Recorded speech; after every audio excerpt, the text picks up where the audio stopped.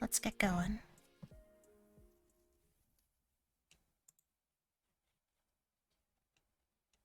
There we go. That's set up. Let's get some music going.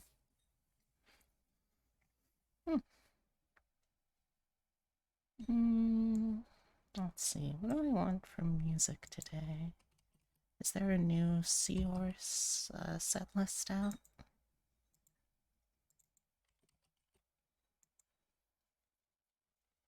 Let's see.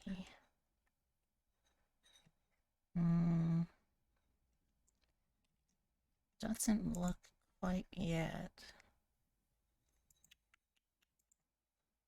Alright, let's just do some holiday-ish video game music again. Been having a good time with those.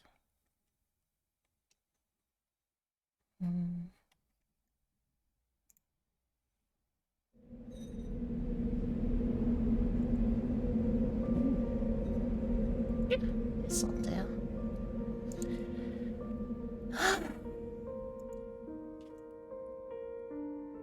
Alright.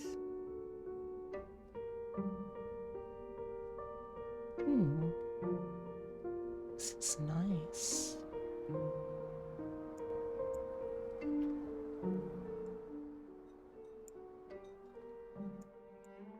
Okay, there we go. I think that's everything I need to do.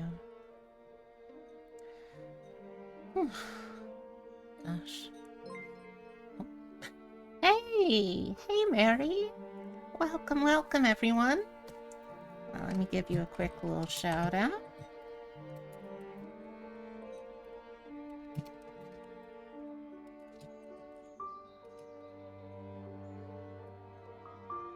Oh, we've gone. No, not bad. Not a bad aura of auras. Well, hello, Raiders. If this is your first time here, welcome. My name is Beatrix Bunny. I'm a taxidermy jackalope brought to life by the power of love and slightly mad science. Normally, I stream a mix of roguelikes, RPGs, tabletop games, and digital artwork, but I experiment plenty, so if you're interested in seeing what I'll do next, I hope you'll stick around.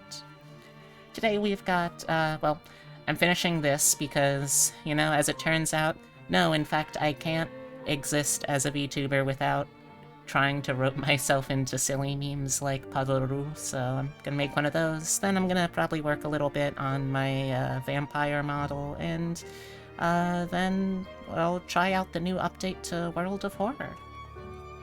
How was your stream? I assume that you were playing the, what was it? Endwalker? That's the name of the new expansion pack, I think, right?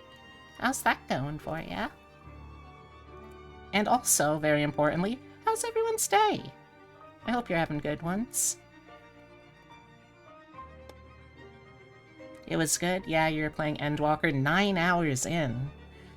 Oh, I guess I shouldn't sound too surprised by that, like... Final Fantasy is one of those big MMOs, so 9 hours in, that's like, what, a drop in the bucket, probably?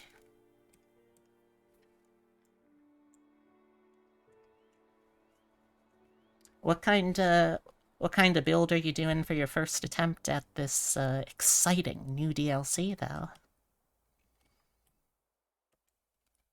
Basically doing a practice for your birthday stream on December 16th.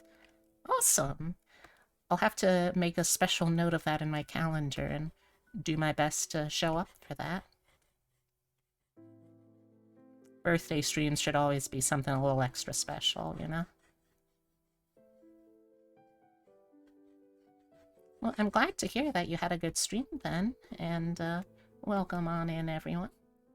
Ask someone to choose for you, and you've gone Black Mage. Ooh. So, let's see...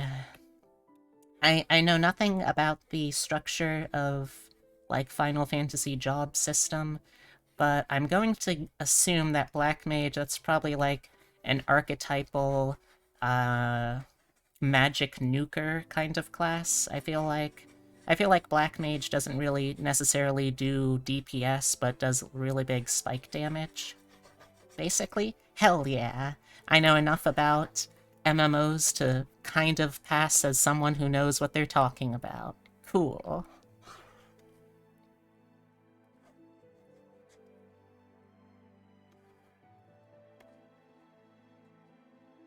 It's basically a magic turret. Ooh. Ah, yes. The Black Mage has the greatest spell of all. Gun. If you're moving as a Black Mage, you're doing it wrong. Oh, okay, I see what you mean.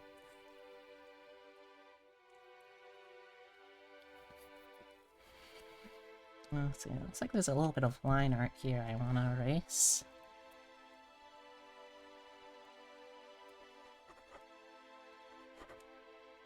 Yeah, there we go.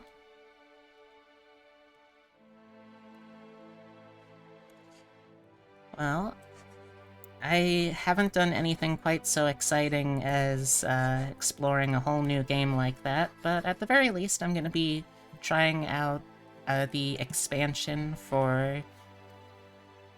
excuse me. World of Darkness that dropped very recently. It's a game that I used to play a ton on the channel that has gone kind of on the back burner for a while, but I still enjoy it. So hopefully it'll still be fun. There's also like plenty of other mundane things that I need. I hear as I'm talking in the distance our cat son knocking something off the counter. Very cool of you, Totoro. Oh, Epitome, are you actively in chat right now? So World of Horror isn't abandonware? No, as it turns out, it's not. From the looks of it, like, the devs work pretty long, and they usually get something done, like, once a year. So, we just recently got this year's big content update. It's got some general quality of living things from what I've heard. It also is going to include things like the ability to more easily make your own levels and include those. Yeah, there's a lot of stuff in it, apparently, and, well, I say apparently, I've tried to, like, not spoil myself too hard on anything that happens in it yet. But there's, at the very least, a new full-on mystery, 2 new characters to unlock, and there's also new mechanics like fights with multiple enemy targets in them at once, so that sounds a little challenging. We'll see how it goes, I guess. I take it from the sound of it, you two have played your share of World of Horror before.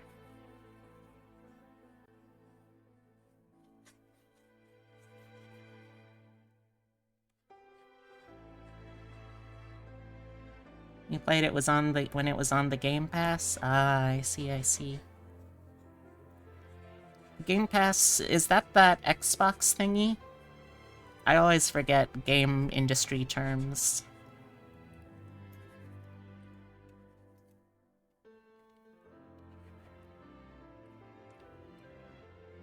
The Xbox Game Pass? Ah, nice, nice, nice, nice, nice.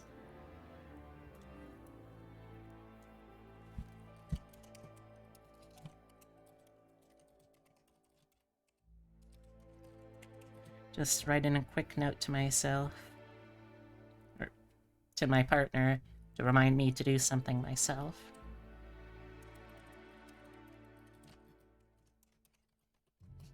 Here we go. You're playing some FF14? I am? Oh, so I am. Yeah, this is apparently Coerthus Western Highlands, parentheses, against the wind. I don't know what the wind did to make it so problematic, that you have to be against it, but okay, I guess. The wind is cold. Fair chat, fair chat. I feel like I feel like I have a weird relationship with, like, the wind and the cold, because on the one hand, I am someone who was built with pretty poor insulation and circulation, so I get cold incredibly easy, but on the other hand, there's something that I think it's just something that happens if you've grown up in the Northeast of North America, that you just feel it's hard to totally feel like fully alive unless you're at least a little cold and a little miserable from it.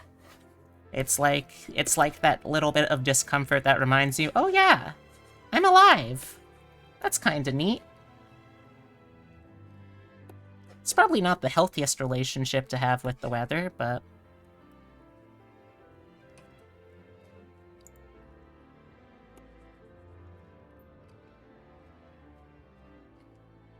it also brings back weirdly fond memories of my bunhood. Back when I was a little baby bun, my family would often go to the beach, but for my family, the beach wasn't something that you go to in the middle of the summer when it's really warm and like the water will be a good refreshing temperature or anything like that.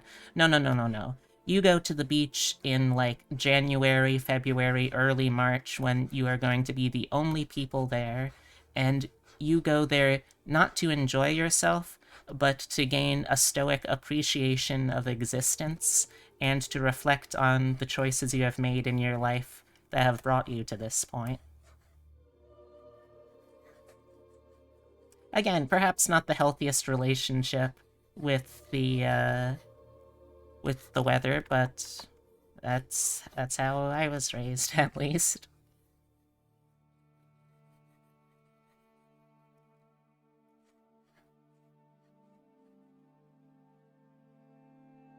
To the point, really, that it's kind of weird trying to imagine, like, going to the beach to enjoy yourself.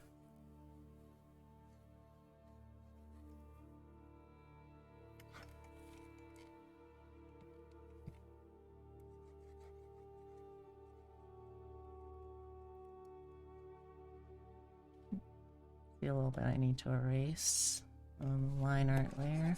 There we go.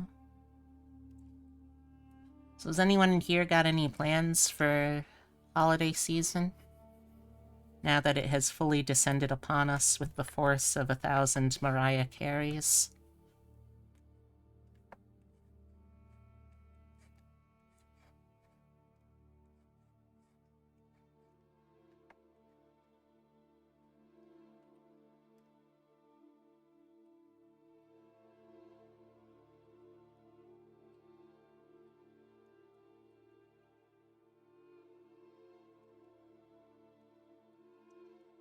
Gonna be the first season for my experience at least, that I won't be going home or spending like the actual peak holiday season, capital PH, with my with my parents and that side of the family. This is the first one I'm gonna be spending over with my fiance's family, so I think it'll be nice. No plans really. Starting a new job though. Hey, congrats! What kind of job you got working on? What kind of job you got working on? That was certainly a phrase that I just said.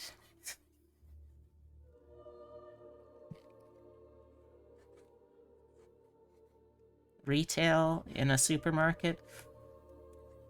On the one hand, may I say congratulations. In this job market, it is not easy to get work, period. On the other hand, may I say my condolences for having to work retail in a holiday season. My heart goes out to you.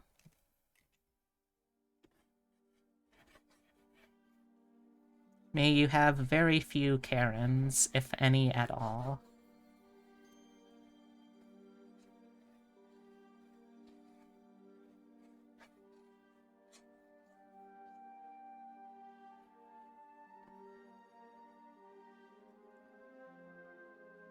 considering that you have a very spotty job history, a job is better than no job. Yep, that's how things work in this capitalistic hellscape. Haha.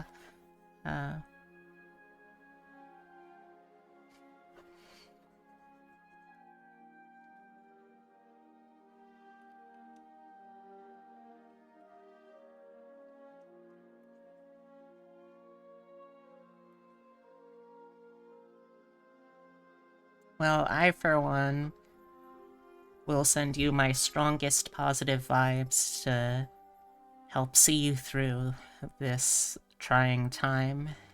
And may you someday be able to be a mermaid full-time. I think that's the strongest well-wishing I can do for you.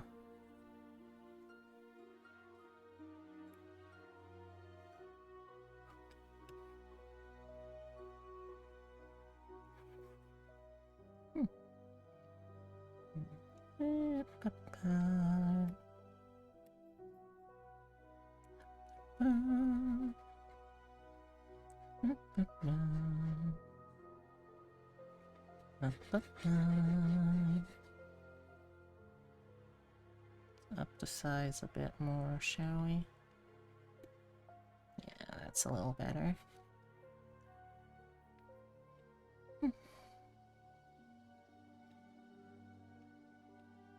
Oh hey, you've at least got stuff like Enswalker now to help keep your mind off of it too. So that'll be nice, I hope. I have so many friends who play Final Fantasy XIV that I've really considered trying to take it up myself, but the problem that I run into is the problem of when I play MMOs, I have this weird habit where I'm not, in general, antisocial in gaming. Like, I enjoy multiplayer games just fine. But for some reason, the second that a game design sits me down and tells me, look, you can play, like, a area of this game on your own, but after that, to really be able to make it, you have to. You are required to get a little friend group together and work with them. And for some reason, the second that it becomes mandatory that I have to do this in order to, like, make progress in the game, that's the second that my mind decides, you know what, actually, fuck this, I'm going to go solo. And then I inevitably stop playing it because, turns out, MMOs are only really designed to be fun when you're playing them with multiple players. That's kind of the whole point.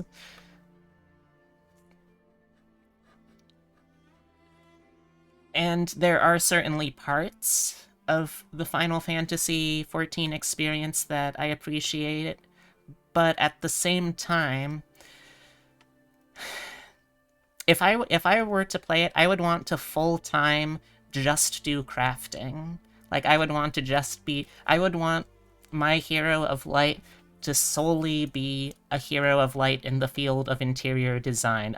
A Marie Kondo in the Final Fantasy universe, if you will. And unfortunately, it seems that I would be forced to play, like, an actual combat class of some sort as well if I were to play the game, which, you know, I don't know. It's not really my thing, game.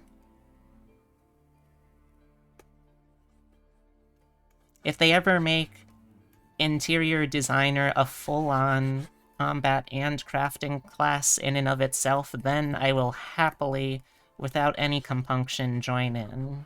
But until that day, it's gonna be a little hard to win me over, I suppose. You have to level up all your crafters again? That is pretty unfortunate.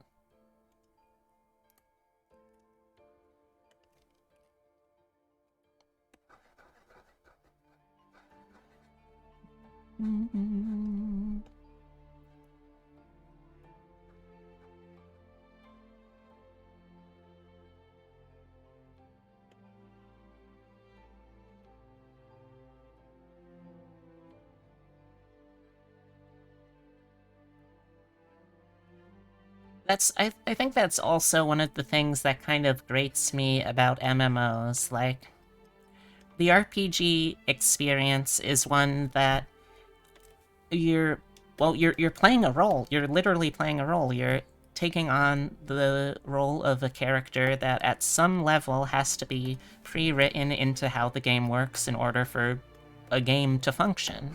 And sure, that's fine. That's how game design works.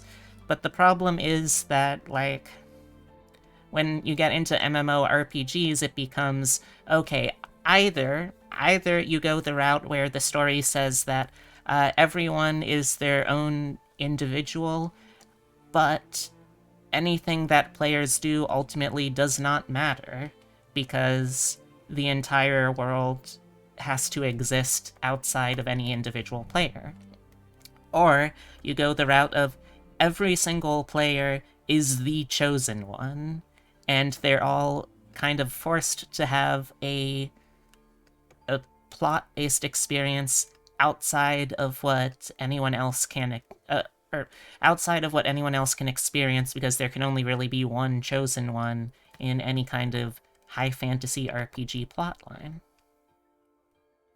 Like, I kind of I don't want, if I were to play Final Fantasy XIV, I would not want to be the Warrior of Light. I don't care about any of that. Can't I just be, like, an ordinary person in this world? I really don't care. I I see all of these ridiculous things like, yes, here is a man that looks like a small toddler. This man is a war profiteer and a war criminal. It's like, okay, sure. It's silly. I can kind of vibe with that. I don't care about any of the plot though. Can I just like make pretty clothing? It's probably where you might enjoy the roleplay communities better. Oh? What are they like?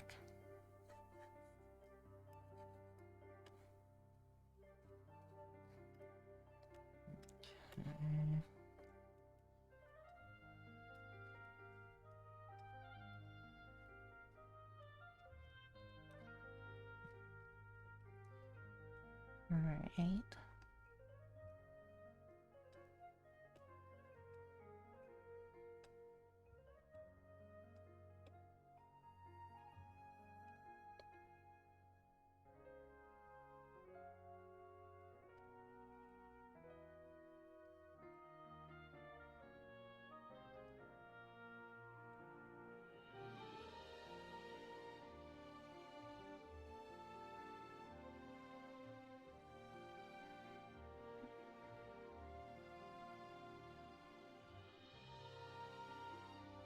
But I realize also that that's not exactly a realistic expectation either, because, again, you either have to go the route of ultimately it doesn't matter if players play or not, because nothing a player character can do will ever change anything in a meaningful way, and then you get what I like to think of as the the World of Warcraft experience of, okay, well, why should I care about anything then if nothing I do matters at all? Or you get the problem of everyone is the sacred hero and everything they do matters. It's like, okay, well, I really don't want to be that. I just want to be a humble farmer. I do not care for this prophesized heroism. Just let me be.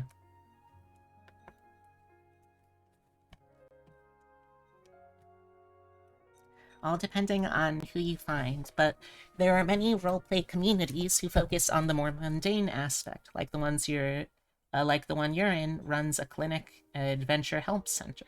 Oh, that's kind of cute. Also, hey Nikki, how you doing? Hope you're having a good one today. Uh,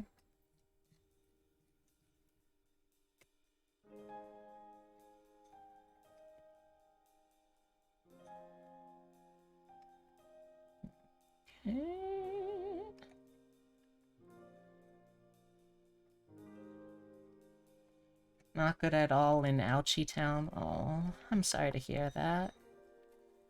I hope that your body decides to ease up on you soon.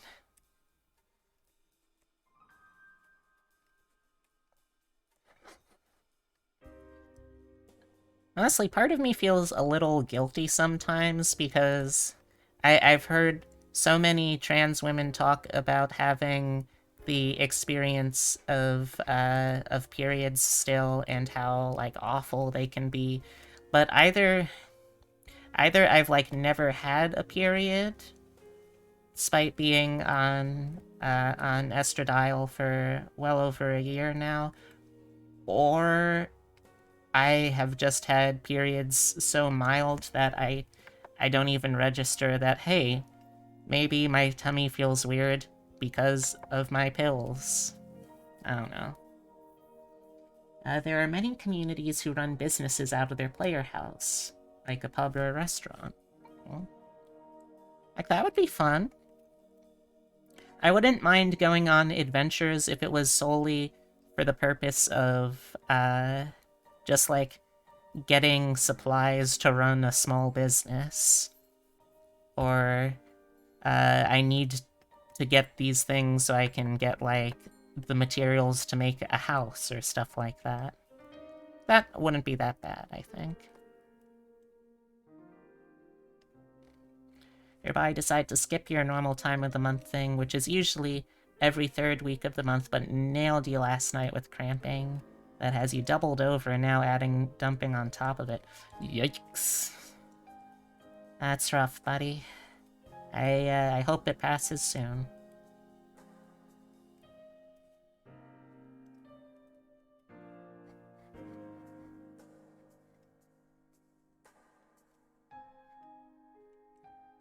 Okay. You've never had cramping yet, but you have had emotional disaster town. Yeah.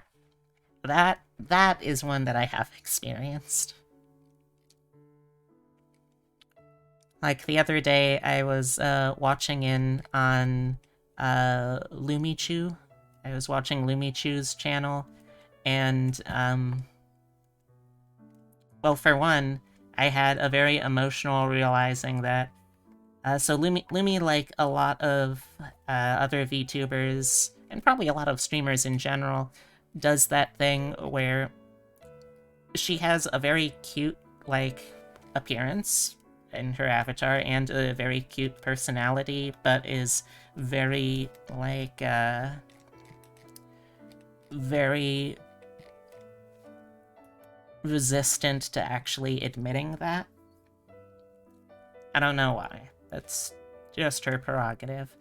But it made me realize that, like, seeing VTubers in that particular situation, it gave me kind of a better appreciation of my own appearance, because it's like, okay, well, if someone who is so incredibly obviously cute can so vehemently deny it, despite the obvious truth of the matter, who am I to say that my assessment of myself has been different than that? And who am I then to call myself not cute by that same merit? So I had that emotional realization. Then I had another emotional moment, which was literally just Lumi has this redeem where she takes out this prop because she usually works in VR chat, right? So she takes out this little VR chat prop, which is this little cute blob, like a little slime blob with the cat ears and kind of cat smile on it and stuff. And she just takes that out. She holds it in her hand, zooms in on it with the camera, and just kind of wiggles it around while making kitty slime noises. And I don't know why, but yesterday, for some reason, just just watching and listening to it was making me ridiculously emotional. Like it did actually feel somehow like an inspirational speech from this little cat slime. I don't know why. I don't know how. And yet, it did. Like, I was actually starting to tear up over Lumi just wiggling around this cat slime and making the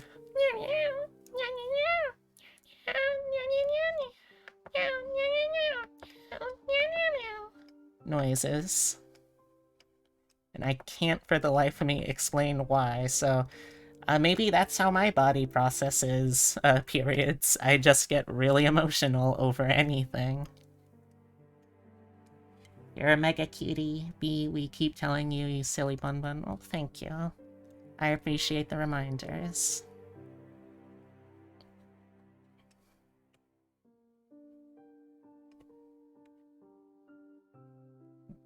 Eh?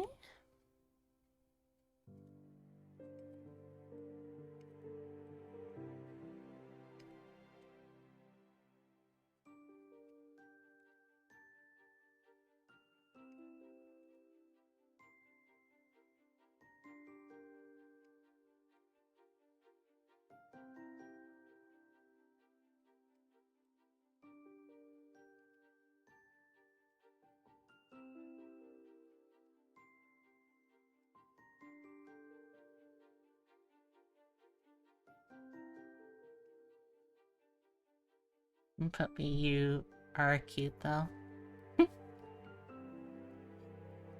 Oh, thank you, Tyler. Like I said, I appreciate it.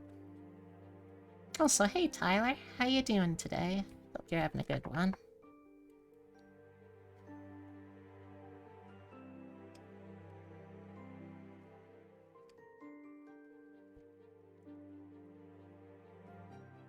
Okay, I think we got some good progress so far here. Oh, you know, one thing actually that I think I want to do, hold on. Let me...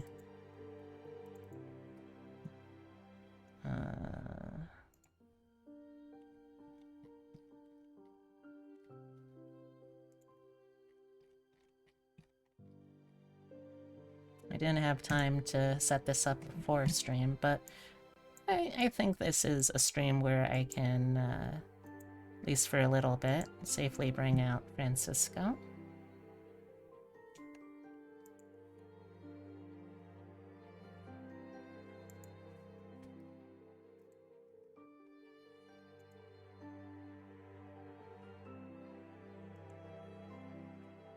Okay, let's see.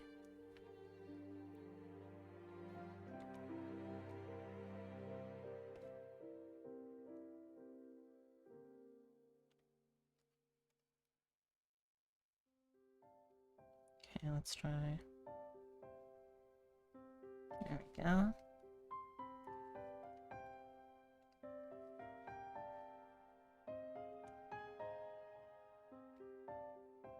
Hey, bud.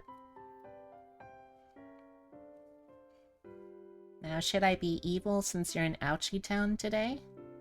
I don't know. What does being evil entail here? And good, just sitting down to eat. Awesome. What kind of munchie you got today? Something good, I hope. Let's see. Let's grab this. See what's here.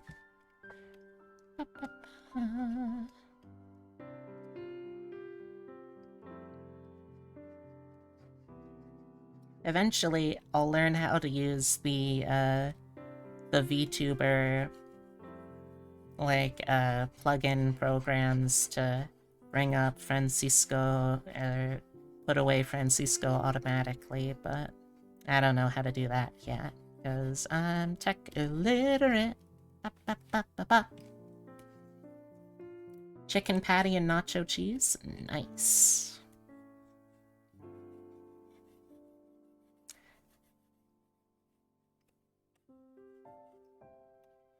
I always forget, because I so rarely have it around the house, that I do actually kind of enjoy queso. Like, as a dip, independent of the nacho. Should try and figure out how to have that more often, maybe.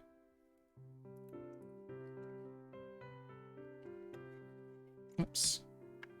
Wait, what? Weird.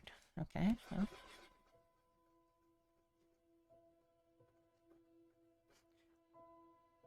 What say you, chats?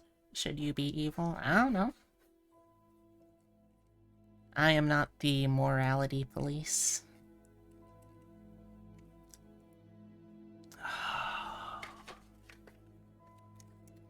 I see, Nikki, that you have... both your mind and body has woken up today and shows violence. Alright, let's get the timer out.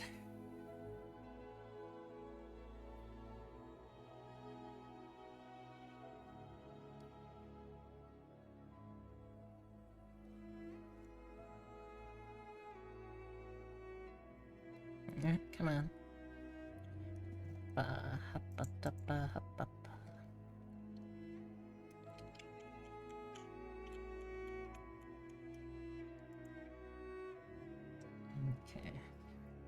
Alright.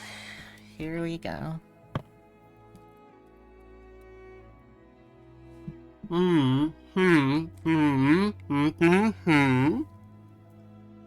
Is this what you want anything today? That's right. This is hitting you. Is that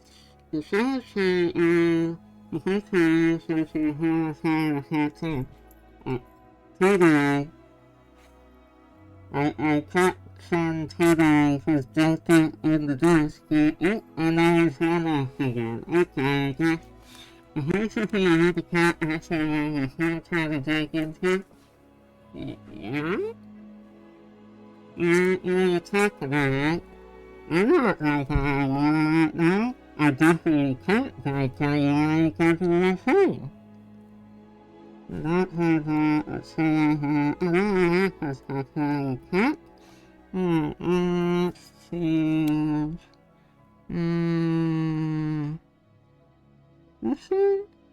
This is possible.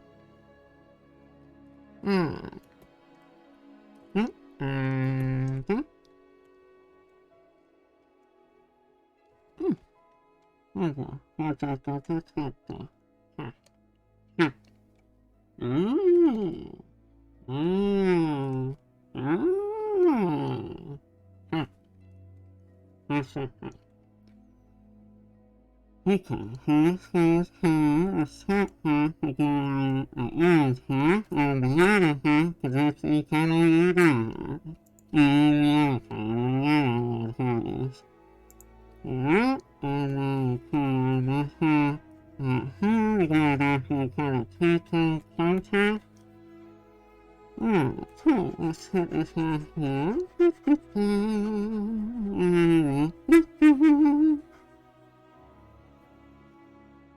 This is nice music. I don't know what it's but it is nice how to use it. This is this is like scary? This is not how it's supposed to be.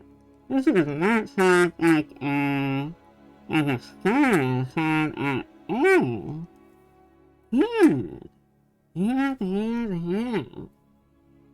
Alright, and I guess Scarlet has like a completely different side. I like it, but I haven't left the case. Alright. Let's set here again. I'll just go through the case like that. There we go. Okay. This is for the data I can right now. Look at the cat set. There we go.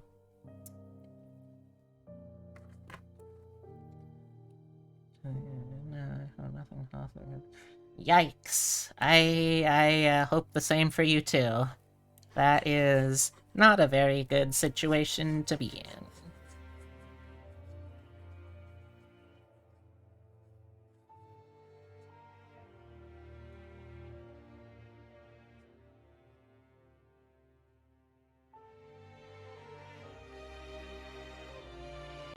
That's why I'm kind of fortunate, I guess, in that because I am, excuse me, first and foremost an artist, people don't really expect any gifts out of me. Because I am, you know, one of them creative types. So I have a little more leeway there, I guess.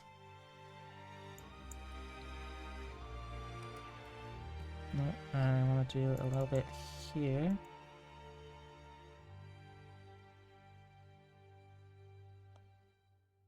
Alright, so it's like...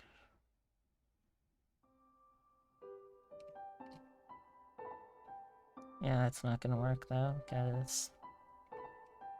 It's like right below. There we go.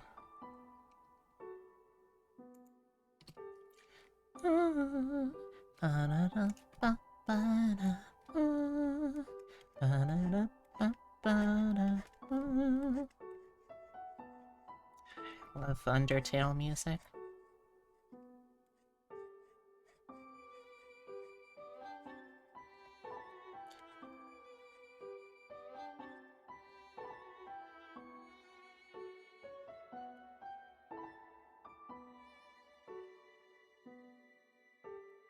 I meant to ask you, but you forgot to, if you have a mailing address you could send a Christmas card to. I'll have to check with my partner. We might, but I'll see.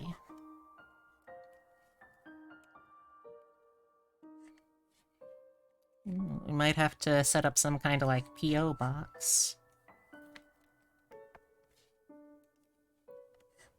Oh, nope. Wrong tool.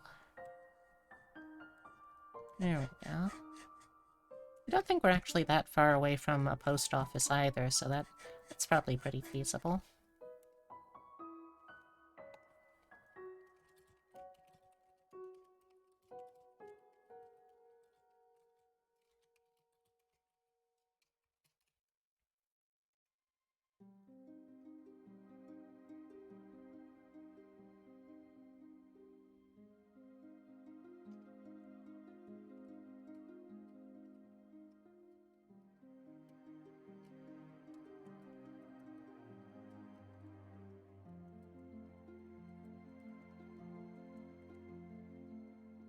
There we go. Or an email you can send a card to if you feel more comfy with that. Yeah, I think I can set something up like that for sure. Well, I mean, I already have, like, a VTubing work email, so...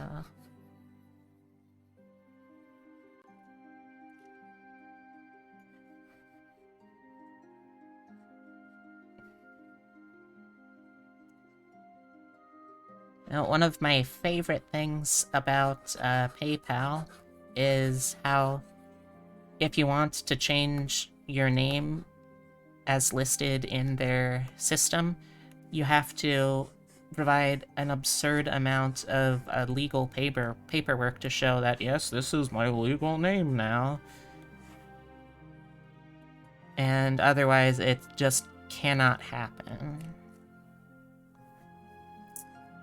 Fortunately, I just got around that by making an entirely different one.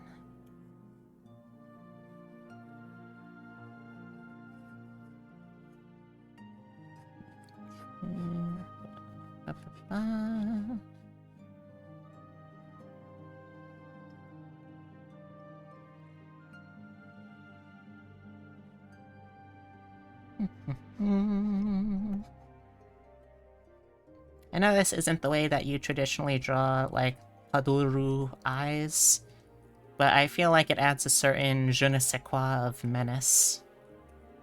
And I'm kind of into that.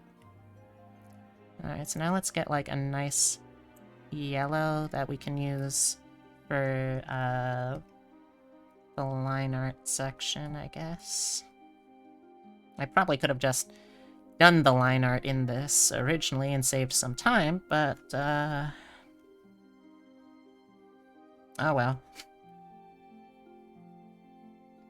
It's easy enough, I guess, to just trace over.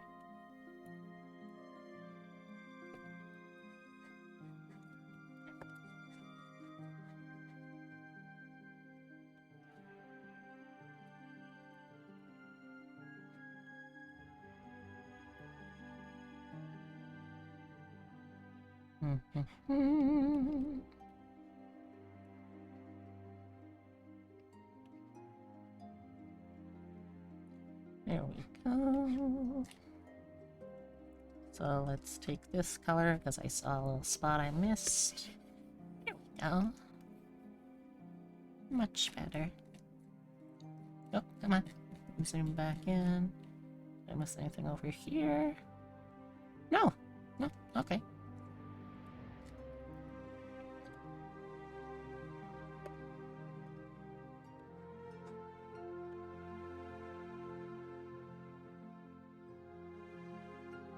Oh, I am in rare form in remembering what layers I'm trying to draw on so far today. Sure hope I didn't jinx myself.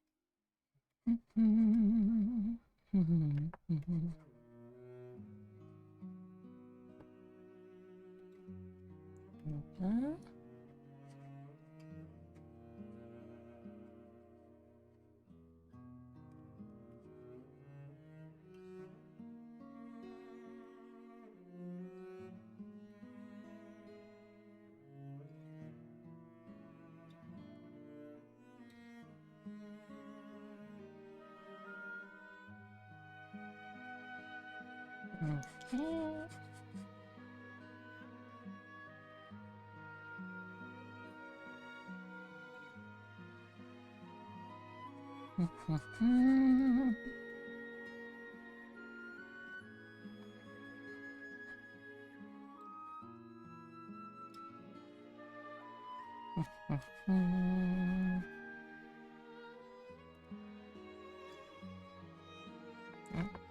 That's the smallest I can get, so I guess I'll just need to be careful. Ish. Careful-ish is about as careful as I get.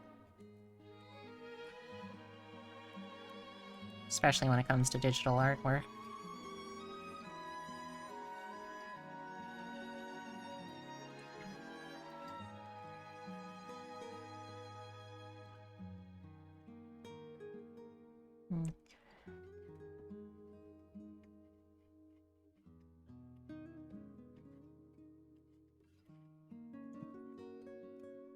Yeah, that'll work. Readjusting the seat. Zooming back in. Get a sample of this.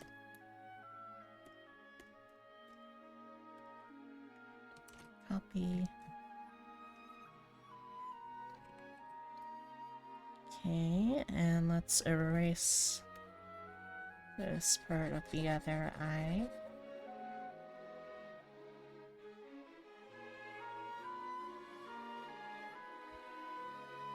Paste that in, move it over here.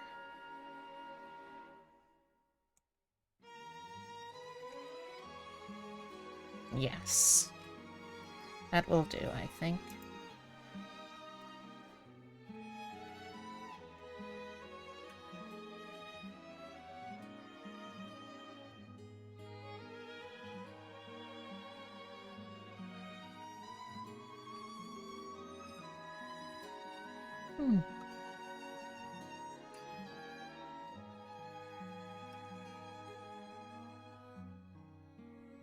Okay.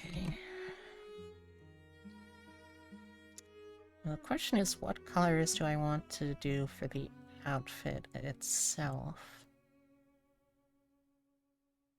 I don't really think the traditional red and white would really look good here.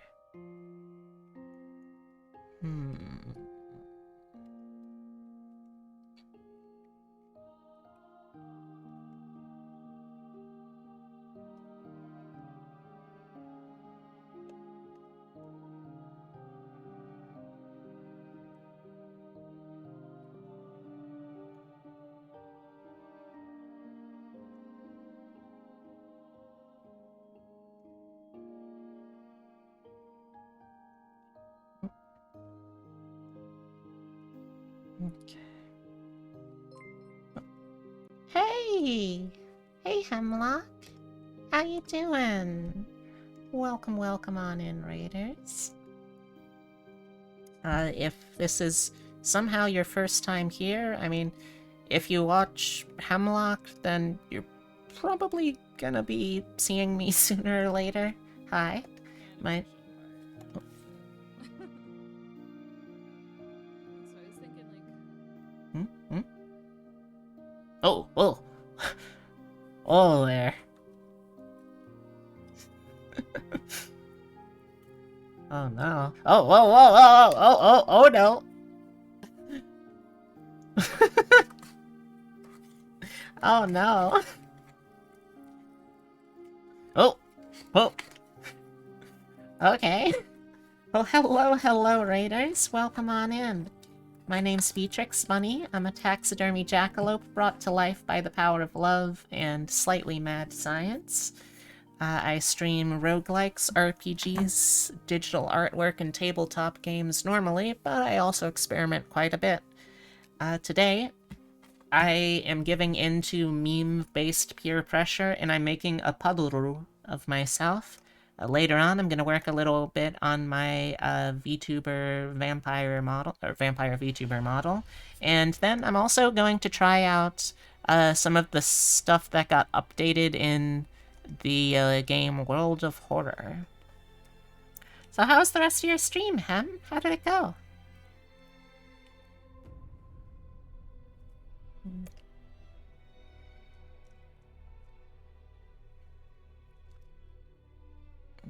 Okay, let's get some of this to start off. And use that here, probably.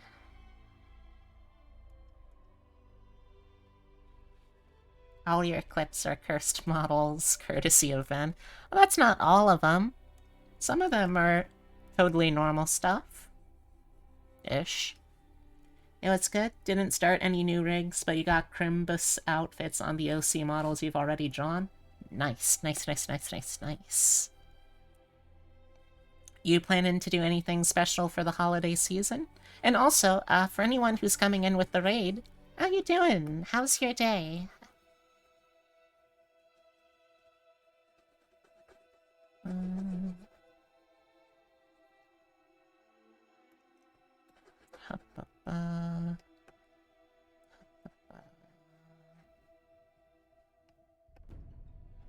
Nothing specific, but it will be cute for everyone to be able to have a little cute Christmas outfit. Yes, yes, yes, yes, yes, yes. Excellent. I agree.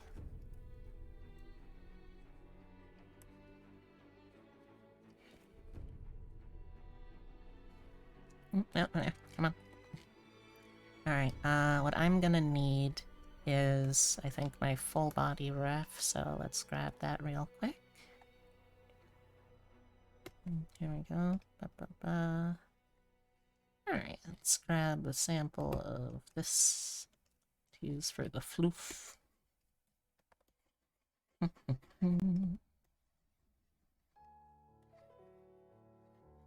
That reminds me also, I am going to be working on the, the heck? That's a weird emote. I am gonna be working on picking out some reference pictures for the commission as well, because I want to make sure that I've got those before I actually, like, fill out the commission form and everything. You know, I want to be prepared to make sure that you don't have to go dig in for anything.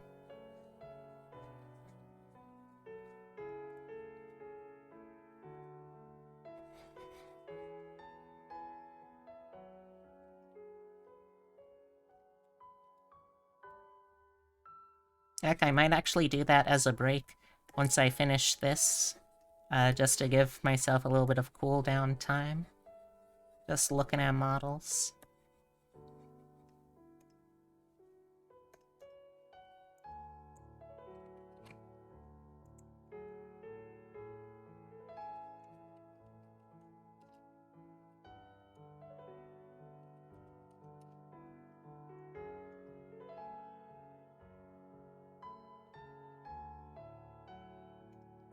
Hmm?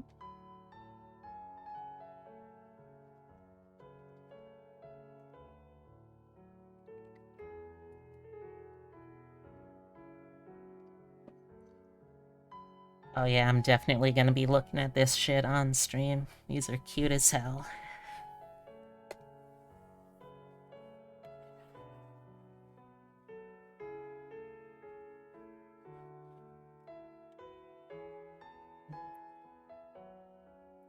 Also, I'm sorry if my giving you the first dibs on what commission, what thing I commissioned did any psychic damage to you.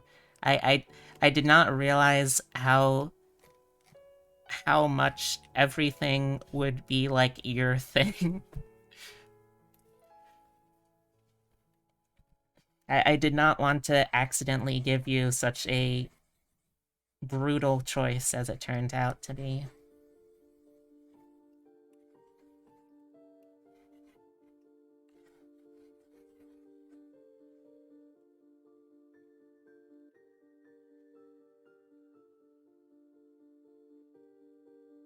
You deserve a little torture now and then. Um, hmm. Well, Don't know how to respond to that as a treat.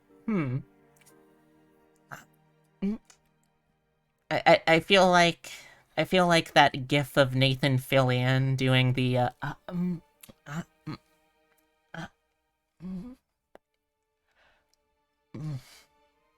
reaction, you know?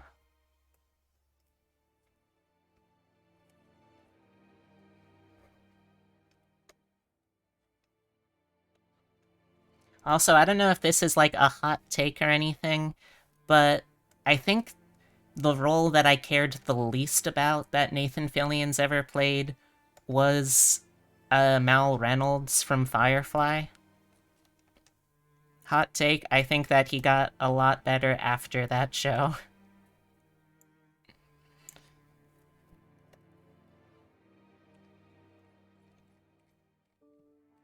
Well, let's see. Maybe I use this as like the base screen. That could be nice. So I guess that would be like here and here and here. I hope that looks nice. I love Mel as a character, but he isn't super interesting, offered a lot of opportunities for him to shine. Exactly, yeah. Also, wait a second. If I'm doing this floofy, I have to do the cuff floofy too. I was a fool, I tell you. Let's go in and fix this little tragedy, shall we?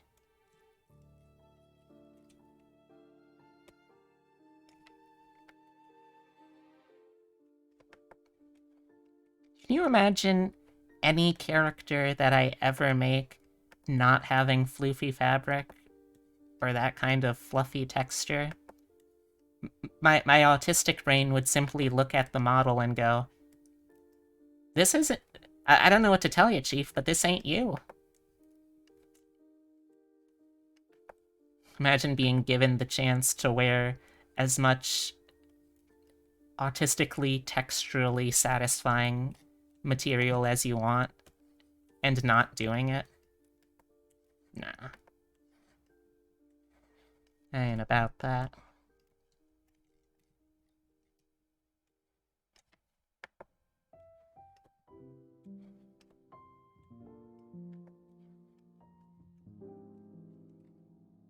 Oh, also, I was having a conversation in here earlier about MMOs and plots and MMO plots and how that engages the user base, and maybe you'd be able to weigh in here, since I know that you've played an awful lot of MMOs before.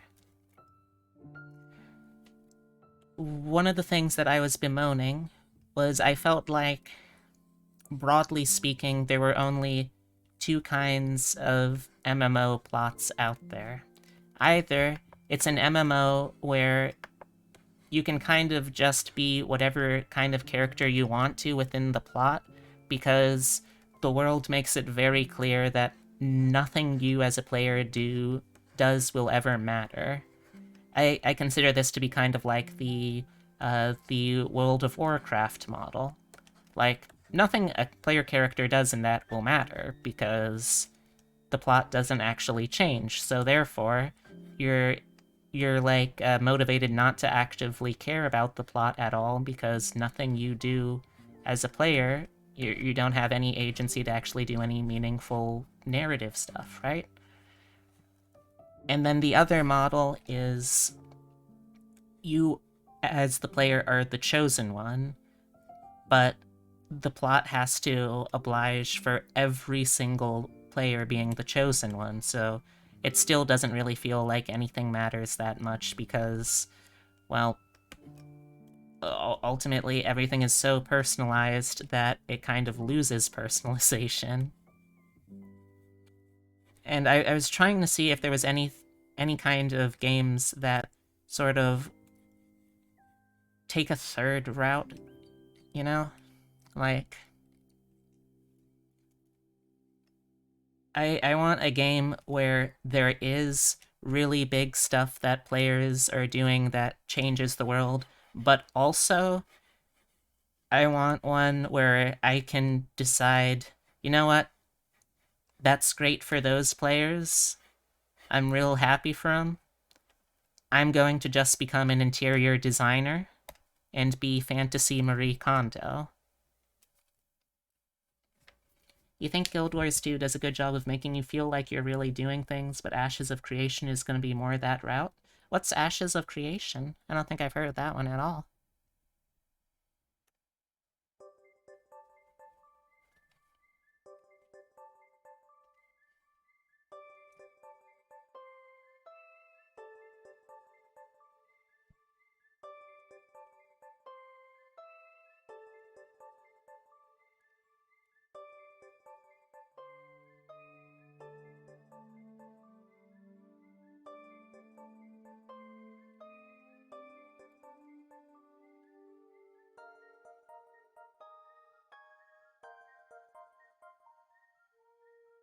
I'm assuming that Ashes of Creation is like its own thing coming out at some point in the future.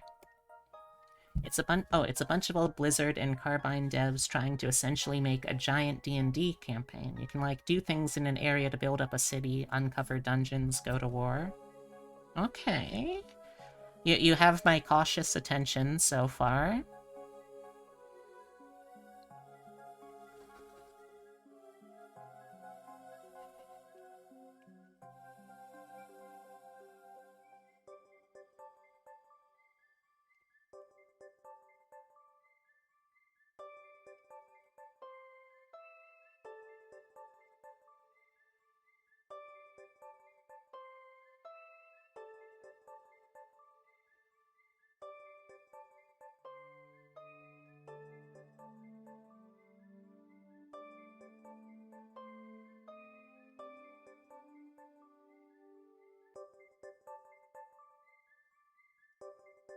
It's still in alpha? Oh, that's fair. I mean, it sounds like an incredibly ambitious game. But yeah, like, I don't want to do an MMO to play as, like, the legendary hero. I just want to do an MMO to be, like, an interesting side NPC that, like, if you want, they are totally romanceable and friendshipable, but otherwise, they're just gonna do their own thing. They're just gonna, like, be there in town, making cute outfits, decorating their home and other people's homes nicely. I want to be that NPC.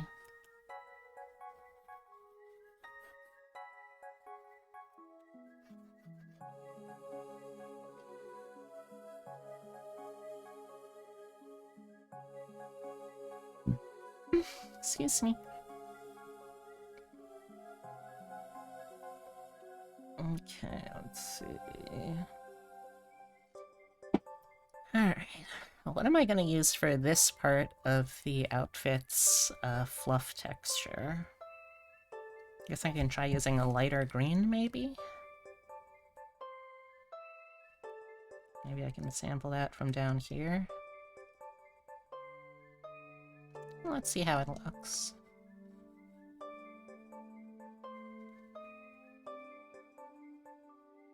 Yeah,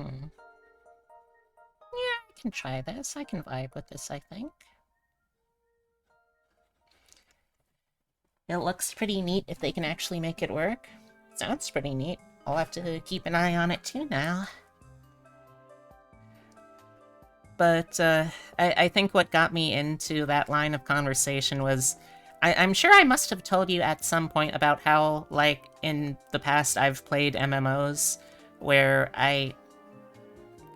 I'm totally fine as a player being social in multiplayer games, but the second that a game requires you to be social to really make solid progress, I become completely uninterested and want to live as a hermit that doesn't have to interact with anyone.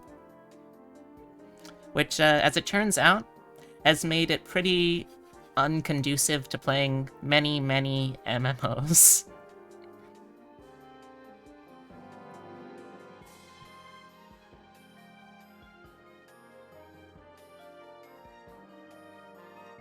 But yeah, anyway, that's been my day so far.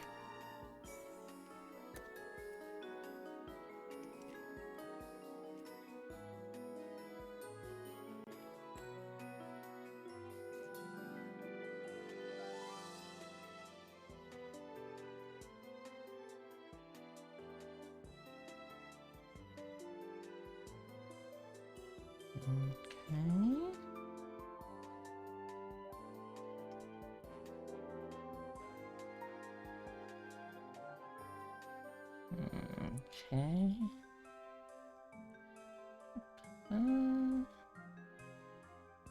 Filling in the sides, and then just gonna bucket fill the center. Excellent. Alright, so I don't think this is necessarily the best color chord, but I think for sticking close-ish to my original color scheme, it does the job.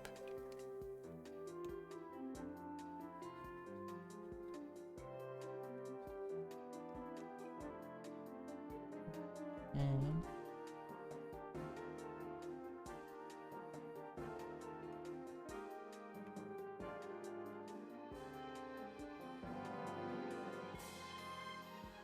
Oh, dang it. Dang goot. That's why I gotta remember to do little strokes.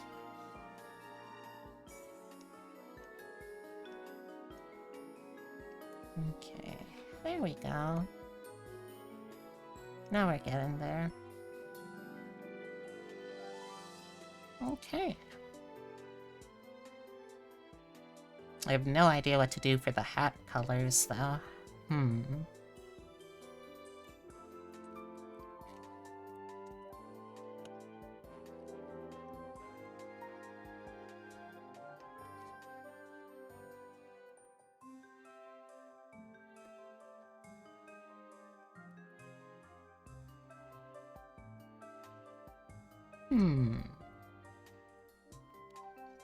I feel like maybe some more purples would be a good balance.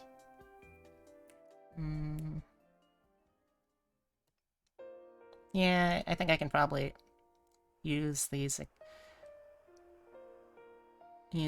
again up here.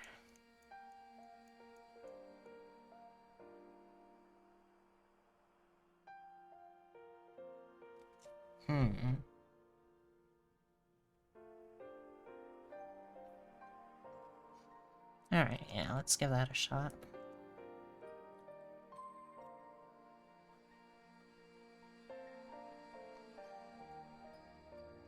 It's taking everything in my power not to go back in and make the Santa hat band also floofed. I'm like this close to doing so. But I already have so fucking much floof.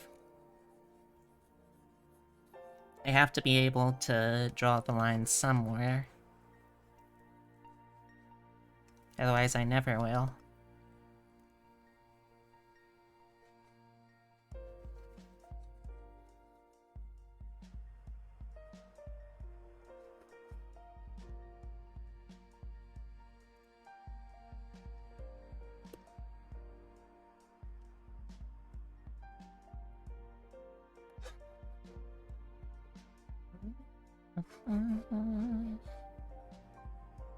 Excellent.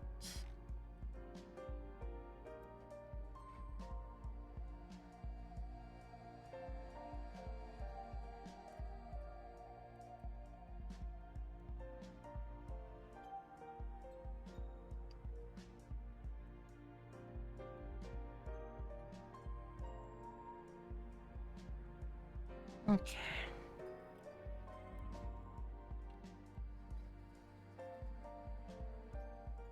Okay, got a little bit of a schmutz there that I'll need to erase on the line art layer.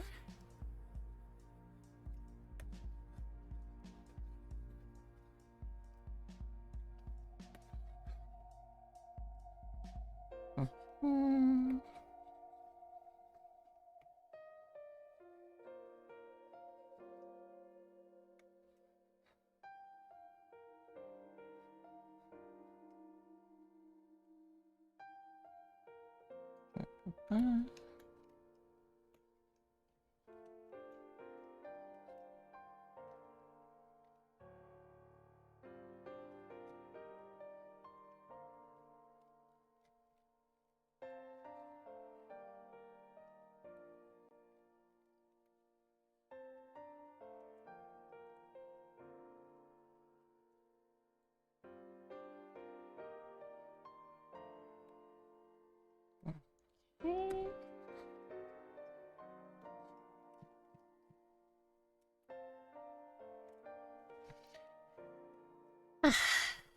Almost done with the coloring.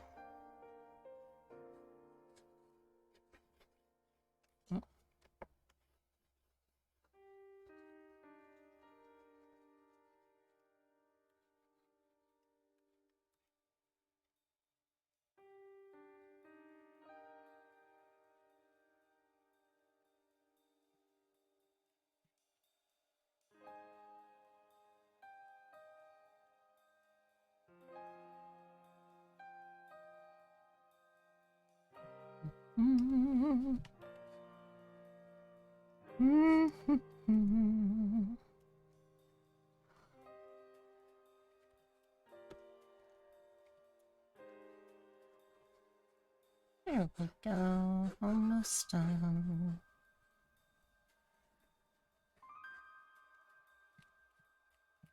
Okay, now let's do the bag. Yes, this is all basically the bag.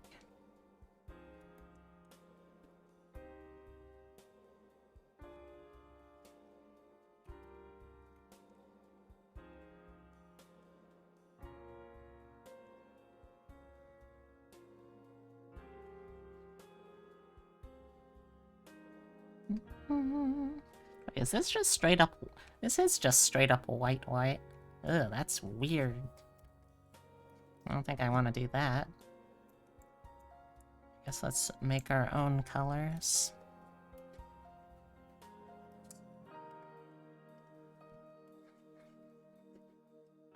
Yeah, I think that's a good sack color.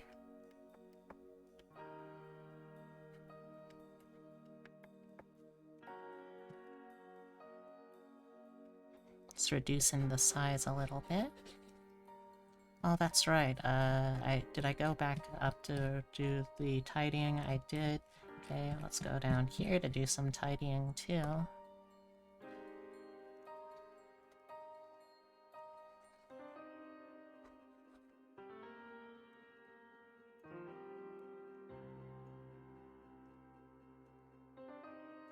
Okay. Oops, wrong layer.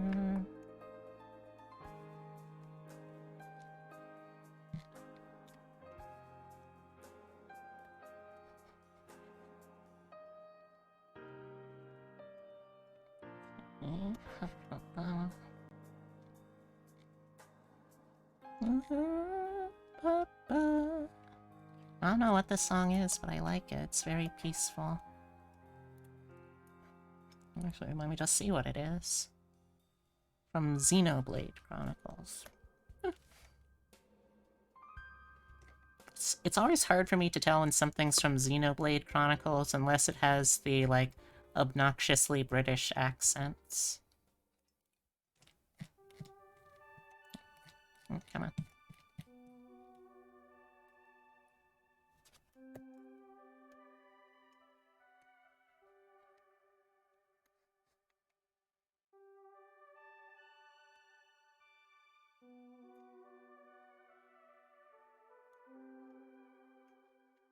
Okay.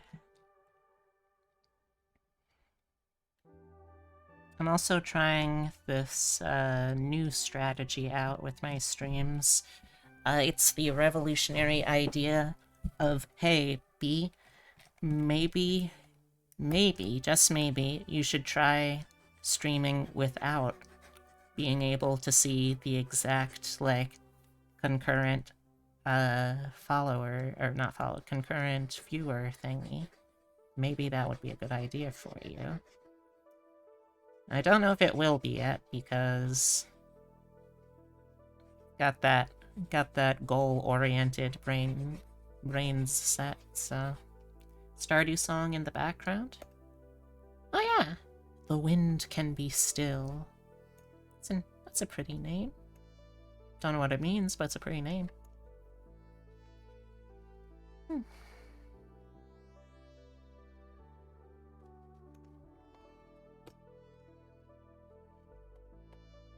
Okay, let's see. Alright, can probably use this color for the rest of the sack too, I think. And you know what, let's use the boot color for the tiny, tiny little bit of glove you see here too. Maybe. Yeah, I think it's best to... no. Maybe this? It's a nice little contrast. It's a very tiny bit of contrast, but you know, sometimes a tiny bit of contrast is all you really need.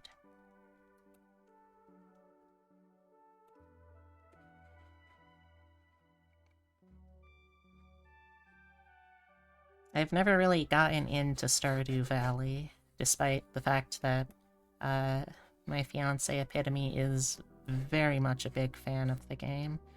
I think part of it is just because, well, I tend to have a bit of an addictive personality type when it comes to certain types of games.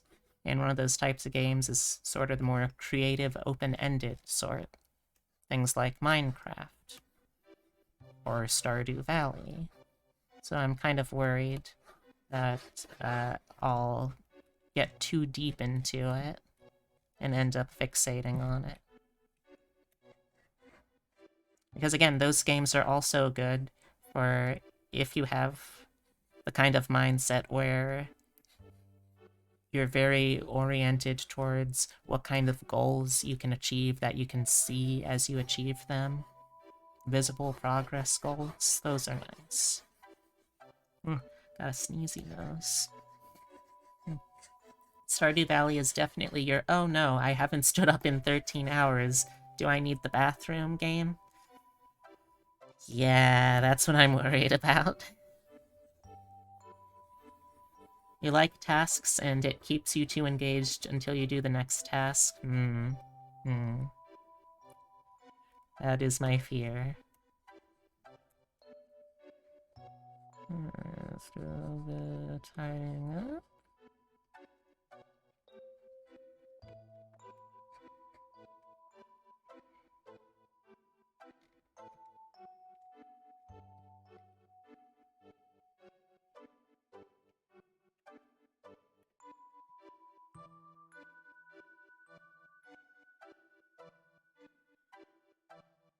Speaking of, let me do a quick stand up. Ooh. Oh.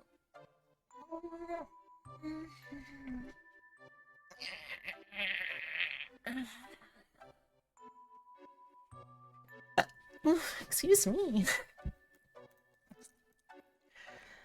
Alright. Let's see. This is starting to look pretty close to finished, I think. Let's do a little bit of the shading that you kind of see on the bag here. It's only really like up in the front here and then a tiny, tiny bit in the back, so we can do that. We can do that pretty easily. So let's get our burn brush out. Oh, sorry, wrong layer. Oh, nope, that is... oh, also the wrong thing. Yeah, let's use that. Go back to normal G-pen. You will say, though, that when you do get yourself to stop playing, you're more productive since your brain goes, oh, IRL tasks now? Makes sense. You make that sound very tempting, because I do like it when my brain is able to go, oh, yes, let's do this. And the idea that a game could make it so I can controllably have that response. Ooh, that's a tempting bargain.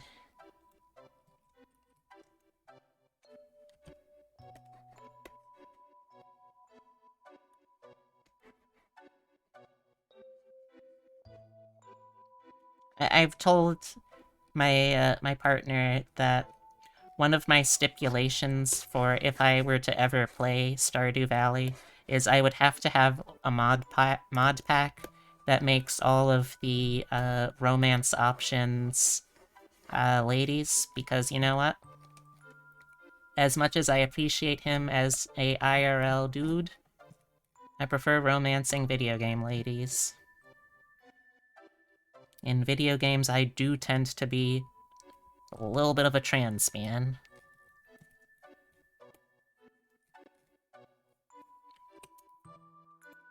Okay, let's see. Any spots missing now? Oh, yep, there's all that.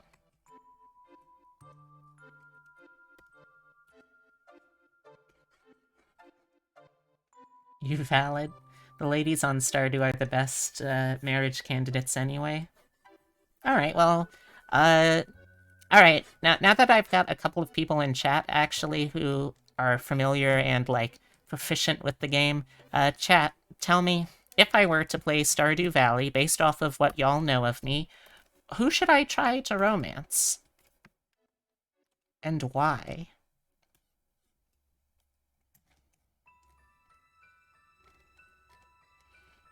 Harvey is a sweetheart, and you can pry him out of your cold, dead hands. He's okay, I guess. Ooh, we got some fighting words going on here. Your cold, dead hands. Do I have to kill you?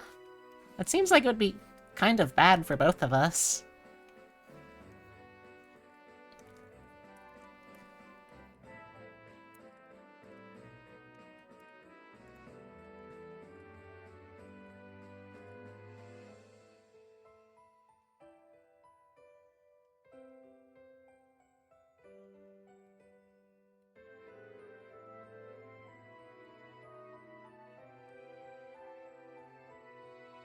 The weird thing is, despite the fact that Padoru is probably one of the most famous memes to come out of Fate, she's never actually been one of the characters that they've turned into a Santa surrogate for the Christmas events.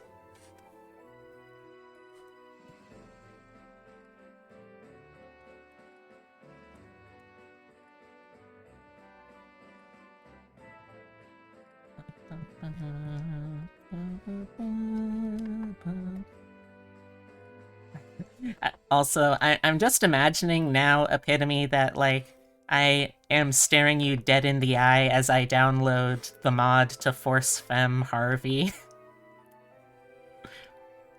For the sake of my own romance games. It's okay, Epitome, I'm joking.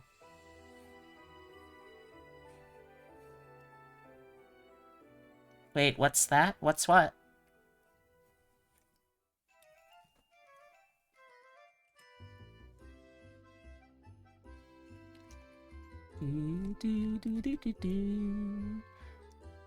Oh, it was a joke because there's a mod that it changes the base game of Stardew Valley a little bit to make the male romance options also female.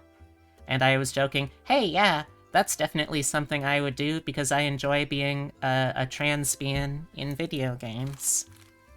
Also, just noticed someone that I play shoutout tag with is hanging out, so let me do a quick little shoutout. Code is a very silly British boy who has the most adorable little ferret girl model. That is sounding cute. And while I'm at it, cannot escape from me, Turkey. Not that easily. That was amazing. Where are you? How old are you? Are you friendly? Are you near? Are you far? Okay.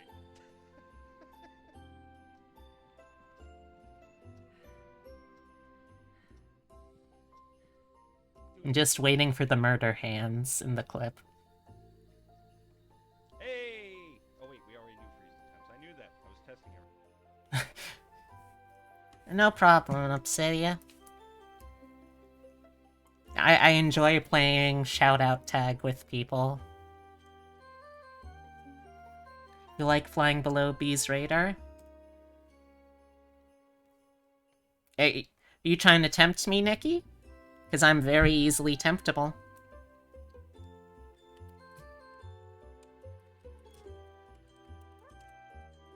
Is that what you're trying to do? Don't test me.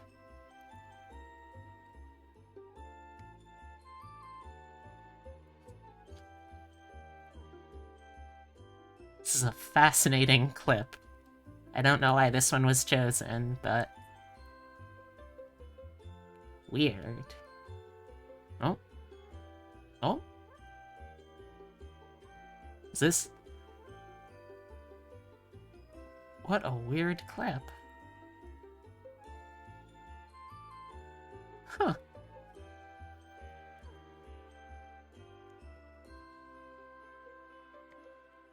Alright, let's see. What else does Padarubi need? There isn't really much... a ton... well, there's a little bit in the way of shading. I guess we can do some of that. So we got up here, down here... oh, a little bit on the handle. Missed that.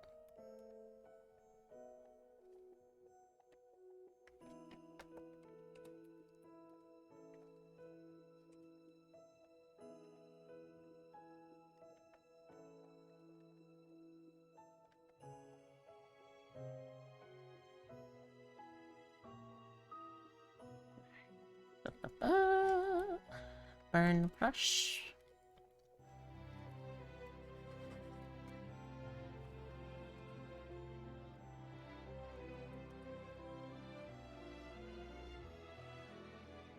Hey, no problem, Racy.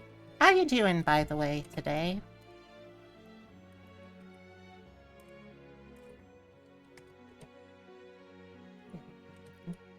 One of those, and then let's go here.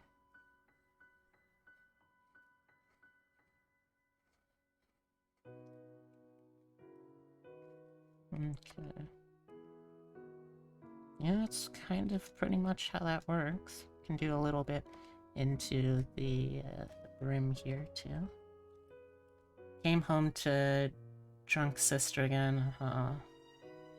I'm sorry to hear that. I hope that we get you in a situation where you can move out soon. Because y'all it really sounds like y'all need that.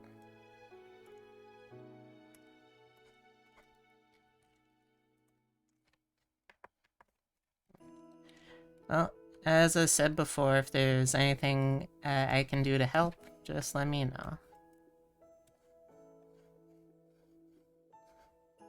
Especially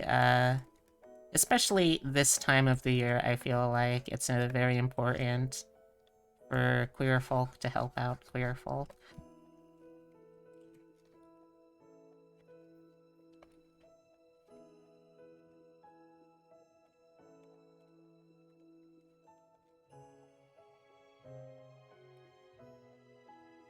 Okay, this is this one. Exactly.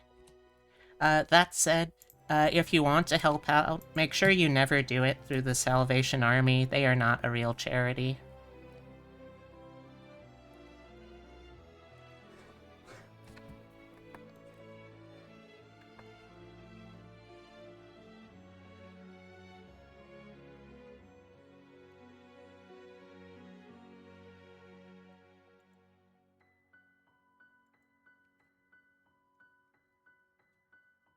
Okay, burn brush.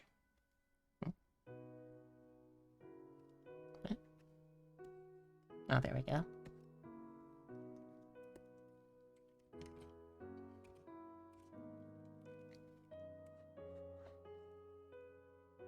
Didn't they get sued recently? I hope.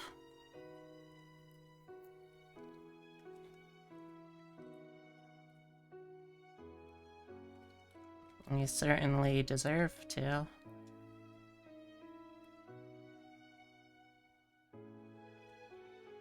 Okay, I think that's about everywhere I can kind of make out there to be shading, so... Oh, we might be done.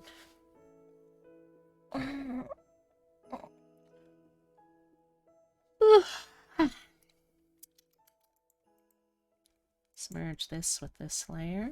And let's also resize it just a tiny bit, since we do have a little more space.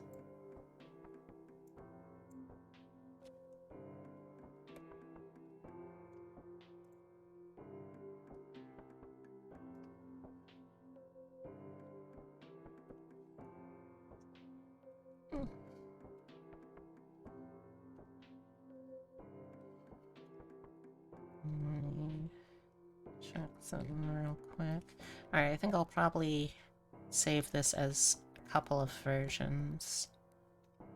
One version with a background, the other version without, so I can use it as like a model, or not a model, a PFP. No polite. What's their own plan? Oh, anyone know a politician that owns their own plane so you can fly Turkey to and we can look for a place to split? Not off the... Pilot? Pilot. Okay. Sorry. Words. Let's see. First, let's save that. Okay, one version I'm gonna export as ping with no background. That's gonna be the PFP.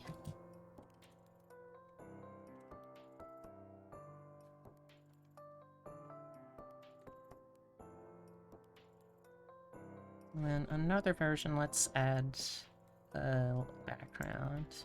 Nothing fancy.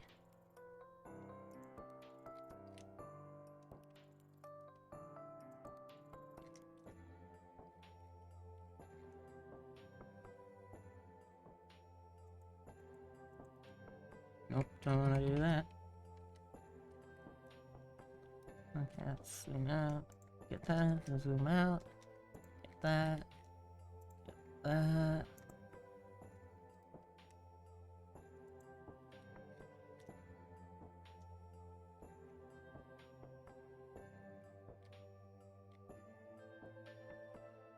Okay, I think that's everything. Okay.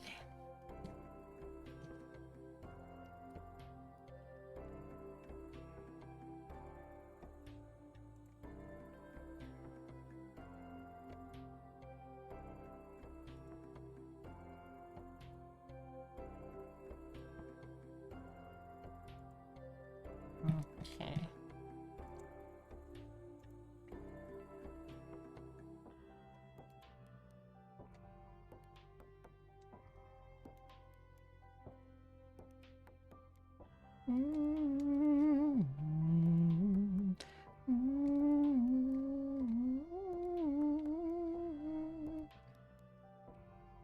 Okay.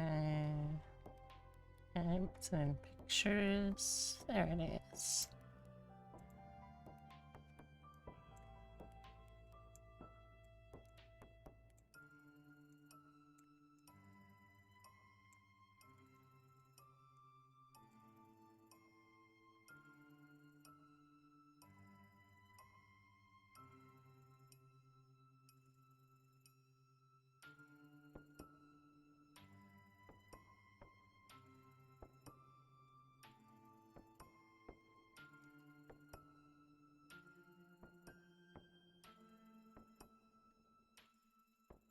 Okay, here we go.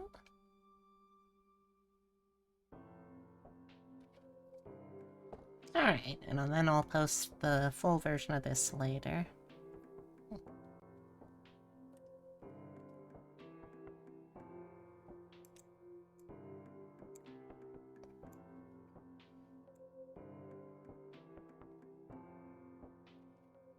Okay. Now, to give myself just like a little break between activities, I'm going to go window shopping with y'all for some references.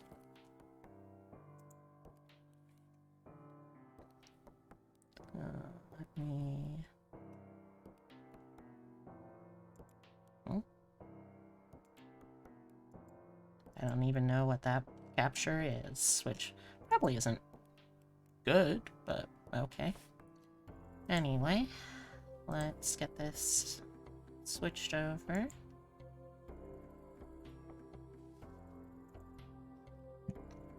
There we go. So I need to find some references that I can send over to Hemlock for the first of the commissions, which is going to be the one of Bee in cute winter wear. Let me get direct chat up.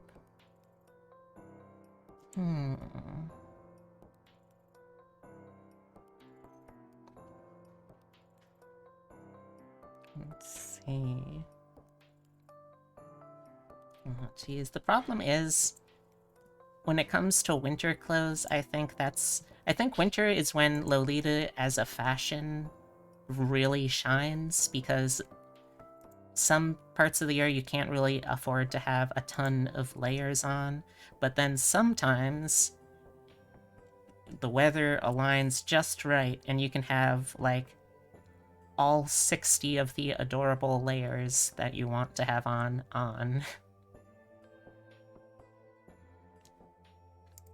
This is a pretty decent compromise between actual parka and cute.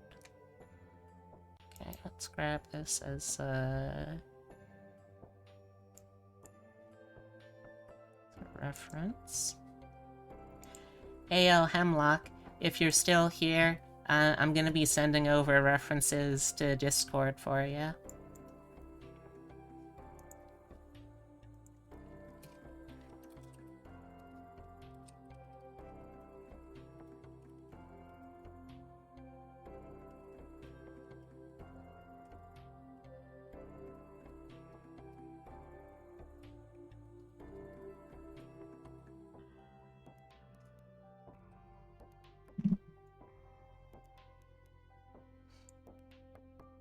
So, fun fact, I didn't know until probably the last week that when people use the word fit, like, oh yeah, that person has a really great fit, that it's short for outfit.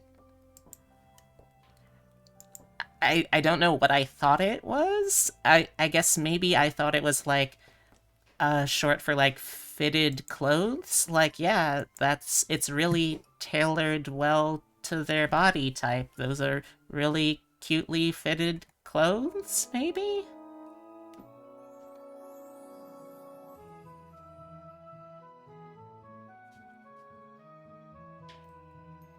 When people say some is fit, it's British slang for being attractive. So, yeah, okay, so now that's... Okay, so now I have to juggle at least 3 different definitions of the word fit in my mind, depending... It's like a flowchart now, like, okay, is the person speaking British? If yes, then is the person that they're referring to attractive? If yes, then they're talking about fit as in attractive. If no, are they wearing a good outfit? If yes, then that sort of dealy. What's up? Oh, okay. Gotta have a little stretch. Oh, okay. Alright. Don't sleep too long. Okay.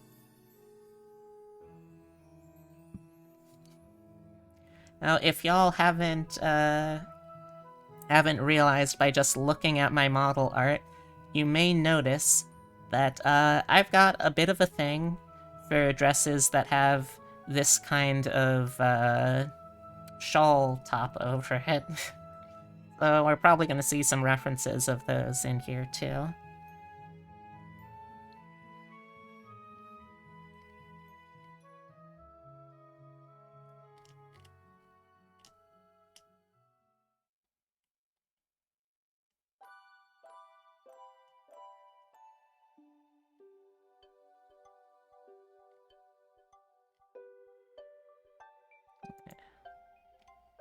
Let's grab one of these.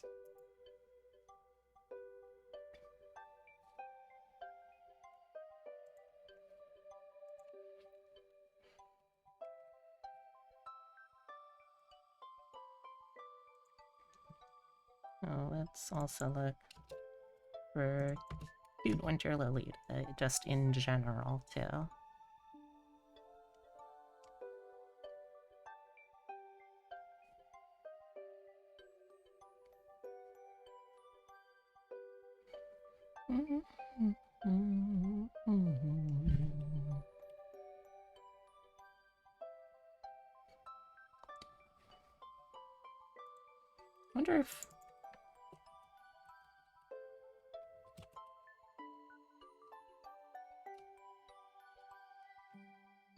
Wonder if there's a tag for window shopping. No. Oh well. That's fine.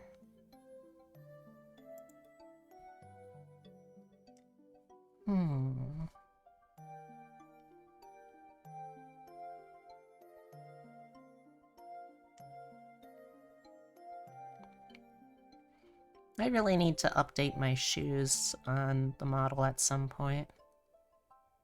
Because right now they only really have the one shoe as what's possible for me to wear.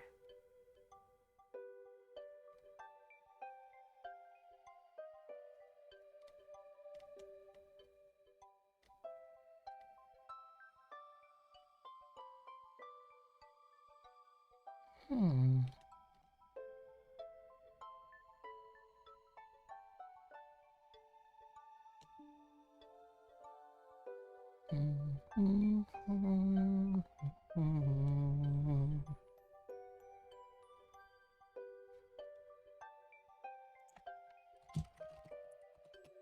Make sure I get some boot ideas too.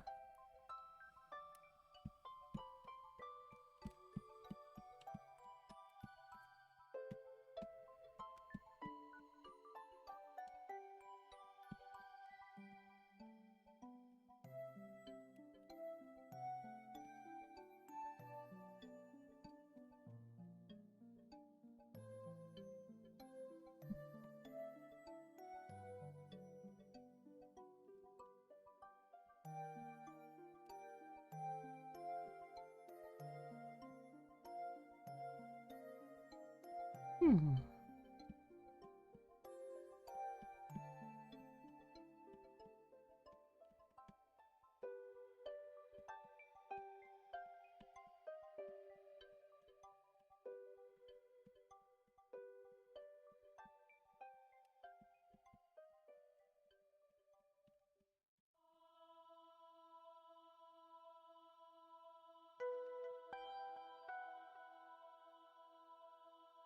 Hmm.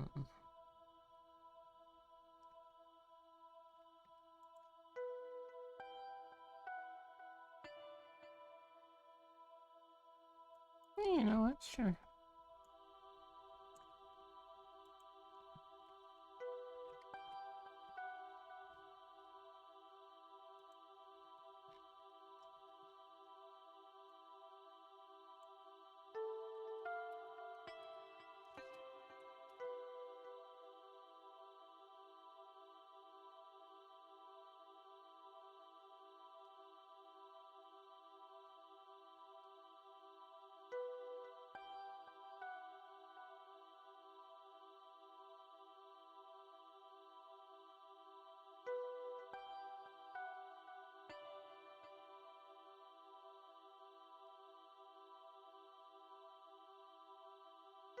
Hmm. Hmm.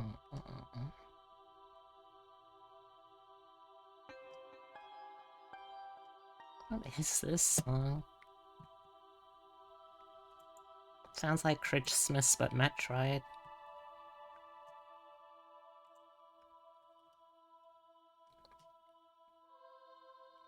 Hmm.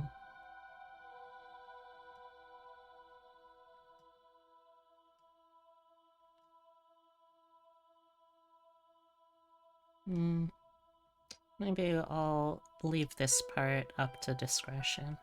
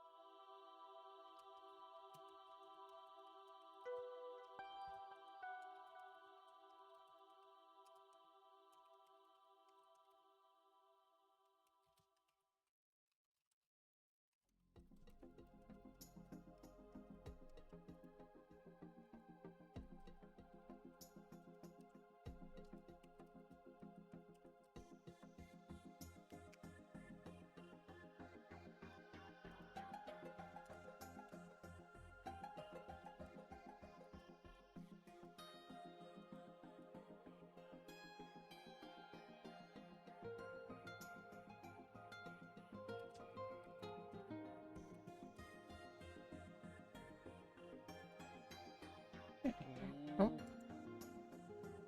Oh. Hello, friend. Alright. I think we're good with that stuff for now. Hmm.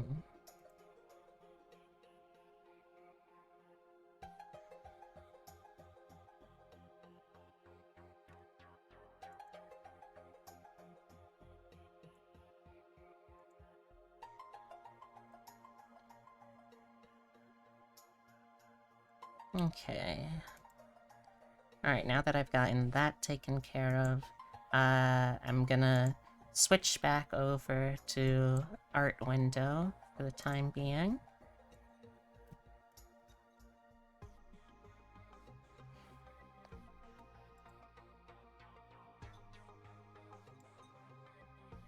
Okay, there we go. Let's actually do a little bit of follow-through work for a second here.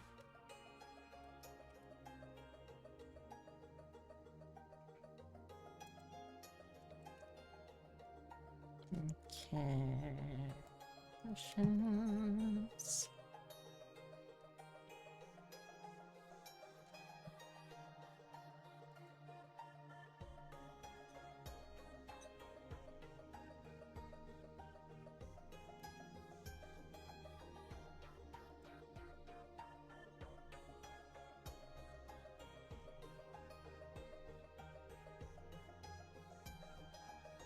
Okay, I definitely want this kind of quality.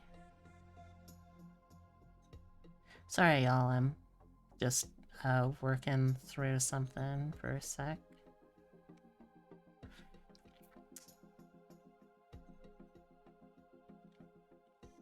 Okay.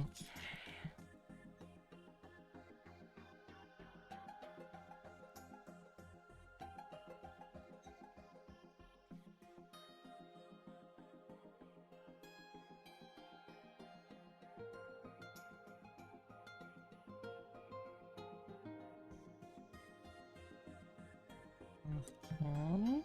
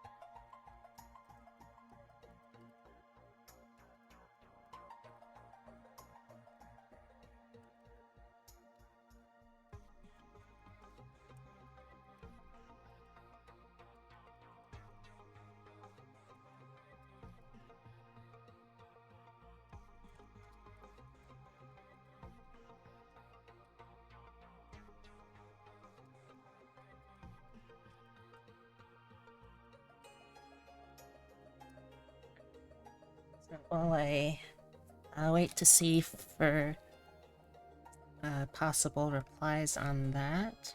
Let's do a little bit of work on our vampire.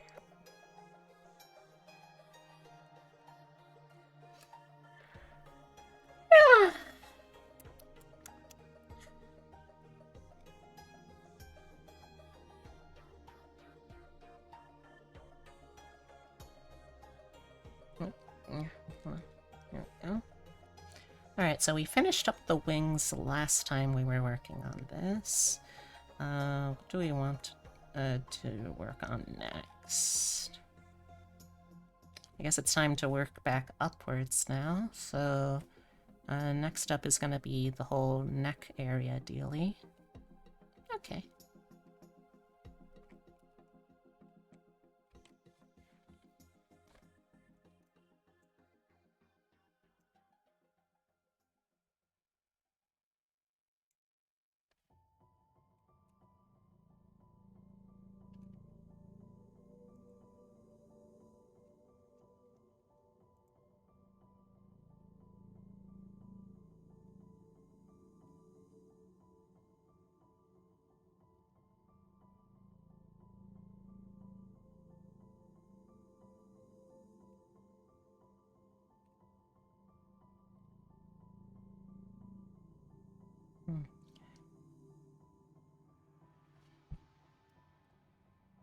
Sorry, getting a little distracted there.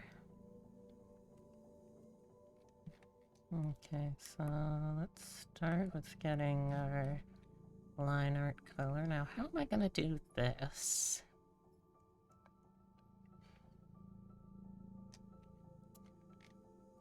Probably makes the most sense if I...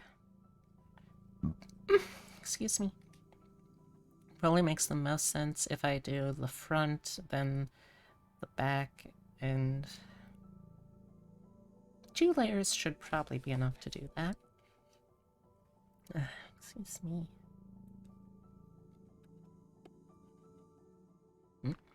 Oh. Right, wrong tool.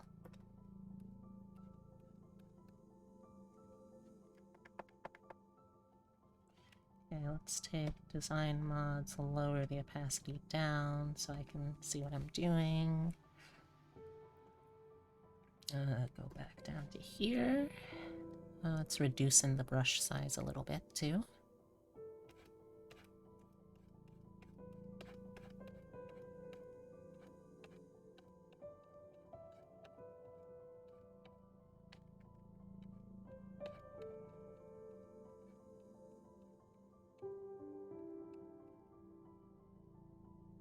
Honestly, if you don't design your characters to indulge the little autistic happy brain juice responses, what are you doing with yourself?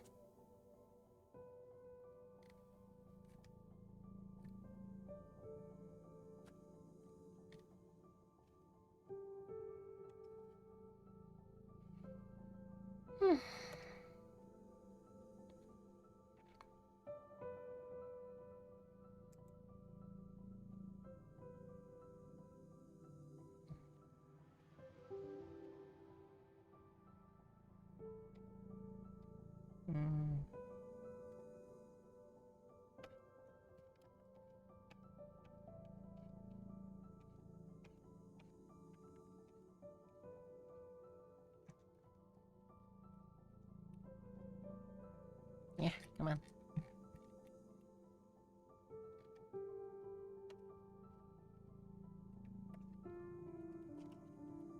You missed the sacred cow. Oh, it's alright, Nikki. They'll show up again sooner or later.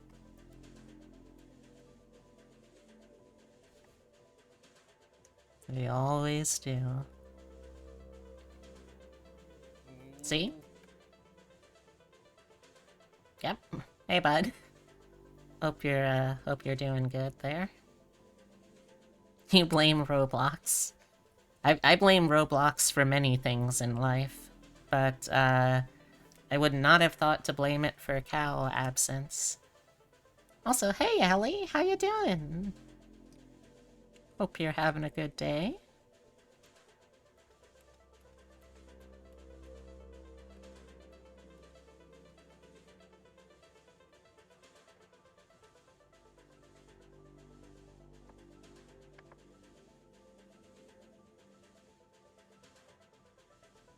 All hail the holy cow.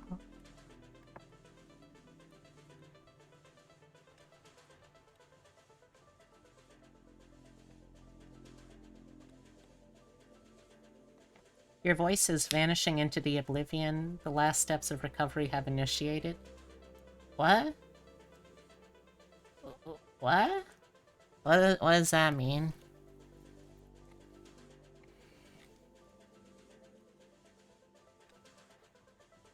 Oh, you've had a sore throat. Ah, I see. Well, that's a shame, but I'm glad to hear that you're on the mend at least.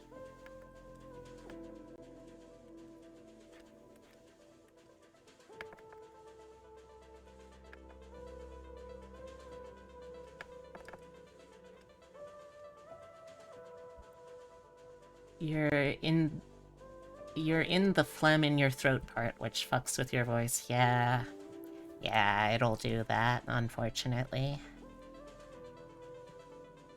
Well, have you been up to anything fun, at least to distract yourself while you're recovering?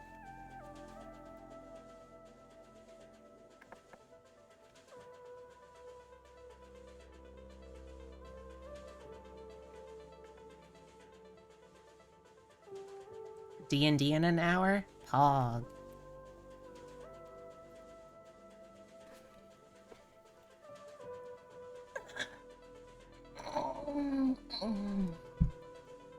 is this the one where you are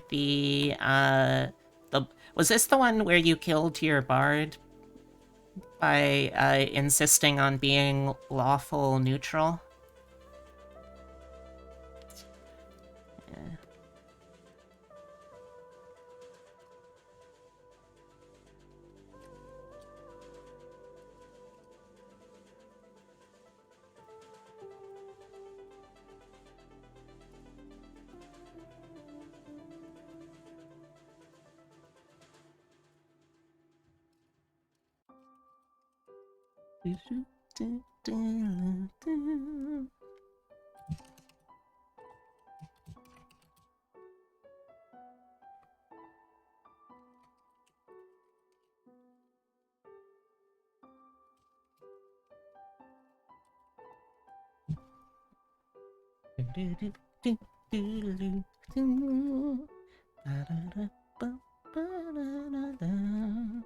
So, it's been a while since I've talked updates on D&D with you. How is that campaign going?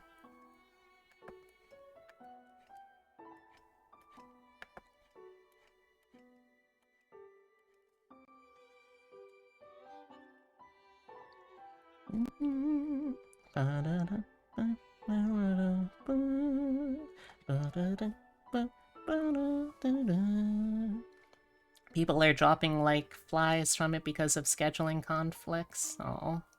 Well, at least you're still having fun with it. That's the important part. We keep almost dying. Yeah, that seems to be kind of a running theme from what I've heard for that particular campaign setting, huh?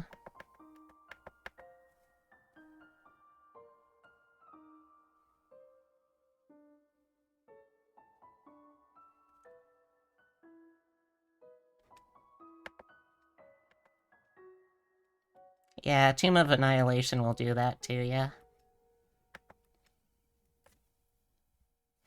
You're praying for no TPK. Well, we can hope. Oh, by the way, did I mention to you, Ellie, that I am going to be helping a friend playtest a D&D setting module third-party thingy? Because I'm helping a friend playtest a D&D third-party world setting rules module thingy.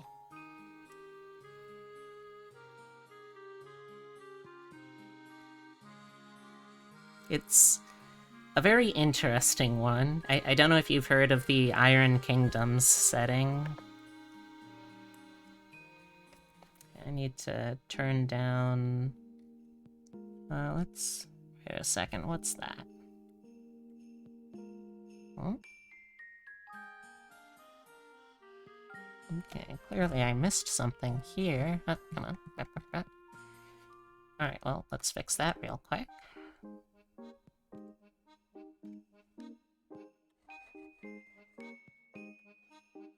Don't want any holes.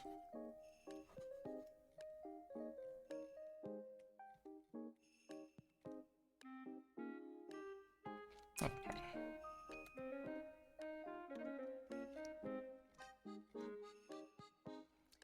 But, I am finally playing one of the character concepts that I've wanted... Oh, you missed what you said because you had to run to the bathroom.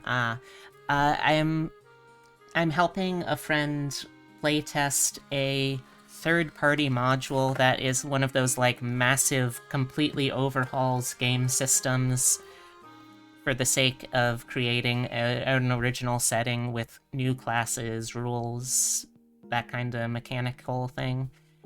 I was saying that I don't know if you have heard of the third-party setting called Iron Kingdom. I don't really know much about it myself, other than it's very, very heavy into the Magitech kind of fantasy.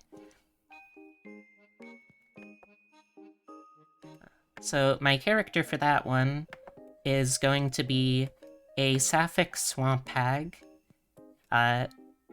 she was born with what she considers a curse, where when she sees people suffering, she also feels like she's suffering. And yes, this is in fact just basic empathy, but she has never grasped that. So in order to combat her curse, she ended up becoming a folk doctor. She doesn't actually have any kind of healing magic, which I'm starting to realize might be an issue mechanically, mixing that in with the story, but this is also only a one-shot to test out, so I'm not that worried. She's a Yuan Ti because I wanted a character who would be able to, as a hobby, make poisons and then just get absolutely shit-faced drinking them. But really all she wants is to be left alone, to not suffer too much from her quote-unquote curse, and maybe once in a while to have someone who will eat her out. It's the little things, you know? But mechanically, this is an interesting setting because it makes characters very powerful with a couple of built-in pseudo-feats, basically from the get-go. So, like, the background I chose has the ability to, when I succeed on stabilizing someone with a medicine check, I can make it so they regain hit points automatically at the cost of temporarily lowering their max HP. And, as for the class is one called the Bone Grinder, which the best way that I can describe a Bone Grinder is... Okay, if you imagined the,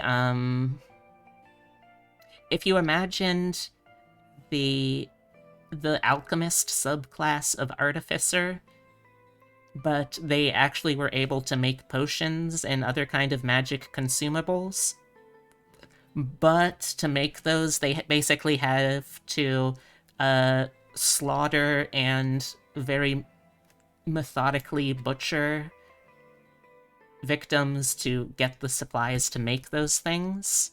That is what a Bone Grinder is. I picked it... So I picked it thinking that, okay, yes, this makes total sense. I can make this into sort of like a cunning folk healer. Turns out that class doesn't actually get any access to, like, explicit, straightforward healing spells at all. So what that means is when I do my doctor work, I'm actually going to have to do doctor work, which is going to be very interesting to try and do. I do, however, really like, though, that with the setup I have, I am going to be able to basically... Okay, so the way the class is structured, it makes me feel like it's encouraging you to try to kind of play to, like, a magical focus. And I mean, considering that I'm a Yuan Ti, I'm already going to have access to a potentially pretty strong cantrip from the get-go. However, the fact that this is a class all about killing and butchering things to harvest organs and body parts to use for magical talismans and medicines, part of me really wants to pivot and instead of focusing on magic, just lean really hard into making this, like, a love letter to the Repo Man from Repo the Genetic Opera.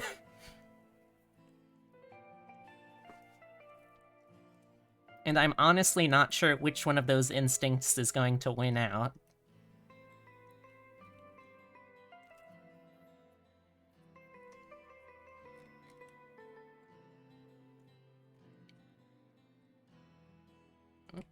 Huh? Huh? Eh?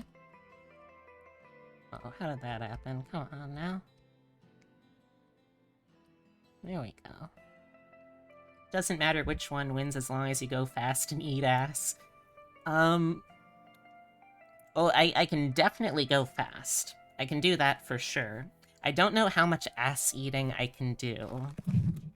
I mean, don't get me wrong. I did make it so one of the mechanics is you have a preferred source of ingredients, and I did make that humanoid, so she very much is going to be the kind of doctor who is literally slaughtering people just for the ingredients for her drugs and medicines and shit. I don't know how much I'm going to be able to actually eat the ass that I harvest, though.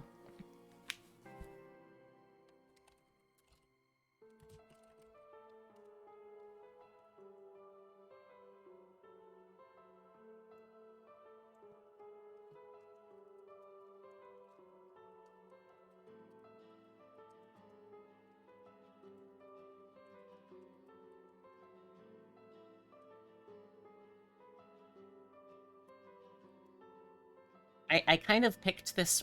Originally, I wanted to make her because in the core book of the Iron Kingdom supplement to the system, they add the setup that there are straight up alchemists as their own class, and alchemists they're pretty cool.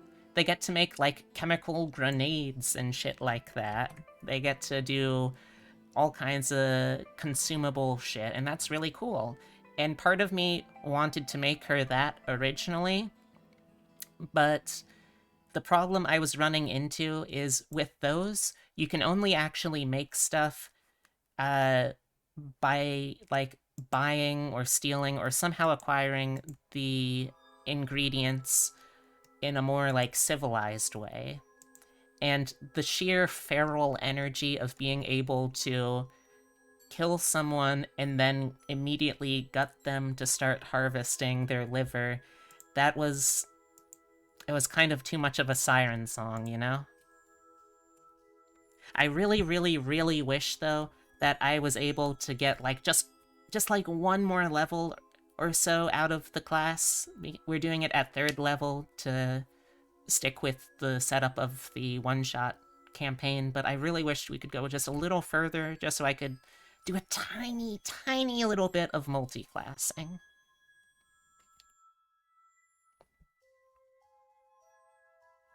Okay, so... Sorry, I'm just stopping very briefly from working to do a little PayPal management. I gotta make sure that I remember to do these when I need to do these, because that way... What?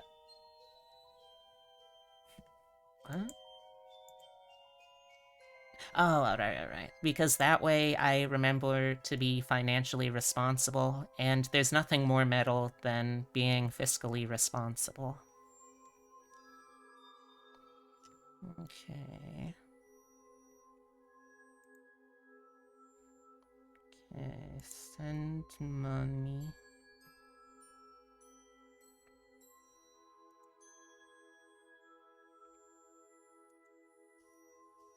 Bringing down capitalism is more metal. Okay, you got a point.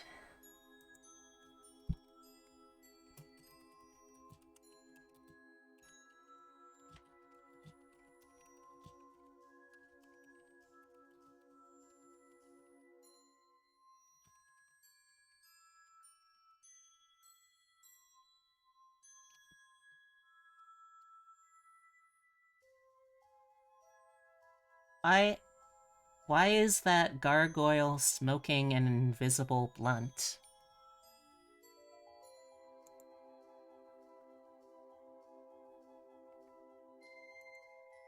I'm confused.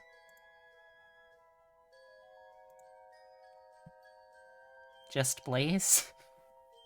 Oh, okay.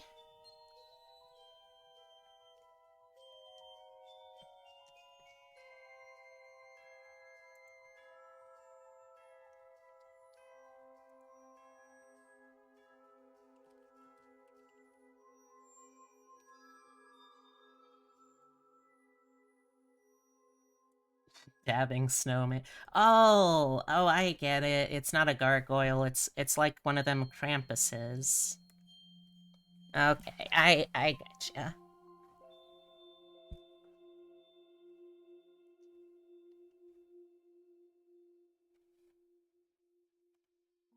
Okay, so got stuff like that.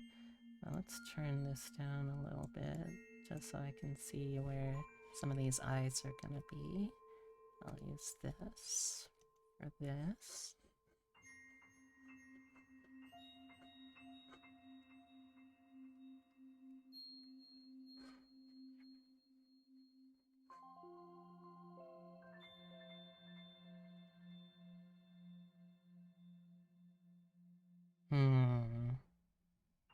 Actually, no, I don't think I should do this on this layer. I think that should be its own layer.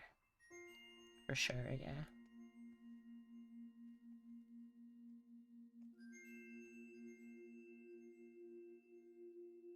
Okay, well, for now, let's turn this off again, and we'll go here.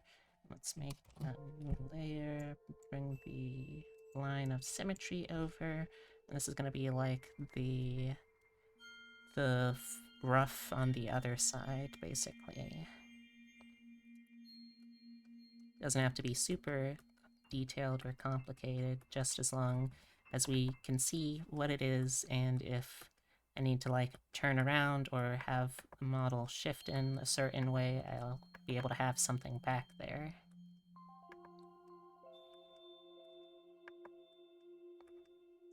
Oh, by the way, this reminds me, Ellie, if you're still interested in getting back into the game and trying out this VTubing thing yourself, I am still more than down to do some work for you. Just let me know.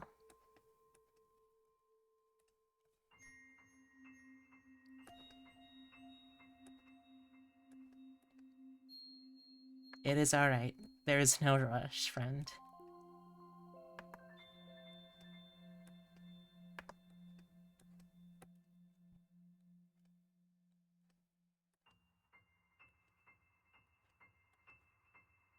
I will say, one of my personal secret tips for saving money is if you are someone who enjoys tabletop games, if it's from a big company, remember, it's always moral to pirate it. It is always a acceptably moral and sometimes even a moral obligation to pirate it.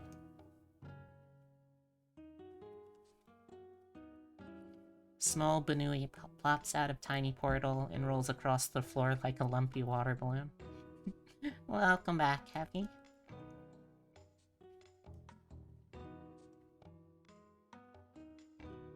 I mean, you're right, but you use digital tools that are convenient.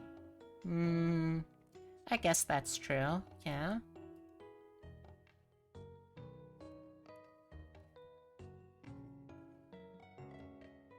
Okay, so...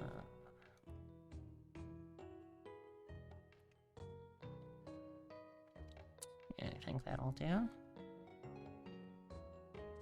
You're tired? Oh, I'm sorry to hear that. I hope that you can feel a little re-energized soon. I'll do my best to burr some energy your way.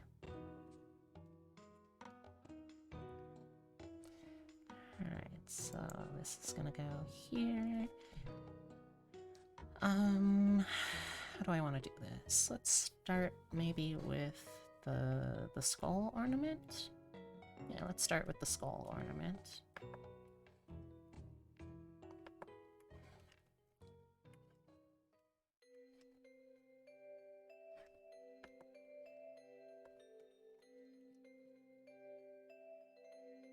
Job just told everyone that some people caught COVID 2 weeks ago.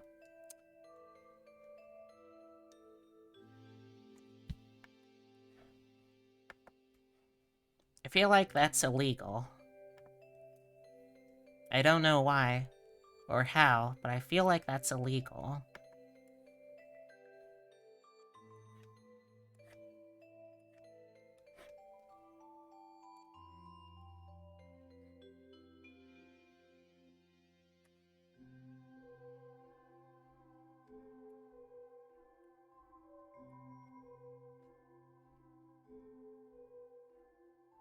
Also, I'm so sorry to hear that.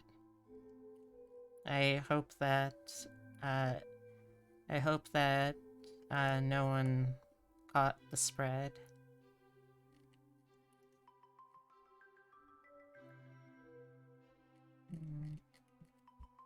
Let's move this up a little bit.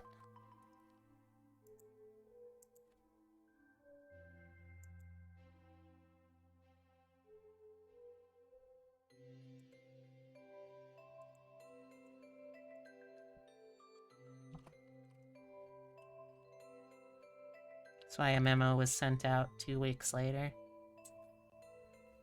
This workplace. Cool. Cool, cool, cool. Cool, cool, cool. Cool. Cool, cool, cool.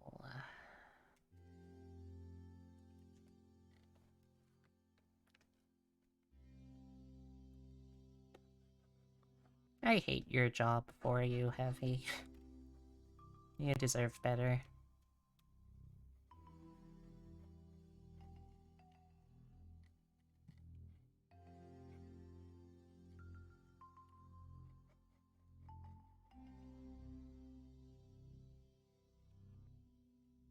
Okay.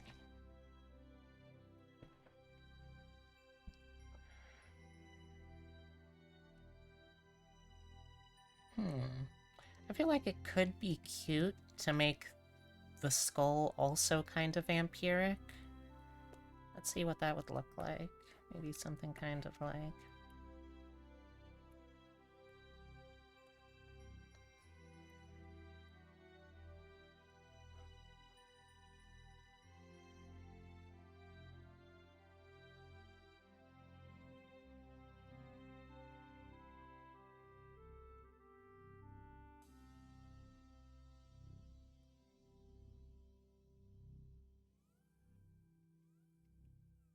Yeah, I kind of like that. Yeah.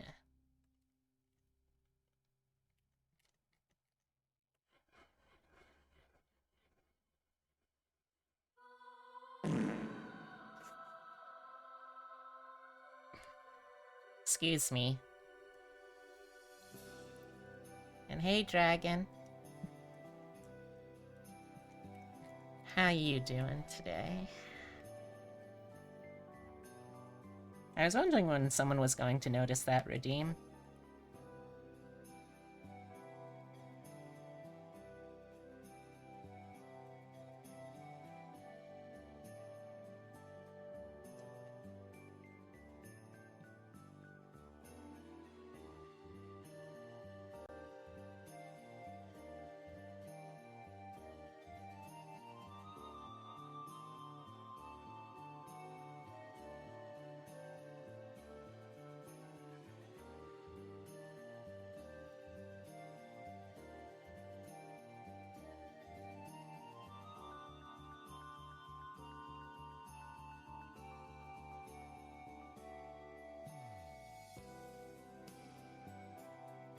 Okay.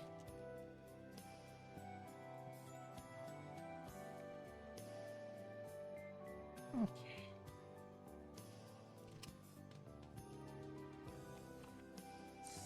So...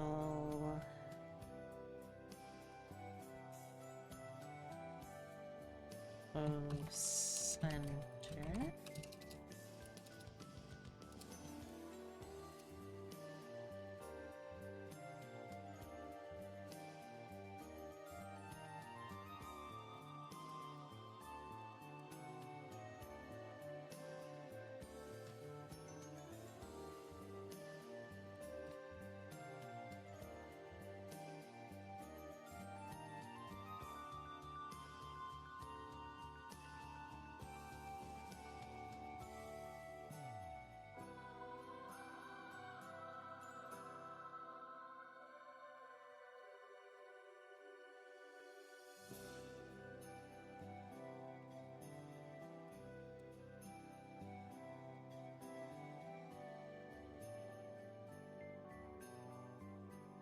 Well, no, we are being told that someone has COVID. It was 2 weeks ago. If you or anyone in the area of this person may be sick, 80% of the school.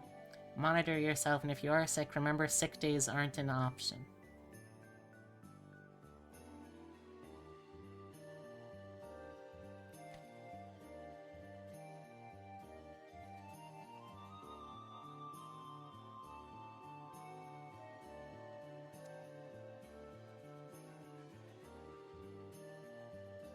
I'm not gonna engage with that, because if I do, I'm gonna be too mad.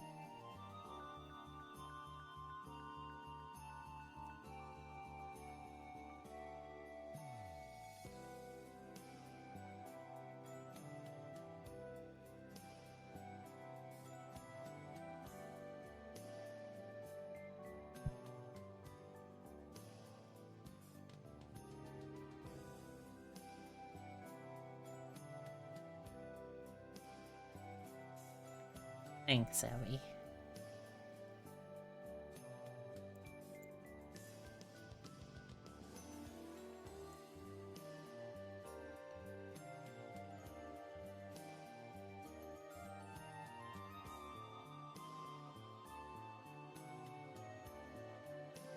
Maybe like a 4-point maybe here.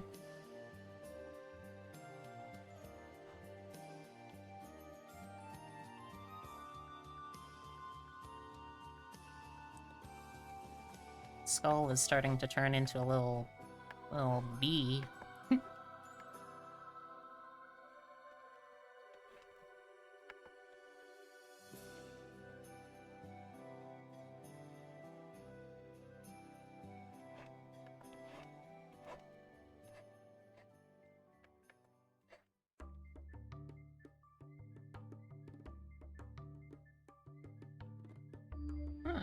I'm glad you're comfy cozy, Ellie. You gotta be if you're gonna take care, you know?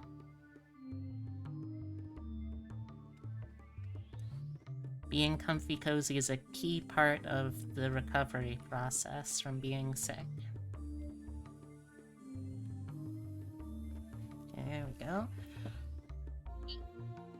Stretch. Whew. Ah. Lucky for you, you're such a social hermit you haven't been in contact and are also vaxxed.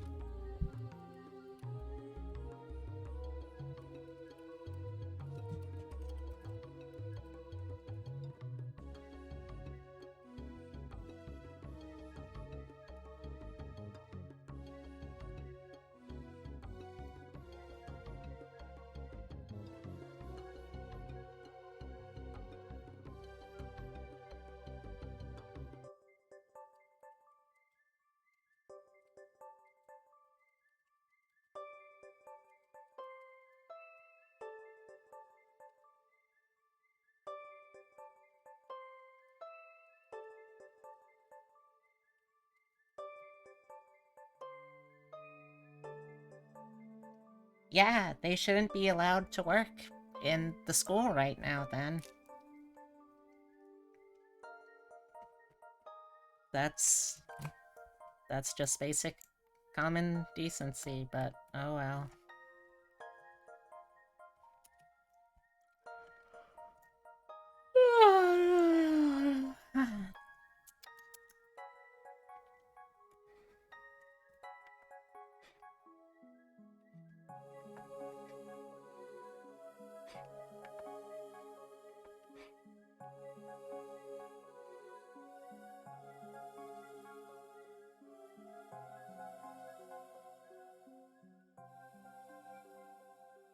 Thank you for balancing things out a bit with the Totoro flood.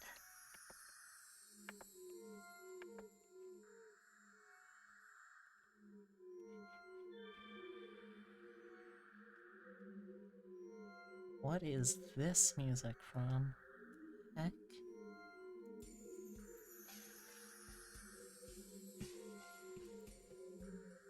Sonic Adventure, huh? Weird. It's heard you how most of us are near eligible for the booster, and there are still people who have deliberately avoided even the first shot. Yep. Conspiracy theories are real harmful.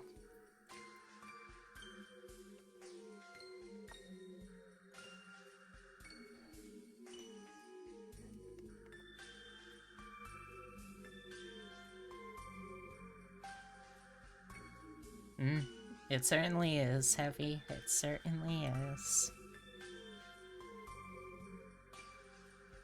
And nobody is immune to propaganda. That's true. Not even Garfield. No one is immune. Okay, so this is gonna be...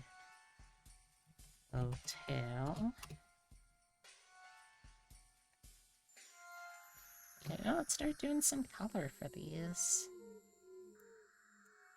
Okay, so, let's start for the skull part. Let's see... Really? They used pure white? Oh, I can't really do that. Maybe let's use, like, kind of an off-pale yellow. That tends to be a good color for bones, I find. Your voice is getting really low because of your throat stuff, and it's very amusing. Yeah. Are you considering... Are you considering going into, voice acting, but strictly only with the time while you're suffering from a cold? I'm sure if you've got like a decent enough basso profundo out of your cold, you probably could make that work. I would not be surprised in the slightest. Today you tested out your dual monitor setup? Nice! Your voice is deep enough for it already? You know what? Actually, I think I'm going to not have the eyes be... Oh, hold on, let me make this... I think I'm gonna not have the eyes be something that's, like, filled in already. I think I can come up with something cooler for, like, an effect with them. Oop, how did I get over here? And it's true, you do have a very good bass voice.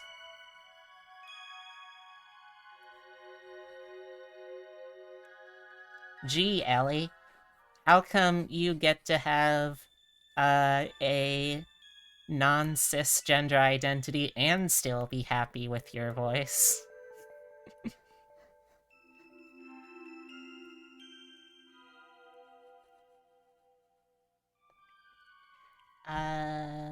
Because your voice does fuck. I can't lie. You may be an asexual, but your voice most definitely is not.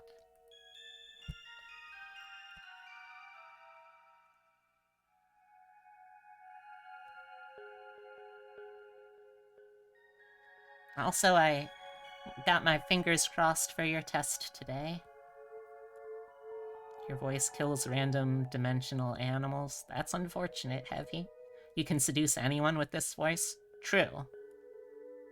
That's an objective fact. I can confirm this as someone who has been seduced by Ellie's voice before.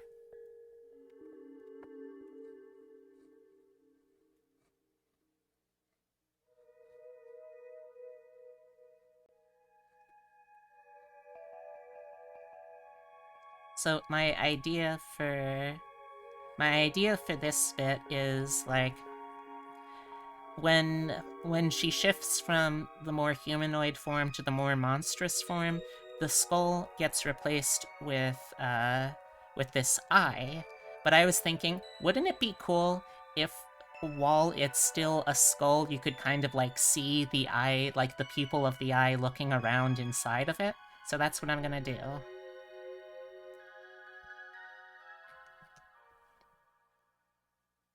Okay.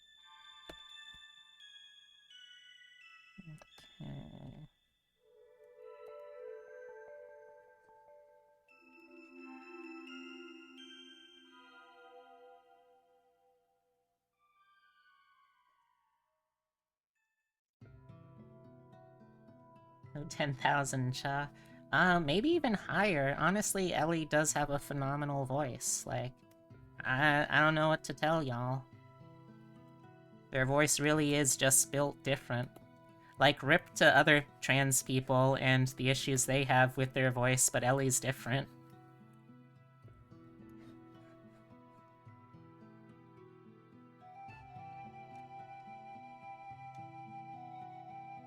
Let's see, where is it having these problems here?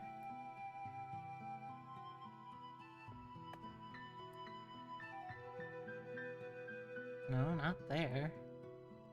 Design mods? Okay, so it's the design mods. Yeah, okay. Okay, yeah, without that it should be fine then. You trying to change your voice would be a crime. True, true, true, true.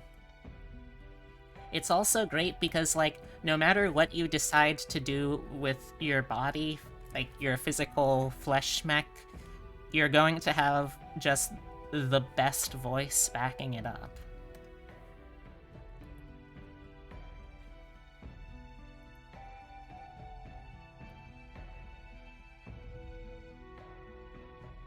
Okay.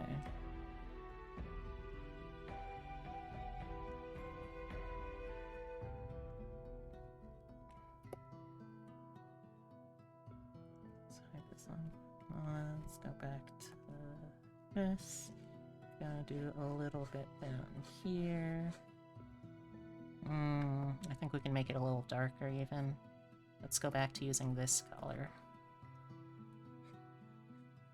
Yeah, there we go. It's a little more noticeable.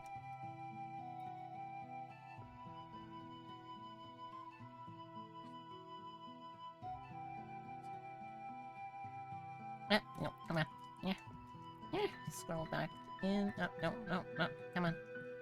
There we go. No nap happened? Oh, I'm sorry to hear that, dear.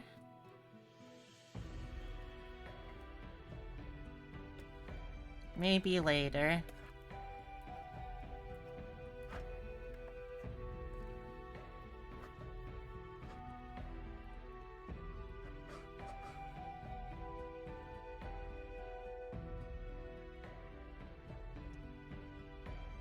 This is a crime against you. Exactly. 100% agree. Okay.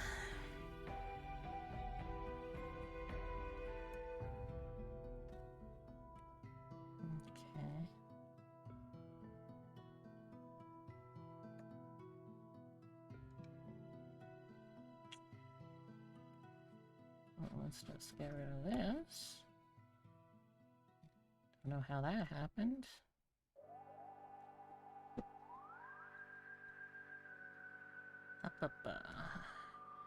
Okay, let's see. Let's merge this. Ooh. It's got a little pep to it, as I'd expect from a Kirby song.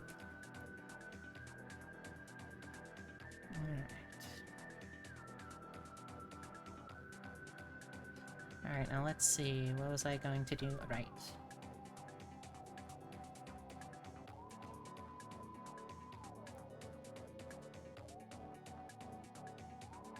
Okay, let's do the bow parts next.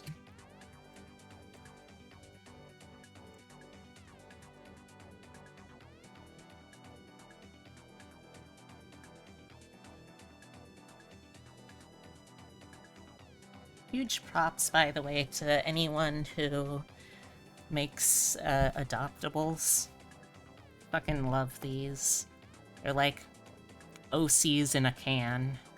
You can do whatever you want with them. It's fantastic.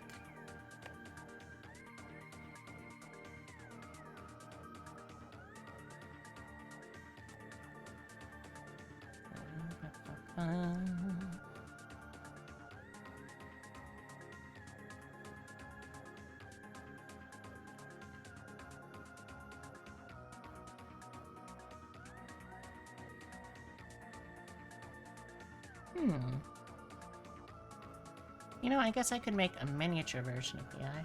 As long as they don't become those stupid NFTs, you're happy. Yep. A very important caveat. Oh, come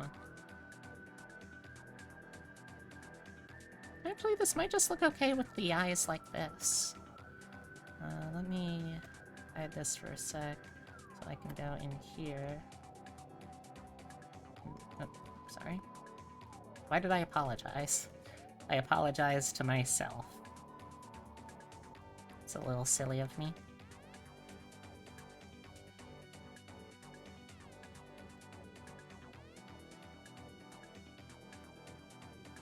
There we go.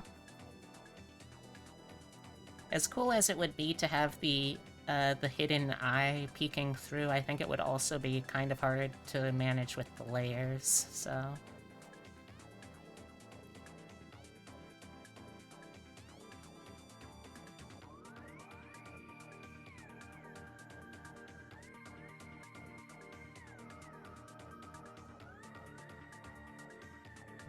Oh, come on.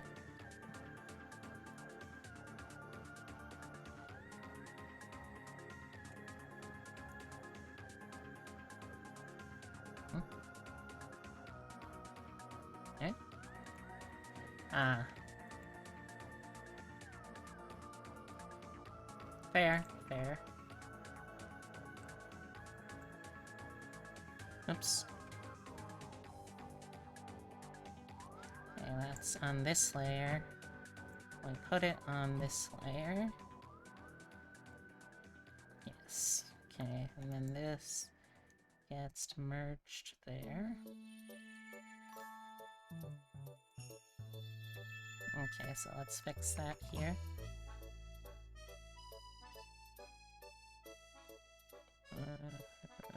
Like this.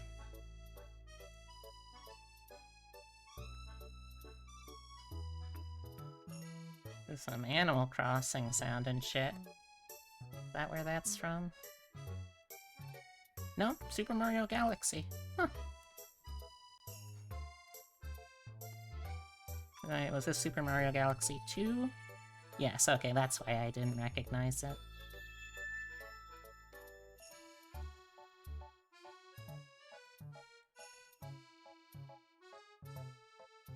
Okay.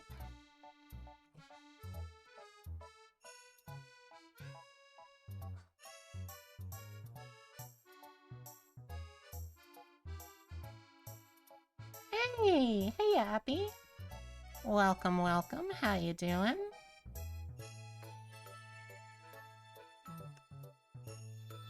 Oh, while I have the both of you in here, one of the things I've been meaning to do, is, Abby and Ellie, I know both of you are really big fans of Star Wars. I think that you would probably enjoy each other's company, so... yeah. I don't know what I was expecting to do with that, statement, but... alright, well...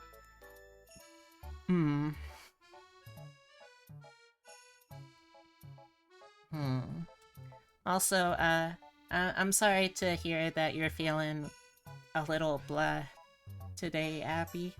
I hope I can help with that a little bit, or at least distract you a little from it. Okay, let's get that. Shift colors again. Yeah. That is correct, Pibami. I find you're content to be here and support you. Alright, but here's the trick. When you're here supporting me, I am also there supporting you. It's a clever ruse, you see. No, wait, it's not a ruse, it's a... ploy? Ploy works, I think. Alright, now let's see. Come on. Okay, so we're looking at... kind of like that for shading.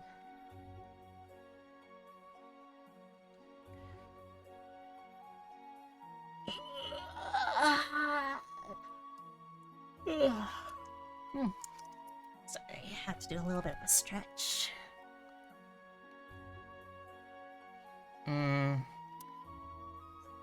Now that I think of it, I should really probably do this as a separate layer, but it also means I would have to handle the lines as a separate layer, and I don't want to do that, so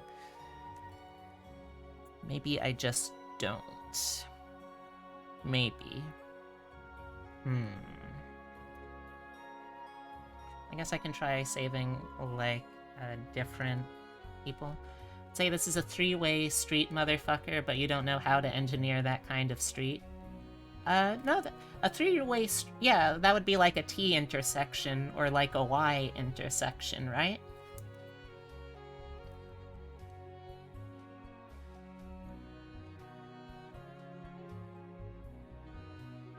And see, like, this is also what a lot of, I think, monogamous relationships miss out on. The ability to form a triangle.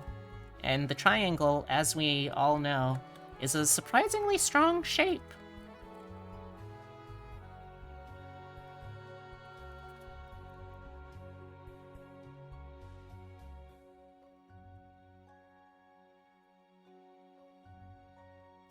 Then we can make it a Y intersection or a T intersection, but we'll just have it with, like, a roundabout in the middle.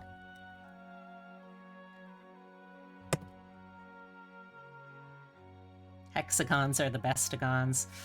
Ooh, hexagons are pretty good. As bees have told me many, many times, the hexagon is a very good shape. It's very bee-shaped, you know? Oh, wrong layer. Of course.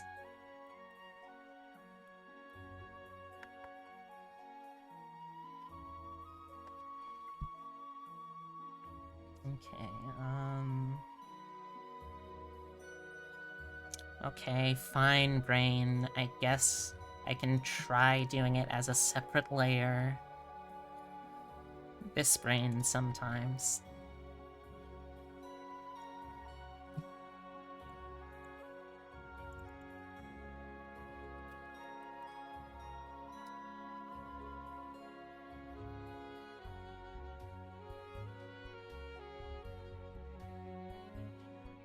I mean, admittedly, if I make this work, it will be a very subtle effect, but hopefully a cool effect, so that'll probably pay off in a little bit. Also, what am I doing? I don't need to have this selected anymore.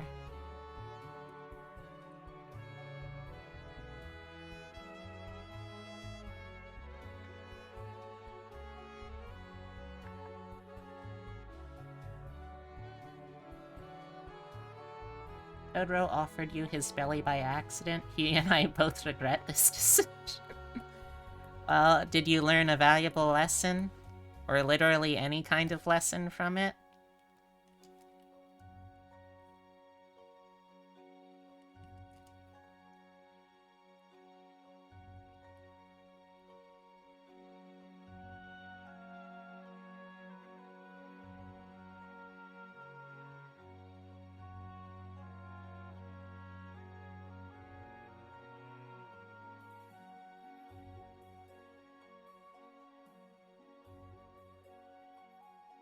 No, okay. That sounds like the man I engaged. Or, that engaged me.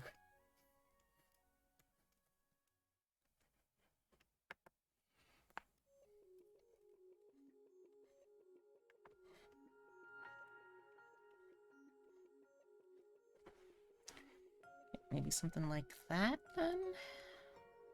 Probably kind of work with that.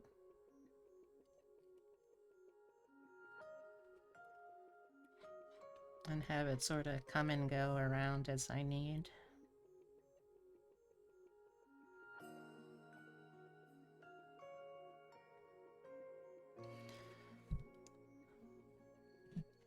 That is true.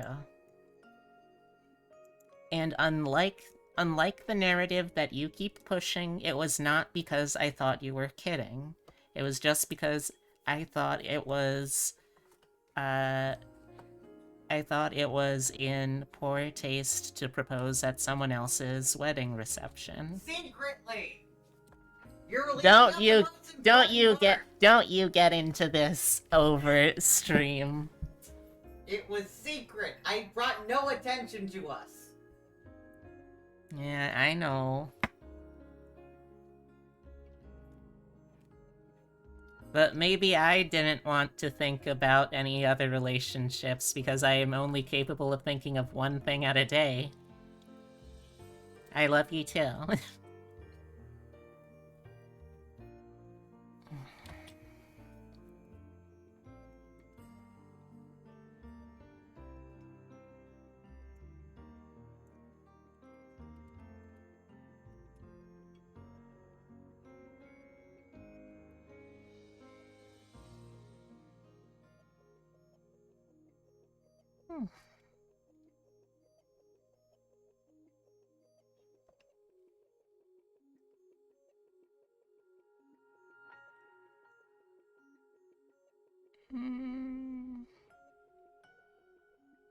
Let's see if the bow goes up. Then... yeah, I think that would probably work out. Bow shading. Oops.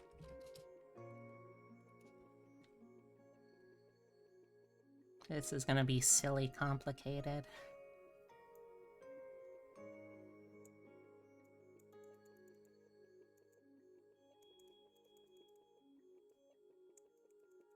Maybe around 70? 80? Yeah, 80 looks okay.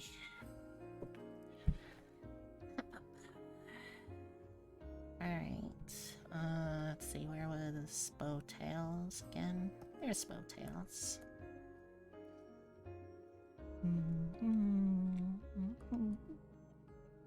Alright, so let's make another layer here. Go under.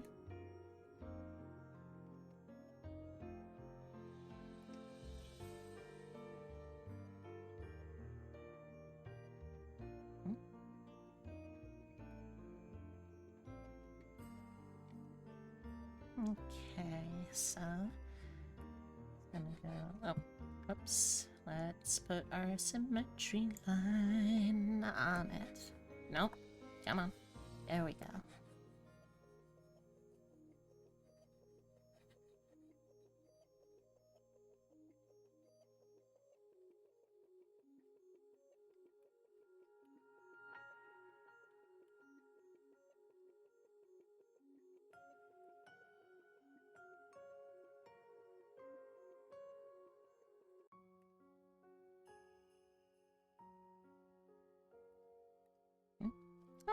Oh, I missed a little bit. Oh well. That shouldn't show up at all. Actually, no, that's definitely gonna show up. Shit. Alright, let's just fix that real quick.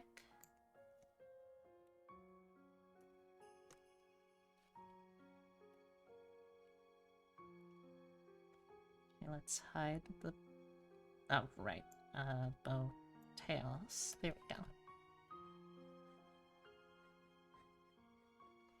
But yeah, you can't just say you proposed at a wedding, how gosh, like there was a wrong way to do it, and then there's me being overwhelmed with feelings I couldn't help myself and needed to express love for you immediately and in that moment. Alright. Like, I'm not going to lie and say that it wasn't a very sweet gesture, because it was. I'm just saying also that I only have enough emotional RAM in my head to think about so many weddings at the same time.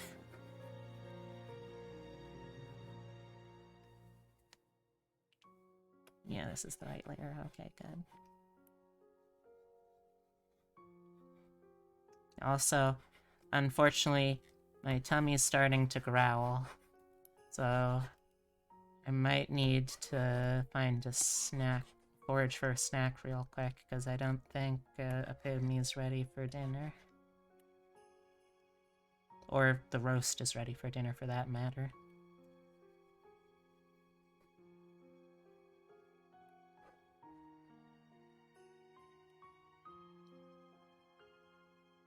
Yeah, and I guess it would be weird to have the mac and cheese separate from the roast.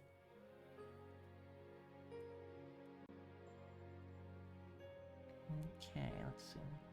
Bow color. Hmm.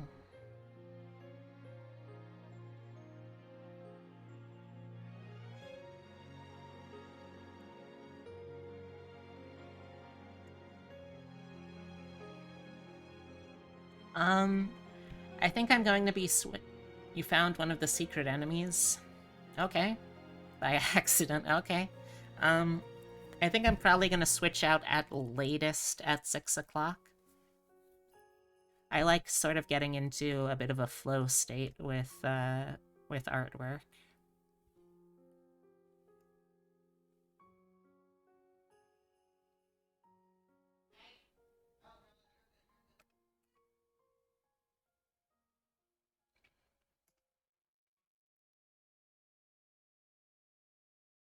Okay. Actually, I might be able to just use the bow shading for the tail shading as well. That could be a clever little trick.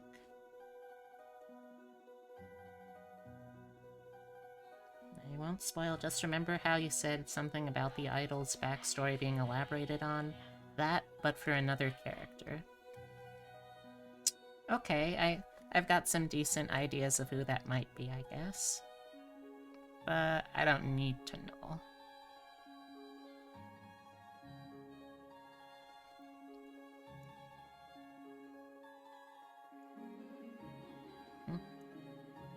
No, this one, please.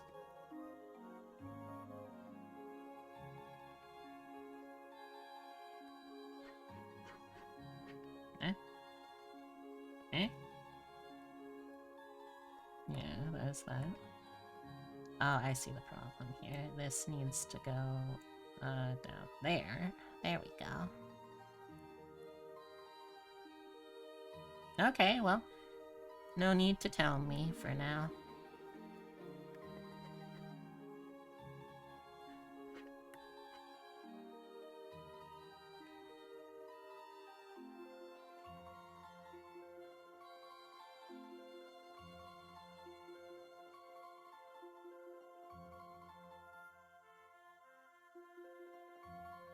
What do you think I should have for a snack chat, since we're not ready to do dinner, I guess? Well, I know we're not ready to do all of dinner, so it's probably best not to just do part of dinner. I wonder if I can clip something to multiple layers, though. Hmm.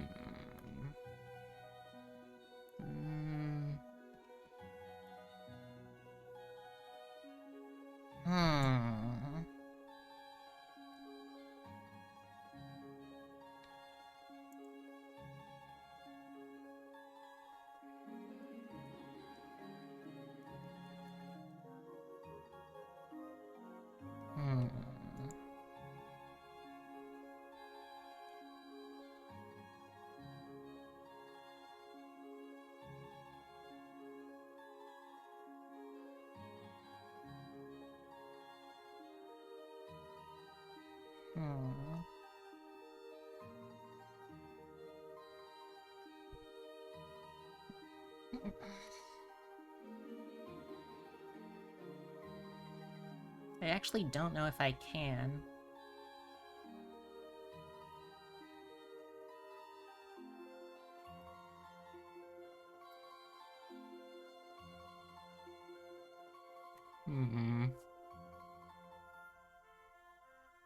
Well, if I can't, I guess I might as well, just in case, make some tiny little bits of shading. So let's do that. Let's pull... no, not that. Sorry. No, no, not like that, you silly goose. I want to pull this part down to... this. hide the bow shading for a sec. Let's hide the... Oh, let's just make this a little... There we go. Alright, so... Here... Let's do just a little bit of this.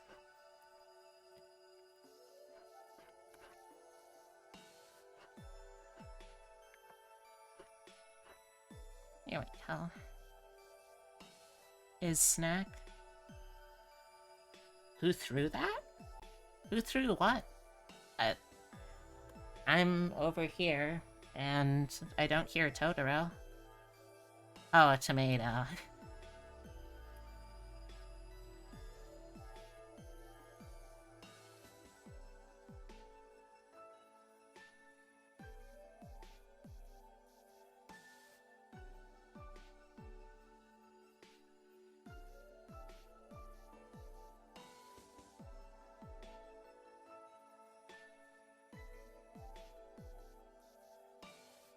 Okay, there we go.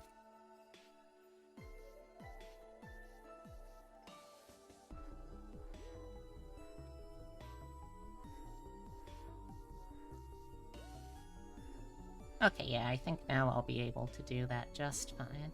Also, wait. Okay, good. New character art? Oh, cool.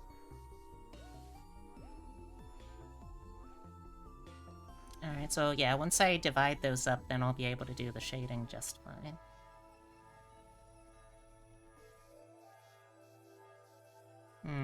I do really need to get some food in me, though, so... I am going to BRB chat. I need to grab some snack.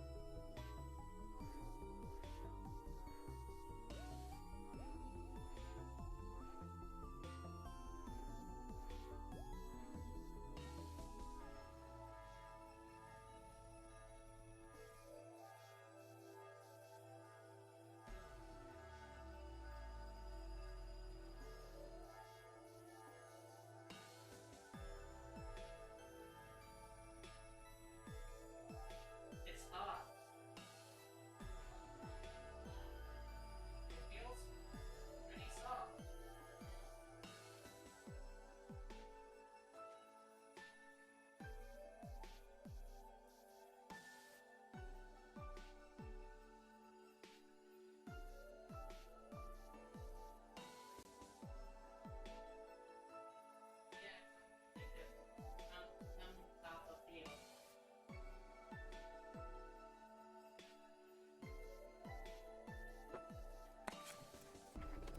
Alright.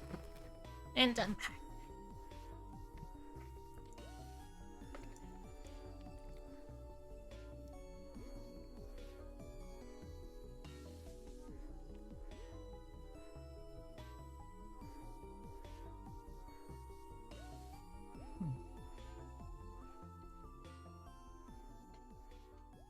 Okay.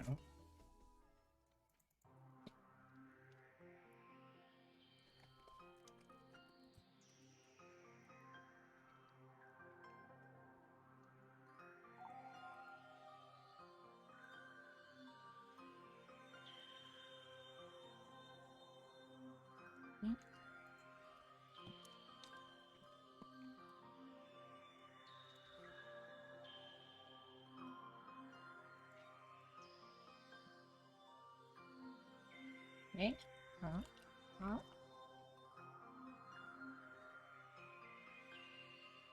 Come on. Oh, come on, mouse. Work with me here, please. Oh, mouse, come on, mouse, please. I beg of you.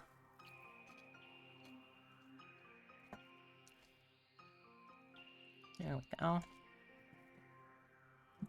Oh.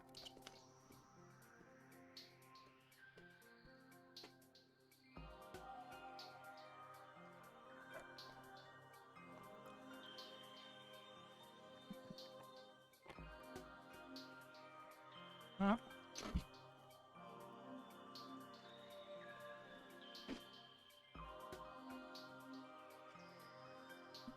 Okay.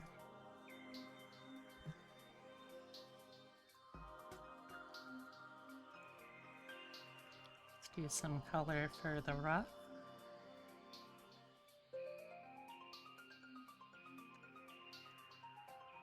Yeah, I think that's a good color.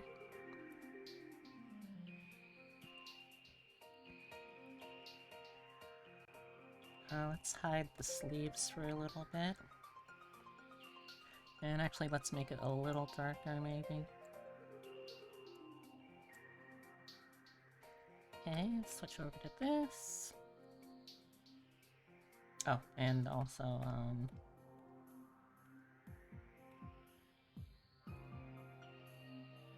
there we go.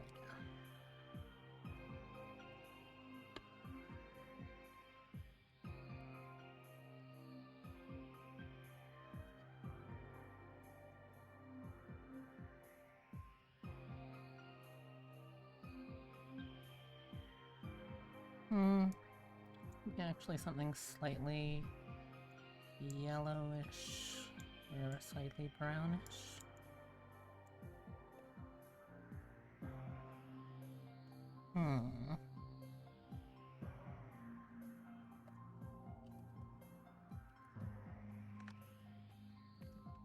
Oh.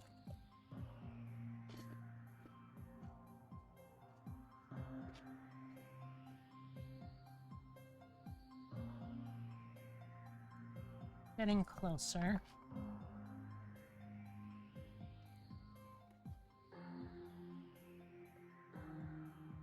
That might be it.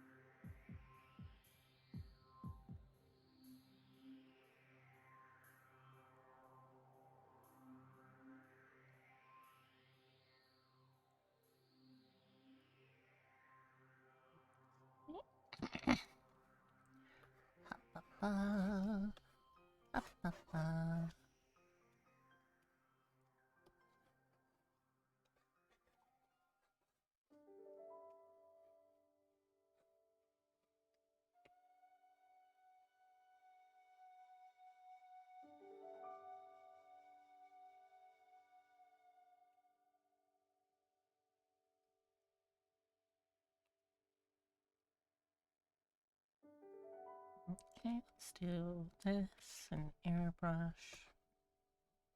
Sort of soften up edges.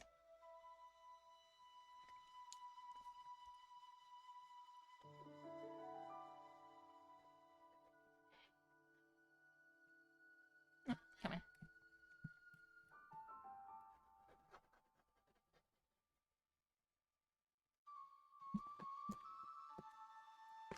Oh.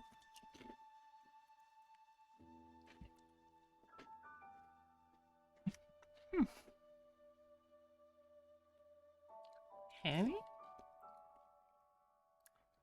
Oh, the one other thing I need here is, since the eye is gonna have this here, I need to have a seam.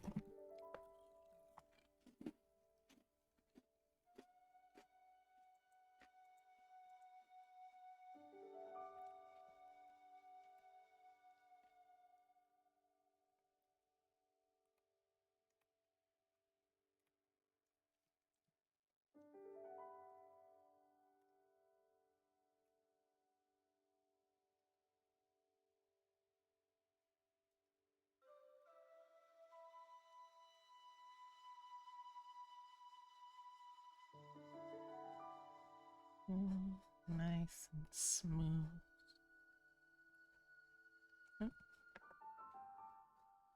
Nice and steady.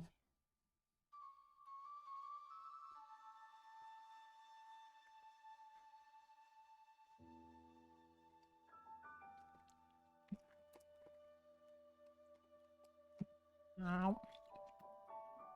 Oh.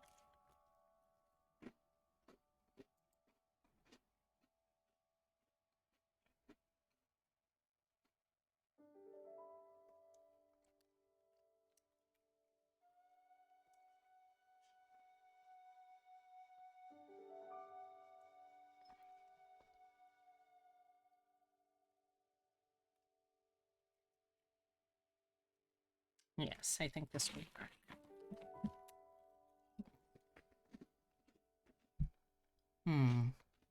Actually,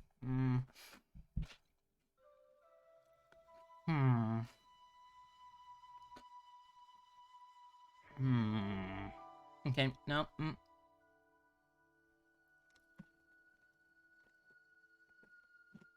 Oh.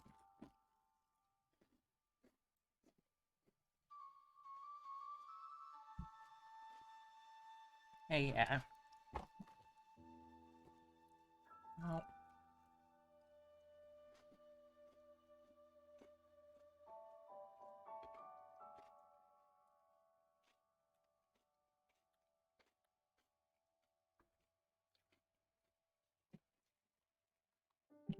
Oh.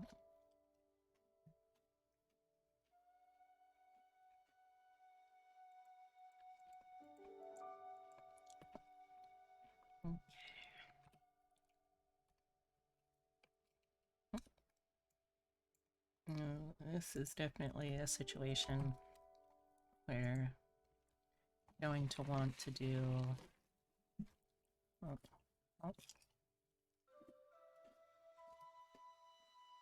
a separate layer for the shading.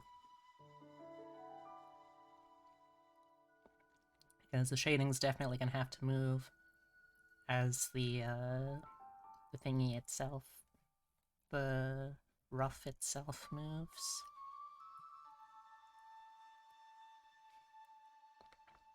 Let's go here. Yeah, let's get this. Burn. Yeah, let's use that. Okay, let's do some airbrushing.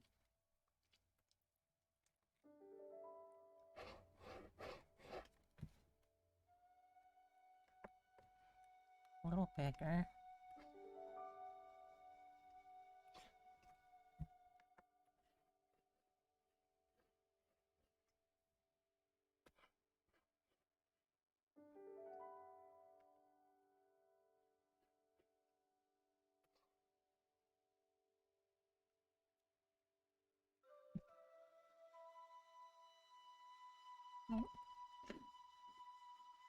Oh.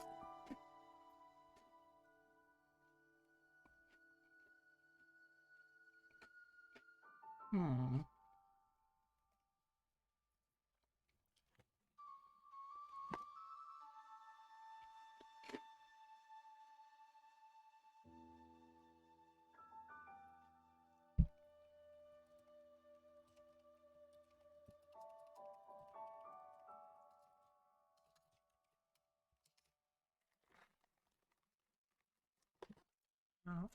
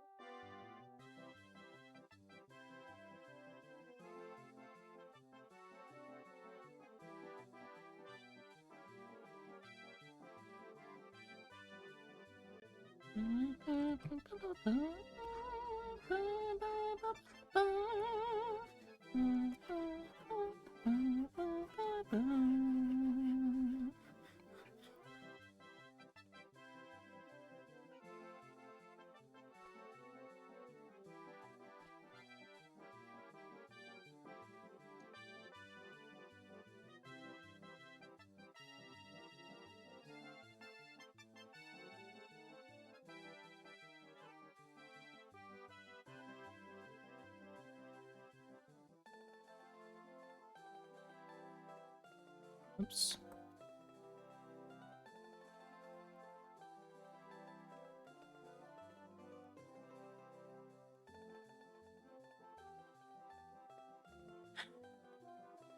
Beans.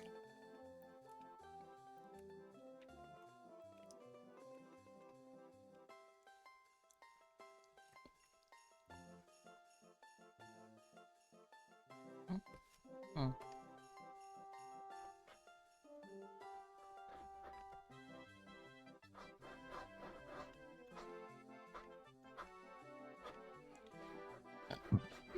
Excuse me.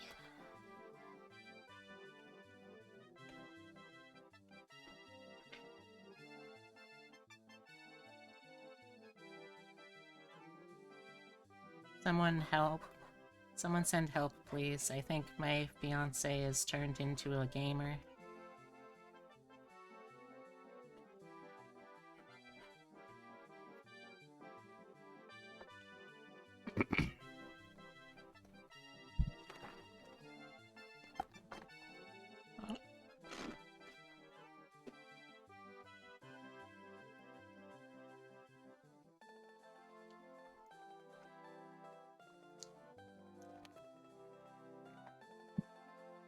Oh.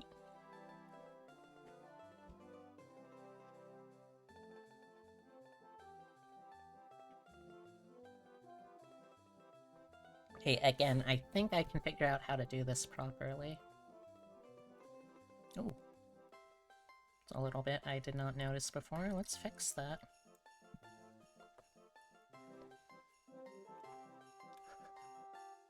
Oh. Wrong layer.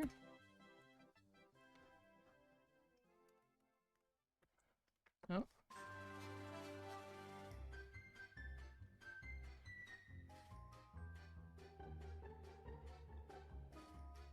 There we go.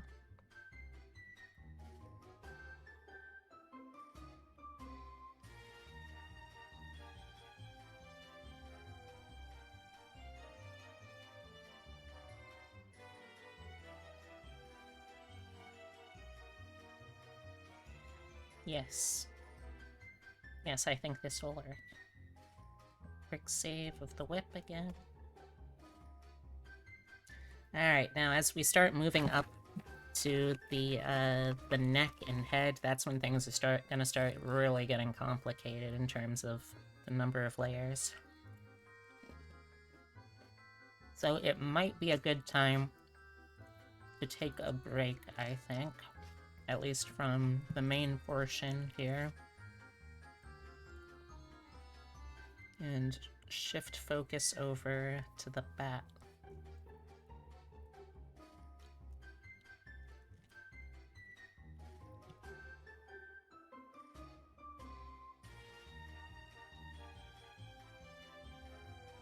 Although, I should really finish off the rough stuff as layers first. So let's immediately retract what I just said.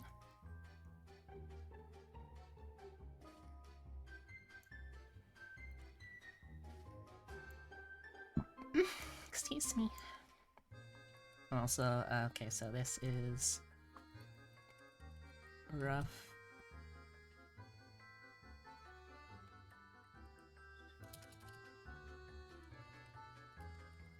Front shading. Oh, that's right, I also need to color in the rough back.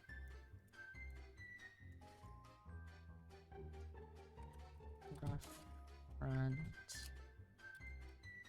color.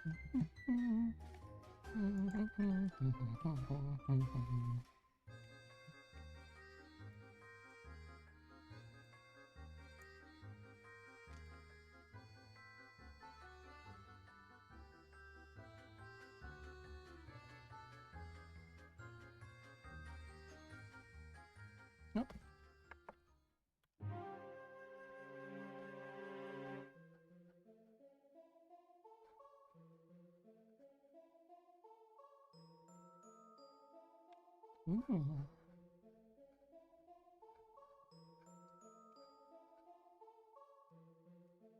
Let's hide the rough front for a sec.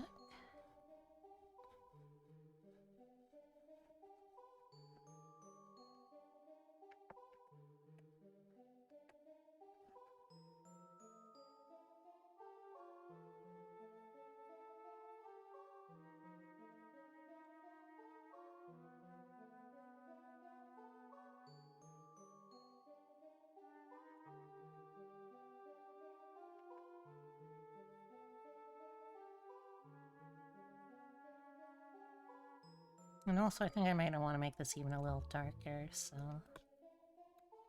Oh.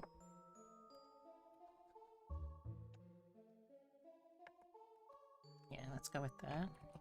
Oops. No.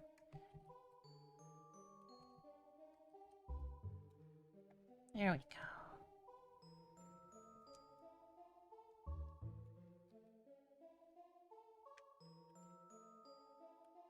Oops.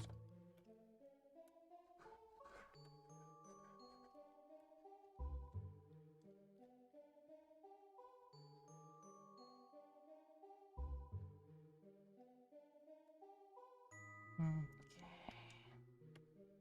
Oh.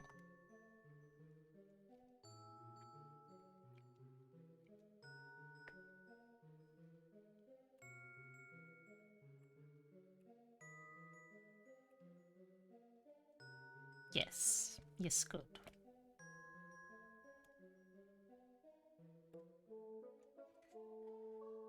I also need to cut all this up, too, of course. Oh.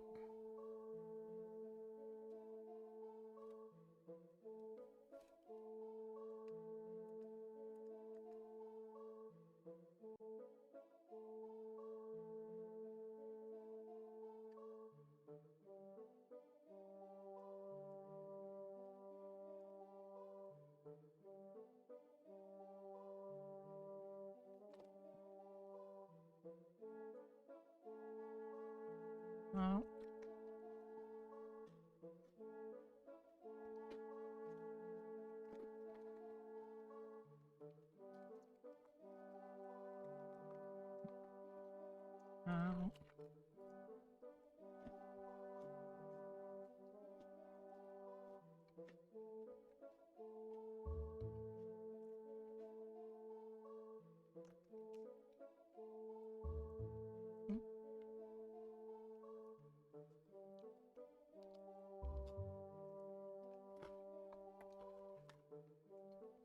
Okay.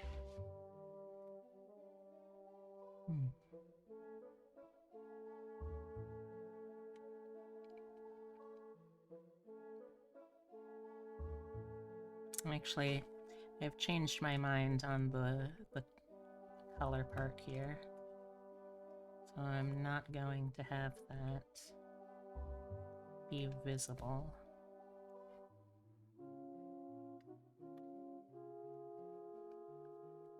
Yeah, I think that's the right choice.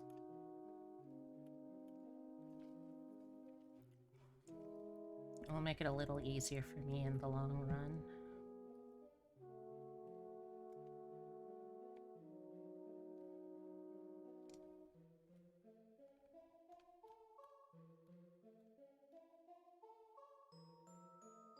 Did I see something there? No. No.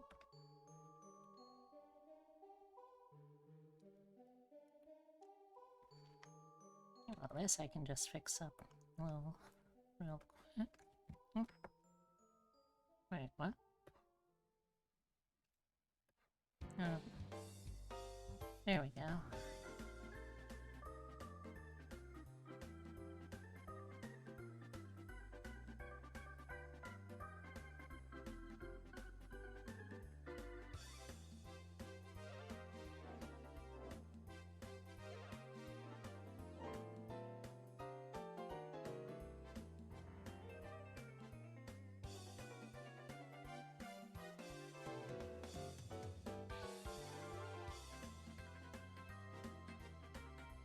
No. No, not quite either.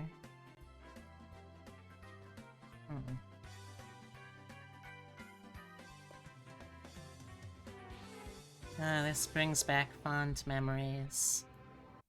Oops. Nope, go. Nope, come on. There we go. Fond memories of playing a game that I was really terrible at.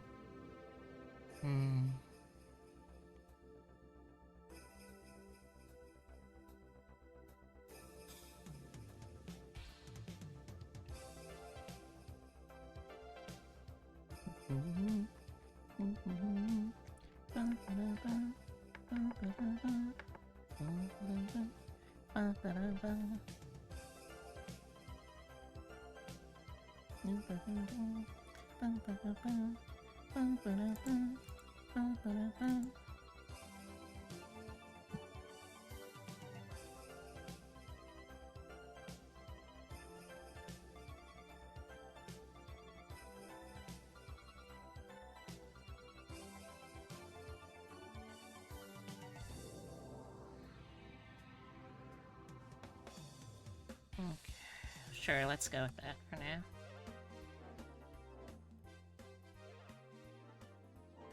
Wait, what? How did it get attached there? Aw, oh, beans. Oh, that's why it looked differently. Silly me.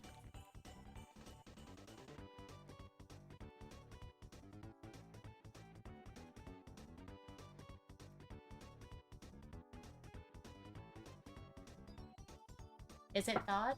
Yep. Yeah, I was right. Barely thought. That's when I waited until the end of my thing.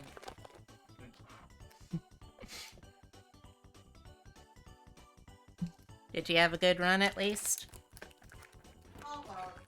You died? Yeah, I did. Ah, yeah. And I was this close to unlocking the next character. Just needed an enemy.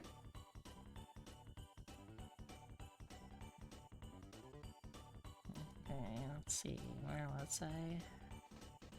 Right, bow shading.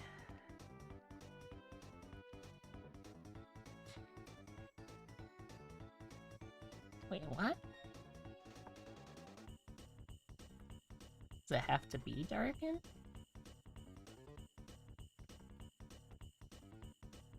What? What?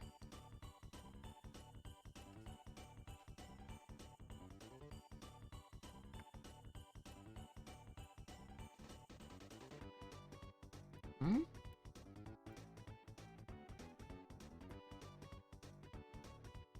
There we go. No, come on. Cooperate with me, please. I beg of thee.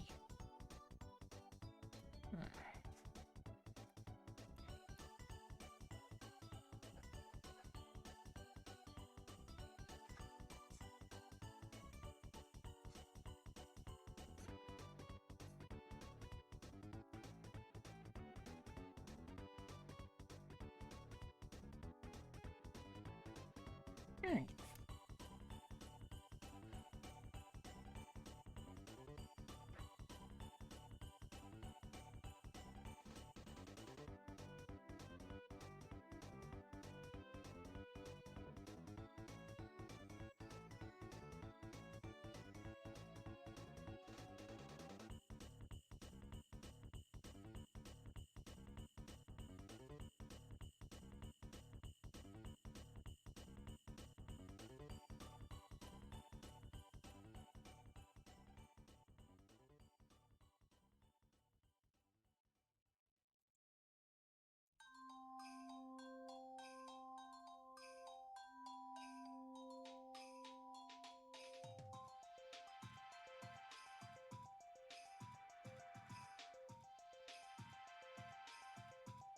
Did you finish the pancakes?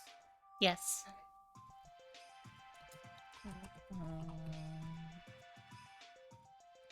No. Both lines are...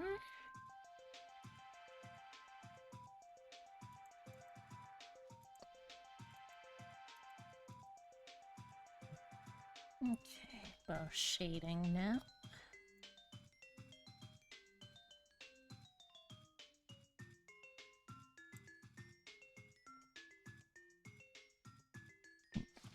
Excuse me.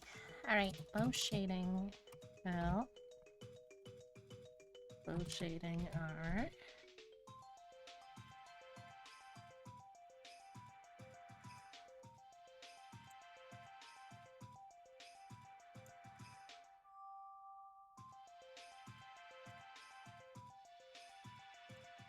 Okay, let's do that. Paste. Bow color L. Bow color R.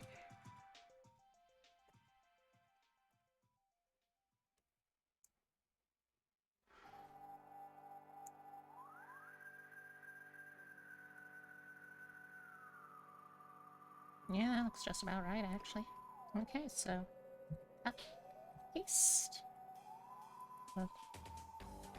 Thank you. I didn't get I know, but I'm still thanking you for showing me. Bowtail L. Bowtail R.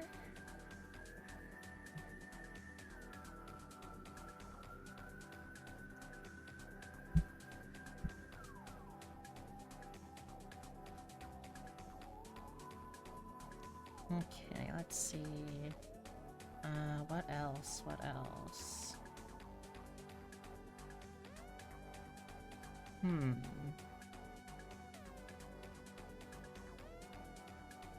I think I can probably... Yeah, I think I can make do with the entire rough front and rough back being, like, their own sections without having to subdivide left and right, so we should be good there. And the one more thing that I wanted to make for this section is going to be the neck.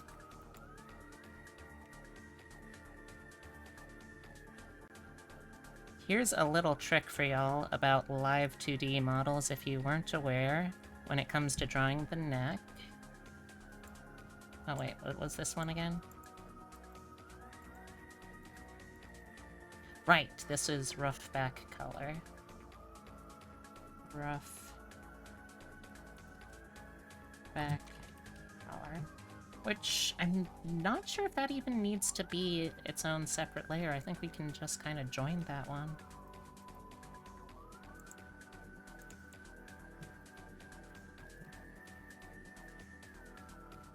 Yeah, I think that should be good.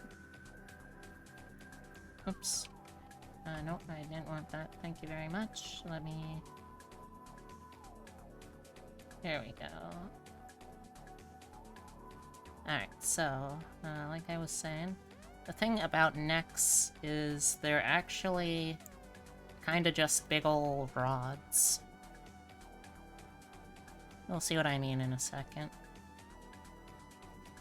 Okay, so... I'm gonna start down here.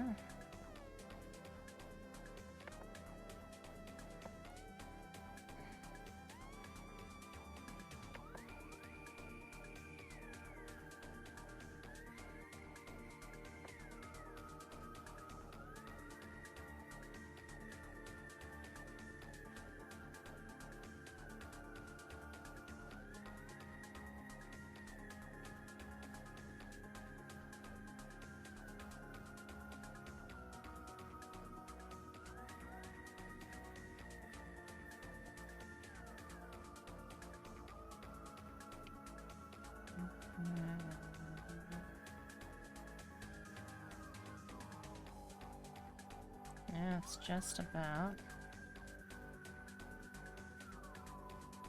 Oh, come on. I guess they look a little... Live 2D necks look more like a bong, perhaps, than a rod. Or at the very least, a dildo.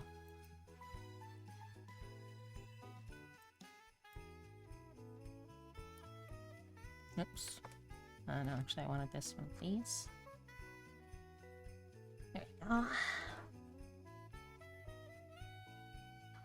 The reason it is so much longer than expected is so that way when the model needs to look up to look up, you don't have to go as, you don't have to stretch the neck out to compensate.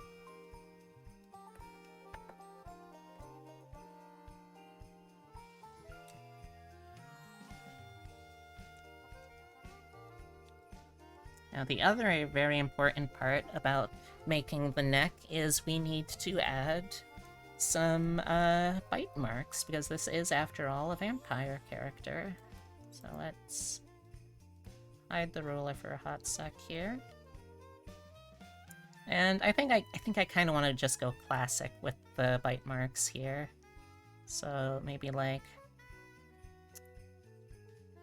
roughly as wide as the mouth here, so maybe like one up here, and then one down here. That way you'll be able to definitely, without a doubt, see one of the bite marks if you're looking closely, but if you want to see both of them, she'll have to like lift her neck up, which I think will be a nice little touch. Yeah. Okay. Now let's make the,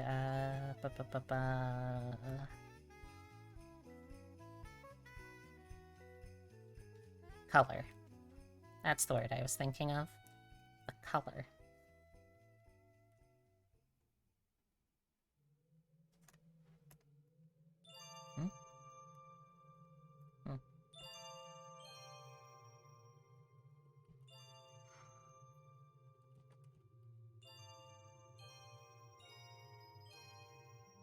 Neckline.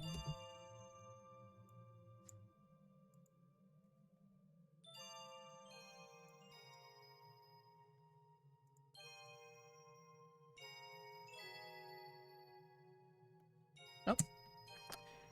Wrong brush. Let's hide the sketch layer for a little bit. Let's work on this.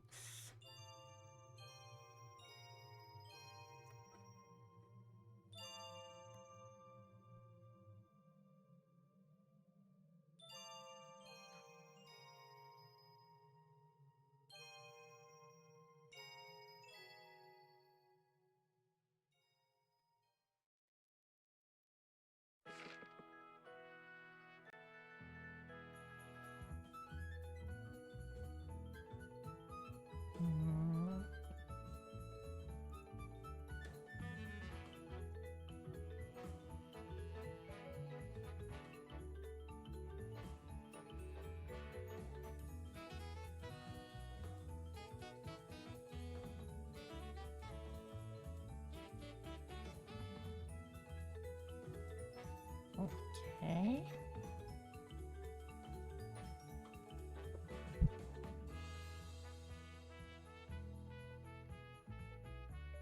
I think what I'll also do is make these like a little red almost. What I'll do is, sorry, that's dodge. I would like burn actually. Yeah, let's use like this color, or maybe even, yeah, this color. Okay, let's go back up to neckline. G-pen, from 3 point.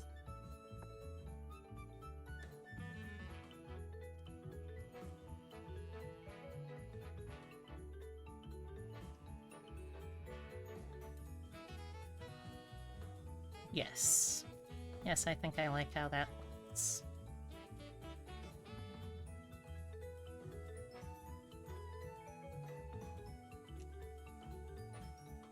Yes.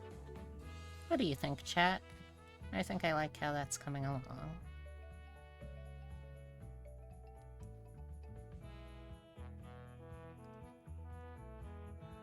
Okay, now the other thing that it will need is a,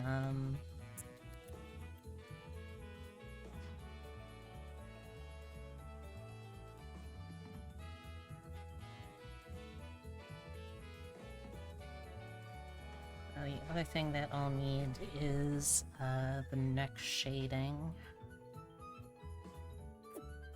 I think I might want to actually do that as a separate layer.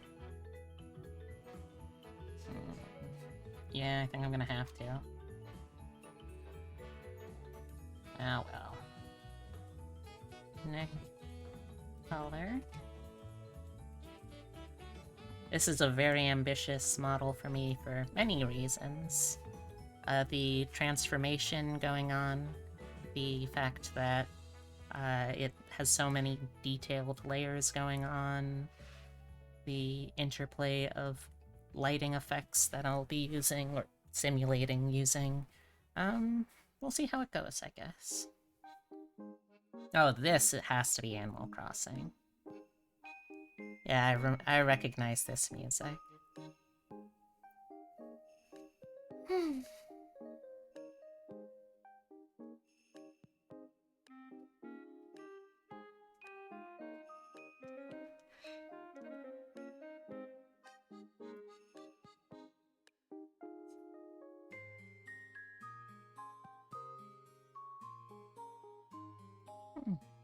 This is nice.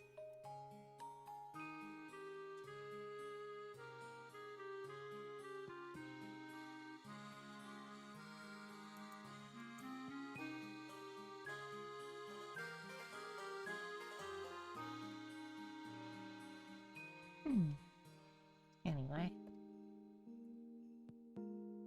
Okay, so this is the shading layer, right? So it can't be this color, that's another thing. Because otherwise it will just look like... okay, well, hold on. Let's go back in then and make this a little darker still. But only like part of it a little darker.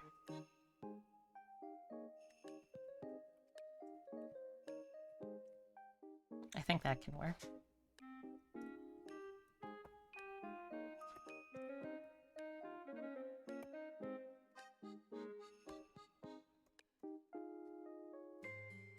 Okay, so let's get our airbrush.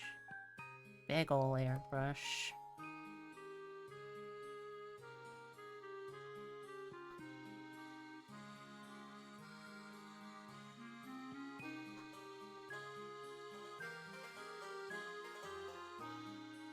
And so we'll be able to shift a little bit as she goes, but mainly I think that'll be the right color. Which means, I guess strictly speaking, I don't need it to be a separate layer from the color.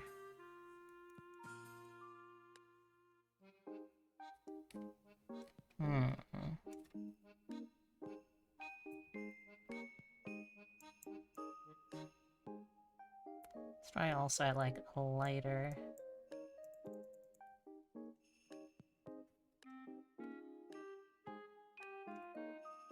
Yeah, I definitely like it with the lighter one.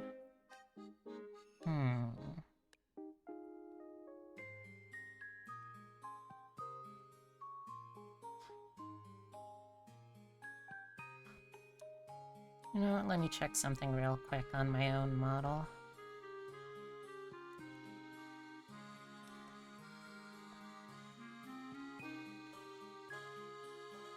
How did I do my neck for this one?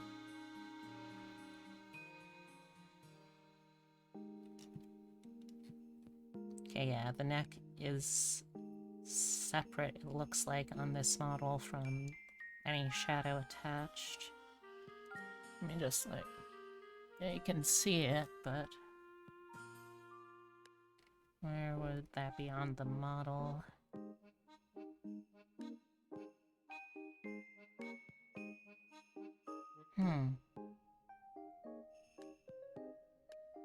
I'm not sure.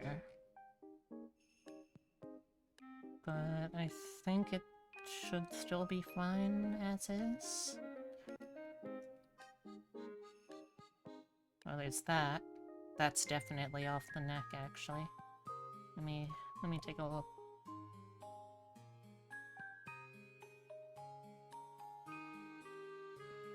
Yeah, okay. work with that.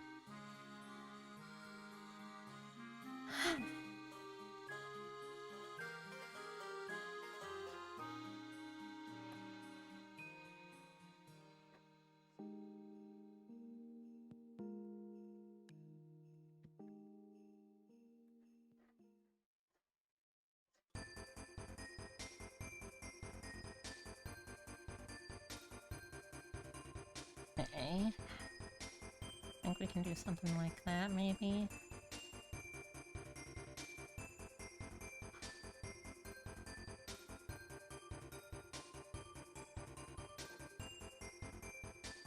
No, the thing is, this is also gonna go basically near the bottom of all of this. Excuse me, of all this stuff, so...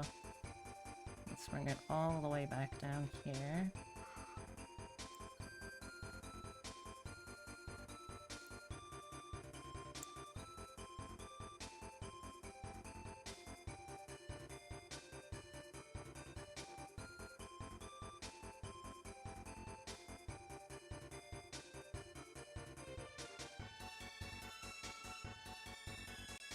Okay, so it's gonna look a little more like...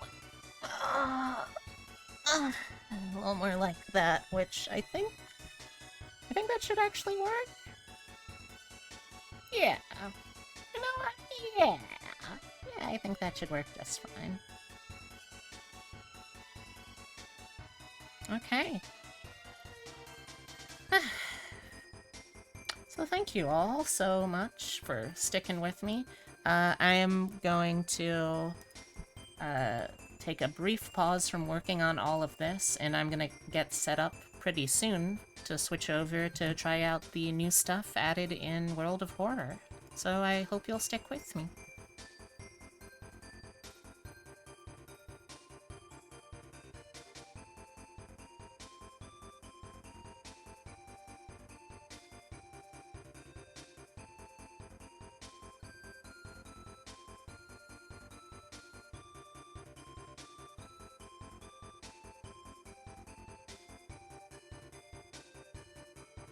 Mm.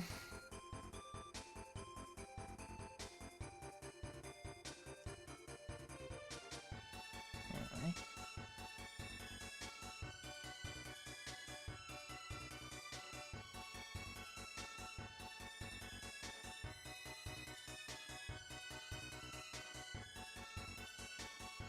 Okay.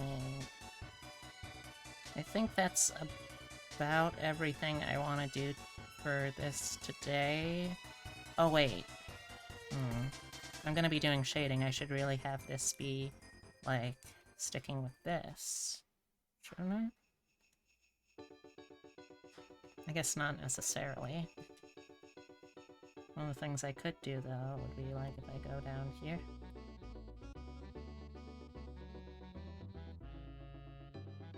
That could be kind of fun. A little fun, a little flirty.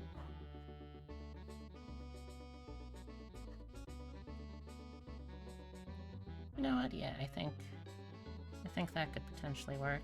But I do want to make sure, actually, that I am limiting that to just within there. You don't want to accidentally make it go way, way out there.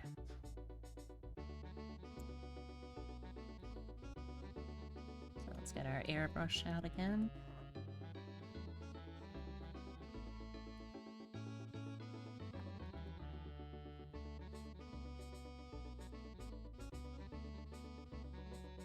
Yeah, I like that little, tiny little gradient.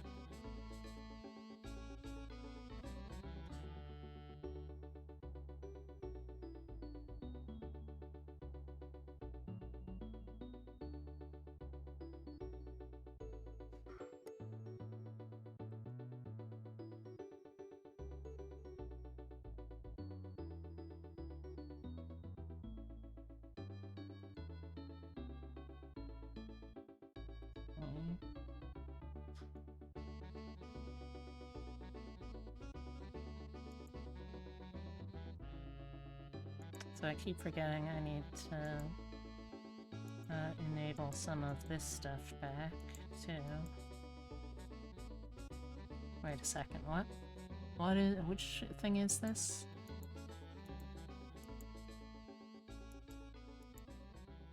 Hmm? What?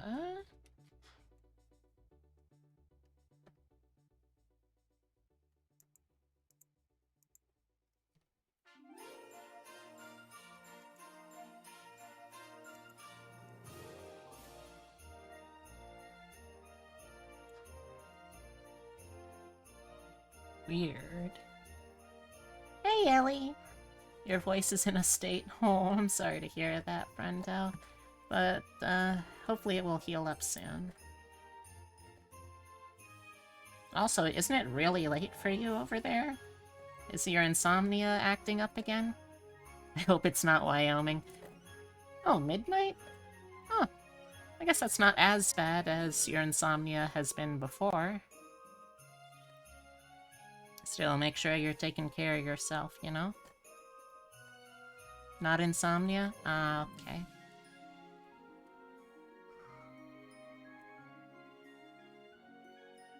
This is weird. I wonder why this wasn't made a part of these. You have to DM tomorrow? Oh, you're staying up late to get everything set up? I see, I see.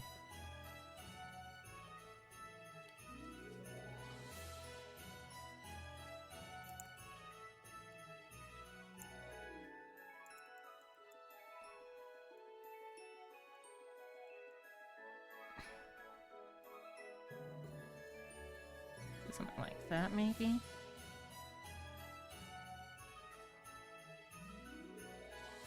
Yeah, I think that would look cool.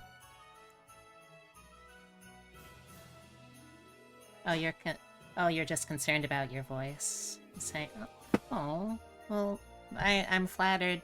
I'm flattered that I merit that, Ellie, but I do hope you're also making sure that you're gonna give yourself enough rest to be at your best tomorrow.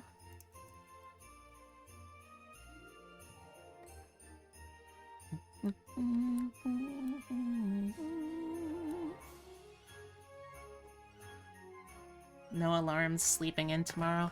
Excellent, excellent. Let's re-enable Booba.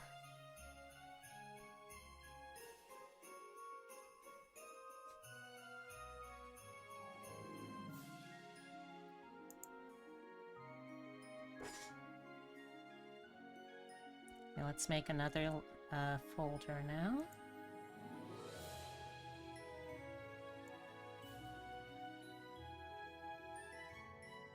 Mm-hmm.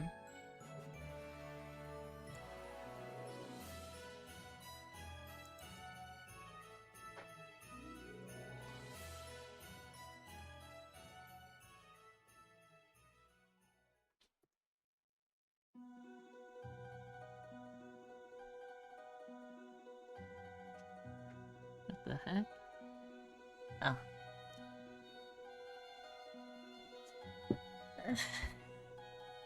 Also, I hope that you're still taking care of yourself too, Appy.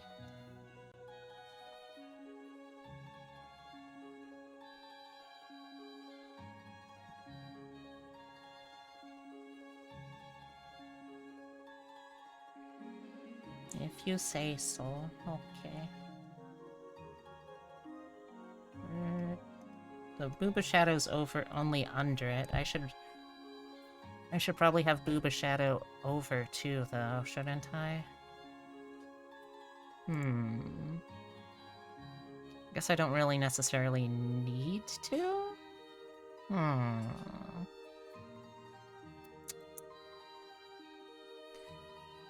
well, for now, I guess I don't need to think too hard about it.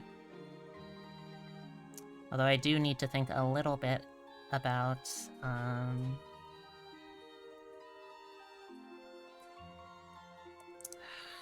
missed a little spot. I do need to think a little bit about shading up here now.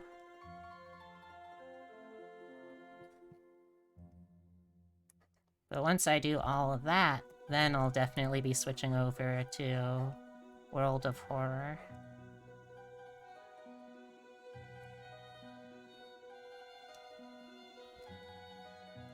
Okay, so...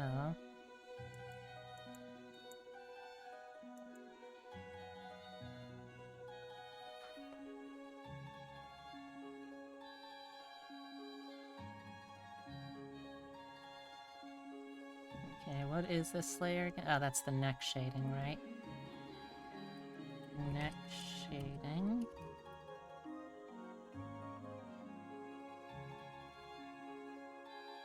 Let's start putting things in here too, just to make sure that they're consolidated.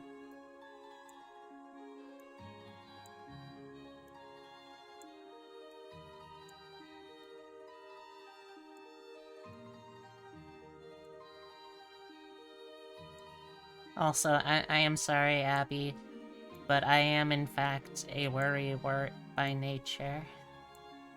So I will continue to worry regardless.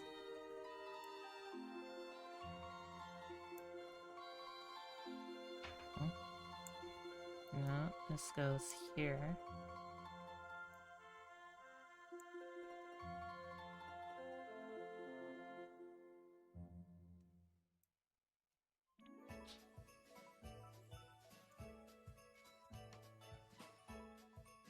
Neck and neck.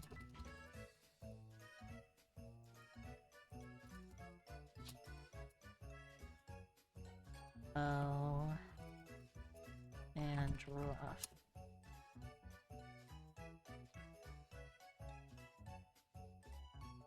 Okay, now there needs to be some shading that goes underneath as well, I think.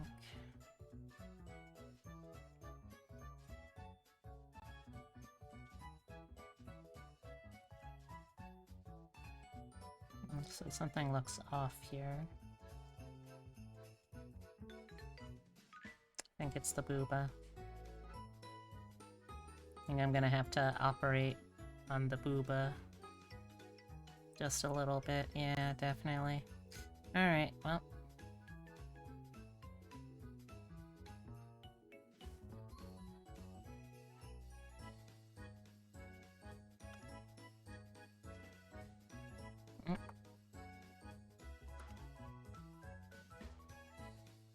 No.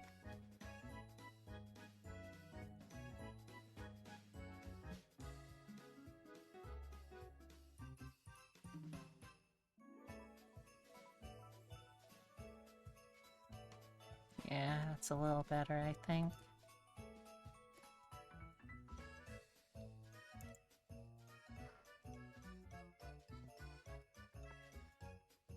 Maybe? Hmm.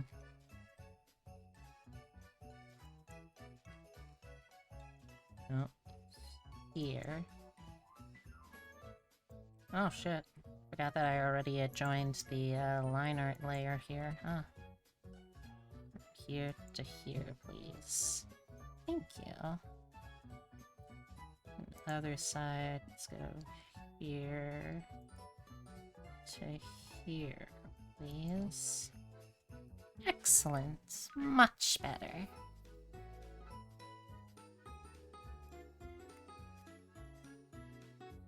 Yeah, that looks better. That looks better to me. Come on.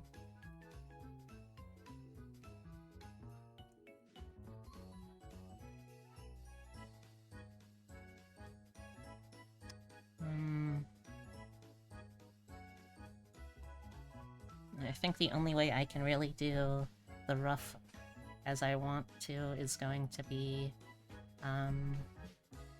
with a neutral blackish kind of shading.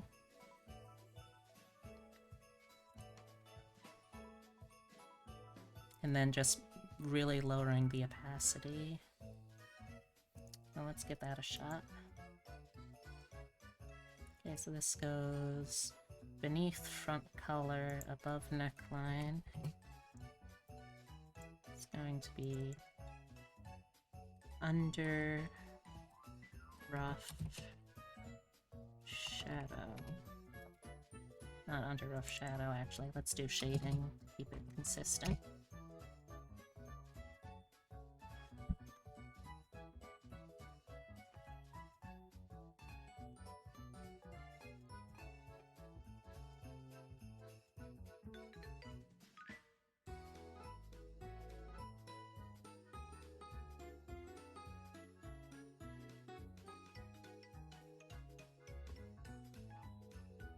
Nope.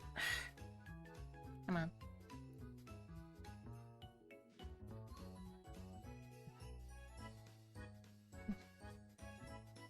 There we go. Then lower the opacity down to maybe like 50. Even lower. Let's do 45. Yeah. 40.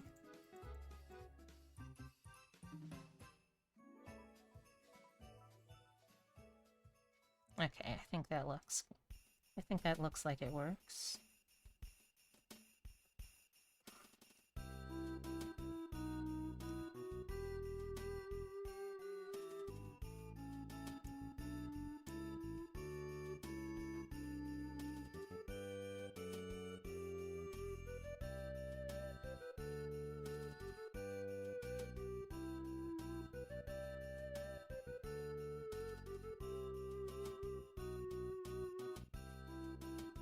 Wipe the bow shading real quick.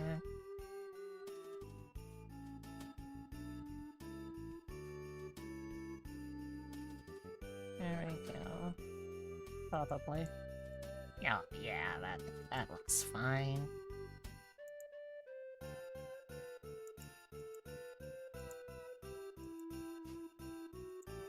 This is such a complicated mess of layering. But I am a sucker for complication, I guess.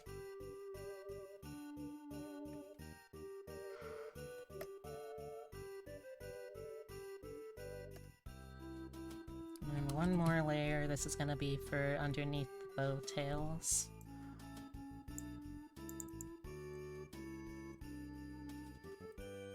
Bow tail shadow. And then I'll split it into the two separate ones.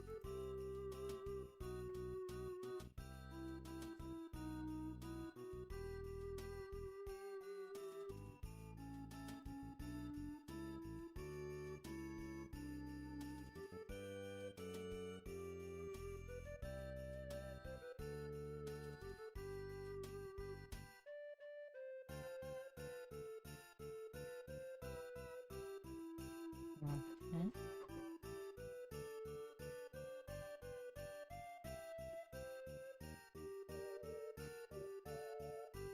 Okay, that's gonna be like... probably even lower than that, maybe... 30? Yeah.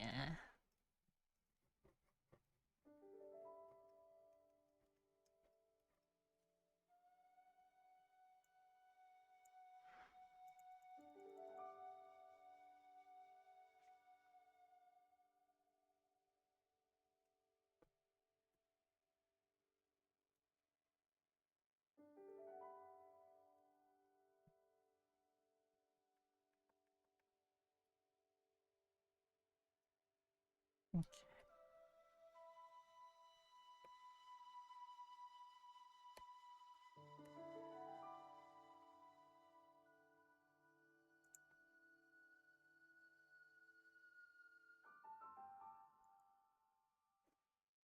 Okay.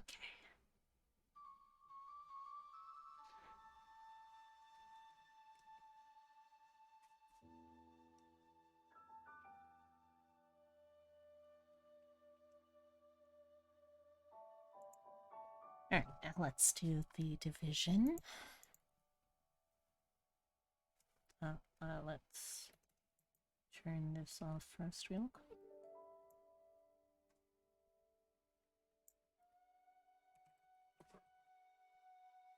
Maybe bowtail shadow. No. And this one's bowtail shadow. Oh. Easy peasy. scroll this on up. Come on, please. There we go. Stretch. Okay.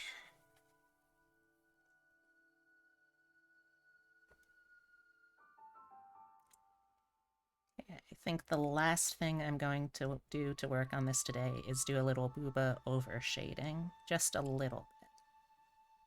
Just a little bit, maybe.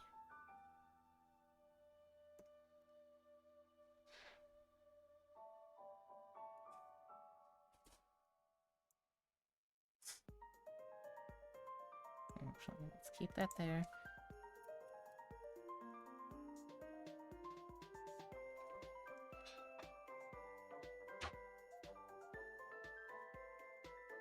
I think I know what to go for it. This is Pokemon. No, this is Kirby. What am I saying?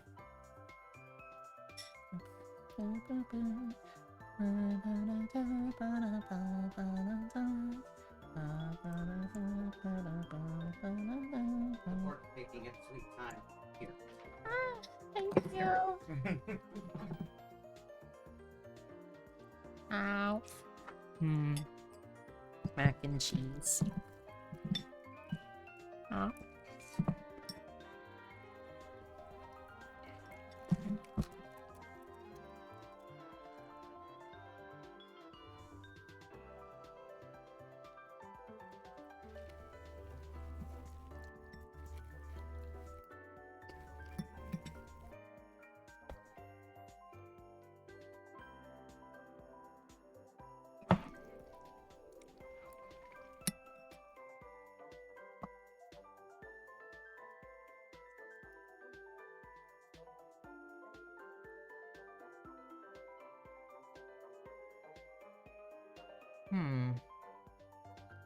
Actually, no. I'm not sure if it needs overshadow yet.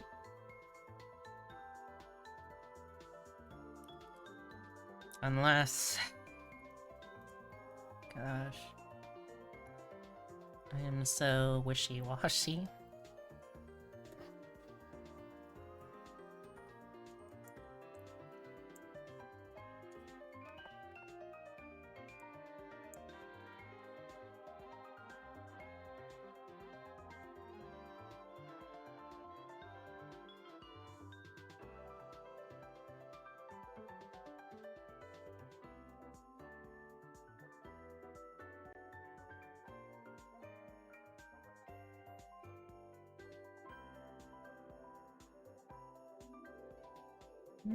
Let's follow by some of this. And then let's reduce the opacity around 50%, even lighter, I think.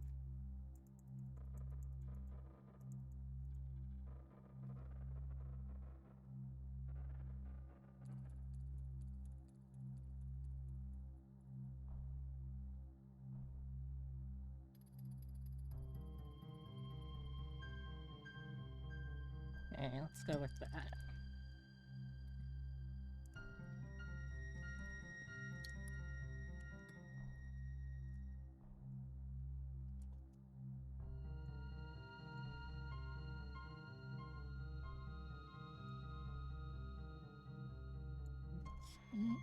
Oh, wait. Yeah. There we go. One of these. All this. Booba L over shadow.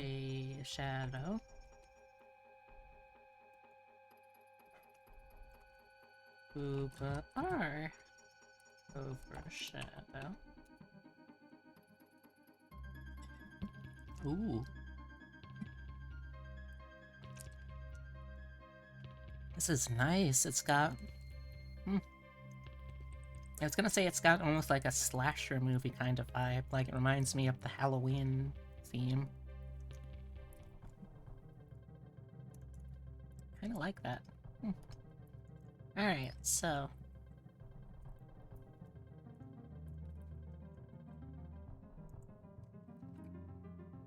Okay. I think we're good on this one for today, gang. I'm gonna close up on this, and then we're gonna switch over for a little bit. Oh, nope. Excuse me. Let me put away my tablet, not myself. Okay.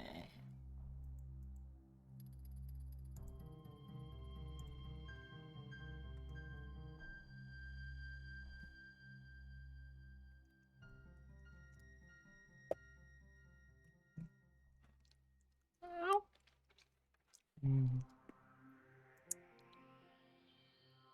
Okay.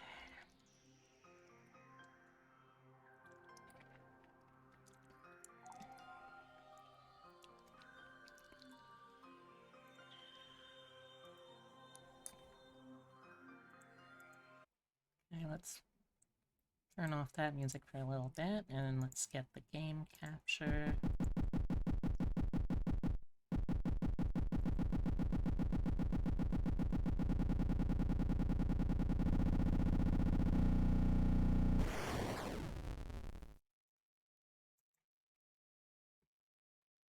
No, not that one, please.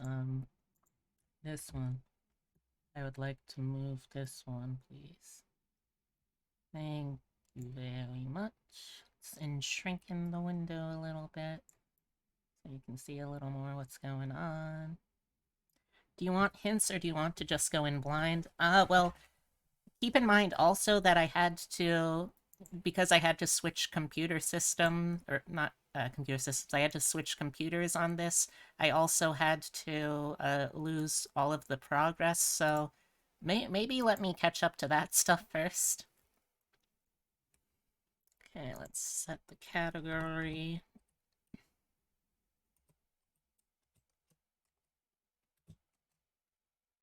World of Horror. Oh. Oh.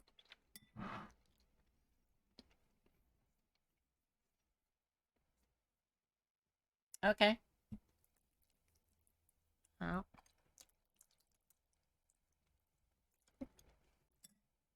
Alright, let's see. Let's do that. Update. Over here, options. Let's turn on the sound.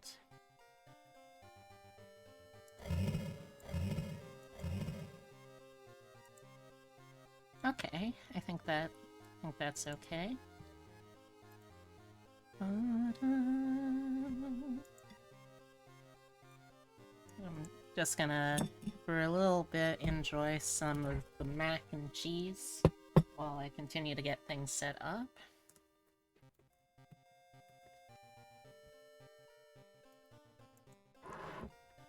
Ow. Oh.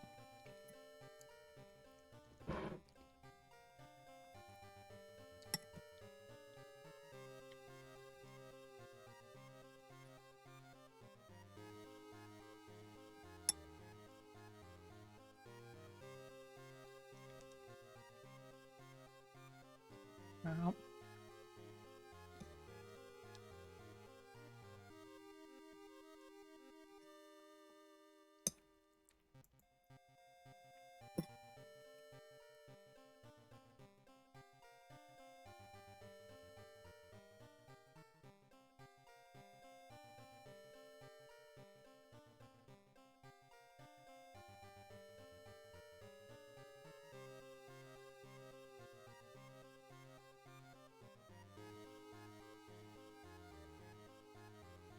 Mm-hmm.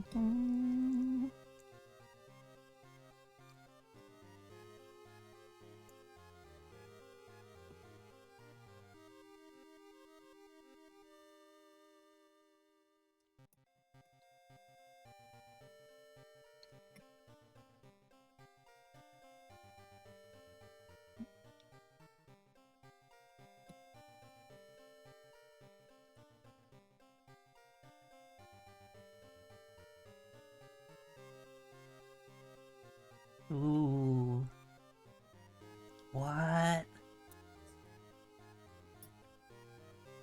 Sorry, I was just looking at the, at some World of Horror stuff, and I'm looking at custom characters people are making. They're really good. Hey, Scarth! How you doing? Hope you're having a good one.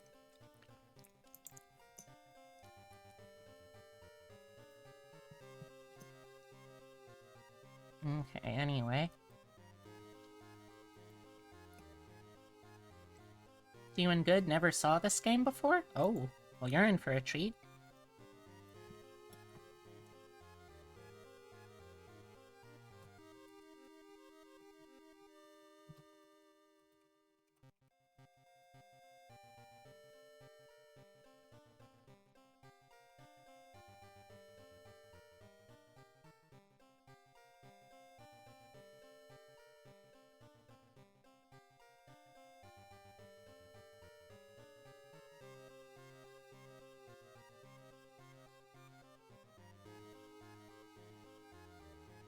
So, this is a 1-bit point-and-click adventure where you play the role of a investigator with, the mysteries with a world of mysteries and eldritch horror inspired very heavily by the works of the, like, cosmic horror genre authors, and also by, let me see, and also by the artist Junji Ito.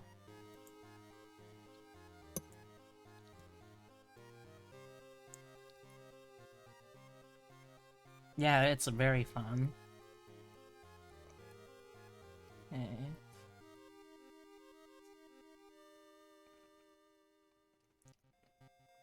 Okay, let's see, I forget how it is that I... 2-bit mode. Ah, there we go. Let's see what color palette we want to work with.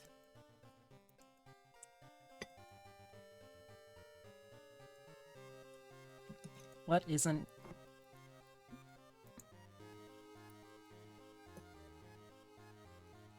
What is gonna work?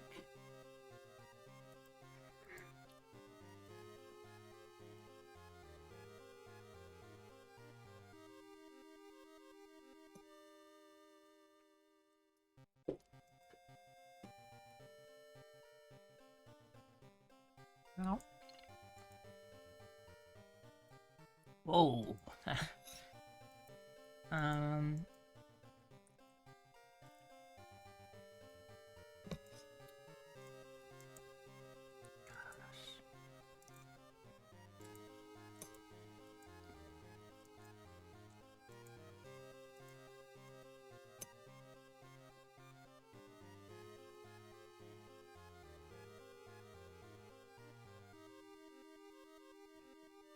I think I liked... Sorry, Heavy.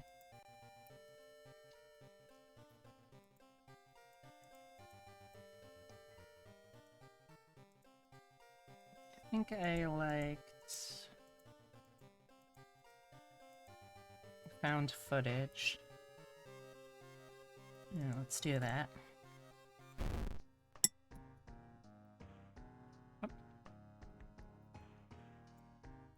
Challenges? That's new? Oh, we're jumping right in. Okay. Right. Oh. Whoops. Okay, well. That was a little bit of a clash. Not clash, sorry. Crash. Let's just get this booted back up again. It is still in open beta, so... let's just stick with... Damn it. Sorry. Yep, sorry, that was also my mistake. I picked the wrong option, so then I had to jump through it. I promise this is actually a very well-made game. I promise.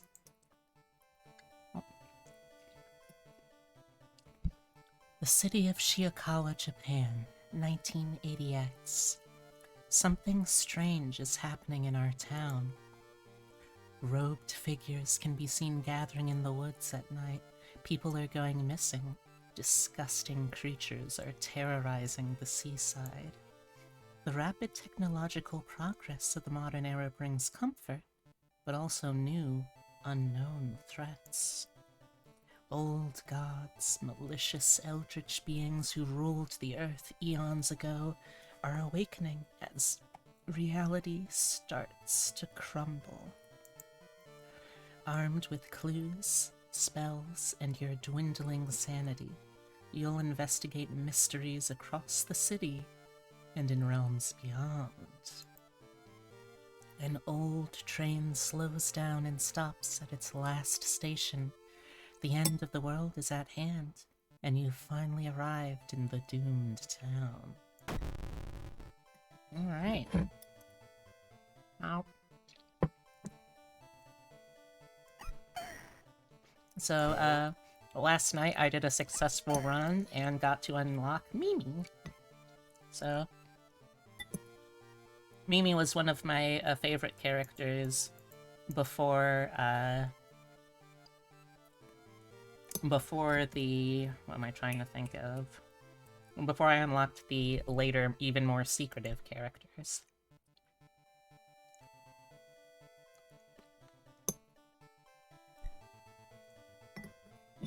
Ow. Okay.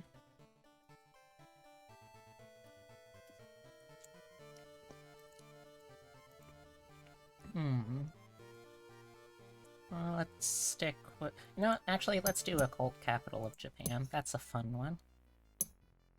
Oh. Somewhere, a group of people gathers, trying to awaken their master. Aw, shit, I got big again. Sorry.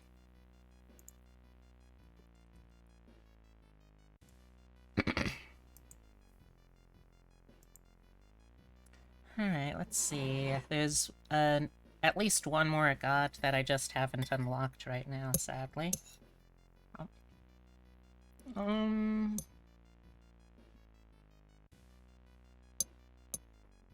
Let's do Yolazak, the Towering Eye.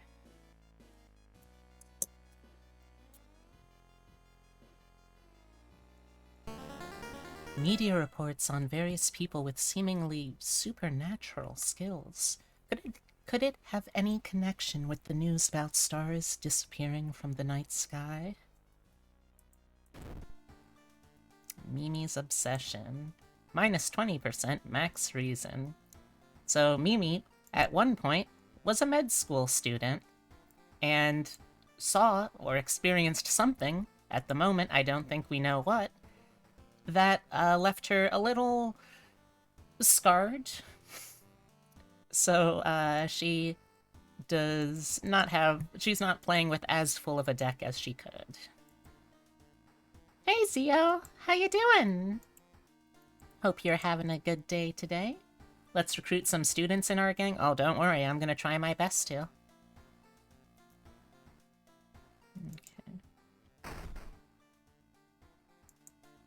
Okay. Oh, right, I forgot. Finally, at last, my hand is complete.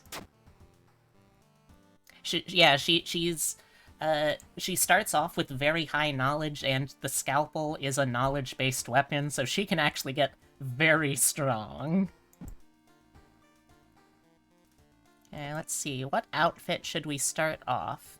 So we've got Nurse, Tank Top, Pop Culture, Good Girl, Surf, and Actual Nurse.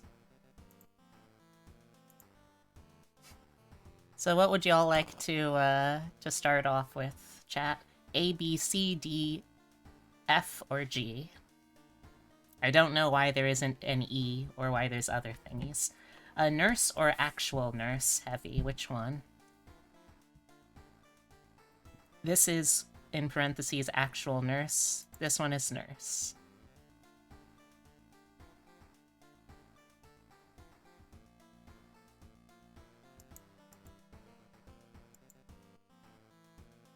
Alright, I'll just go with nurse then.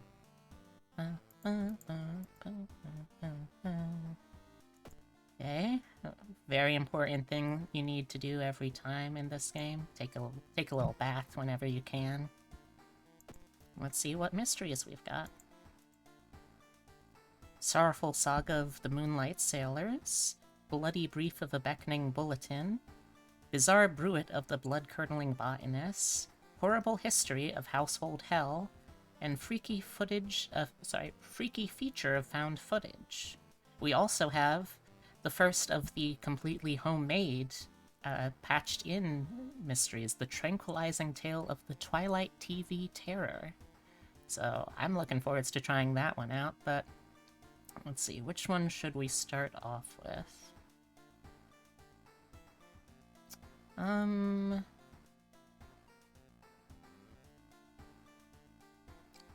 Let's try...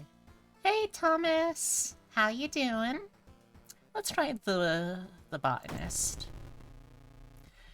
Your neighbor asked you to help. Her husband, Shiro-san, has gone missing.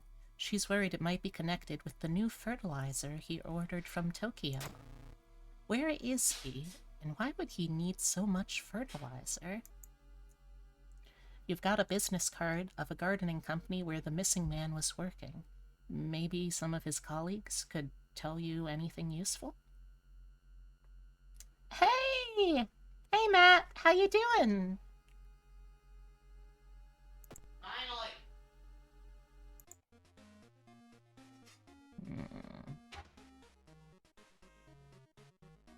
You know what? We might as well have this. It'll come in handy later. Hey, dear, are there any Macs left? Yeah, a lot of that stuff. I need 2 boxes. Yay! But they're not in dorm still, I don't know. I'll take it anyway. Doing good? Vibing in the Final Fantasy XIV Fukyu? Sorry, that sounded... The joke was gonna be that every word started with the F, but then it just sounded like I said fuck you, which... that seems kind of rude. Alright, also, I need you to serve yourself. Oh yeah, I'm going to. I'll be right back, chat, but as requested, Zio, I am going to recruit some students. Or at least try to. Small town. What?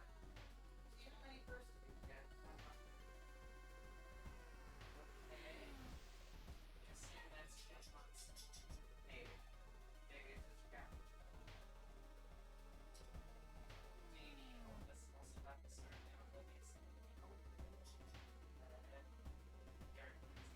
No, I want to do that too as soon as I'm done.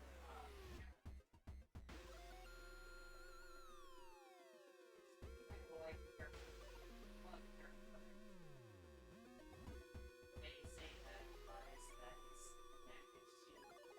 Same. Alright. Four.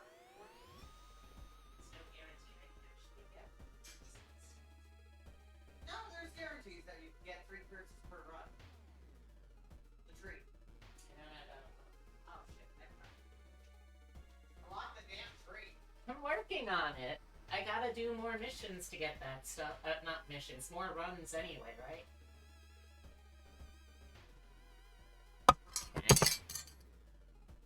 I am back. Tell me how you really feel. Oh. Alright, how I really feel. I think you are a very entertaining and engaging streamer. And from what little I have been able to, you're a pretty fun person to hang out with. So there.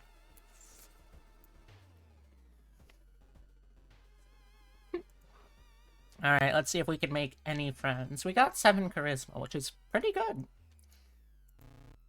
No? Yeah? Yeah?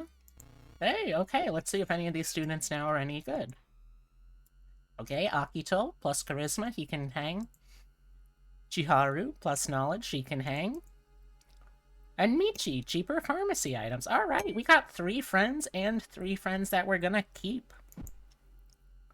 That's not often that you get those. Alright. Ow.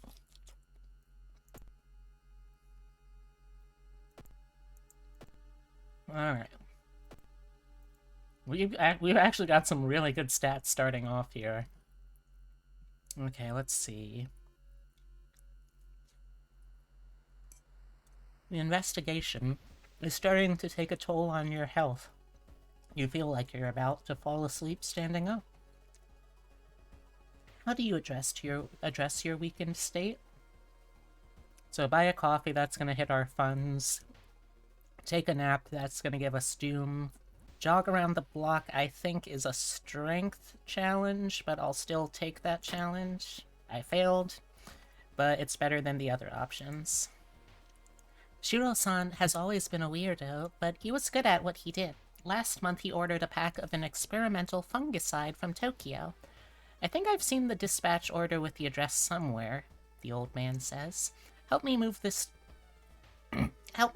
dirt and I'll look for it. Okay. Oh.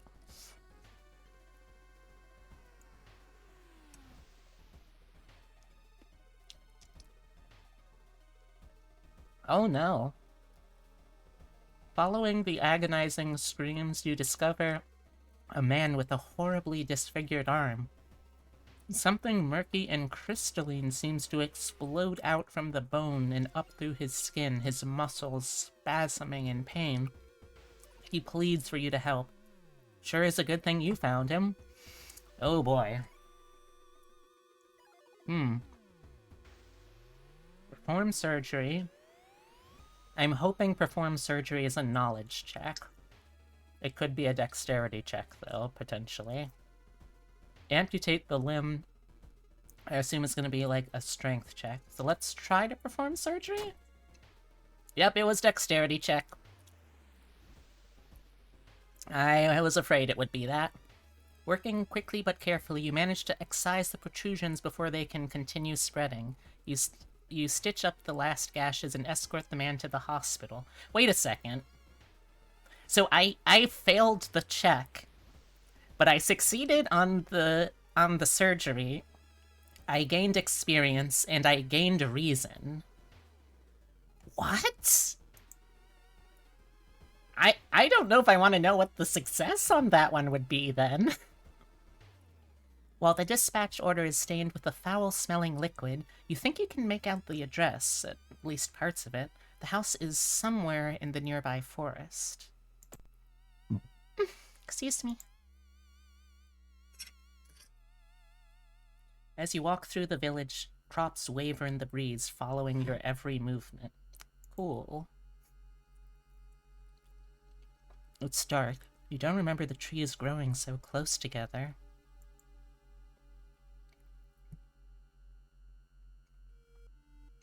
Well, this is a strength check, but I don't have a choice, so... The suspicious group you've been following is gathering in a nearby forest. They're enacting some sort of a ritual in a clearing up ahead. The only nearby vantage point is a large rock. Oh, okay, we succeeded! You manage to see some of the faces and hear the names of the group. Cool.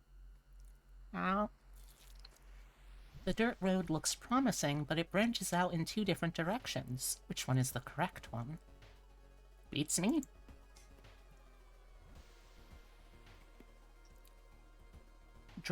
Drooping tree branches hang over the path, framing it in an almost macabre way. It's almost inspiring?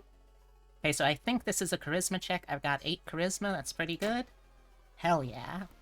You get completely lost in your thoughts. You wander around the woods for a long time, but you're sure you have some new leads in your investigation. Awesome. Oh. Oh.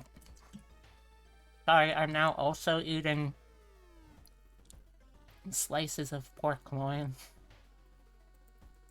Oh, oh, oh, oh. So,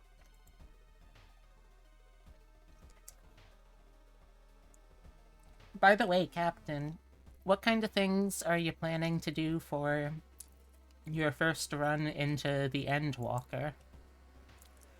Sorry, the Enderman. You stumble upon a half-eaten deer carcass. Grody. Oh. Dark forces scheme against you. You don't know who you can trust anymore. We get a curse. Branded. Chance of raising doom each investigation. Ooh, that fucking sucks.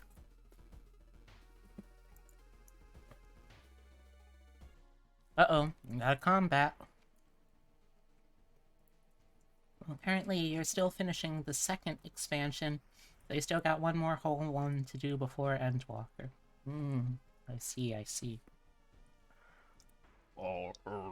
Master, come and we all can bask in its glory. Cool. Cool. Okay, can I do one of these, and dodge? I cannot. Okay. Unfortunately, I do have pretty low dexterity, so I can't do that combo at all. Maybe two of these, one of those. That's probably as good as I'll get. Okay, let's see. Maybe you don't want to be the Dragonborn. Maybe you want to go glitch underground and rob a guy hundreds of times. Exactly, yeah, like... I don't know how you would do it, but I want a game where you can have the option to either do things that will meaningfully change the world of the game around you, or to just kind of futz around and be the NPC that you've always wanted to be. This fight is not going great for me. I think I'm gonna have to start switching it up.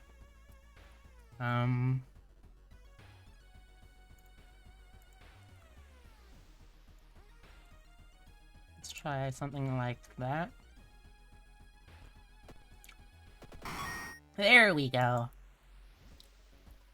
Oh, thank you for the hot hat.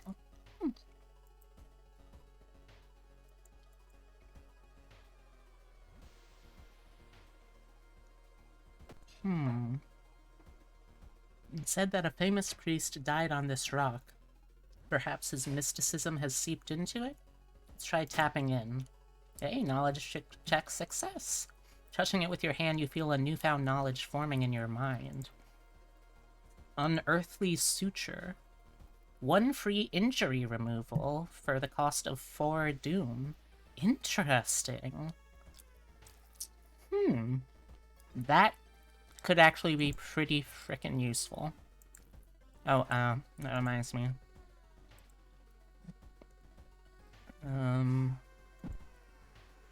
Let me forget a spell so I can get some reason back. Okay. Oh, wow. That's a good name. Thank you, Wolfman Pyres, for joining the Warren. I hope you enjoy it here. While wandering through the woods, you discover strange carvings on one of the trees, and by the look of them, they were made recently. Could they be connected with the current mystery? Hell yeah. You're certain the missing people were here. You're on the right trail. Oh. Oh no. It's these guys again. You follow the faint sound to a telephone pole. The moment you notice giant hairy balls underneath it, they start to twitch and rise. I fucking hate Totoro. Look at this smug piece of shit.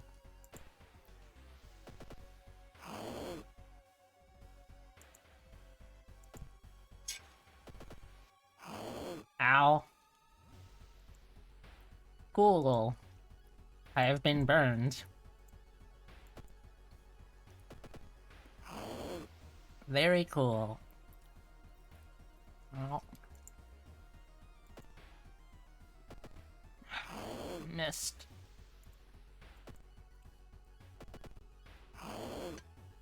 Okay, let's see. Alright, I can kill it now. There we go.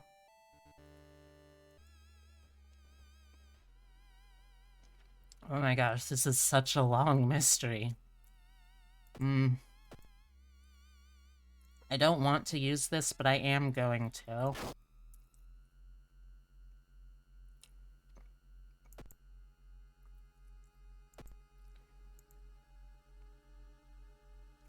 Okay, why didn't it do it?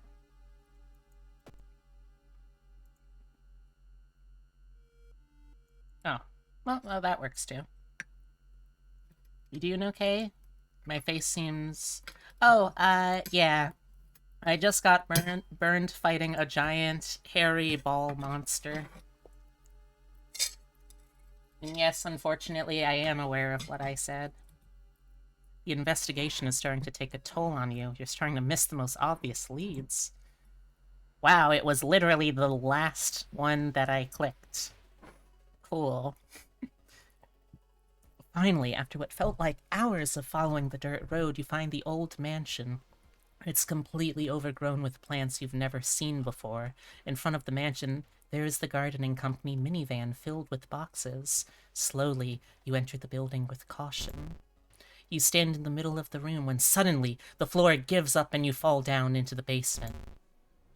Falling through the hole in the floor, you find yourself in an overgrown basement. In the corner lies a man you recognize. It's Shiro-san, the missing gardener. You must help him escape this cursed place. Okay, so... just gonna lead...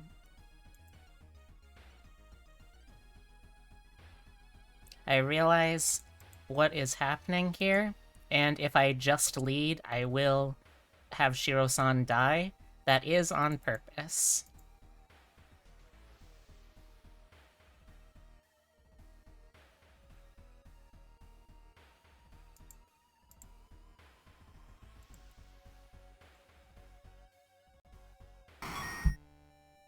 Because that's the easier way out of that situation. Vines whip you, covering your exposed skin in deep lacerations. You cry in pain, dropping the body of Shiro-san. There's no way you'll be able to save him. With heavy heart, you run, leaving the man you were supposed to protect behind. So here's the thing, though. Overall, I still got net doom loss, which is good. And it's not as much as I'd like, but it'll have to do. Okay, what do we got? Exploring the seaside location has a chance of inflicting the drenched status. Interesting. That's a new one that they added this patch. Yep, got a level up. Let's take that level up. Let's see, we got plus perception, plus charisma, or plus knowledge. Geez, those are our 3 best stats. Ah, geez. I guess since knowledge is also our combat stat, thanks to scalpel, let's just make that insanely, sickeningly good, you know?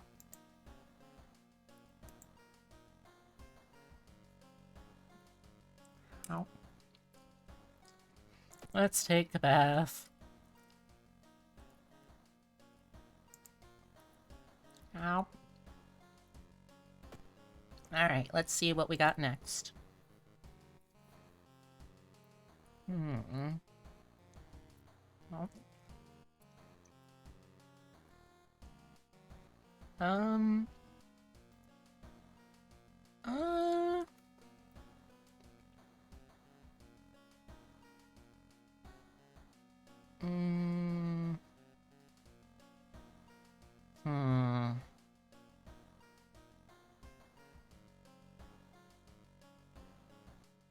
Let's do this one next, I suppose. There are many old mansions around this town. Manor is one of them. supposedly haunted by the family of 4 who disappeared without a trace one summer. But is it the only tragic event that took place there? Let's find out. Investigate the seaside twice to complete this quest. Okay? Friends you've talked with are not sure where the mansion itself is located. You have to find the mansion first. A trip to the library might shed some light on it. Okay. Ow. Oh, cool.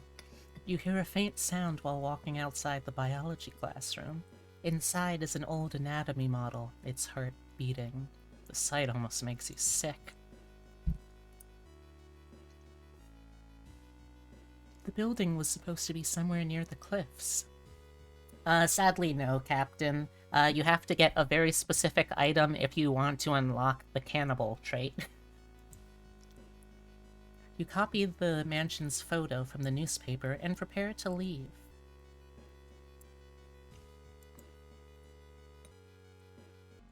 Uh-oh. Hearing footsteps behind you, you realize... oh, this is... look at this, spelling error. Hearing footsteps behind you, you realize... It's unfortunately not even an error. It's just... Look, English is a weird language.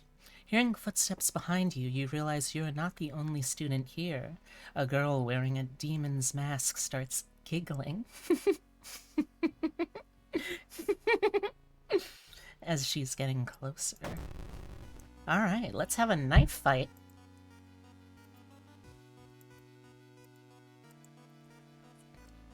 Heck yeah, I'm fast enough to dodge and have a special attack now.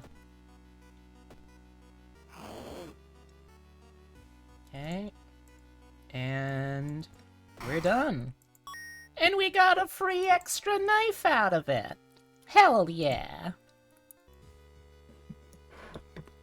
Needs a comma? Yeah, I think a comma would definitely have helped. Ow. You know, I'm sure that's... Sorry, got a hair in my mouth. You know, I'm sure that's a mechanic that they'll probably add at some point, but I don't think that it is yet. The waves lazily wash on the shore. You take a deep breath. The fresh sea air clears your head. Wow, I am really racking up Doom fast because of this damn branding. It's been almost a year since a childhood friend moved away to another city. He left suddenly without even saying goodbye. In a recent letter, he apologized for the disappearance and asked you to remove the furniture from his flat because he wants to sell it. In the envelope, you find a key to his apartment. Search his flat with your flashlight. You shine your flashlight in the dark closet and something glitters at you. You grab it as the moving company enters the house. Okay. Okay. It smells of exotic... Alright, we just have a mummified heart for some reason now, I guess.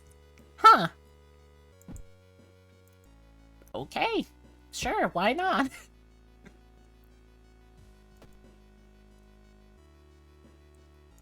Let me check something real quick.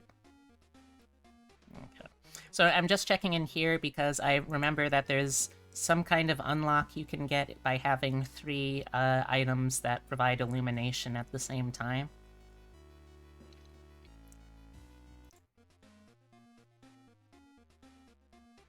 I don't want to risk getting more Doom, though.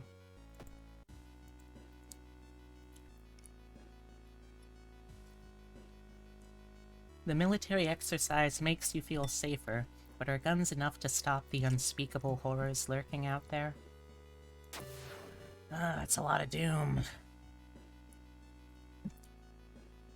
You've learned the cliff the mansion was built on is famous for its extensive cave system. You've decided to rent some books that might help you. You make it through the window. This is the abandoned mansion your friends have talked about. Let's explore it. Alright, so, oh.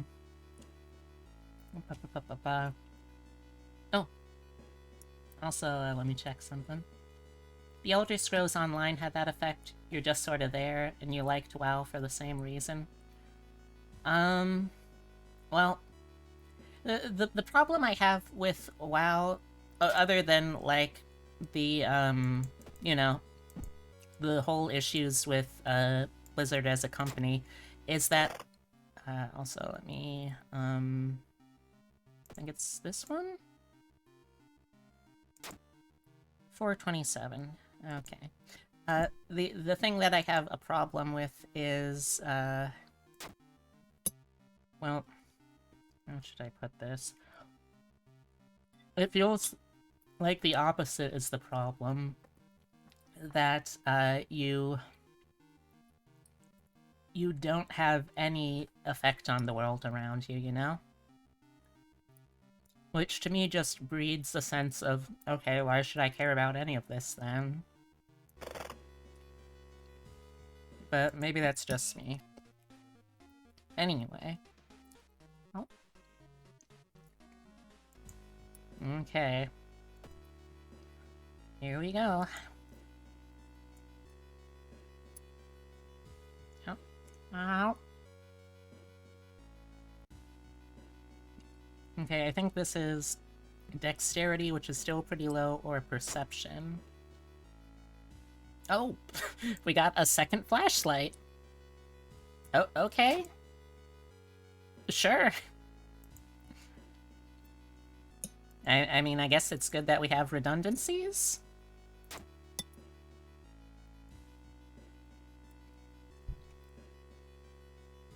Wow. We're in this abandoned house where we know people have gone missing, and I just decide to take a bath. Sure, why not?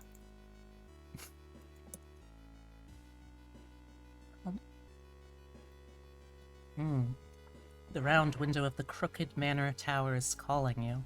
You feel your strength drain away as you stare at the bright light. Let's just get lost in the light. The blinding light is growing larger and larger. To your shock, you can't feel the ground under your feet. You prepare yourself for whatever is coming. Lost in time and space, you drift in nothingness until something pulls you towards the light.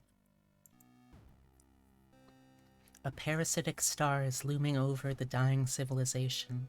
Is this the fate of our planet as well? Oh, shit! Oh! Oh, we got a katana! Oh. Last time I checked the mechanics of the game, the katana was, like, statistically the best weapon in the game. I have the power of anime on my side, yep. Oh. Inside a decaying nave, you find a keepsake from the ancient world. There's a humanoid skeleton wearing ruined armor. Its weapon looks strangely familiar. Yeah, that's a katana, motherfucker! Ow. Let me ask something real quick. Hey, Epitome? Are you here, Epitome? With my stat build, would the scalpel actually be stronger, or would it be weaker than the katana, considering the stats based into it?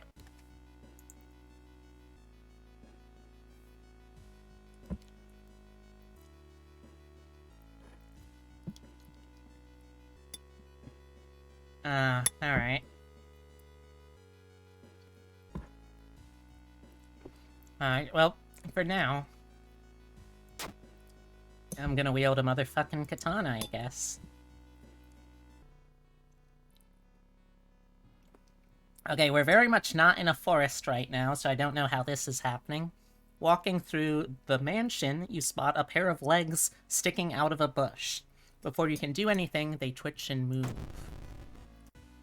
Oh, it's this motherfucker again, huh? Alright.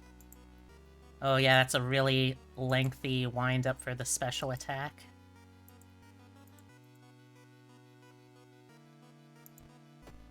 That is really strong, though. Holy shit, that was 13 damage.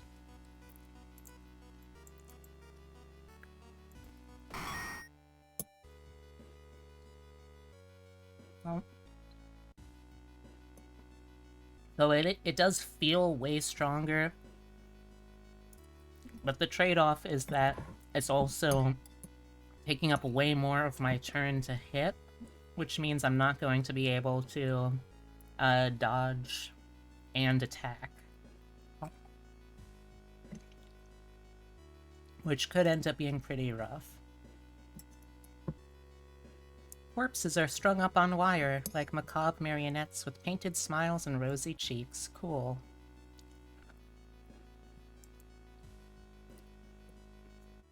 Well, it's a local legend about a heartbroken seamstress. One stormy night she broke into a local inn and stitched the unsuspecting guests together for final gruesome artwork. But that's just a legend, right?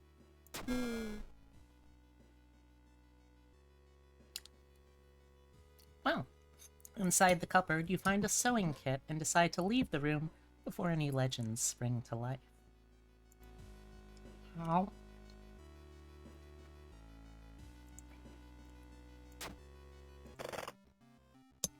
We got a sewing kit now, too. Cool. Ow. Also, thank you, Epitome, for helping with this.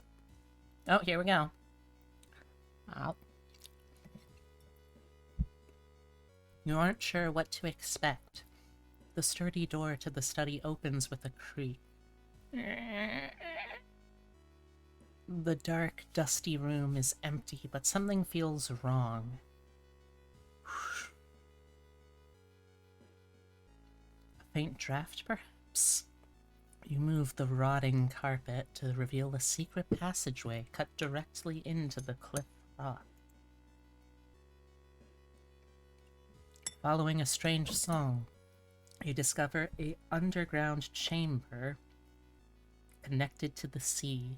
You can't find the source of the sound, but then it hits you. The acoustics of this place make the waves sound like the most beautiful serenade. Mesmerized, you step closer, excuse me, to the stone altar at the end of the room. Oh. Also, chat. Oh. How much would you like me... Would you like me to pick the ending that is, like, the most humane, or do you want me to pick the ending that is going to involve human sacrifice?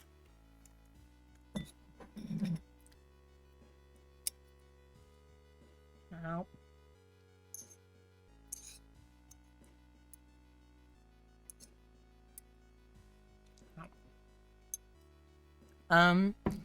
I don't really get to control who, but it would be, it would be one of these three, so either Akito, Chiharu, or Michi. I can't control who it would be.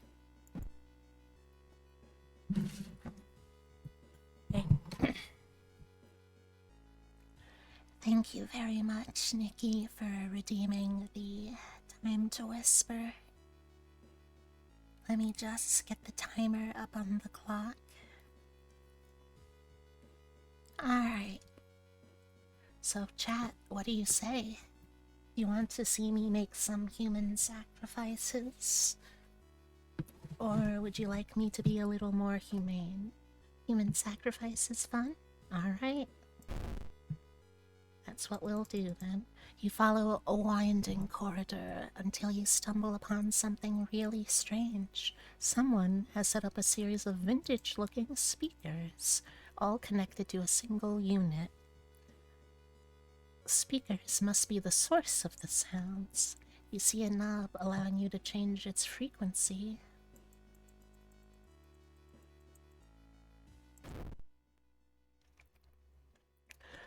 acoustics of the underground caves make the waves in the machine tone create a ghastly melody shaking you to the bone.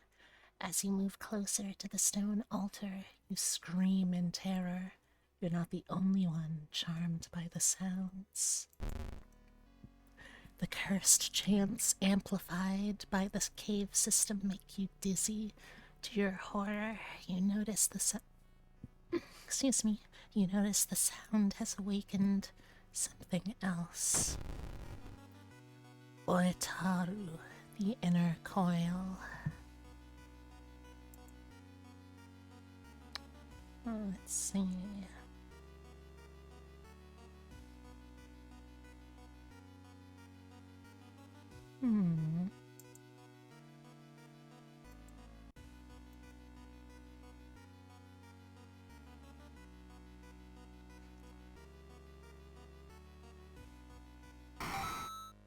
Alright, so we sacrificed someone.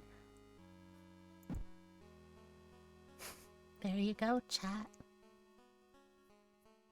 You throw student A onto the altar and stab them in the chest.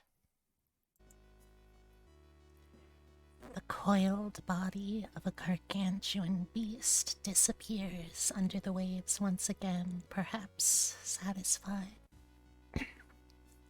You have a little doubt another family will try to move in the future and be lured by the beast, so you destroy the speakers and set fire to the whole mansion. Thank you also, Leon James Demetrius, for joining the Warren. Welcome, welcome. How was your day? Oh, what a cute little wiggly. I should really think about getting a wiggly of my own one of these days. I don't know how, but I should. But yeah, how you doing? Welcome, welcome.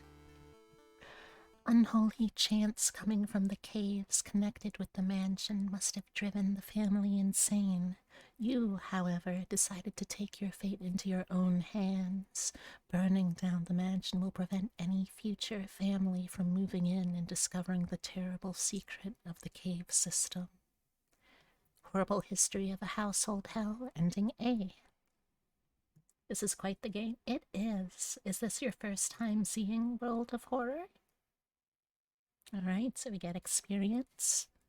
Even more experience. Reduced our doom. Got some health back, and time passes. Prepared for the worst. People are stocking up on everything, making it harder for you to find what you want. All shop items cost 1 fund more. Ugh, that stinks. Yes, it is indeed. In fact, if you get lucky, you can even meet the man himself in the game. Ooh. Let's see. Getting damaged in combat grants a small experience bonus. That could be useful, actually. Or quick thinking. I'll stick around to see the gameplay. Nice. Alright, let's see. I think I want to go... I want to go more dexterity and fast learner. So that way we'll have a little better chance of dodging and getting more actions in combat. Sorry, my whisper got a little away from me there. Alright, and on to the next mission. Oh. And thank you very much for redeeming the whisper, Nikki. Hope you enjoyed it. Just gonna move my dishes around a little bit before we get back in. Alright, let's see. So we have A Sorrowful Saga of the Moonlight Sailors, Freaky Feature of Found Footage, Bloody Brief of a Beckoning Bulletin, and it doesn't look like we have the option of doing the secret, or not the secret, but the new mission that they added in here, so...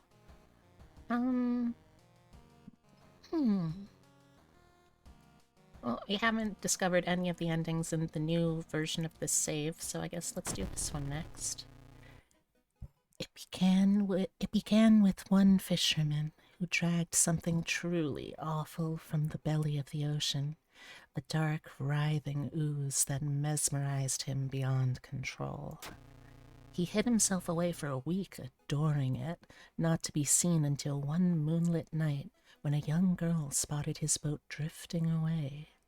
A single lantern swinging at the helm and the captivated fisherman singing eerily to his catch. Now more and more fishermen have begun to find the vile oozes in their nets, and one by one they're disappearing. Soon the ocean will have taken them all. Alright, you start your investigation, hoping to overhear some rumors at the fish market. Discard 2 items to complete this quest. Well, we do have a fair amount of items. We should be able to do that just fine.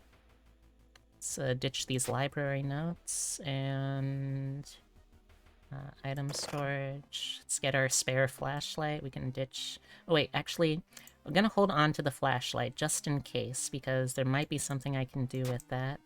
I know that there's an achievement that you can get if you have 3 light sources in your inventory at the same time. So instead I'll discard the steak knife. You couldn't find the nets and hooks prepared for the big hunt. What you did find was a huge bonfire in the middle of the beach. You take a burning branch, lighting your way with you. Okay. So we now have a flaming torch, sure. Counts as a light source. Okay. Cool, cool. Let's tuck away my mummified heart for now. I'm hoping we won't need that. I guess we'll see. Let me see if I have this out. Does that count? Let's see. 3 light sources. And 4. I just want to see this one particular thing. I'm trying not to... Oh, 2 light sources equipped in the same time. Alright, okay, so I can do that easily now. Yeah, let's do that real quick. Torch. Equip. New achievement unlocked. Hell yeah. Oh, dang it, sorry. By the way, Epitome, did you find out about the damage calculation? Would I be better off with the katana or the scalpel?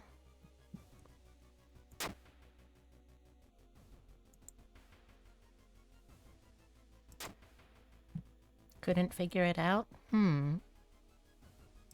Let's see. It didn't say on, like, the wiki?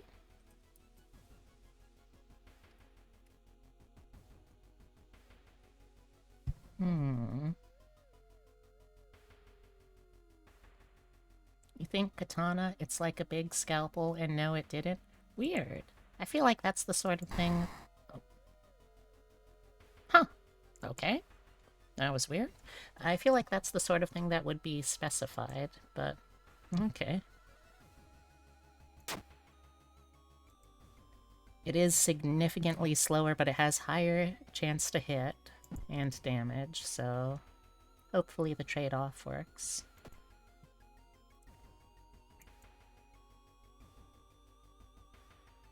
It's getting dark as you arrive at the cemetery, and shadows move in fantastic and unaccountable ways between the tombstones. Finding the right grave may prove to be a challenge, especially when you feel the gaze on your back. Confront the stranger. Yes! You whirl around and see who's behind you.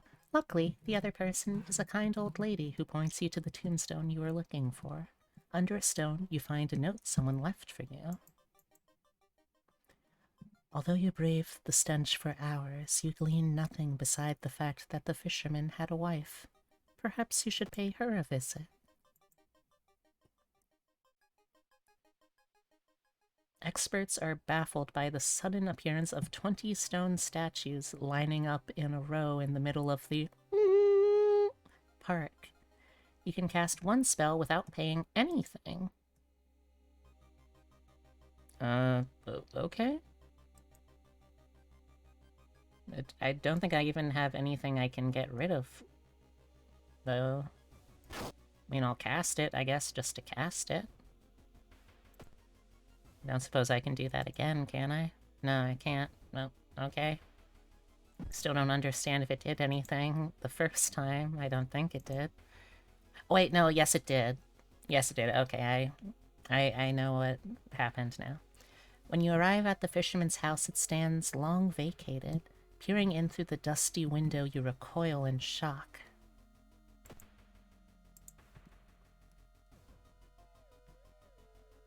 You enter the art workshop. The room is cluttered with half-finished sculptures and bizarre masks hanging on the wall. One sculpture strikes you as eerily realistic.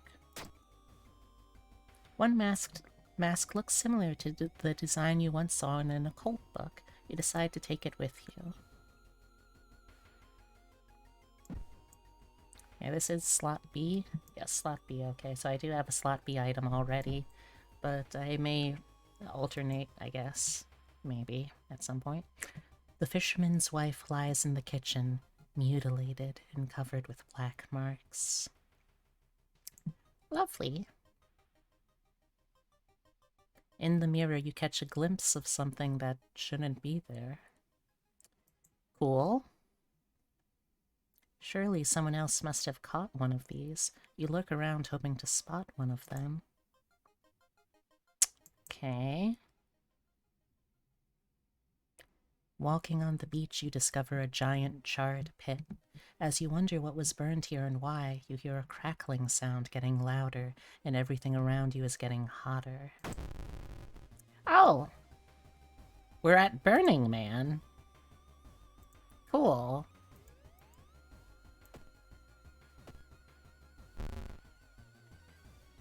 You stop spewing fire at me, you rude, rude man.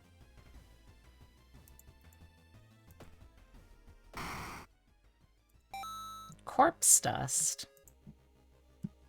Huh. The young man has glassy eyes and mumbles his replies between caressing his catch.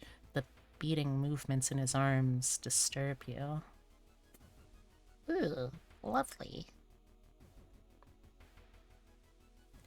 Ocean is hungry. You're stopped by a person with a knife. They look incredibly sad. It wants me, but I'm afraid I'm too much of a coward to do it myself. Can you help me? We've got a pretty good charisma. Let's try to talk them out of it. Yes. After a long conversation, they hand you the knife and thank you. Hell yeah. So we now have a ritual dagger too, which, well, hold on. Need to rearrange my inventory a little bit. Put that there. That there. Got the ritual dagger, which is also a knowledge-based weapon, and it has the chance of recovering reason every time you defeat an enemy, which it's only a small chance, but that is still a useful trait. I do, however, have one of the strongest weapons in the game right now, so I don't think I'm gonna use it.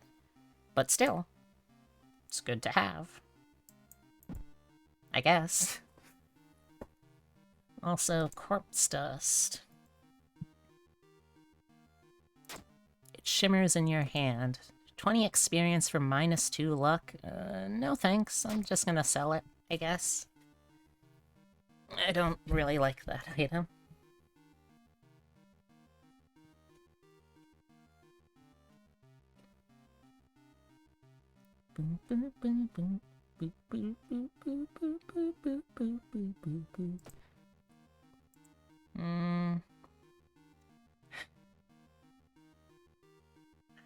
It's the kind of thing that, like, I can't remember an enemy in this game that is a vampire, but if I do run into one, I'll feel like a fool if I don't have it in my inventory, you know? Let's have the sewing kit just in case we need to heal. Already here. Despite your best efforts, you feel like the neighborhood is starting to change. Location's threat level increases. Cool. You slip out at night and race towards the beach, terrified of what comes next. Okay, I'm gonna equip the torch for this next part, because if I recall right, I kinda need it. Wait. I don't think I did anything wrong for this one.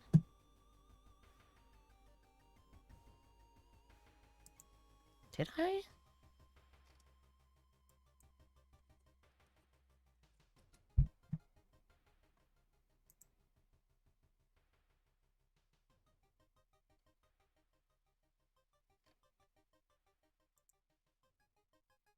Hmm.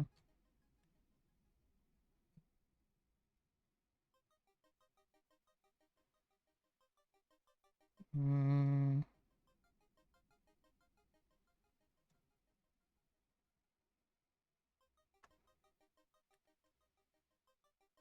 Okay, I think I can do this with the katana equipped. The full moon shines bright in the cloudless night sky. The ink-black ocean waves glimmer eerily. All the residents have drawn their shutters tight and locked their doors. Your footsteps are silent in the sand. The only sounds are your ragged breathing and pounding heart. You arrive at the water's edge, breathless. The possessed fishermen's boats fill the horizon with their light. Tiny yellow spots navigating across a dark ocean under a dark sky. You can't make out the figures on board. The whole section of the beach is black with ooze, slowly engulfing the bodies of the missing sailors. Right in the middle of it stands a lone figure. When he spots you, the ooze stops undulating for a moment before rapidly moving towards you, leaving the half-eaten corpses behind. This is why we got the torch. Throw that shit! You throw the torch towards the figure, and the ooze instantly ignites, quickly turning the whole beach into a burning nightmare. Devouring both the black substance and the corpses. The noxious fumes force you to retreat and find cover. It was definitely a close call. Too close for your liking. You're assured the newspapers will report on the goo, now dried up and looking just like volcanic ash tomorrow. Tonight, however, all you're thinking about is a hot bath. Sorrowful saga of the Moonlight Sailors ending sea. Alright. Now, the interesting thing also is, you would think in this game that, like, the higher grades are closer to what's supposed to be considered the true ending, but no, apparently the true ending for this one is actually ending C. Fetid fumes. Resting is less effective. Cool. So it's gonna be a little harder to heal. Sure, why not? Oh, I like that you get to keep the torch, too. Seems a little odd, but sure. Let's take a bath. Haha, yes, let's take a bath. Extra reason, please.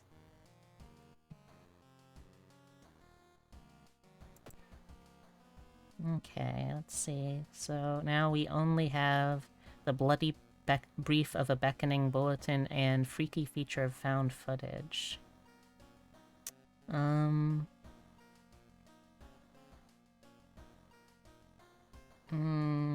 This one I think I can do relatively easily, so I guess let's try this one first. 3 students disappeared in the process of making a documentary about local folklore and legends of the nearby forest. Now, on the first anniversary of the event, a suspicious man has started asking questions. He claims to be a private investigator hired by the parents of the students. Except the parents of your friends didn't hire him. Who is he? And what did the students discover out there?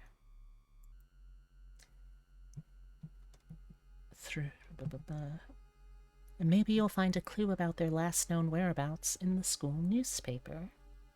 Well, let's give it a shot.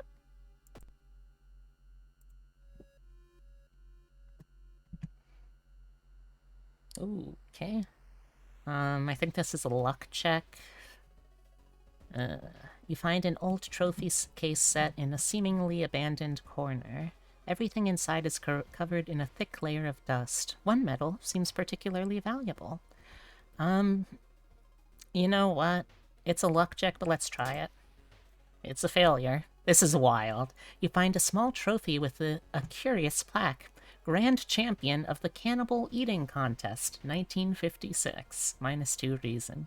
Now, do you think this means that they were the Grand Champion of cannibals, but cannibals competing within an eating contest? Or do you think this was the Grand Champion of people, of cannibals who specifically eat other cannibals?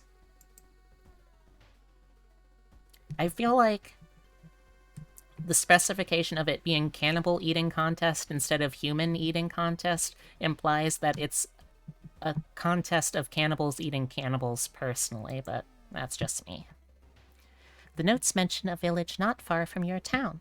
You decide to take a bus. Getting closer, you can't help but notice a large number of trees that have suddenly died.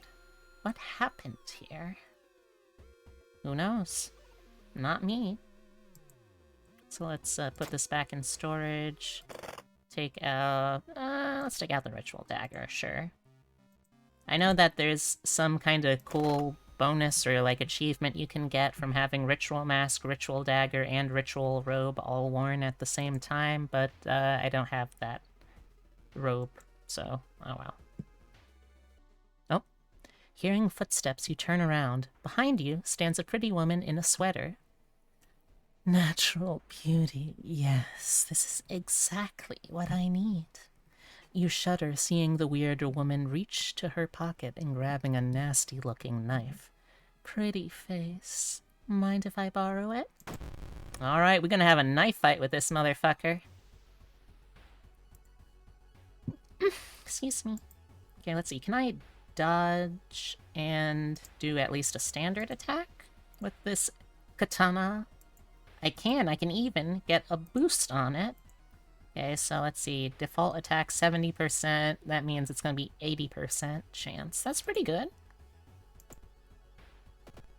Yep, we managed to knock her face clean off, which unfortunately also makes her significantly stronger.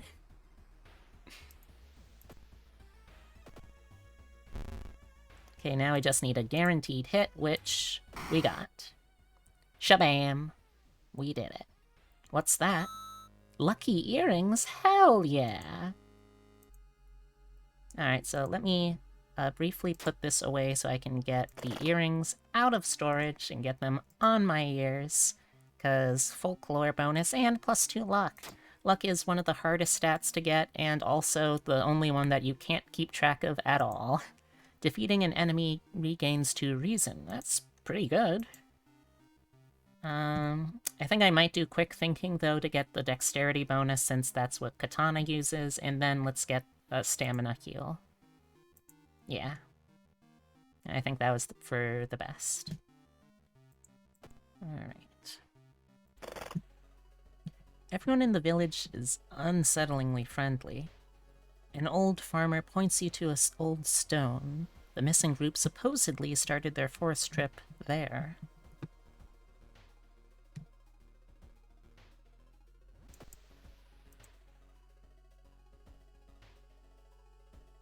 An old priest is performing a ritual to appease a local demon imprisoned underground. You're invited to join them. I think this is knowledge-based, and I do have 10 knowledge, so... Yes! Yo! And we got ritual robe! Awesome! That means we've got the full set now. You've read about the ritual. Following the intricate pattern of steps, bows, and claps isn't a problem for you. Once the ritual ends, the priest thanks you and hands over an item. Yo! Awesome! You know what? I'm gonna see if I get any kind of bonus right off the bat having all of these equipped at once. I feel like that's a thing. I feel like it's a thing.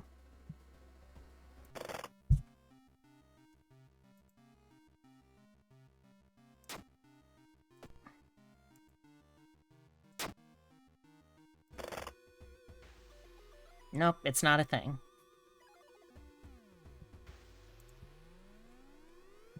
have sworn there was something I could do with this.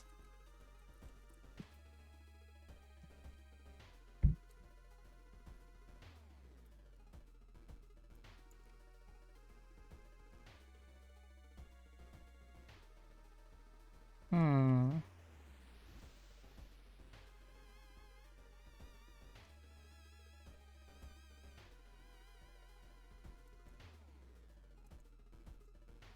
No, I guess not. Huh. Weird.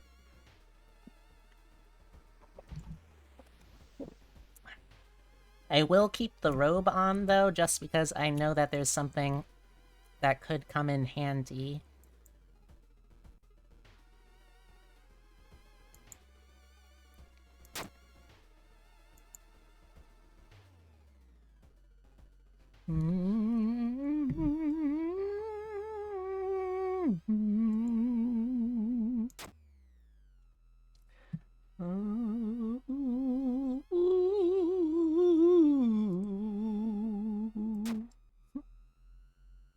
Let's get our lucky earrings back out. Now, I'm going to keep the robe on for a little bit, just because I believe that... I know that there's an event that you can get, and I know we already got it, but if I get it again, which I think might be a possibility, I can just use the robe to get the other option. The trees overhead block the sunlight, and you begin to feel gloomy. Oh, that's sad. Parasitic organism burrows under the bark, undulating slowly. All nearby trees are connected underground. The main branch leads east. You make a mental note to avoid the region. You find a pile of human teeth lying on a nearby rock. Cool.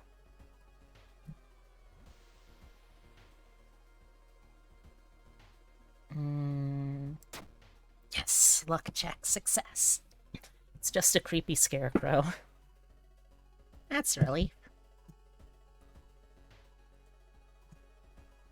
Oh, excuse me.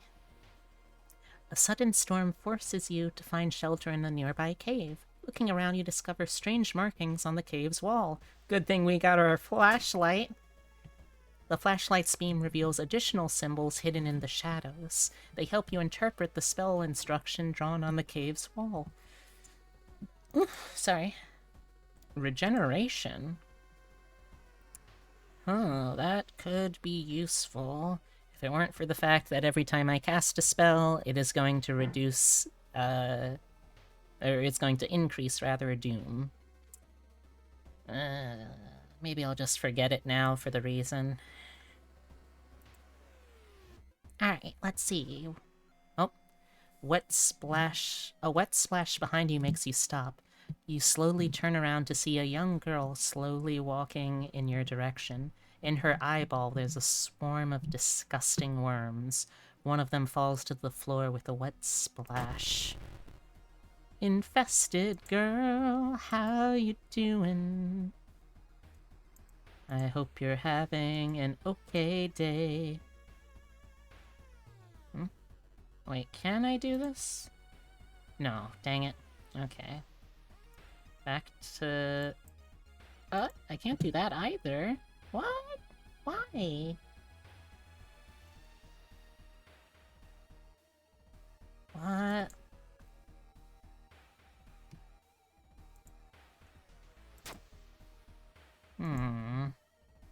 I was able to before. Oh, it must have just been the normal attack. Yeah, that must have been it. Oh well. Ugh. Coughs up a handful of worms.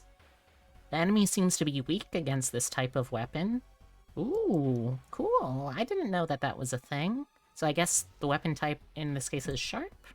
I assume. Ooh. Okay, that worked well. Sure.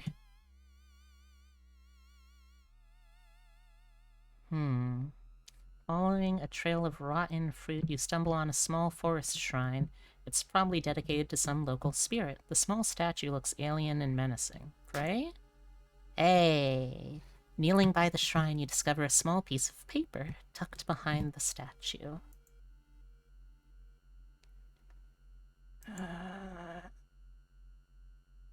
I don't like how much doom I'm getting. Investigate. Dang it! I didn't even remember to read the thing before picking something. In the forest, you hear a faint whimpering in the distance. When you find it, you discover a wild dog held by the hind leg in a bear trap. The dog growls menacingly when you get closer. Well, gotta help the dog. Hell yeah, chat, we got ourselves a dog! Oh, look at this beautiful boy. Dog looks at you as you pat its head. Hell yeah! Dog is wagging its tail. Hell yeah! Oh, chat. Dog barks knowingly. Thank you, dog. You free the injured dog. Thankful the animal follows you. I'm so happy, chat. Even if the world gets doomed after this, we will have successfully made friends with a dog, and that's all that matters to me right now. Let's forget this spell, because it's a duplicate.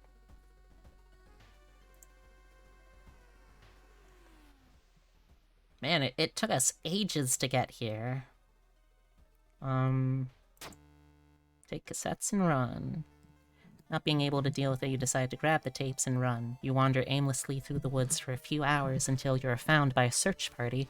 You lead them to the house, but the door to the basement is missing. Sorry, this would have been more impactful if I had actually, stopped to read the full thing.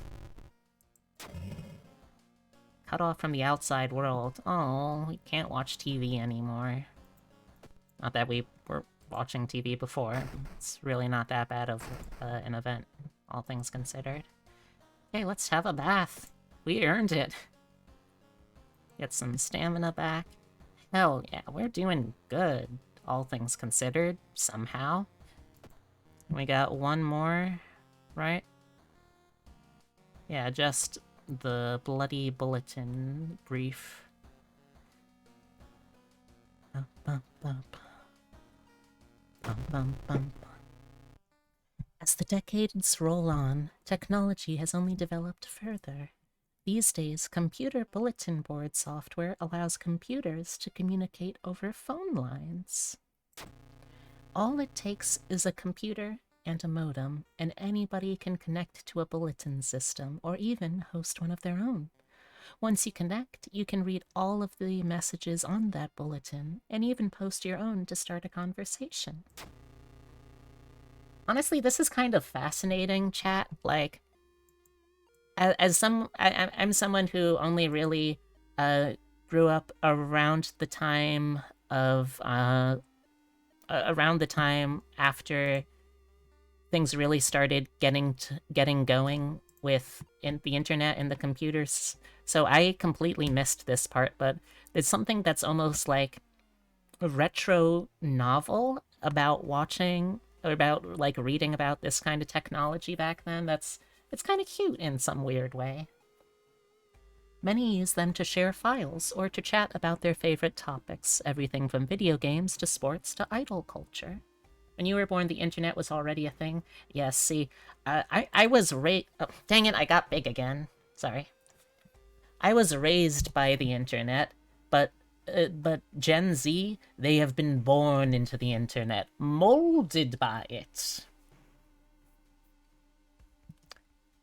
But in the wake of a sudden string of weird suicides, things aren't all fun and games. Rumors have surfaced that the deaths are linked to a bulletin system operated from somewhere within Shiokawa. What is behind the suicides? How could so many people all be driven to take their own lives? So not gonna lie, the first time I played this particular mystery, it was genuinely kind of chilling.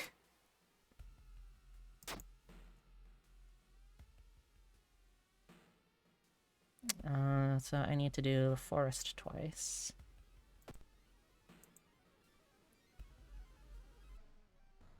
Following the ghastly music, you find yourself in a forest. Yes, I know. I purposely came here to investigate the forest. The sound is getting closer. Oh, hey, it's Ribcage Woman. How you doing, hon? It's been a while.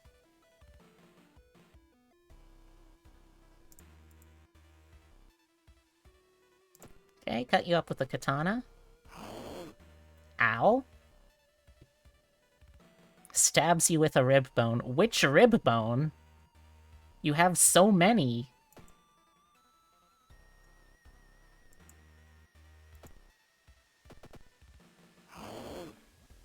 I dodged the attack that time, though. Okay, let's just do one heavy attack. And we're done.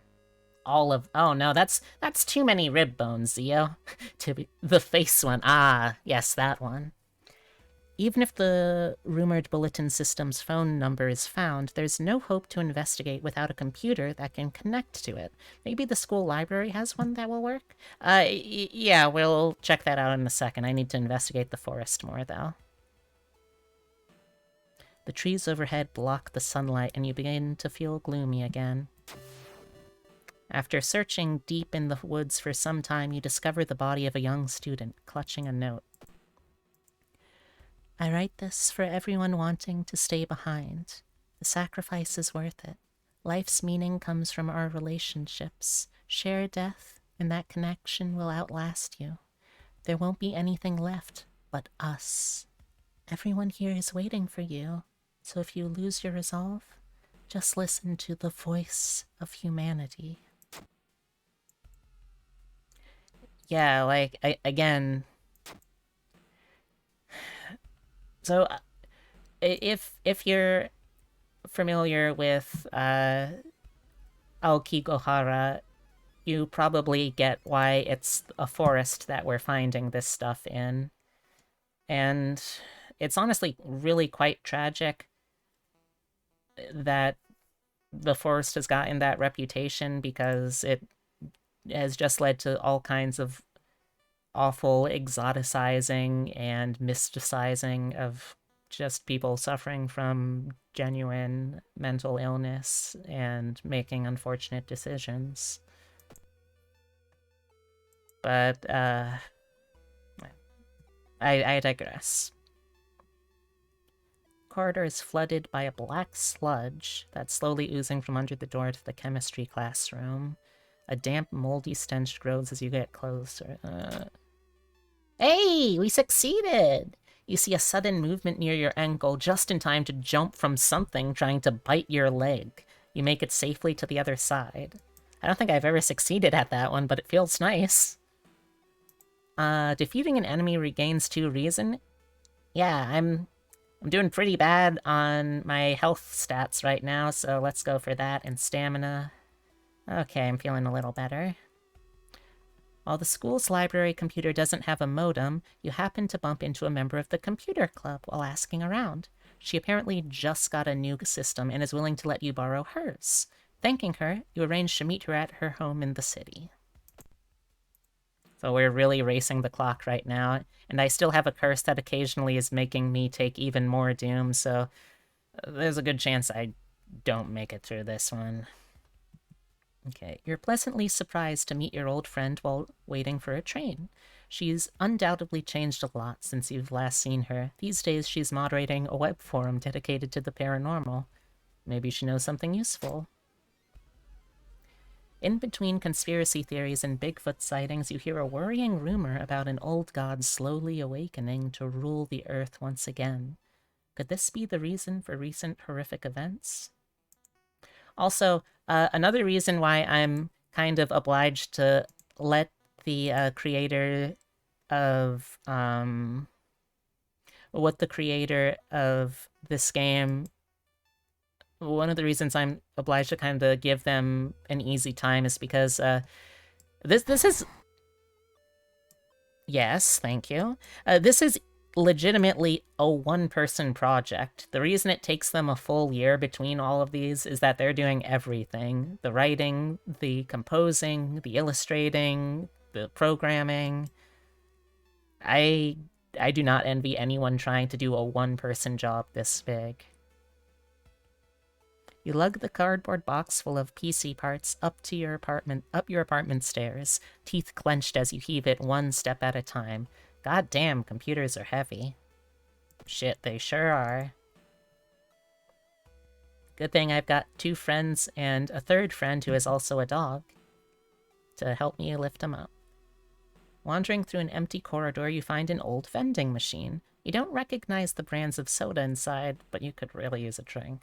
Get the most expensive one, because the cheapest one, a monkey living inside of the retrieval slot attacks you otherwise if you fail a check. So the taste seems a little odd, but you enjoy the drink anyway. I wish I was kidding about that, too. There's legitimately, like, a monkey-looking arm that attacks you if you fail a check for the cheap one.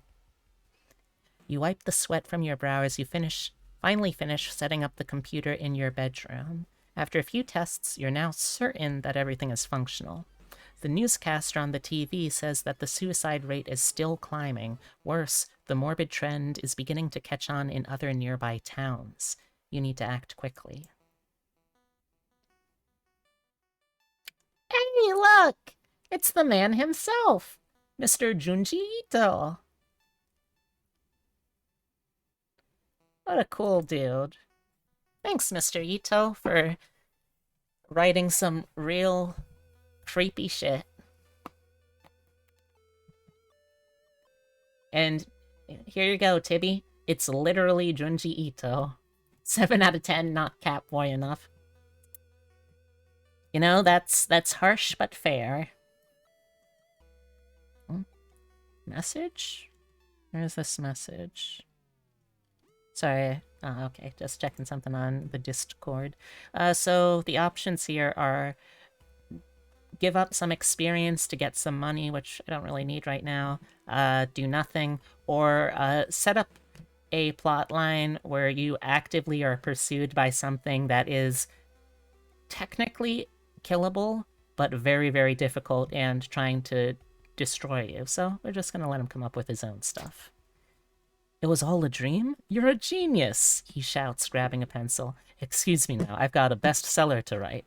You roll your eyes and prepare to leave. Hoping to find a lead, you head to the hospital. With how many deaths there have been, the hospital is in chaos. The staff looks exhausted. When the receptionist lets her head down onto the desk for a minute, you slip out of the waiting room and into the hospital corridors. Now, to be fair, I am an actual, or at least I was an actual trainee nurse, so I don't think I should really have that bad of a problem in here. You blend in with the hospital staff and make your way into an unmarked ward, where a particular patient catches your eye.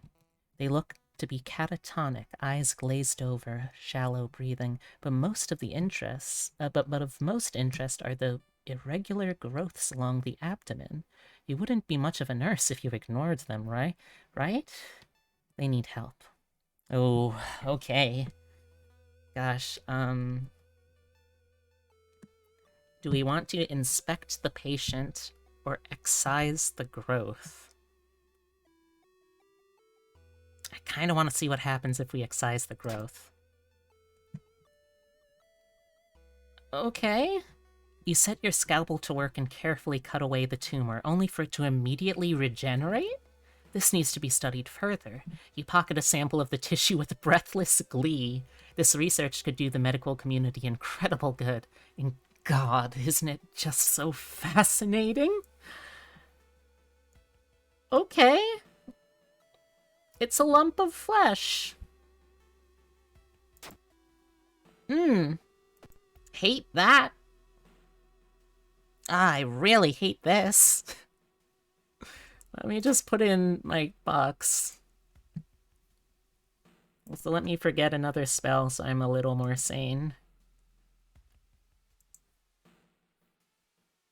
You overhear 2 nurses talking about a girl whose suicide attempt failed. Apparently, she's recovering at her grandparents' home at the village in the city outskirts.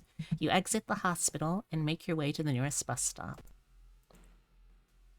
Oh, we are really cutting it close because of that damn brand. People point and talk about a man on the other side of the street. He looks confused, muttering to himself while occasionally touching a festering wound on his cheek. You stop in your tracks and listen to the man's cursed incantation. Use some reason, get the seal of Bramel. I have so much knowledge already and so much doom, I'm just gonna forget immediately to try and get a little more sanity back. As you pull into the village bus stop, a news story comes on the bus driver's radio. An entire class of Shiokawa students leapt in front of a train hand in hand. You move urgently as you exit the bus and begin searching down the village streets. Yikes.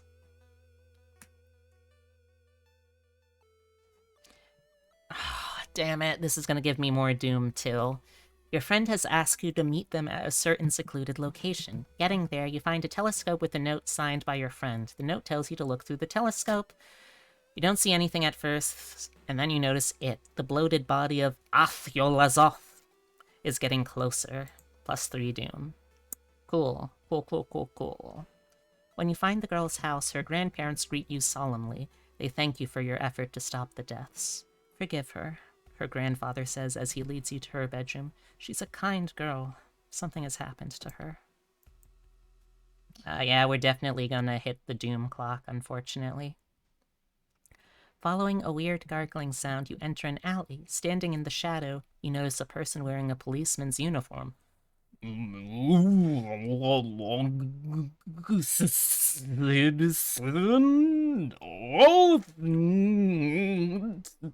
To see here. That's not a person. Oh dear.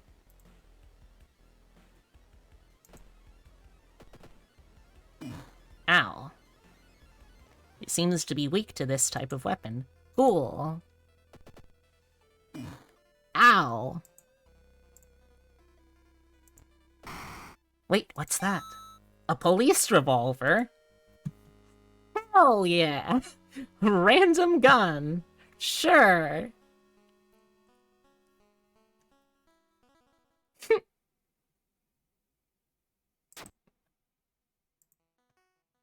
The recovering girl is more than happy to not only confirm the bulletin's existence, but to give you its number. You have to do what it tells you. Trust me, you won't regret a thing. She beams at you as her grandmother struggles to make her swallow the pain medication. I'll be back to join you all soon. Wait for me, okay? Disquieted, you give the grandparents your phone number and hastily leave.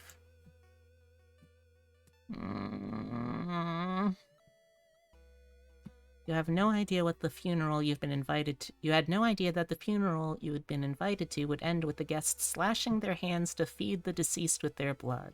You stay at the back, shocked by how grotesque it is. Suddenly, the guests turn their heads to your direction. It's your turn now. Use a local tradition as an excuse. Standing over the corpse, you clap 2 times and bow 3 times. Older mourners seem content with the sacrifice and let you go. You can't shake the feeling that the deceased smiled slightly. As soon as you arrive home, you dial the number and put the handset to the modem. Your heart pounds as the computer fans exhale. The system hums, you hear a brief dial tone, and then it finally connects.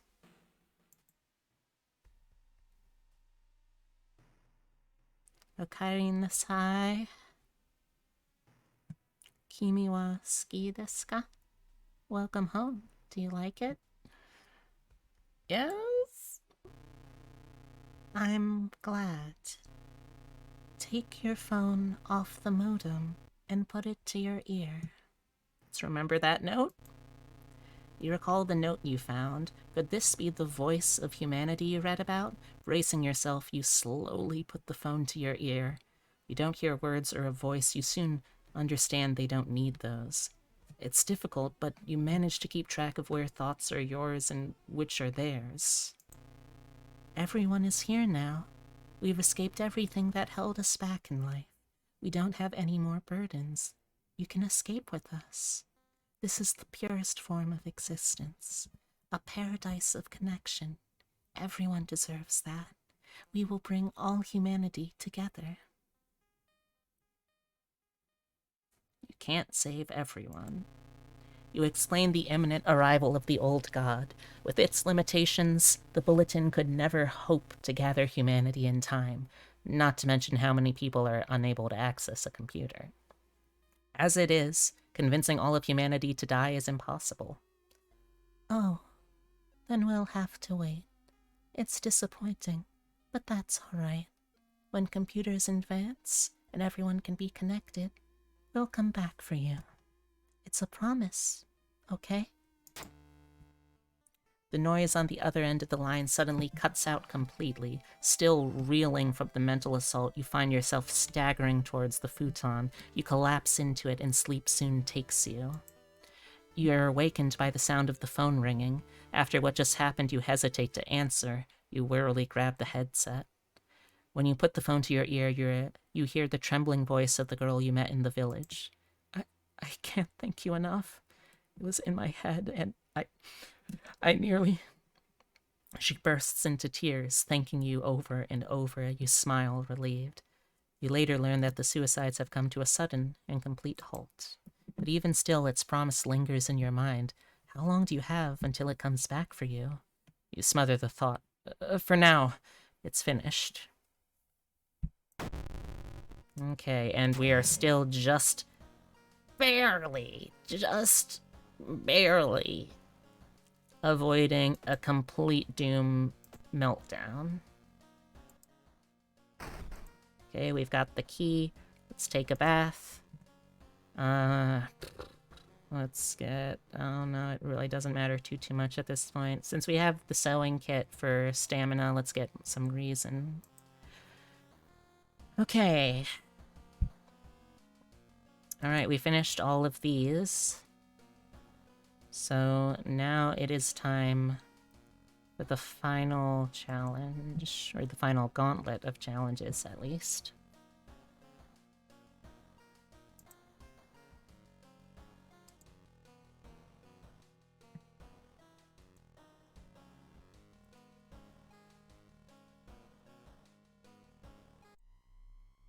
You've finally made it inside the cursed lighthouse. Your gut is telling you two things: that whoever or whatever is behind the weird events must be on the highest floor of this place, and that you should run as far as you can. You're afraid there won't be a way back once you start climbing these stairs. Okay, so... we can't access our inventory storage, but we've got most of the stuff we would want, I think, or at least some of the stuff. Actually, oh, there we go. Access storage. Okay, let's see. Let's put away these. Let's take that. Take that. This is just in case I get into an actual fight here. Excuse me.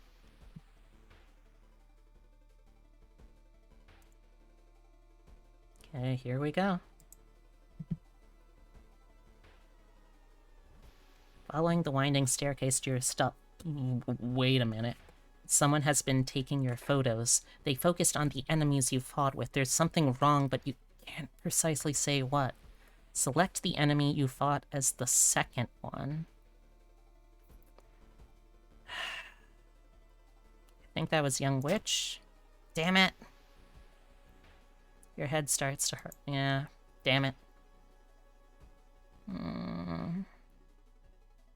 Disconnect. Strength check failure.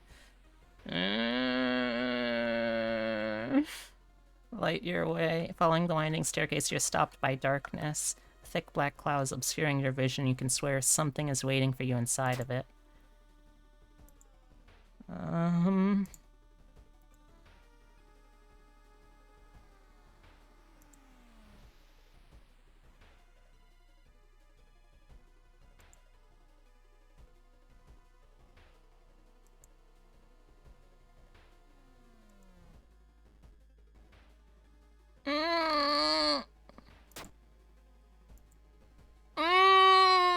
We're gonna lose.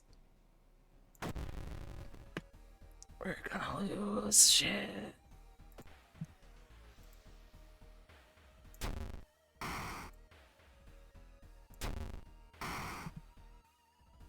Fuck you, Takashi-san, you piece of shit.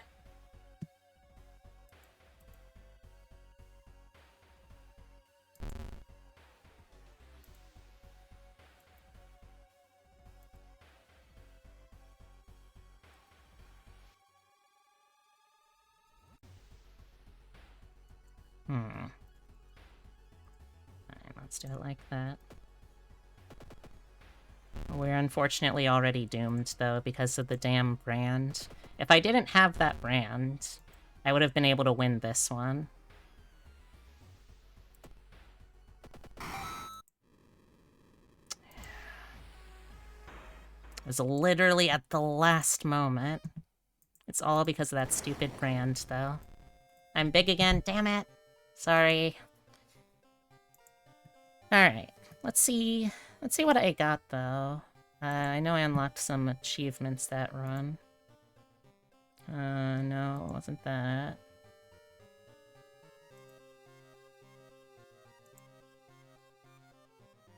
Who's your playthrough due to Doom? Second playthrough... Surprise the dog.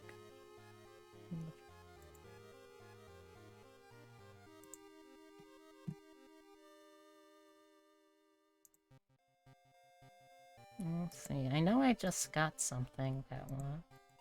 Oh, right, it was the light source one.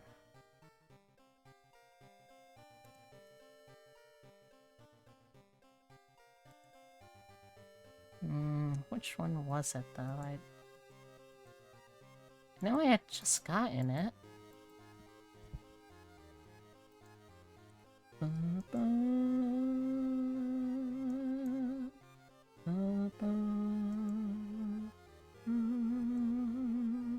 There we go, heavy duty flashlight. Okay, that's alright. It's an alright one. Huh?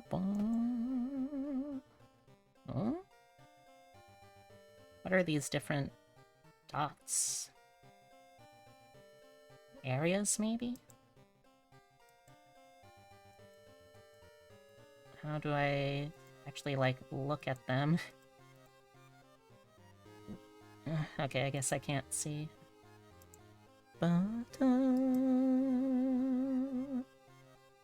Alright, let's try again.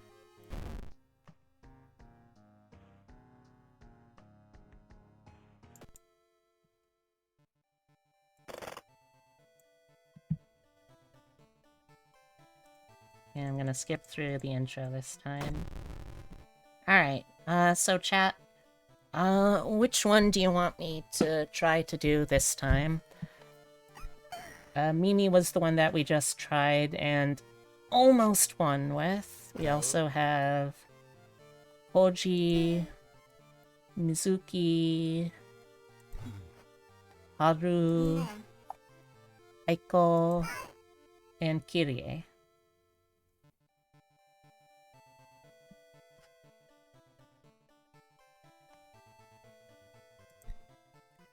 If I recall right, I have to use the medical history background to unlock the next thing.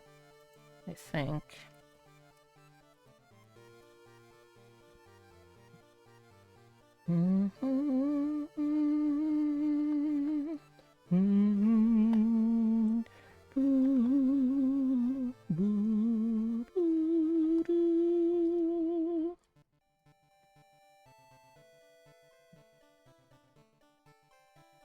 Yeah, I do unfortunately need to have it.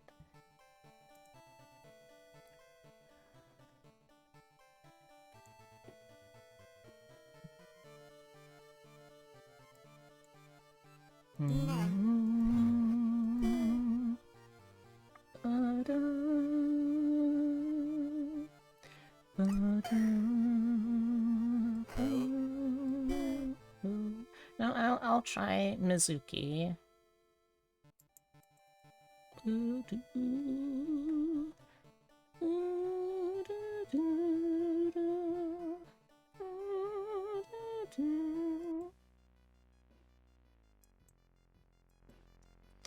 Alright, now which one do we want to do this time?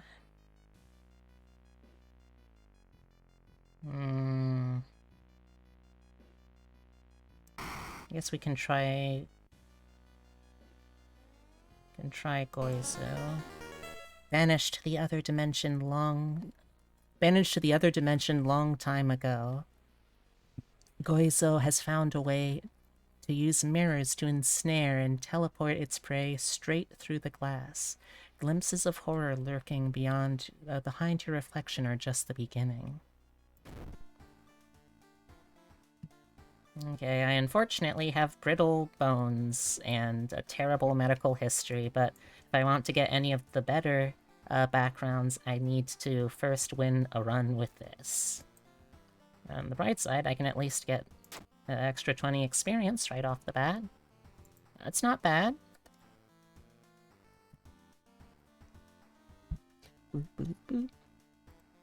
Boop, boop, boop. Boop, boop, boop. Boop, boop, boop. Boop, boop, boop. Boop, boop, boop. Boop, boop, boop. Boop, boop, boop. Boop, boop, boop. Boop, boop, boop, boop, boop, boop. Nothing. Yeah, money. Okay.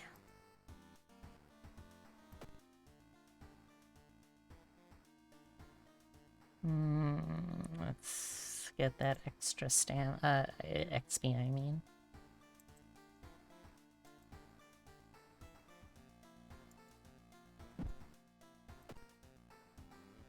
Okay, let's see what our options are. Oh, we can do this one this time.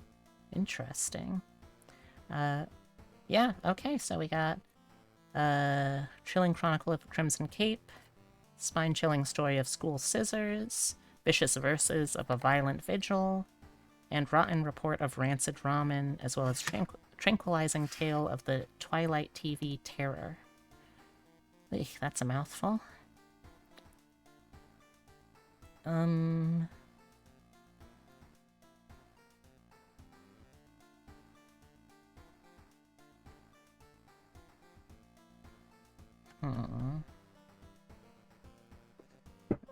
Let's try ramen first.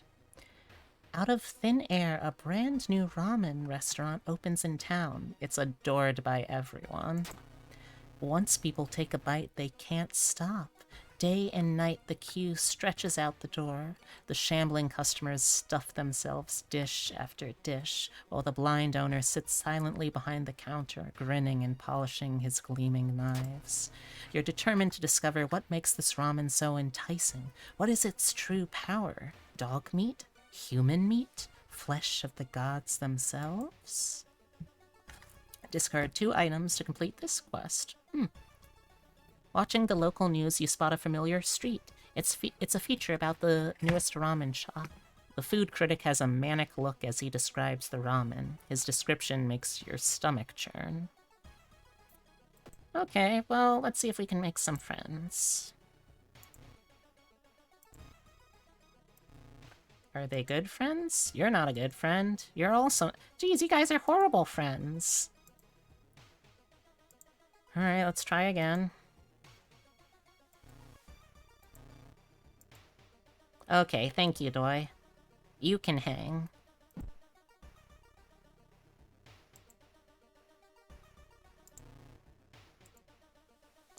Reiko, get out of here! Jeez Louise. Also need a weapon. Okay, now let's investigate. I would like to get some other stuff to... Oh. Do I want experience? Nah, thank you for the offer, Mr. Ito, but you can do it on your own. I believe in you. You can see the restaurant through through the staircase's window. You watch the doors for hours, but never see any of the cooks enter nor leave. That's a red flag. Excuse me, do you have a moment to talk about our real Lord and Savior?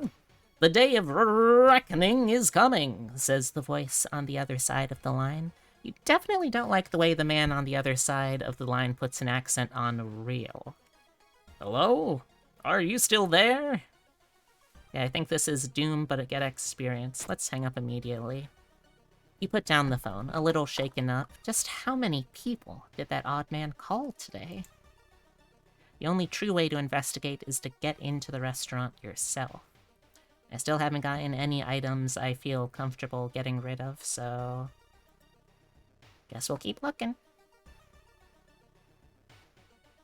Wandering... okay, we got this again.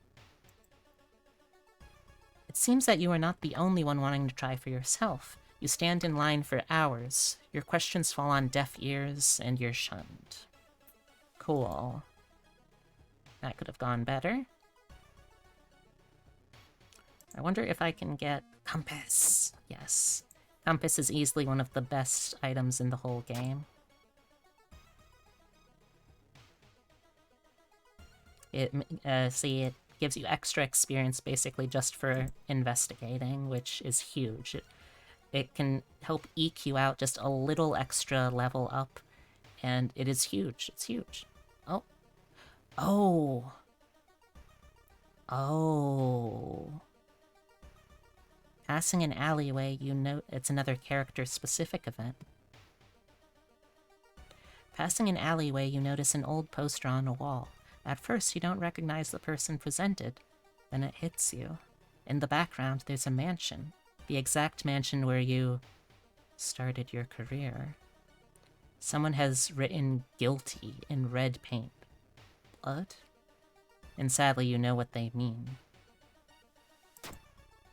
With one swift motion, you tear down the shameful poster. With friends on your side, you will escape your past, even if you can't fix it.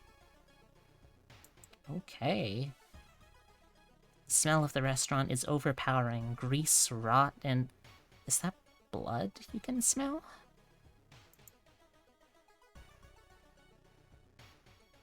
While you walk through the crowded space, someone bumps into you and quickly apologizes. Uh-oh. Hey, we did it!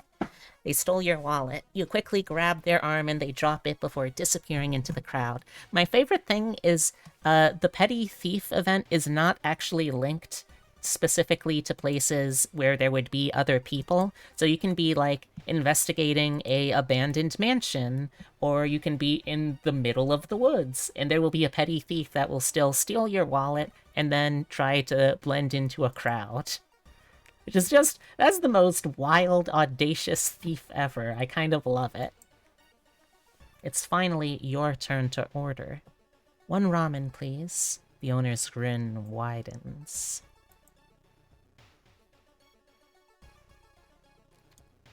Through the dirty restaurant window, you notice a shady-looking man wearing a jacket covered in strange symbols. He stops in front of a house, visibly nervous. Before he enters the house, he turns around as if he's checking for any unwanted followers. What could it mean? Ah, damn it. The door is locked, but you think you can repeat the knocking pattern the suspicious man used. Nothing happens. Dang it. The Red Bull is pushed in your face. It's so crowded you're forced to sit on the floor.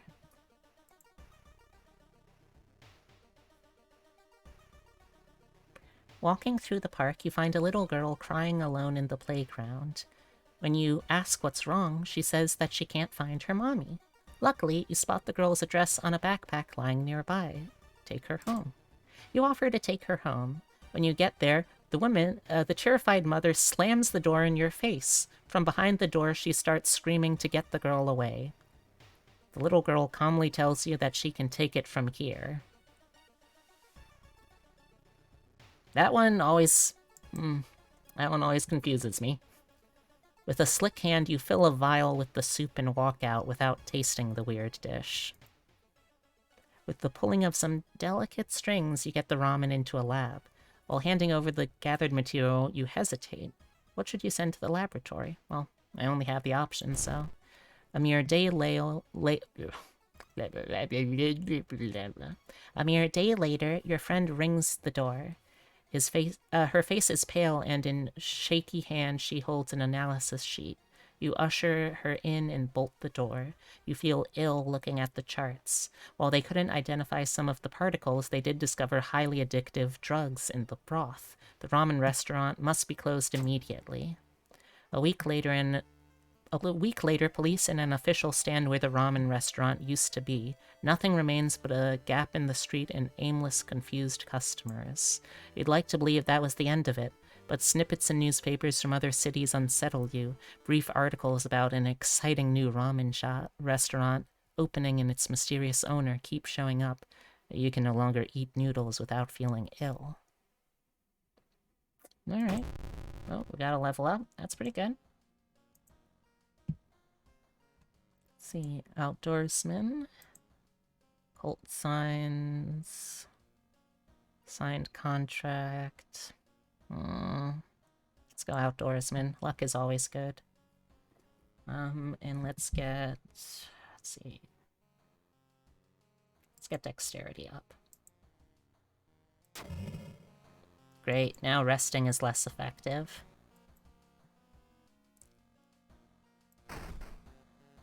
Alright, now, something I want to do, actually. Local police are helping some more victims with their throats slashed and turned up in the downtown. I'm going to watch the TV a couple of times, because there's a thing that you can see that triggers the possibility of finding another character.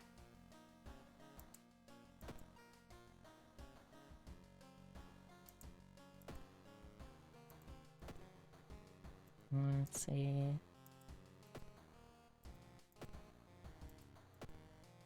Come on.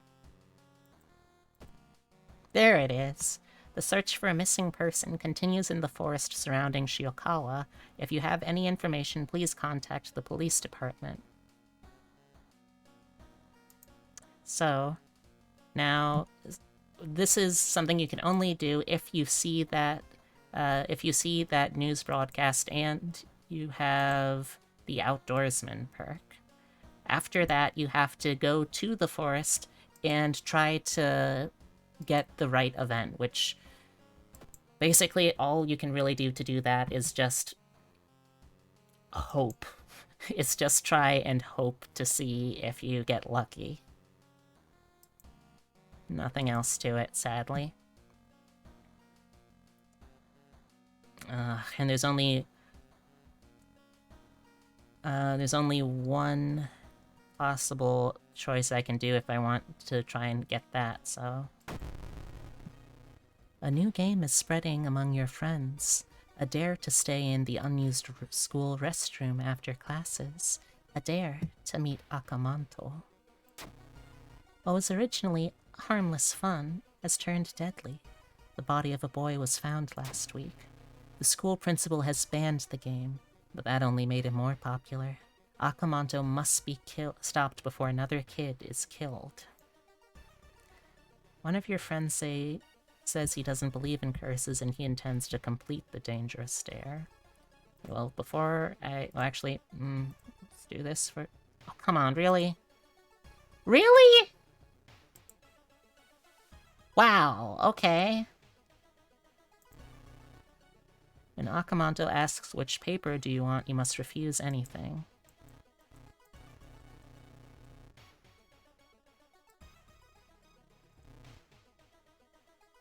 Okay, well. Now I'm gonna try this a couple of times just to hope.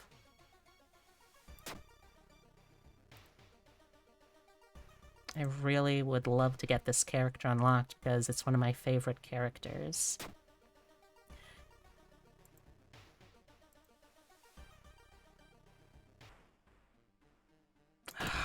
Gotta fight giant balls again. I hate when there are giant balls. The worst.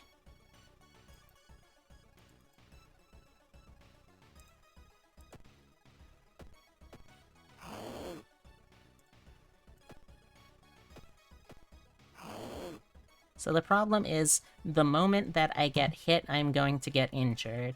And that's only going to happen every single time I get hit. So ideally, I just never get hit. Haha. Well. Ow. Oh, come on. Oh, God.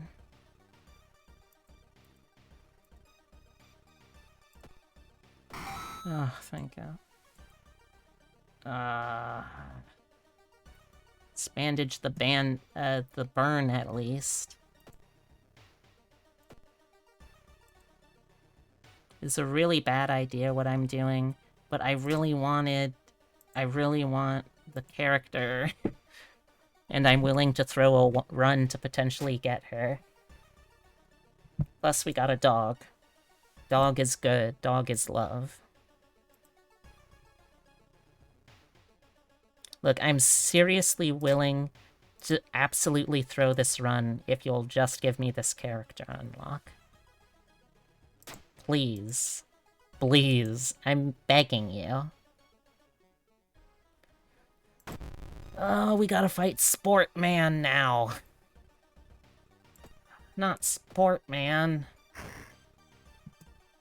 He stabbed me.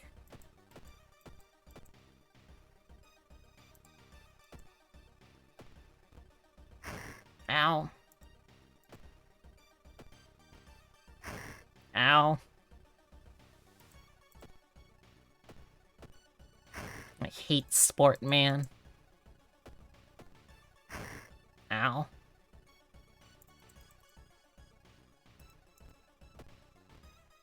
Oh, come on. There we go. I'm literally gonna throw this run just to try and get the character. Which character?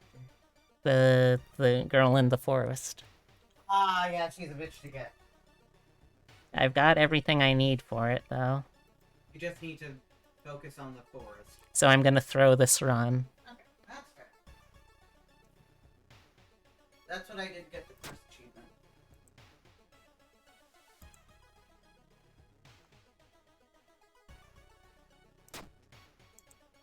Look, there's a chance. Not a good chance, mind you. Oh, you need to look at the achievements, because there's a specific achievement regarding her. It tells you what you need to do. Hmm? Is a specific achievement for recruiting her? Not for recruiting, but with her once you recruit her. Alright, well, I need to get that far first.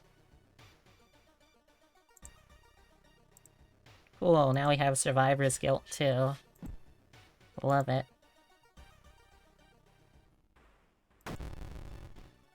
Damn you, bark woman! All I want is to meet my friend in the forest. Damn you, bark woman! You foiled me yet again.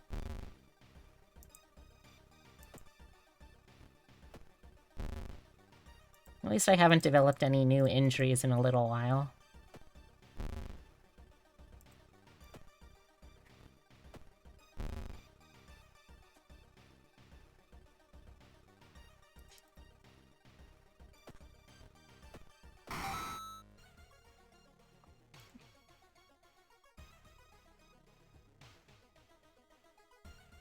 Mr. Yokoyama, your new manager, corners you. In the forest. The previous one mysteriously disappeared a few months ago. My dearest Mizuki, long time no see. His breath stinks like rotten meat. Our parent company in Tokyo desperately needs new material. Something thrilling and exciting. He smiles. New blood.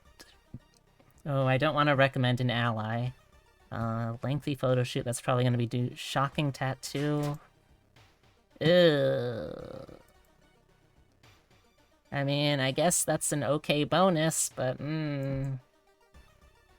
Tattoo? Splendid! Mr. Yokoyama claps loudly. I even know an artist willing to do a certain design. Might be a little painful, but I'm sure that everyone will love it.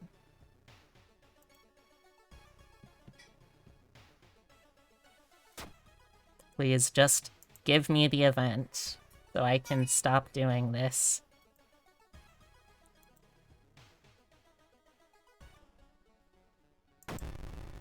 Damn you, leech girl, come on. I'm not asking that much, y'all.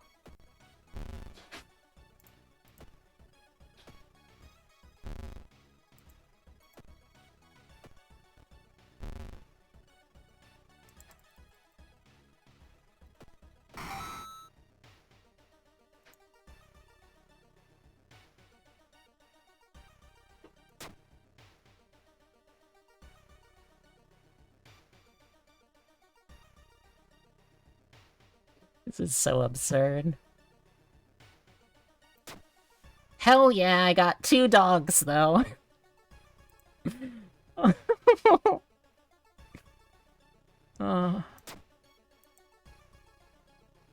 This is frickin' absurd, though.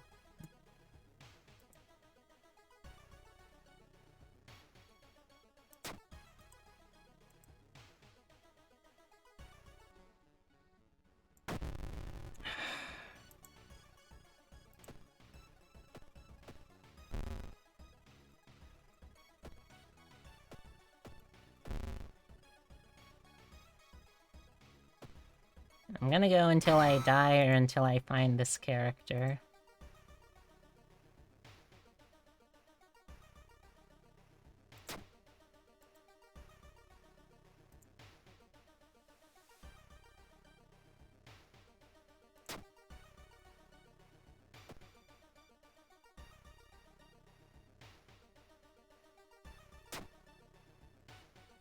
I know, right?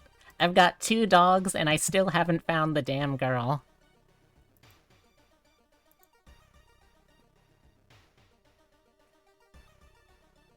I've leveled up twice doing this now.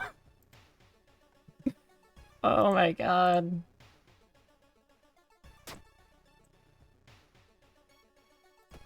Gonna briefly stop in here to rest.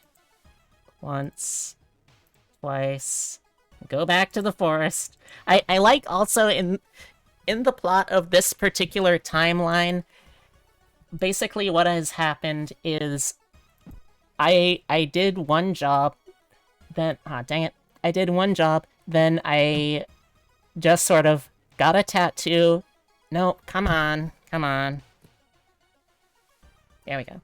Then I got a tattoo and then I fucked off to live in the forest for the rest of my very short life. Ah, ribcage woman!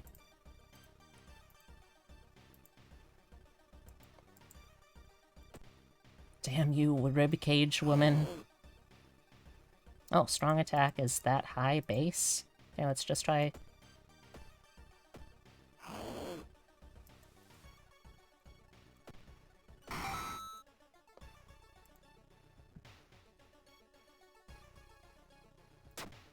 I just desperately am stomping through the woods for eternity looking for this character.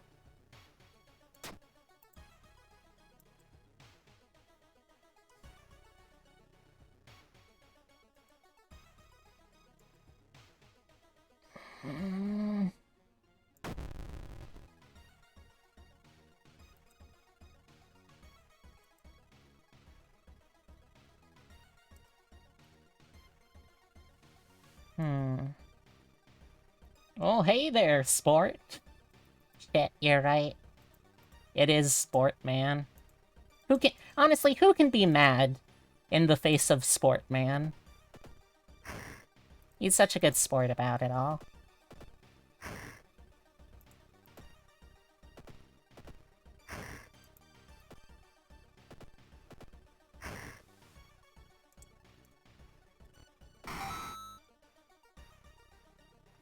Please. I'm asking for so little.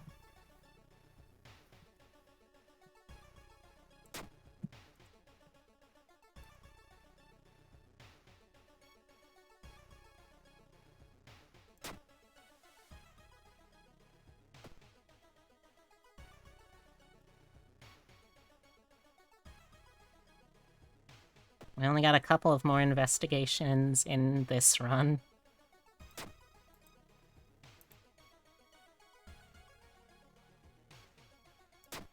And I honestly don't care. I just want a chance to get this damn thing.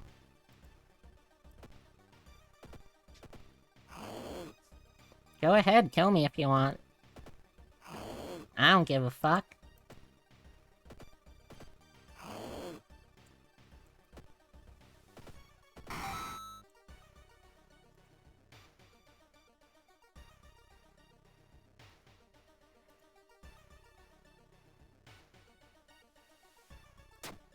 Oh, I almost had 3 dogs. Yeah, but I missed the last chance. I didn't know you were playing Fallout.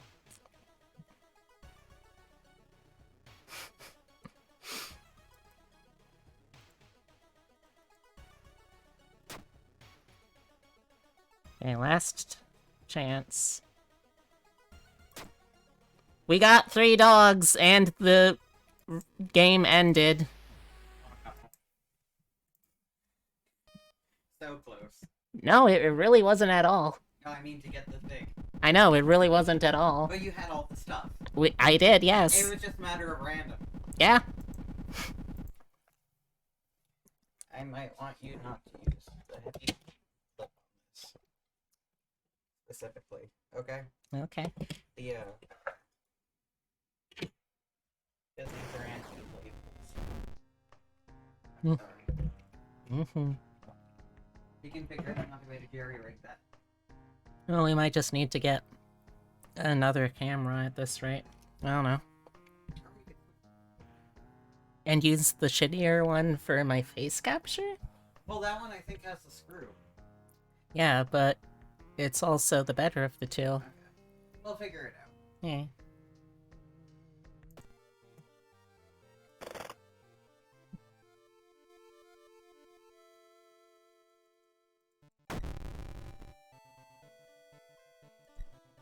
We'll need to do a medical history run.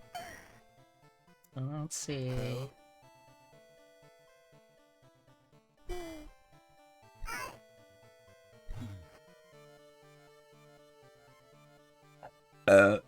Excuse me. Excuse me, jeez. Now let's do another Mimi run.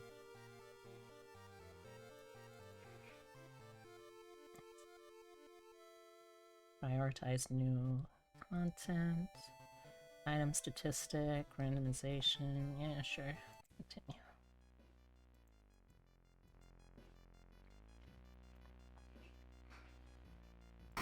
Yeah, sure. The supposed cause of the destruction of the Library of Alexandria, a perfect black marble statue, has been recently rediscovered and is currently waiting in the museum of our town for its premiere.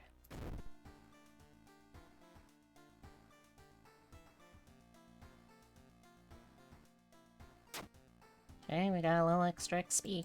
That's always nice.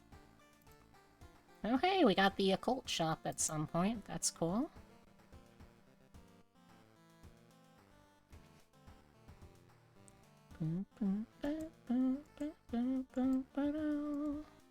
And got the witch's tree. Cool.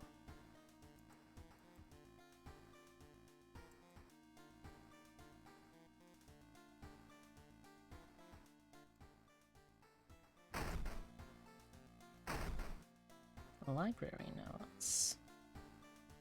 Useful. Bandage and scalpel. Oh, scalpel. My lovely old friend. Come to talk with you again. Let's watch the TV. Just in case I get another chance. Alright. So there's the chance now. The chance. Not a good chance, apparently, but a chance. You know, we haven't done this one at all yet. Let's give that a shot first. To the forest we go! No, the other thing that I need is the outdoorsman perk first. Then I'll be able to just go to the forest. If you're ever up late these days, unable to sleep and flipping through the TV, you might be unfortunate enough to find the 444 channel. The pale people standing on an empty set, staring into the camera with lopsided smiles, hissing in a language you don't understand. You sit in your bed, staring at the flickering blue TV screen. You've missed the channel. Again. Okay, it doesn't tell us if there's a way to get a special ending in this one either. Interesting.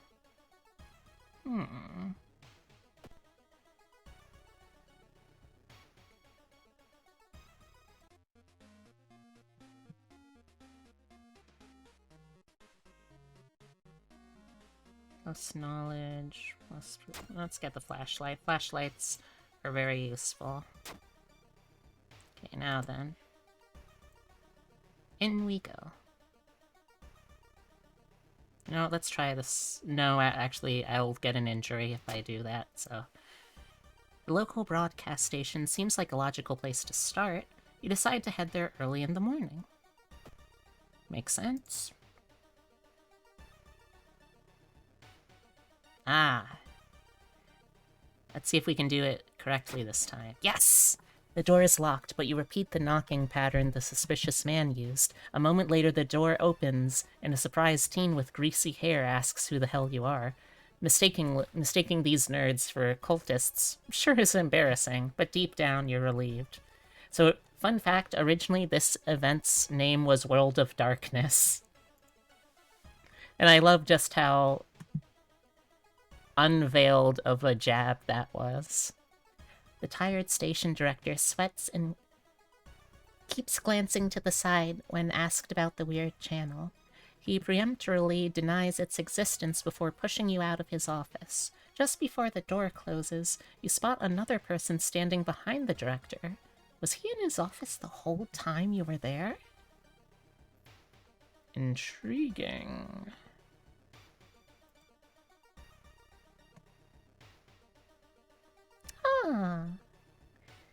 You're pleasantly surprised to meet your old friend while waiting for a train.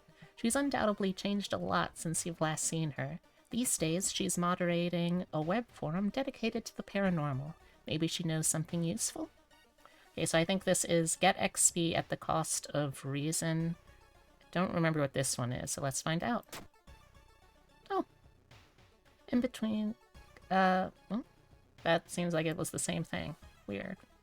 Passing by a TV display, it randomly switches channels. You freeze, seeing the pale presenter's face glaring at you. He points at the dark shapes hanging just behind the stage. Are those body bags? Ooh. This is a good story so far, chat. When you enter a Metro card, you notice an oddly shaped package on the seat opposite you. It's marked with your name. You reach for the package, but hesitate, an icy feeling settling in the pit of your stomach. I think this is a dexterity check, so I'm gonna ignore it. You leave at the next station in a hurry, hoping to forget the package as soon as possible. Staying up all night is almost impossible when you struggle to keep your eyes open. When the channel comes up, you manage to switch on the DVR just before falling asleep. Finally, you've got real proof of the channel's existence. I wonder what will have gone wrong. Ooh. As you prepare a bath, you think about the possible leads so far. You're very tired, so maybe ice-cold water is a good idea. Let's try. Hell yeah, we succeeded. Ice-cold water revitalizes you and you're ready for the investigation. When you wake up the next morning, the footage is a scrambled mess. But you can swear there are faces hiding behind the static. Feeling desperate, you start combing through the message board, hoping to find some clues. It's past midnight and you're barely keeping your eyes open. Maybe it's a good idea to call it a night.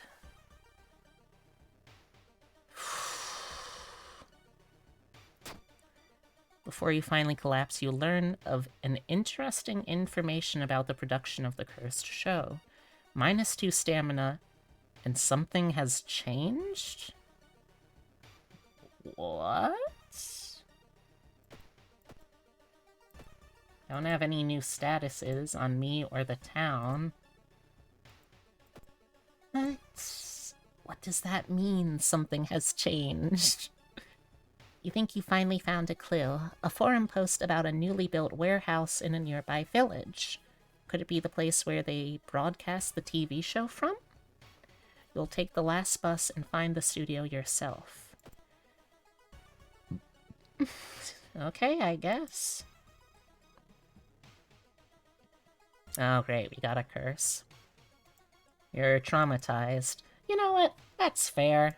Although that does mean we now have -30% max reason, so that's fun. You spent the rest of the evening in the village's restaurant. When it closes and the sun goes down, you creep into the huge studio warehouse. Okay.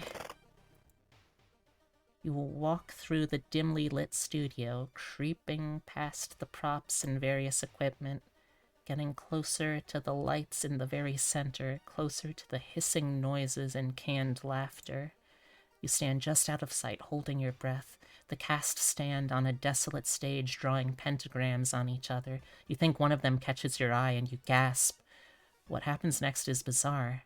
The entire cast spots you, but instead of attacking, they run directly into the camera, disappearing into its lens like a portal. Thank you for the bonk, and for the posture check, let me stand up for a sec. Get that posture aligned, and for the hydrate. How you doing, Chaos?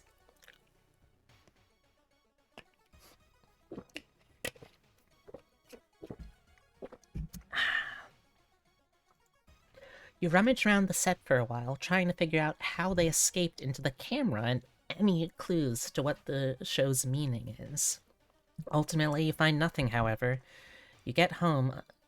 When you get home, you're uneasy about turning on the TV. Oh, thank you for the head pat. That's a good head pat. Thank you. You're good? Just got back from the bank. Got some money for a show that's happening tomorrow. Ooh. What show are you gonna see? Take a bus back to Shiokawa, thinking about the cursed channel. Okay, so was I supposed to not stay up to get a different ending?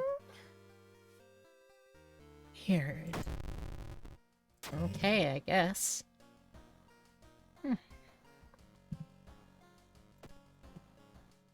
Do do do do do.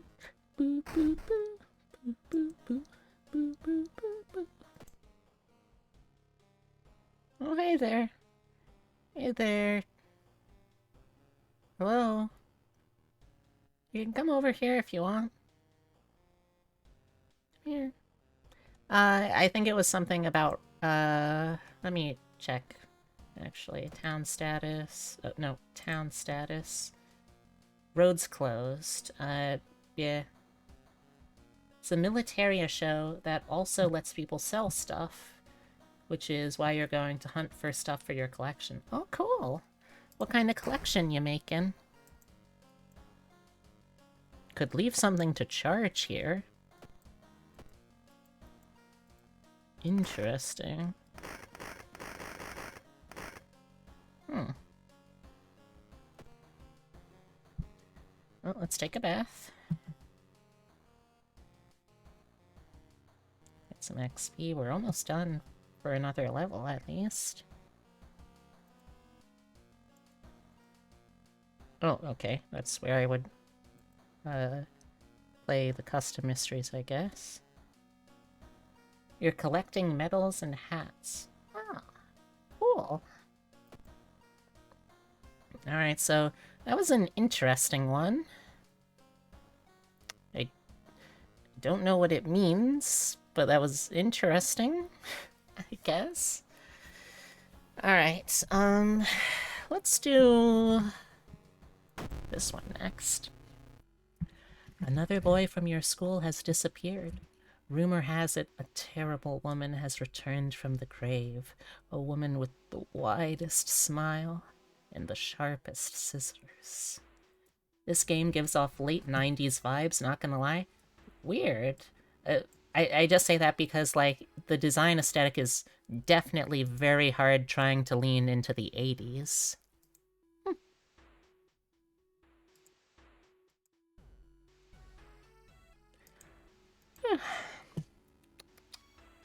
Anyway. You knew your friend was up to something when he left you his notebook full of cryptic notes. I can send her back where she belongs. Excuse me, he claimed. After he disappeared too, you decided to study the notebook for clues. It details a ritual that can stop the wicked woman once and for all. What's the worst thing that can happen? Also, another thing I really like, after that fan-made mission, I'm only at 3% Doom, which is really, really good. Okay, so, this is the one that they make you do for a tutorial, so it's all just stuck within the school location. Your missing friend has left you a notebook. If the rumors are true, to stop the tall woman with scissors, you'll need to perform a ritual to force her material form to appear in our dimension. Accomplishing this requires first the drawing of an eldritch sigil and then the lighting of holy candles. You can only hope your friend has left them somewhere around the school. Okay, so first let's go here. I always forget which one of these it is. There we go, we got a wooden baseball bat. We're not going to use it because it's strength-based instead of knowledge-based, but we're going to hold it onto it for the next mission. Okay, let's also access storage to get the friend diary. Oh, okay, it's just a circle, triangle, and some line. Okay, we can do that.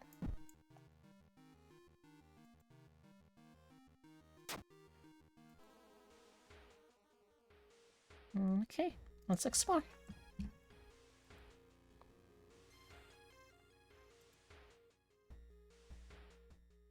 A heat wave continues with record temperatures. Continuing your investigation takes more and more effort. Ugh. Oh, also, I just realized there's some people in here that I haven't shouted out yet. Gonna fix that real quick, you little stinkers. Trying to hide from me by simply being here and not asking for this kind of attempt at positive harassment.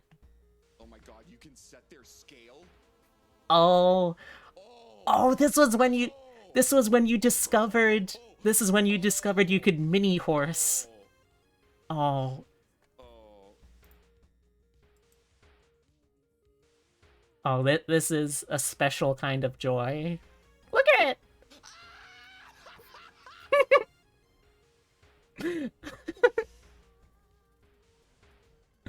Oh.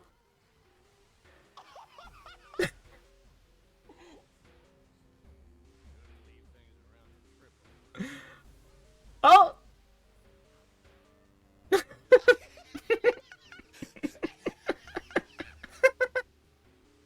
Oh, that's so good.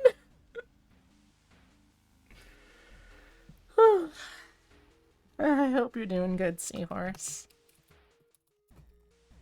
And then one other person to shout out while I see him in here still.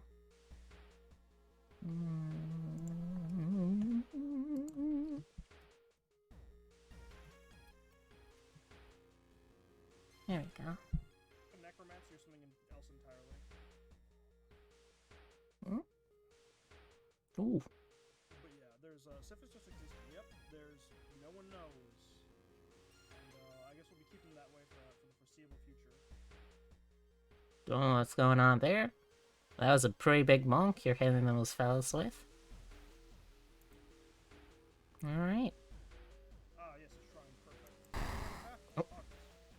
That guy again. You feel like something horrible is happening within the school. Geez, you don't freaking say, huh?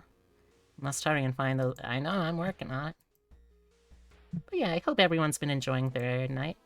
A sudden blast of heat grabs your attention. An older man standing next to you screams in pain as he is engulfed in fire from seemingly nowhere. As other people start to panic and help the burn victim, you spot a hooded woman standing in the distance. When she sees you, you start to run. You can't shake off the feeling that you were the target of this supernatural attack. This is another entertaining one, because keep in mind, this is happening inside the school. You failed the dexterity check, so we don't get anything. The hooded woman disappears behind a corner, and when you get there, she's gone, already mixed in with a crowd. In a school! They failed to stop you today, but you're sure they'll try again and again. You found an additional page from your friend's diary. It seems that the blessed chalk was left in the pool. Okay, let's go over to the pool. Okay. Now we have the forced combat encounter. You enter the pool and start swimming towards the backpack. Suddenly the water turns murky and you realize you're not alone in the pool. So, fun fact, the title of this particular mission is a reference to the episode of the what was it? What was the name of the show? No, the name of the, group within the show was the Midnight Society. But what was the name of the show? Are you, was that the one, Are You Afraid of the Dark? I think? But this episode, Dead Man's Float from Are You Afraid of the Dark, let me tell you, that was one of the scariest fucking episodes of that whole series. And it's also the only episode of that series that I watched ever when I was a baby bun. And keep in mind, I'm also someone who, physiologically is incapable of floating in water. You can see how these things might add up together to something that's not super great to experience. A bloated figure emerges from the murky water, blocking your only way out of the... Okay, it's not your only way out of the pool. Literally, every side of the pool is a way out of the pool. You can pull yourself up and out of the pool very easily.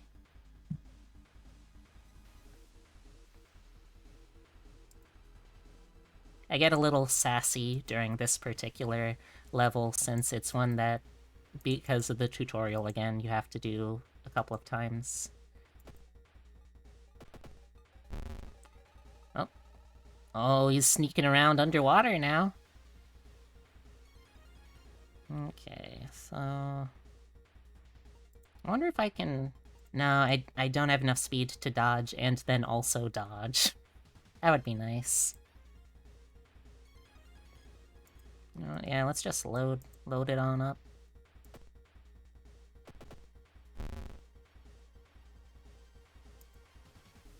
Actually, I think we only really need this now. Yeah. There we go.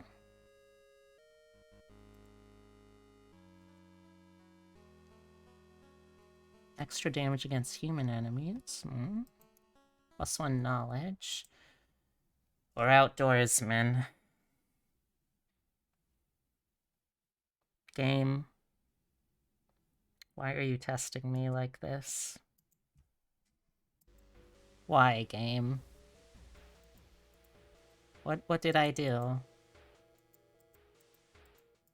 What did I do to you, game?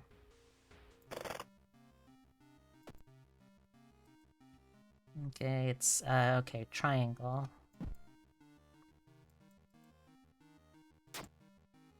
Got it.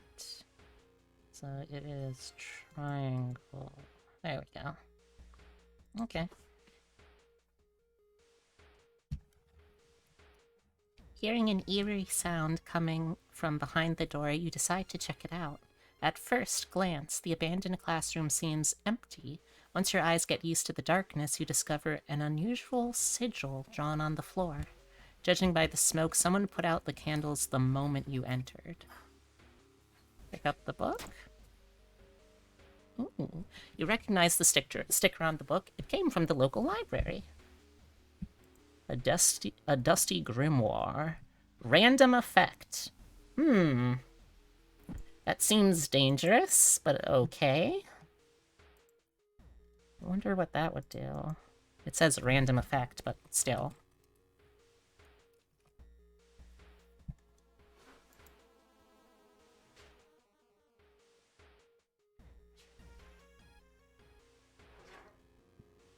Excuse me.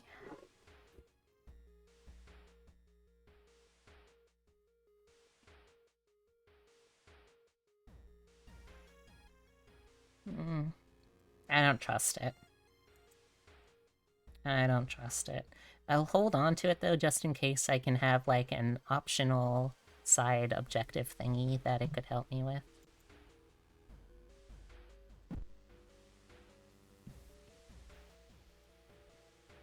I think there's also an achievement I can get if I can get 3 different book type items, like the notes, and the Dusty Grimoire and one other thing, and discard them all.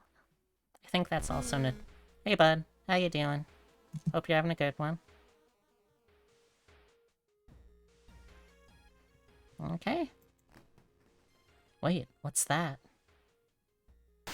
That unlocks a background? Aw, jeez. Aw, jeez. Now I really want to try and do that one. That one is RNG hell. Ugh, gosh. You take a step back as a writhing amorphous mass slowly takes shape. Soon it becomes a tall, woman-like creature with 3 faces all connected by a wide smile. Now is your chance to fight and defeat this horror. It's also your only chance. You literally just got that. It was the last achievement you gave up on before the update. Woof. Okay, well, I just need to find another book item, and I could actually potentially find that in the cursed shop in town.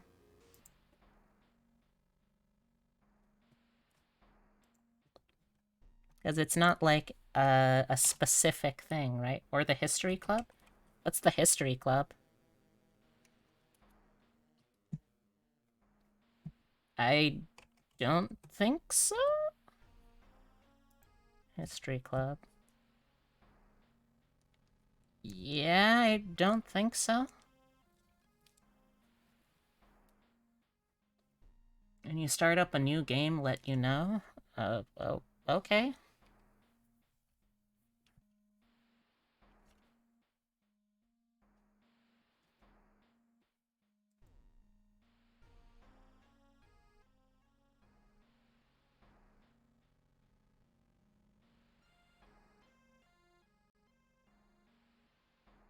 Ah, damn it, I'm big again. Sorry. I'm sorry. For some reason, that one particular thing isn't very reliable sometimes. Twisting and twitching, the demon woman enters the classroom, cackling menacingly. Am I beautiful? Oh, man. Chat, look at this absolute is it smokehouse? No, it's smokestack, I think, right? Look at this absolute smokestack, chat. Yeah, I can't do that yet, so I guess we'll... Let's see... Yeah, we definitely need the extra bonus.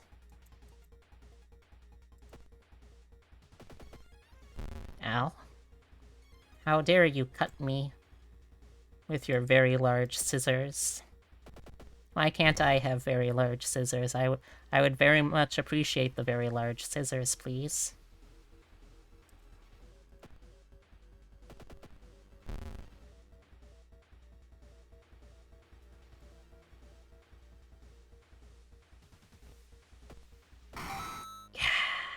Defeated Scissor Woman. Ancient horror lies dead on the classroom floor, slowly dissolving into nothingness. You find your friend gravely wounded but alive. You help him and you limp away from the school as the police sirens get louder. Okay. Scissor Woman is gone for good. Or is it? You shudder, knowing the urban legend will inspire another kid in another city to try and summon the eldritch being. Okay, we are in... There's riots now, too. Cool. Cool, cool, cool. Let's have a bath. That's extra reason, please. Let's change clothes, too. I think we're in good girl outfit right now. Let's surf. Let's just go surfing, chat. That seems fun.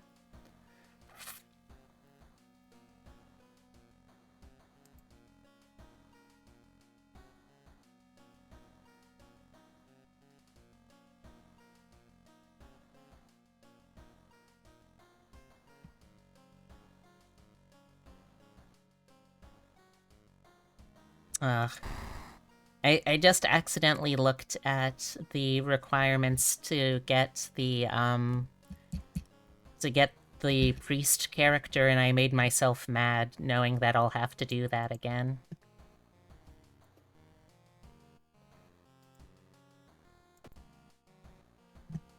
Okay, let's see, we've got Sorrowful Saga and Chilling Chronicle next. So let's do Saga.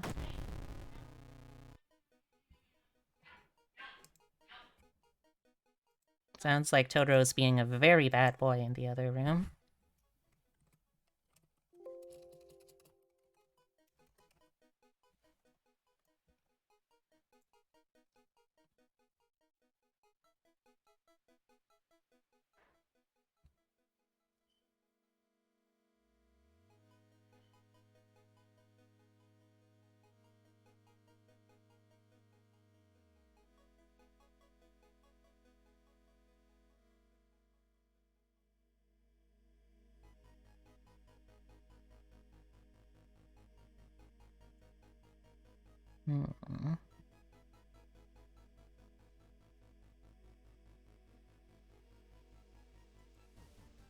You gave him his straw? Oh, that was a bad decision, love.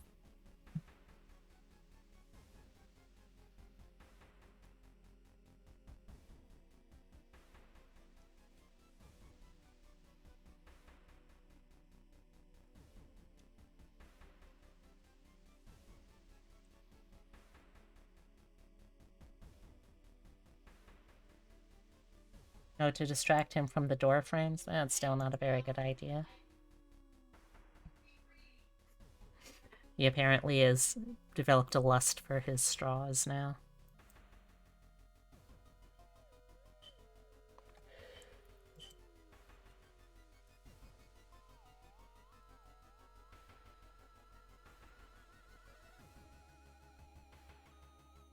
He gave him his own so he wouldn't go after mine, and guess what he wanted?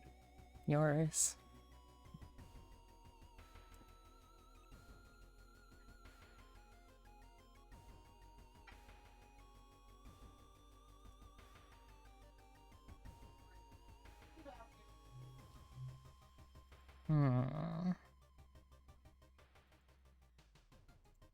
Anyway. Okay, so discard 2 items to complete this quest. Easy. Discard that. Discard that. That said, I would also like one more book, if possible, please.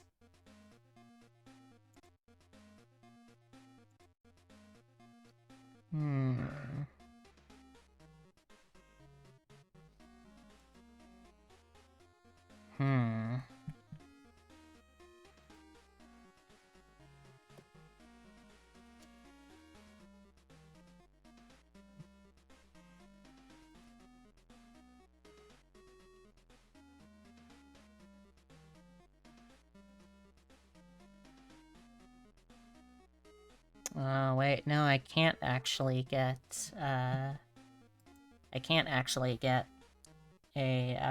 another book from this guy. Oh well.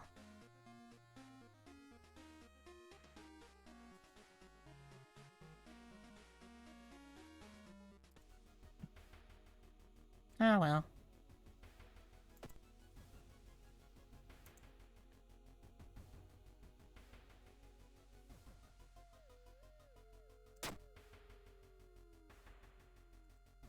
Sorry, I totally spaced and forgot to read that one.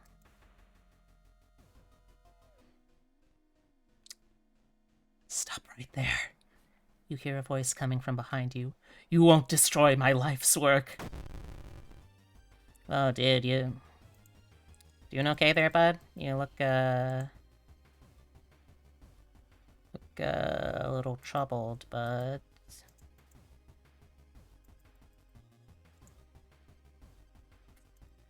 No.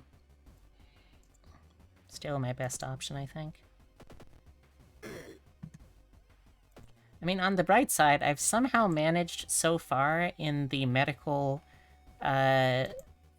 history background to not get any injuries. I don't know how or why, and I'm not questioning it, frankly.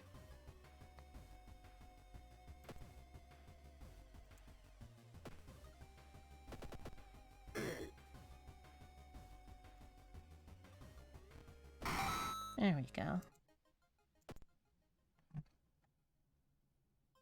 You arrive at the fisherman's house. It stands long vacated. Peering through the dusty window, you recoil in shock.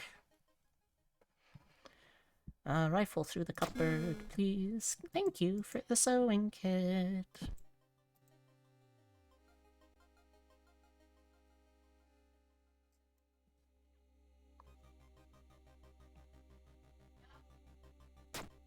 Take a bath. Why not?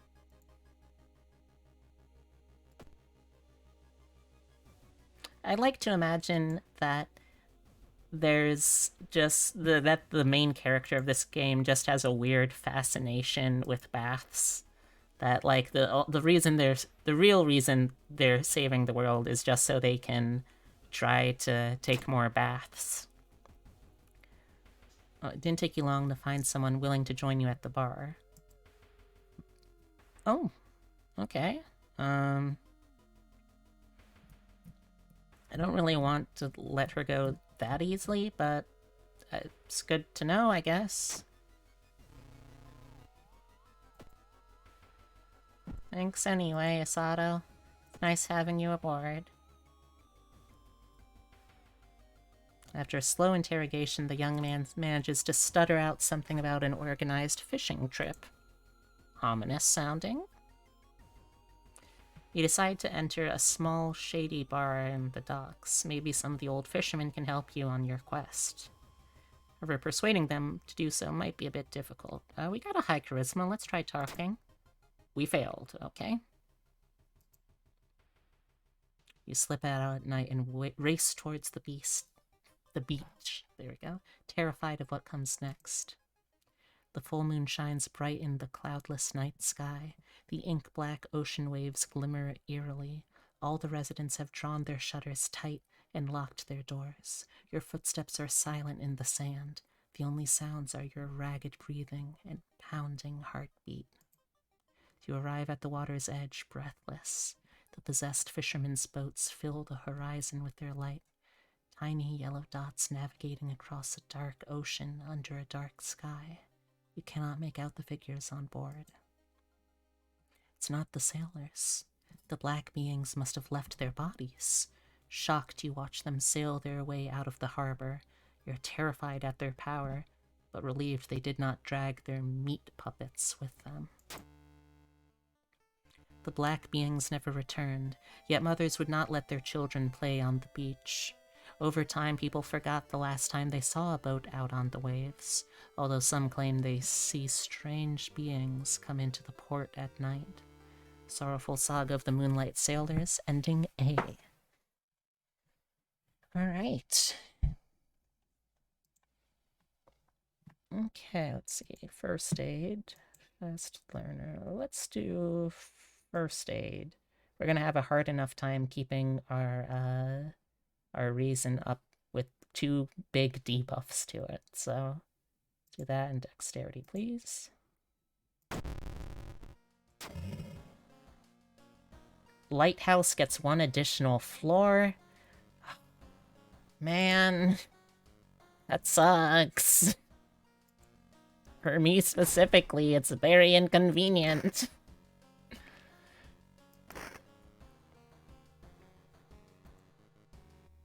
I wonder what you could charge there, since this is, the 80s, after all.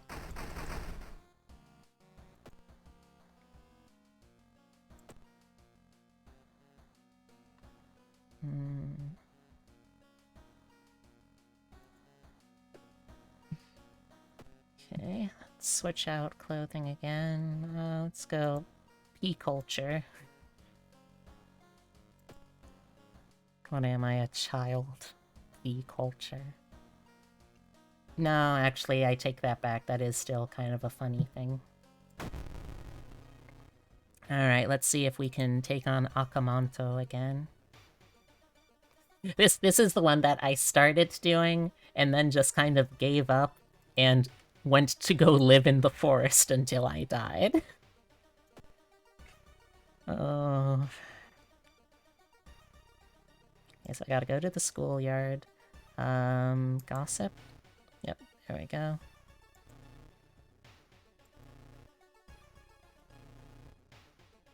Oh, that's a fun little shout out.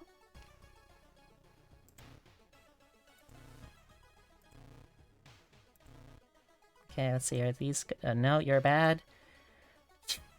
You people. Go away. Go away.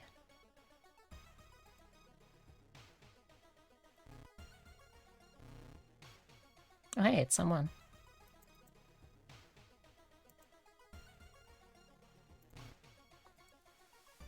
Okay, thank you, Doi. You can hang. Oh, we got really good perception now. One of your friends says he doesn't believe in curses, and he intends to complete the dangerous stare. Well, that's pretty stupid of you, bud. You stumbled upon the computer room. This is a good opportunity to check the school's database to look for anything that might help your investigation. Check it out. Ah, damn it! You find a curious folder containing photos. With rising horror, you discover that you're in every one of them. The last photo shows a smiling man standing over your bed. Well, that's fucked. You've reported it to your principal, who promises he will take care of it. With your friends safe for now, you should look into the legend. Maybe records in the city's library make mention of Akamanto.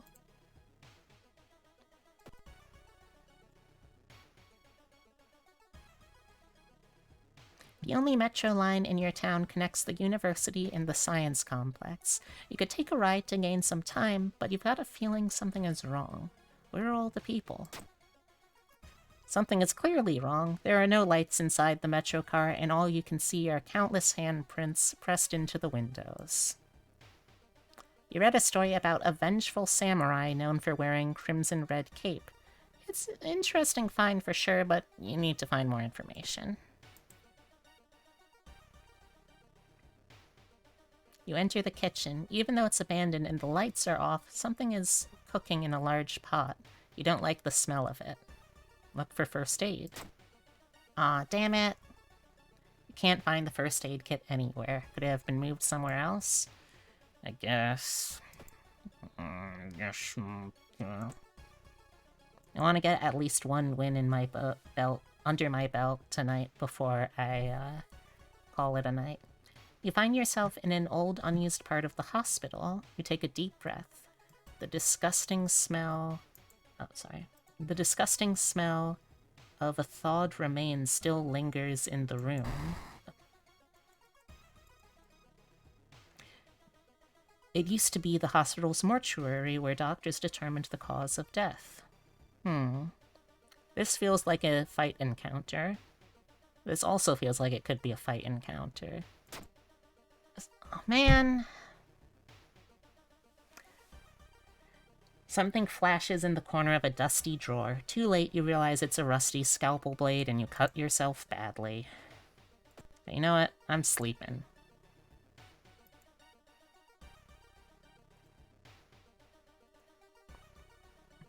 You learn that the doctor suddenly left the hospital after the latest murder, taking all the records with him. Why would he do that? That's not the only bad news. Your friend didn't come to school today, and another body has supposedly been found.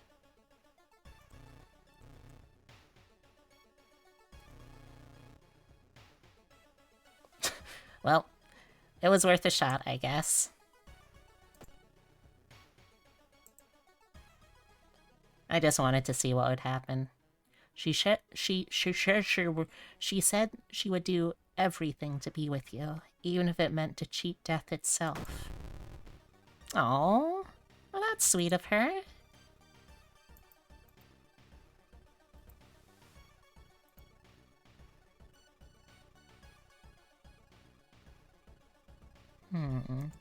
Let's see how this works for us.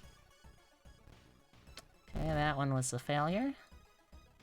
Maybe we give it another shot, though. Maybe. There we go, that was a hit. Ooh, exposed ribs! Ow! That fucking sucks! Hey, bud. Oh, that's not good. I don't suppose I can patch that up, huh? Yeah, I can't. That's a little too heavy for me to patch up. Oy.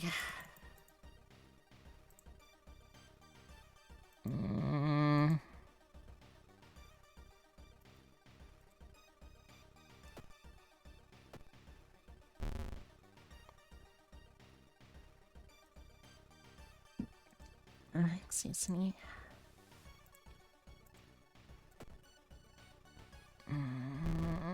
And cut arm sinew. Cool, cool, cool.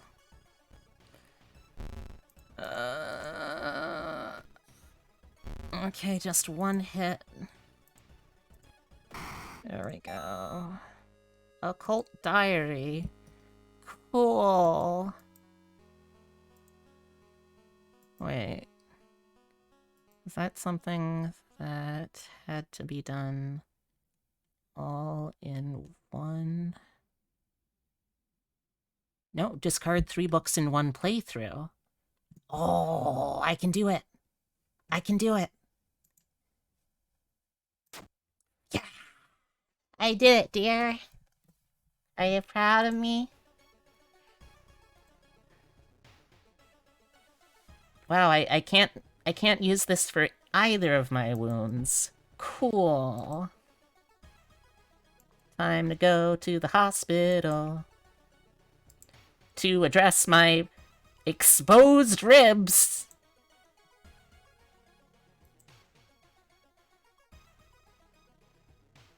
I can't afford to do that yet unless I can sell some shit. I will gladly sell some shit so I can fucking do this. I really don't want to be injured.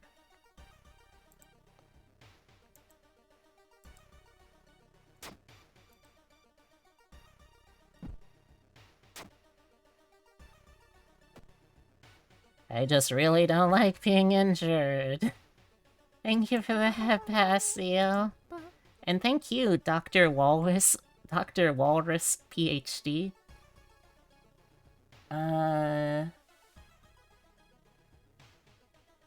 Okay, let's see. I know that in backward is in blood truth, but I'm also trying to figure out how I would pronounce it forward. Hitert. Dulbuni? Dulbuni? Yeah, I think. Hitert. Dulbuni. How you doing, Doc? Welcome, welcome. You're actually not the only doctor we have right now, so come on in, join the doctorate club. Take a nap, please.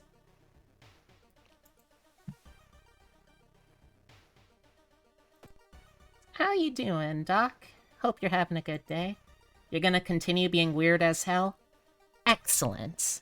I love to see it. Okay. You wait in the stall, trying to be as quiet as possible. Suddenly, the sound of rubber boots and an unknown liquid dripping onto the tiles. You can see the top of his head. He's taller than any man you've ever seen. The door slowly opens. Oi, rough semak live. Yulert. Gnich temos. or something truly evil comes for you. Okay, I guess I'll try to do it. A masked man dressed in a red coat, clearly too tall for the ceiling, emerges from outside.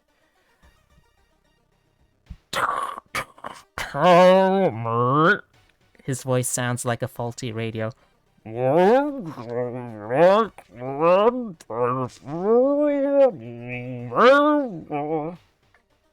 I don't want anything from you. It's getting darker. The tall man in the red coat slowly takes their mask off as stall walls wither and rot and reality starts to crumble. Alright. I'm only very afraid of you. You have so much fucking HP and you do so much damage.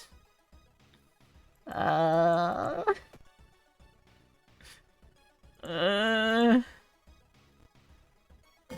Ow! I can't not dodge, though. Oh. Basking in the dying sun's morbid glow, your corpse continues to twist and warp, bringing you closer to your primordial perfect form. Soon the herald will take you to the shattered court, where you will perform and sing mad songs until the end of time itself. Well... that's the, Huh. That's the first time I've ever gotten that particular ending. Doesn't seem like such a bad fate. I mean, I guess, all things considered, this was a Toltu. Wow, that was fucking rough. Alright, you know what? For you, dear, I'm going to try to do a run of Haru. I know that he's your favorite character and he's my least favorite character, but let's see if I can do something for him. And hey, at least we got this! We unlocked Knight Errant. It's a really, really shitty background, unfortunately. But we got it, so that's cool, I guess.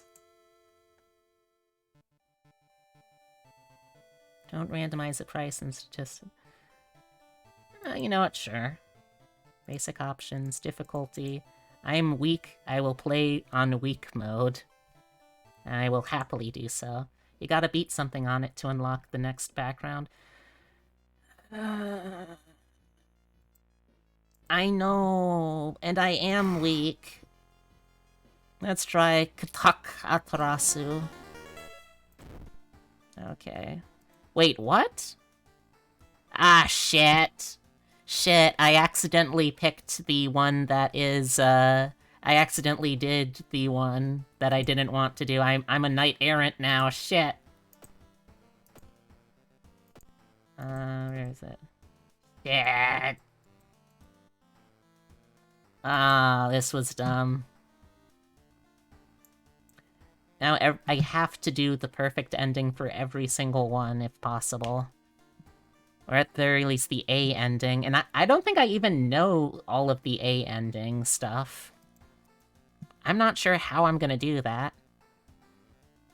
Okay, we need the vending machine because this guy is a nicotine addict. Would you like help with A endings? Sure. You know what? Sure.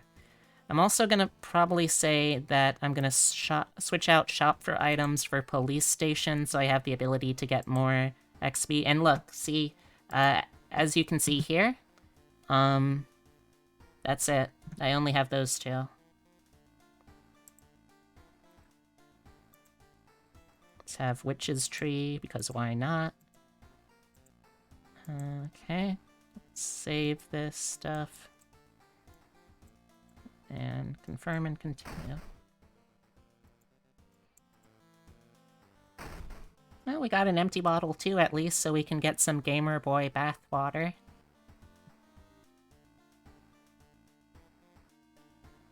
Okay.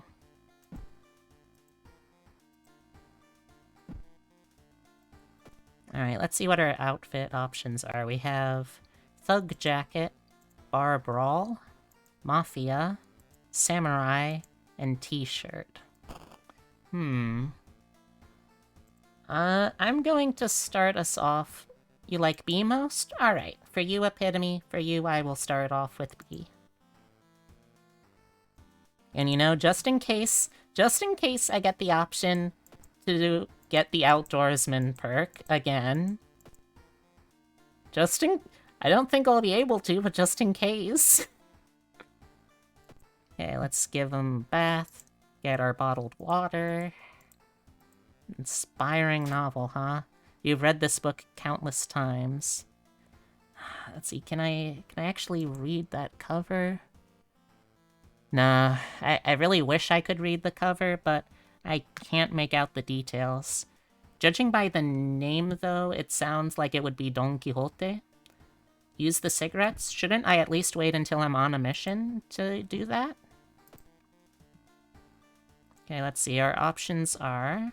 Oh, we got a Tranquilizing Tale of TV Terror. We've got... Okay, I know that one then.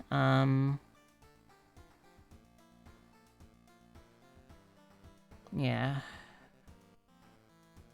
Okay, so mermaids, I know how to do Sorrowful Saga.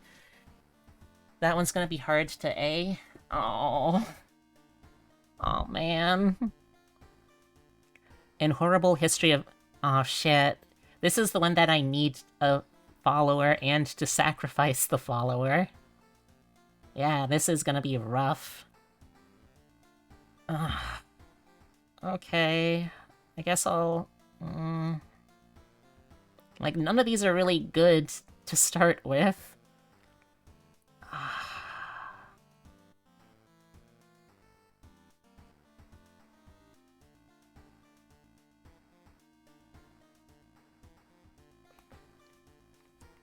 So for this one, we need to have a light source, and we need to also be able to have an ally we can sacrifice.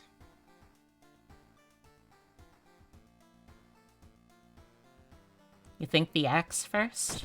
Alright. I trust your judgment. The janitor was obsessed with mermaids. He's collected every scrap of the legend about them in the school basement. Now his mind has snapped.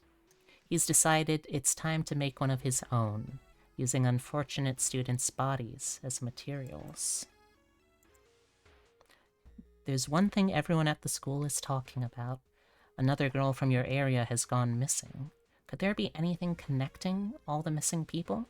I should investigate downtown next. Okay, now I'll use the cigarettes.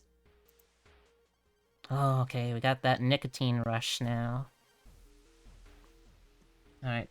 Repap et takul. Sinem trapa et Christ. Or search the apartments, look at the paper. Search the apartments, look at the paper? Sending you a thing you're going to hate? Oh gosh. Alright, what am I looking at?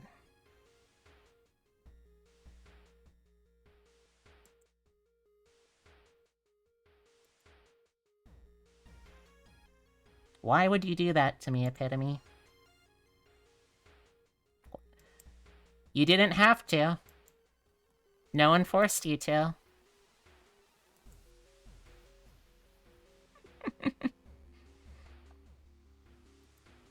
Alright, so, let's look at the paper. What paper in the apartments? Like, I can investigate them, but there's not a paper I can do there.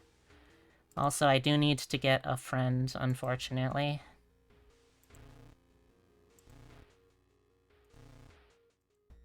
Alright, Taru. You're making me actively stupider, so I don't feel that bad sacrificing you, I guess.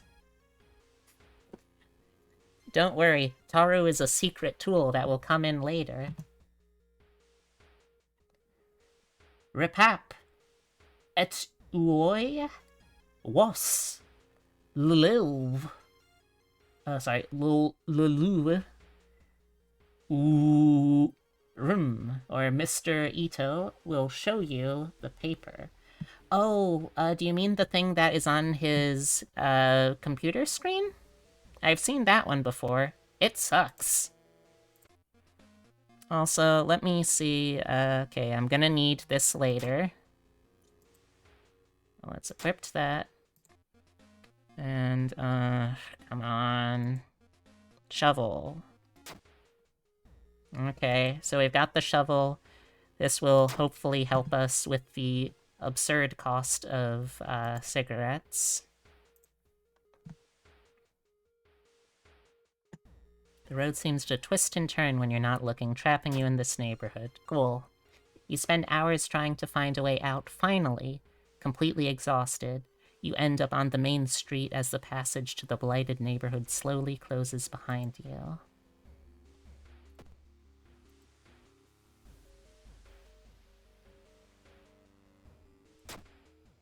Can't waste time in front of a Why is that drain my stamina? All the missing girls were apparently members of the school swimming team. Maybe someone saw the kidnapper stalking them? Maybe. Isn't that an interesting possibility, huh? I want to just make sure I have those with me. Because cigarettes do not last very long.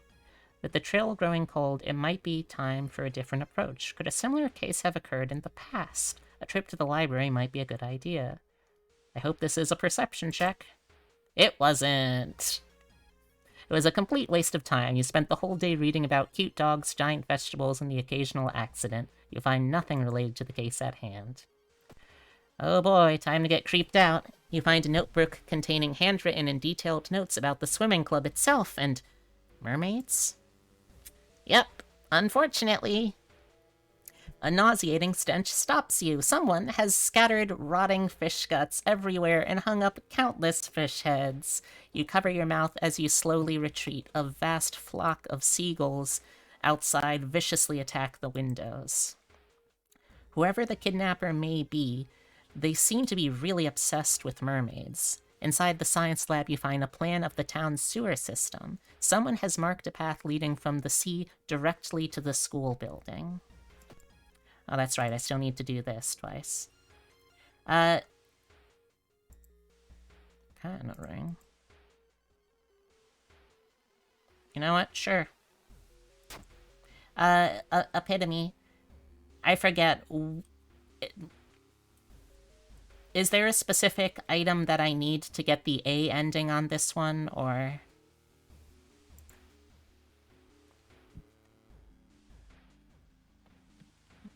Town's docks are a mix of modern warehouses, small shops, and bars. No, just investigate the sea. Okay, good. And bars where the alternative crowd gathers. An ancient wooden temple occupies the small hill at the town's center. Yes, I need the money. There's always a job for a strong person like you. You help with moving crates and exchange recent seaside gossip with other workers. You may be going crazy, but you can swear something is watching you from the sea. And go for the kill normal, not with the fire or the sewer grate. The sewer grate is honestly my favorite ending of that, though. Wait, no, actually, I think my favorite ending is the one where you already have the curse, or the flashlight, and you can just, like, say, hey, bud, yeah, I'm kind of already there.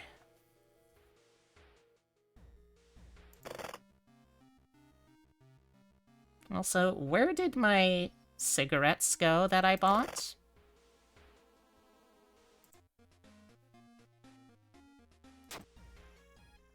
Got 3 funds. Those things cost 3 whole funds?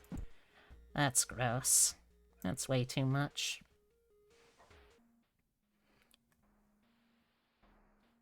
This is an interesting one. Okay, so... ma'am, I can't help but feel like you might have me mixed up for someone else. I'm not exactly the kind of natural beauty that would suit your bone structure, you know?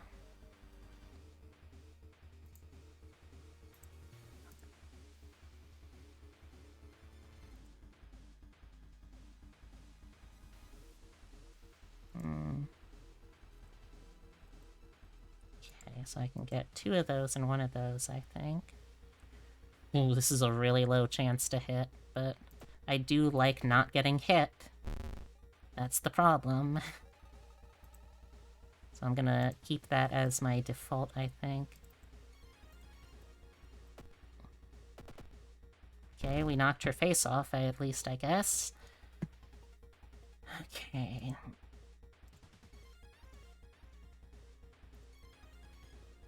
Why is this dude gotta be so slow? Ow. Ow. Okay, 1 good hit will kill her, so... There we go. Hey, we still got lucky earrings, though. I could try the lucky earrings on for size. You know, I think those would look good on Haru. There's something wrong here. A weird apathy seems to infect every adult you ask for help. I'll have to deal with it alone.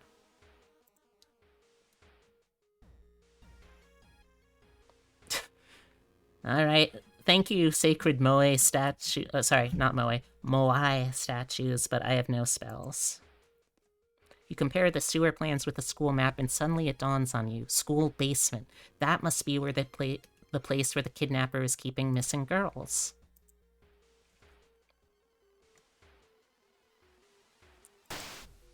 Ow. You run from the windows. Faint whispering come from the smog itself will haunt you for weeks. Cool, cool, cool, cool. There's no turning back now. God, let's hope she's alright. You bust through the door to the janitorial closet, but it's already too late. The latest missing girl is lying on a dirty mattress, the upper part, at least. A tail of a fish has been crudely sewn in place of her legs. She was too weak and died. You hear the mad janitor say. He looks you up and down. Maybe you'll do. This just hits different when you're playing as Haru. Not giving up after the previous failure, the obsessed janitor has found another body to experiment on. You. Have you considered, though, perhaps, sir? No. Have you considered that as a distinct possibility?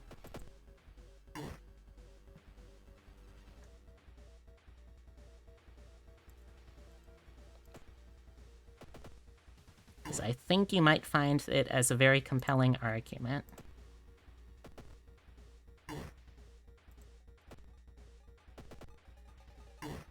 Okay, 1 last good hit, and... shabam! Got ourselves a free fire axe, too. Mad Janitor. I like that they say that like that's his actual name. Mad Janitor. His body slumps to the floor. You pick up his axe and using it as a crutch, you try to leave the room. Injured and weakened, you slowly lose consciousness on the school corridor. Police officers find you a few hours later. No trace of the Mad Janitor is found, but you will sleep a little better tonight knowing the other students are safe. Okay, and we got ending A, so we don't get even more doom. Okay, we don't have any magic, so that does not matter to me. Got our next key. Okay, let's drink the water bottle. Okay. Trying to figure out if the patina ring or the lucky earrings are better. I feel like the lucky earrings are, though.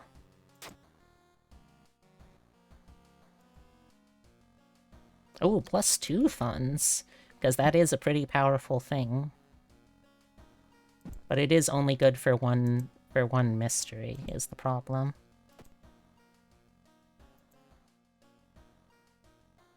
Let's get that extra... Oh, no, wait, actually. Get the XP boost for the level up. Yeah, I think that's definitely smarter. Okay, Yakuza card, folklore studies, Irizumi.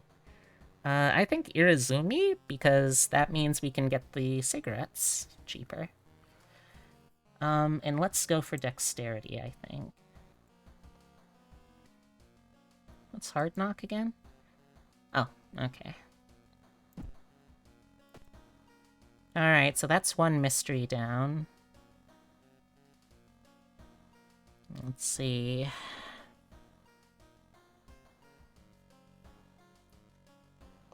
Yeah. I guess we can do this one next, because that way I can get rid of, Taru and his dumbass literally making me dumber for it. Okay, so I think if I investigate this once outside of any obligation, that will... Oh, cool. The military exercise makes you feel safer, but are guns enough to stop the unspeakable horrors lurking out there? No, they aren't. Okay, if I do that once, that will be enough now that I can... Also, Oh yeah, that's right, I can do that. I'm not going to for now, though. So if I... Oh, I'm in nicotine withdrawal again. Fine. Let's pop another one of these. Break the window. I need the money!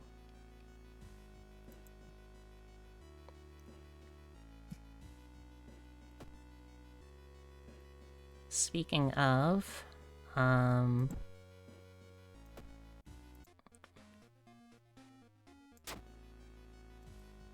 also need the cigarettes. Wait a second. I think there's a thing that happens if I get, if I have, like, a certain number of cigarettes in my, inventory at one time. I'm gonna take a chance.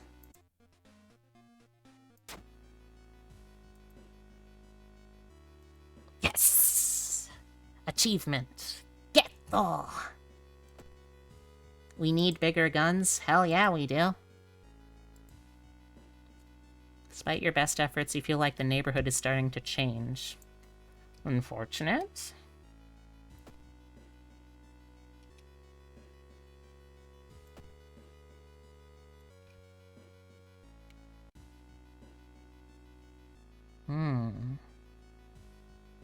I do have a really good perception, so maybe... Crabs are feasting on a bloated corpse carried to the beach by waves. Oh, that was dexterity. Okay. Inside the man's pockets you find documents. They're all strangely dry. Did the man really drown, or was he brought here? Okay, we've got this one. Don't need that. Put it away. We got this one. 422. Got it. Put it away.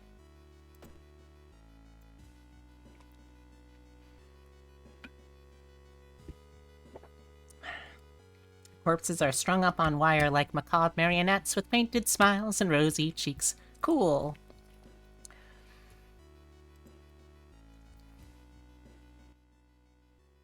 The local legend about a heartbroken seamstress. One stormy night she broke into a local inn and stitched the unsuspecting guests together. Her final gruesome artwork. But that's just a legend, right? I love that noise she makes. Bee! Bee! Inside the cupboard you find a sewing kit, and decide to leave the room before any legends spring to life. One thing I'm thinking, yeah, this is just, I think, straight up better than the shovel. The only thing I'm losing is the small chance to gain funds after defeating an enemy. What do you think, Epitome? Is that worth it for the extra speed and hit chance? It's not a ton of extra hit chance, admittedly. It's only +5, but it is +20, so it's like 20 less speed. Which means I might be able to actually dodge and do a little more. Fire axe. Aye aye. Excuse me. I feel so bad for the schoolboy that's following us who we're gonna sacrifice, but you know what? Oh well.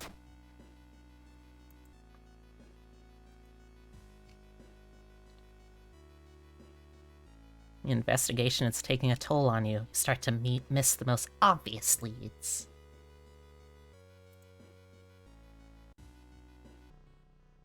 Suddenly a wall in front of you withers and falls apart. Oh no! Oh no! It's the hole man!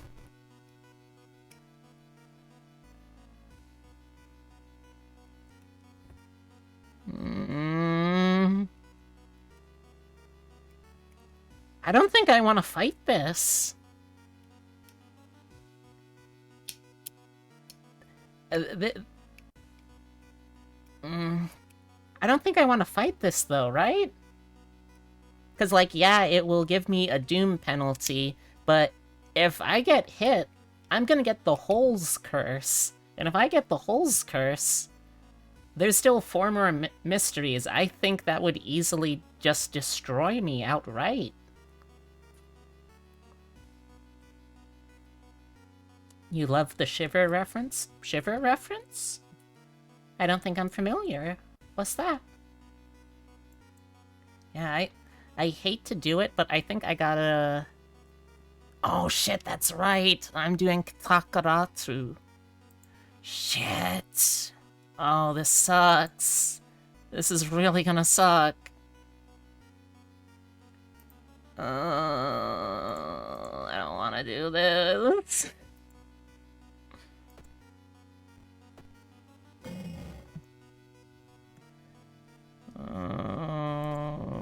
I'm really worried.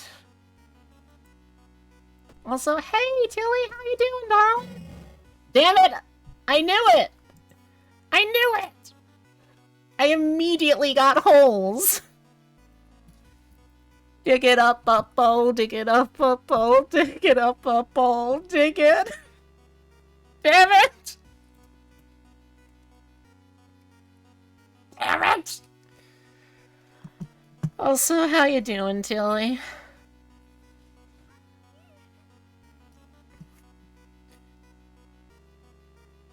Real talk, though, Holes was a phenomenal movie. Ow. It's been a bad day. Oh, I'm sorry to hear that, hon. I hope that I can make it a little better for you.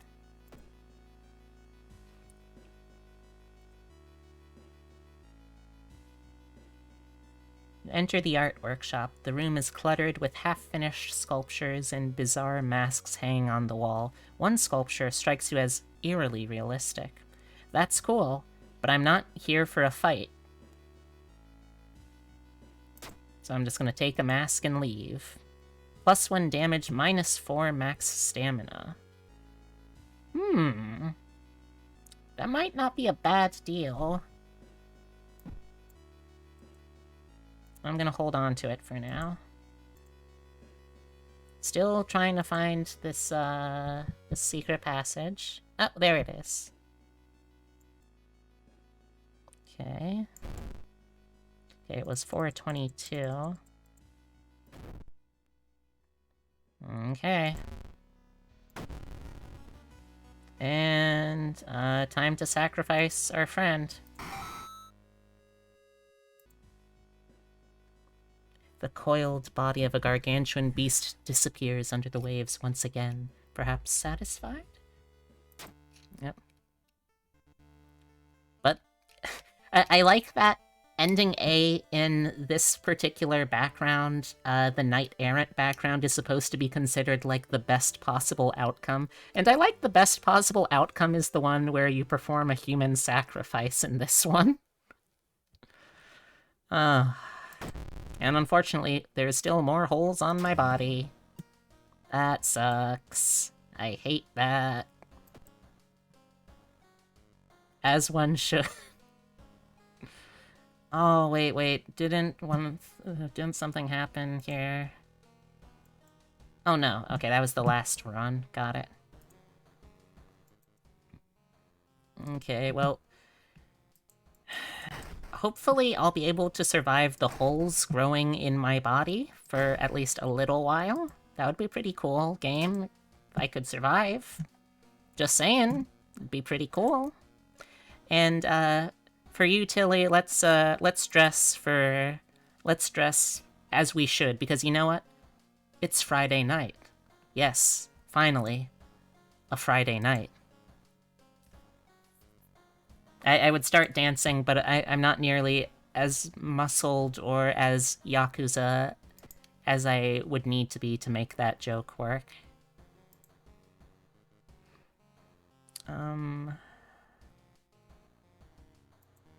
Speed bonus. Alright, let's see. So we have left,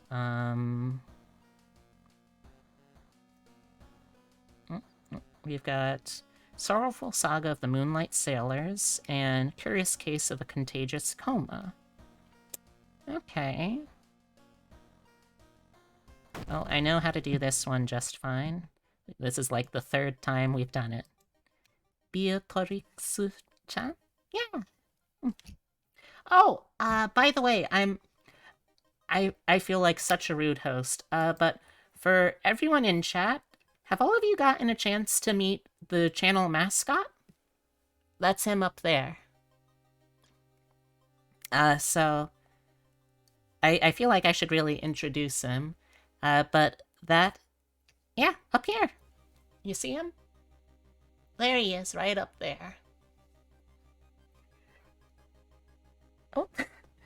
Well, hello, Zio. Welcome to the channel. My name is Beatrix Bunny. I'm a taxidermy jackalope brought to life by the power of love and slightly mad science. I stream a mix of roguelikes, RPGs, tabletop games, digital artwork, and a whole lot more, so I hope you'll consider sticking around and enjoy yourself. So, up there, that is our channel mascot. I met him while I was visiting in California. It was a little hard to communicate because he doesn't have hands, so he can't do signed language in a traditional sense, and he has no mouth. But eventually we worked out a sort of rudimentary system of communication by tap dancing across a Ouija board, so you kind of have some kind of interaction at this point. Originally, he says he was from Fresno, but I gave him the name Francisco since I met him in San Francisco, and I don't know, he seems to be okay with it. But yeah, Francisco just kind of hangs around sometimes. He's a pretty excitable, enthusiastic sort. He's also a little bit, just as a heads up, he's a little bit of a ladies' man, and a man's man, and a non-binaries man. He's kind of just a flirt in general, so, yep, see, there he goes. He's really good at putting on the charm. I don't know what to tell you. But Francisco, is there anything you would, any kind of message you'd like to send the audience tonight? Oh. Alright. Well, there you have it, folks. I'm still... Yeah. I'm still learning to interact and communicate with him a little better, so hopefully, as things continue with him, we'll figure out a little more of how to actually talk. Oh. Alright, Zia. Let me just turn on the timer. Alright, so now we got 5 whole minutes of the Olu voice. It's not a very good Olu voice, but it's the best Olu voice I can do at the moment, so I hope that it satisfies. Alright, so for this quest, we need to discard some items. I guess we can discard this. And can use this.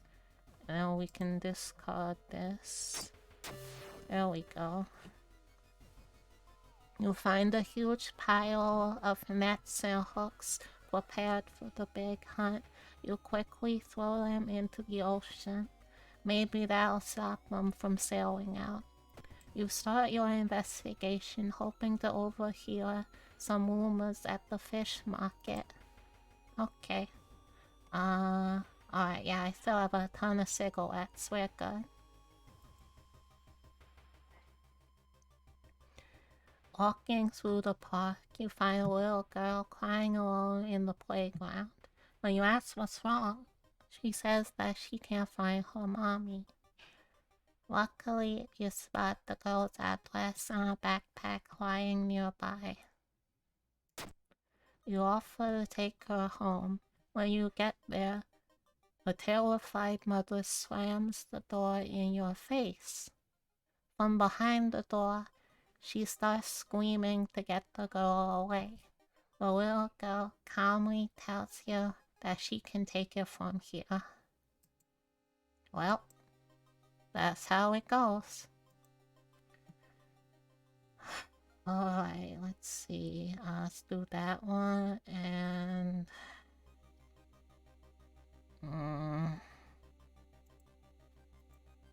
yeah. Yeah. Although you braved the stench for hours, you gleaned nothing beside the fact the fisherman had a life. Perhaps you should pay her a visit?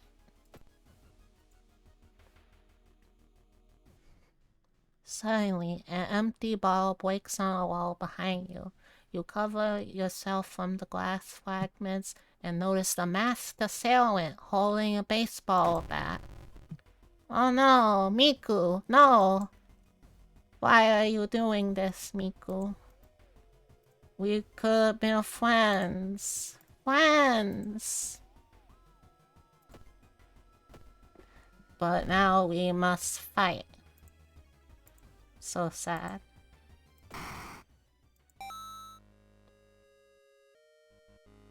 I found a prescription. Where could you fill a prescription like this? An expensive pharmacy drug.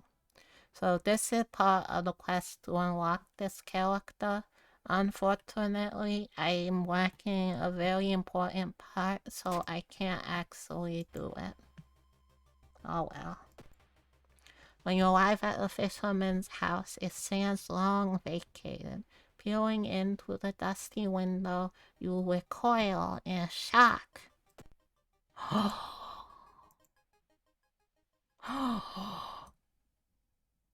Putting your hand in the hole was a bad idea. Seeing the big spider escape, you hope it wasn't poisonous. Ah, fuck. We got bitten.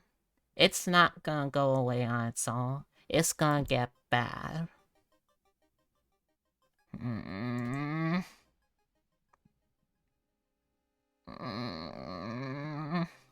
don't have enough money.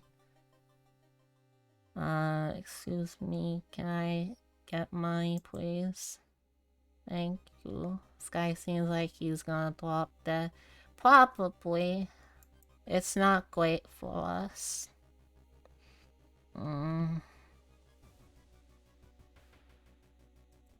Okay, let's sell this.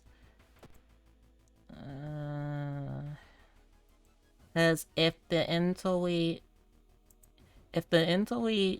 gets worse, it gets really worse. So I prefer for that not to happen. Yes. Sadly, they can't. Wait, what? Oh.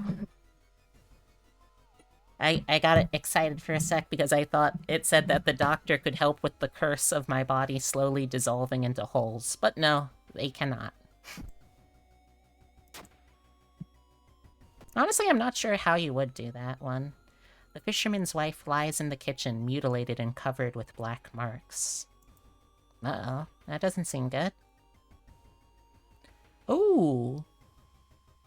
Oh, this is a Haru-specific event. On the other side of the dark hallway, you realize this isn't the same mansion you were in. It's a familiar one, with your car outside, blood dripping down the walls, and something hurtling towards you. This has to be some sort of sick joke to put you back here. Do we confront it, or do we run the hell away? Confront it! You won't be weak anymore. You're not running away again. You're not going to let yourself run away again. Not anymore. Not again. Never, never again. For the sake of everyone you left to die, you're going to stand and fight like you always should have. Oh shit. Oh shit, chat. I think this is one of the like special mini bosses that you can find in the new update. A nauseating smell of a disemboweled corpse hits your nose. That thing that slaughtered your friends is here. What the fuck? Why'd you come back? White Death. Oh, You found him! yeah. Alright. Give Totoro a kiss for good luck.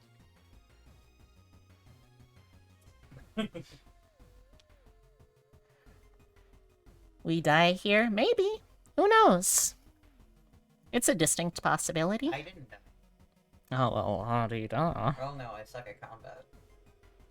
Alright, so, let's try one of these. Yeah, chill. Okay. We dodge the attack. White Death is silent. Ow! That time you stabbed me. Okay, we can kill him, though. And there we go! We did it! Oh, and just nothing. Oh, okay, we did get a hell of a lot of XP. So that's pretty cool. Okay, good to know. Surely someone else must have caught one of these. You lurk around, hoping to spot one of them.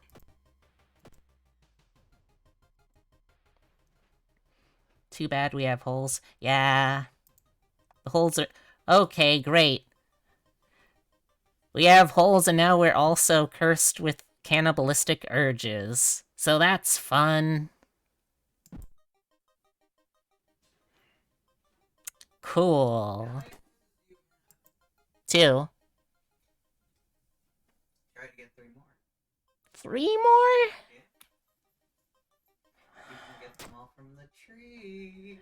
I'm trying to win this run, though.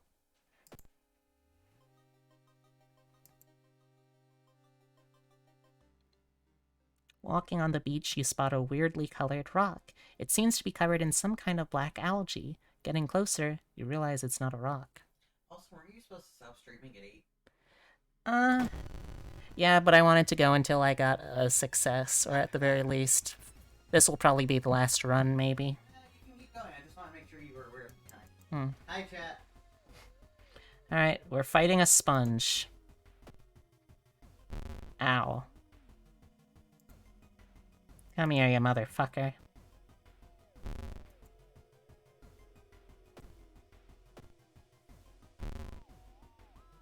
Okay, we can guarantee this here. There we go.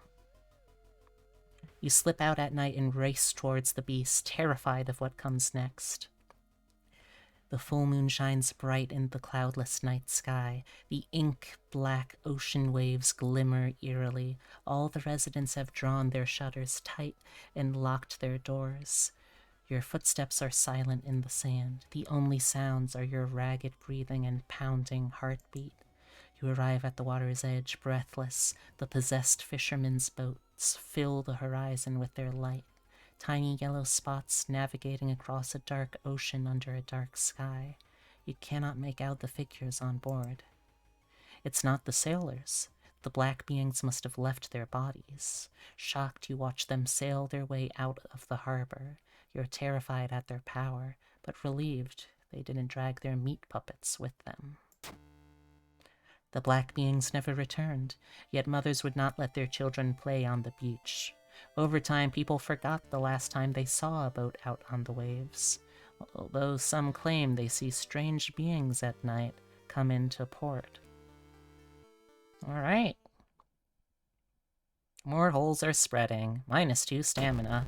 Cool.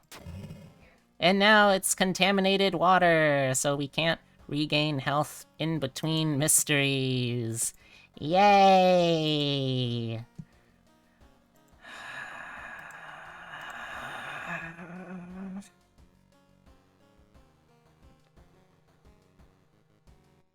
Okay.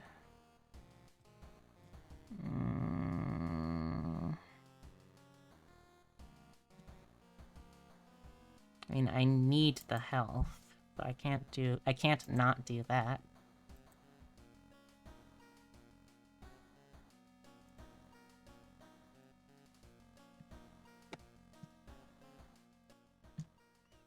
Okay, we're 3 deep now. You can't do anything in the bath.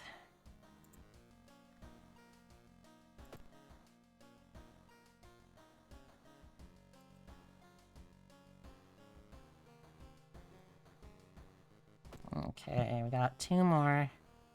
Wait, no, not 2 more, sorry, 1 more. Curious case of a contagious coma.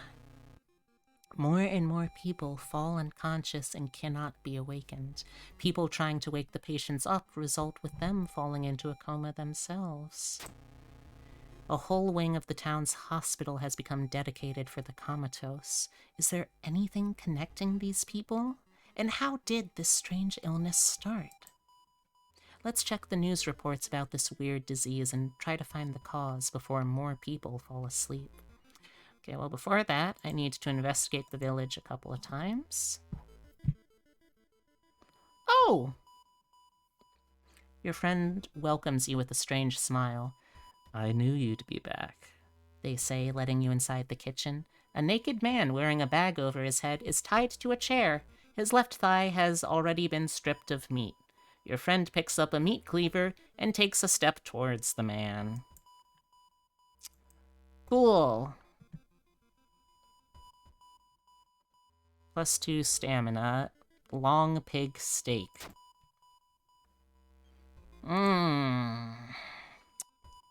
That's unfortunate.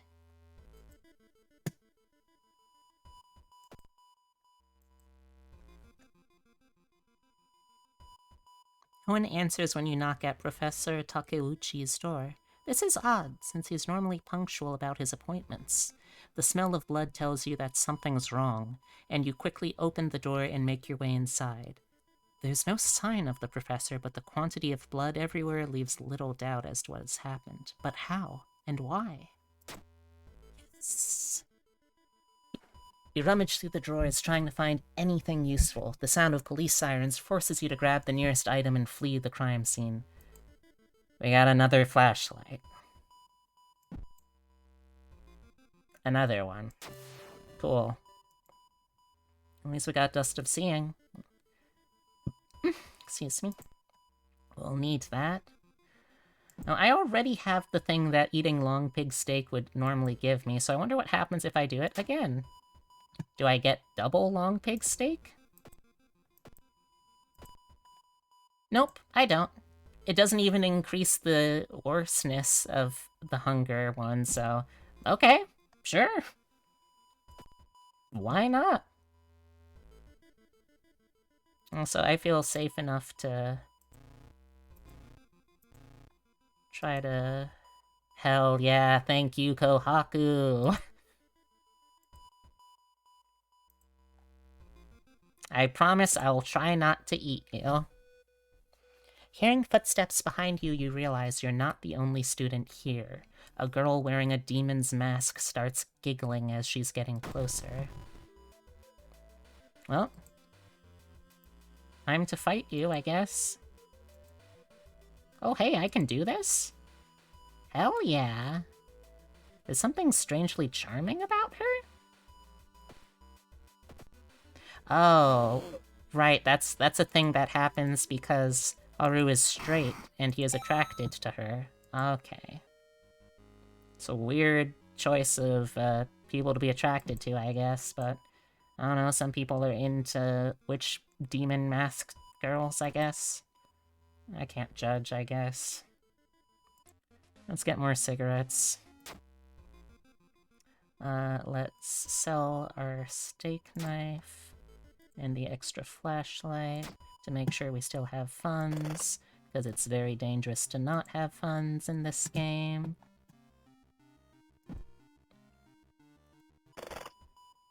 Okay.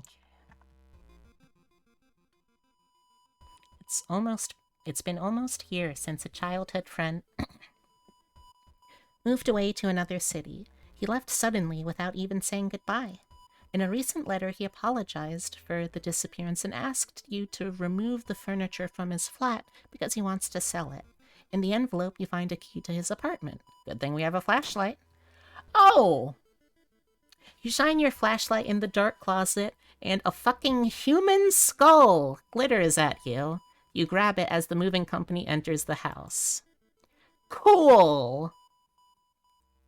Cool! Hey, bud? Hey, bud, why the fuck did you have this? Hey, bud? Bud? Hey, bud? Bud, friend, pal, bud, why the fuck did you have this? Oh, God. Someone has been branding the patients with occult symbols. Branded like cattle. You've got the name and address. Let's get out of here. You meet your friend who has recently started her nurse practice. You lazily chat on the roof of the hospital watching the sunset. Now would be the perfect opportunity to ask about the recent unearthly events, but I don't want to ruin the calm moment. Sometimes it's better not to know. You chat until your friend's break is over, and we get a reason back. Patient Zero's house seems to be empty. You should search it carefully.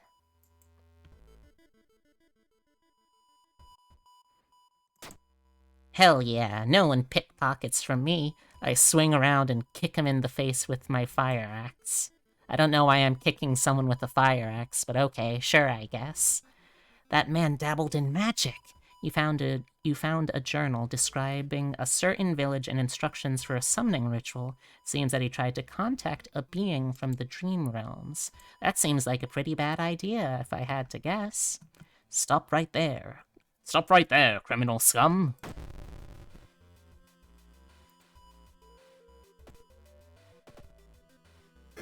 Ow. Roars and kicks me.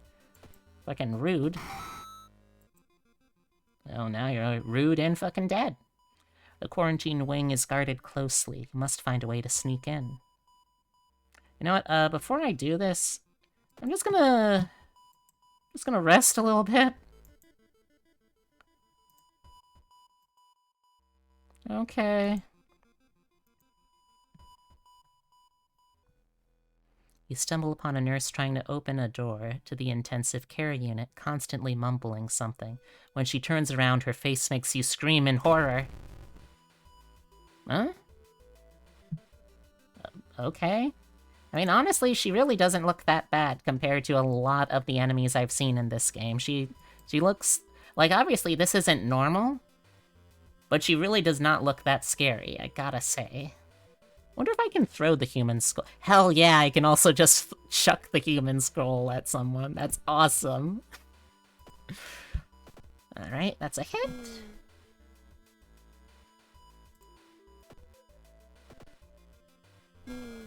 Okay, one more hit. There we go. There it is. Let's hope you find an answer here. You've managed to sneak through the floor, avoiding the police, and finally reach the quarantine wing, where all the coma patients were brought in. Their pulses slowly weakening and their blood pressure dropping. You must hurry. Use the dust of seeing. Following the old man's advice, you throw the dust of seeing in the air. It reveals weird, elongated monsters hanging from the ceiling, one above each bed. Each creature is connected to a patient with an undulating tendril. As you try to process everything, one of the disgusting creatures raises its head and looks in your direction. Oh shit.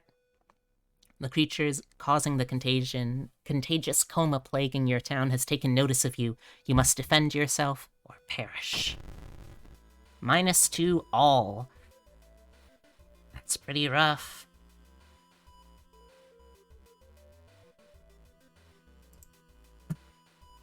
Can I just chuck this at you? I want to see. It only does 2 damage, but that's kind of just hilarious. I love the mental image of Haru fucking high out of his mind on cigarettes and human flesh, chucking a skull at this thing. Fortunately, I'm very strong.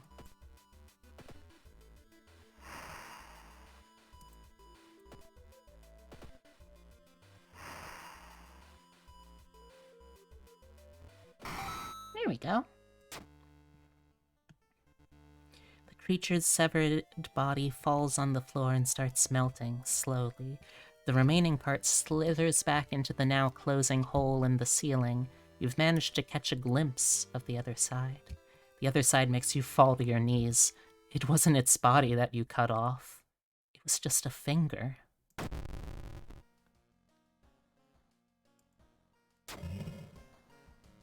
Ah, no, there's an extra floor on it now.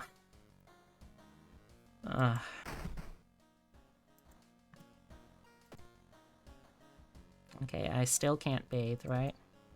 Yeah. Okay, are there any more mysteries? No. Okay, so that means we can go straight to the final setting. Not the final setting, the final fight. Or challenges. There we go. The final challenges.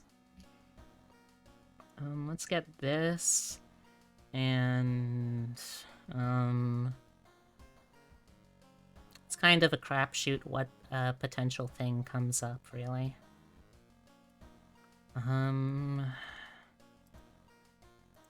Sure, let's get those things.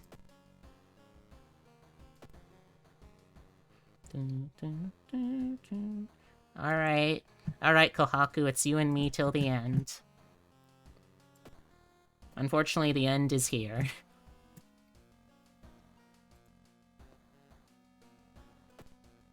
It's time to dress in the most fucking batshit outfit possible for this fight. We're a goddamn street samurai now. Alright.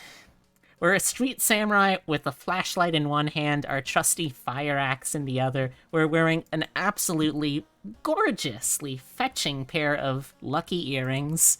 We are slowly dissolving into a mess of existential holes. We are cursed with an urge to commit cannibalism. We have our friend who is a high school girl, and we're gonna go fucking save the world.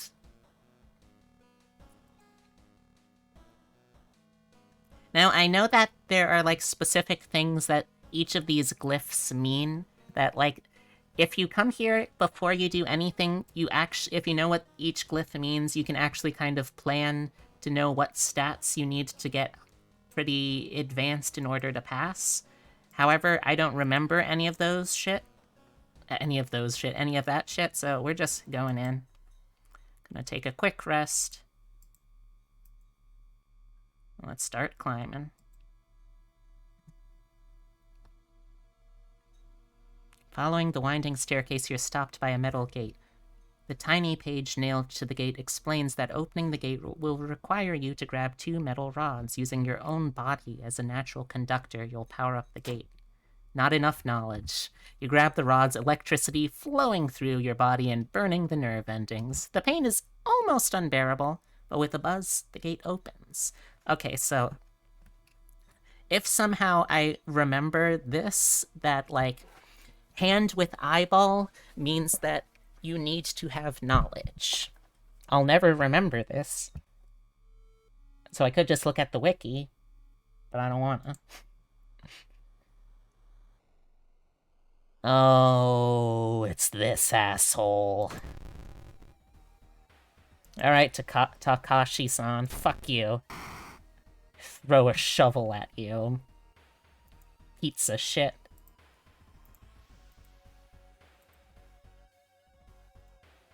Alright, let's tango, old man.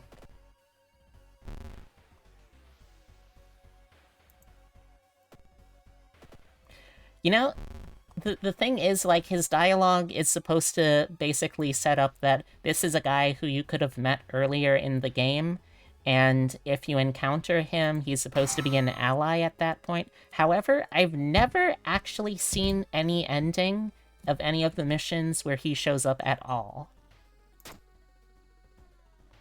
So it's like, okay, I guess we just, I don't know. Alright, following the winding staircase, you're stopped Wait a minute. Someone broke into your apartment, stole all the clues and newspaper clippings, and pinned them here. The more you study them, the more you can't remember any of them except one. The mystery you investigated as the second one. Okay. Well, it wasn't Coma, and it wasn't Saga. I think Mermaids was first, actually. So Coma was last, Mermaid was first.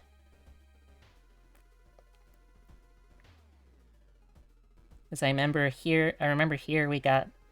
Okay, I think it's this one. Yes. You rip the newspaper clipping of a case you seem to remember. Underneath it, a tiny button. You press it, and with a buzz, the gate opens. Oh, we got another one. Select the enemy you fought as the second one. Okay, we didn't get... It wasn't Whole Ridden Thing. I don't think it was Oitaru. I think Aspiring Model was first. So Mad Janitor? Yes! Okay, is that it? Nope, one more. Light the way, because we got a motherfucking flashlight! And we're here! Let's kick over this dumb spider web. We did it. After all of that stream, we finally managed to actually finish successfully. As the unnatural fog slowly lifts, you're relieved and collapse on the floor. The next day, everything feels like a bad dream. You've managed to stop the ritual awakening the eldritch old god, but what's done is done. It will stir in its slumber again and again until the stars are right once more.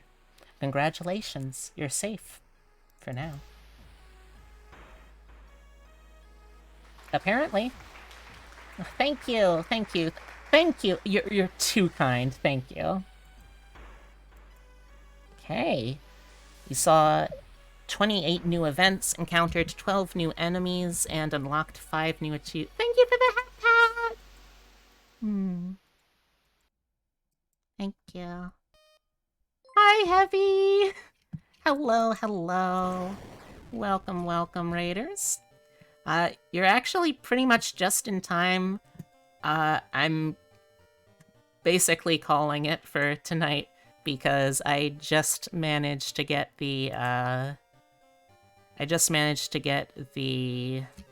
What am I trying to think of?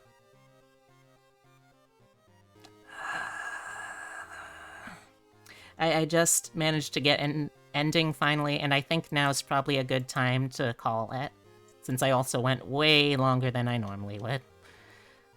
But thank you so much, I really appreciate the raid, and hello, if you're new here, I'm B. I stream roguelikes, RPGs, tabletop, digital artwork, whole lot of stuff, so if you're interested, I hope you'll stick around. Let's see...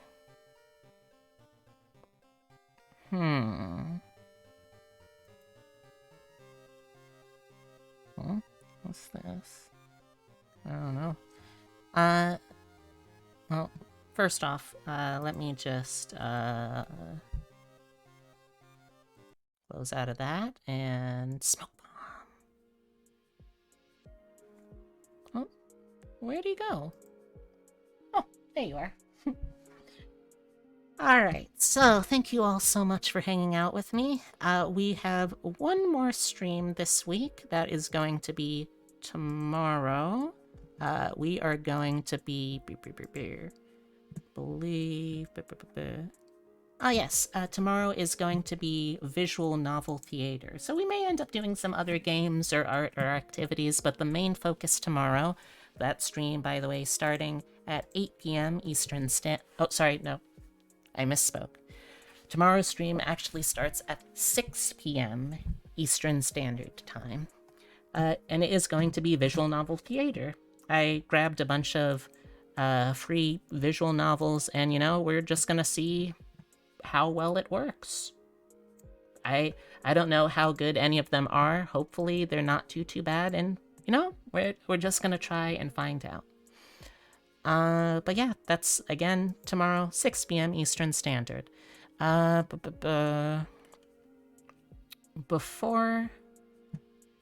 Before we head out, hmm.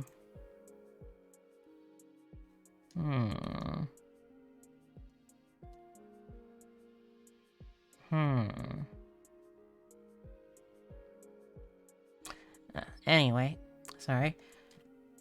So I think we have everything kind of taken care of, but before we head out, does anyone have any suggestions for someone to target for a raid tonight? I'm gonna be taking a look myself too, of course.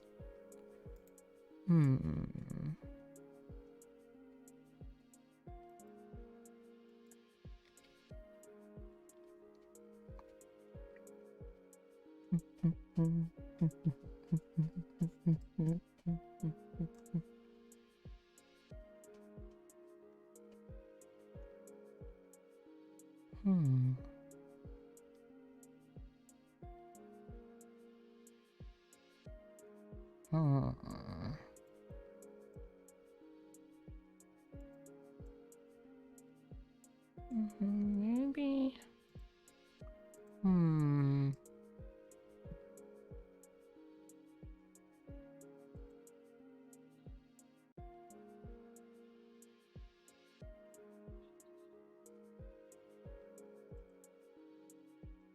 Oh, that person just went offline.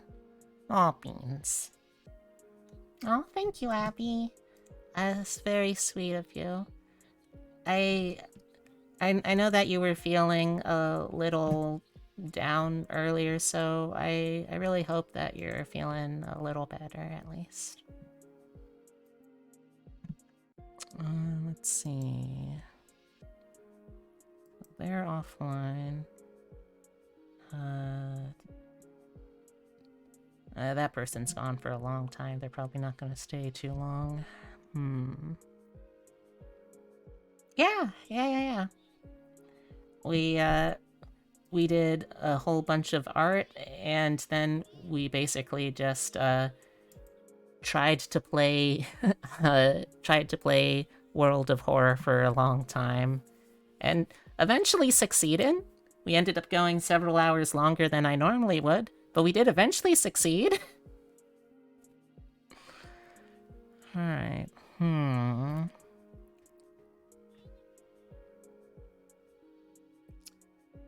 not seeing much in the way of, like...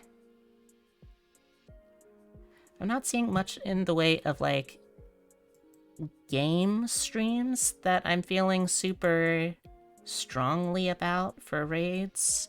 So I think I'm going to fall back on an old standard, very, very entertaining streamer. It looks like she is doing some holiday artwork tonight, so that's definitely going to be fun. As usual, if you want to get in touch and stay in touch with me more outside of streaming, you can either check out Twitter, which is linked in the panels down below, or join the Discord.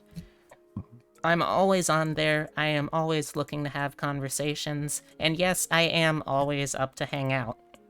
Because I am, by nature, a very lonely cryptid. Anyway. Let's see. Like I said, the next stream is going to be tomorrow, 6 p.m. Gonna focus on some visual novels and who knows what else. For now, though, let me set up the raid.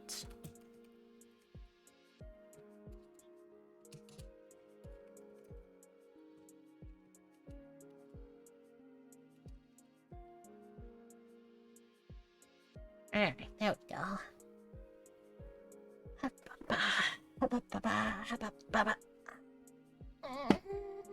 Stretch.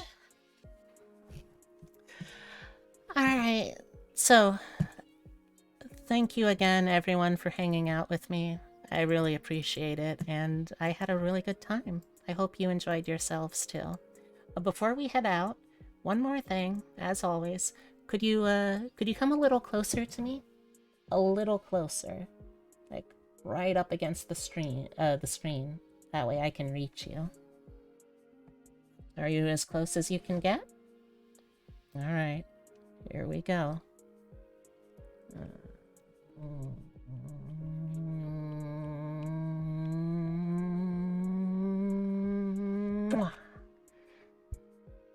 Thank you very much. I had a great night, and I hope all of you did too. Have a good day. Oh, shit, I almost forgot. If you would like to use a raid message, we've got them in standard and emote form. Okay, now, thank you all so much for hanging out. I really appreciate it, and I hope you have a wonderful evening, sweet dreams, and a good time until I see you again. Goodbye, goodbye, goodbye, goodbye, goodbye. I love you, goodbye. Bye, bye, bye.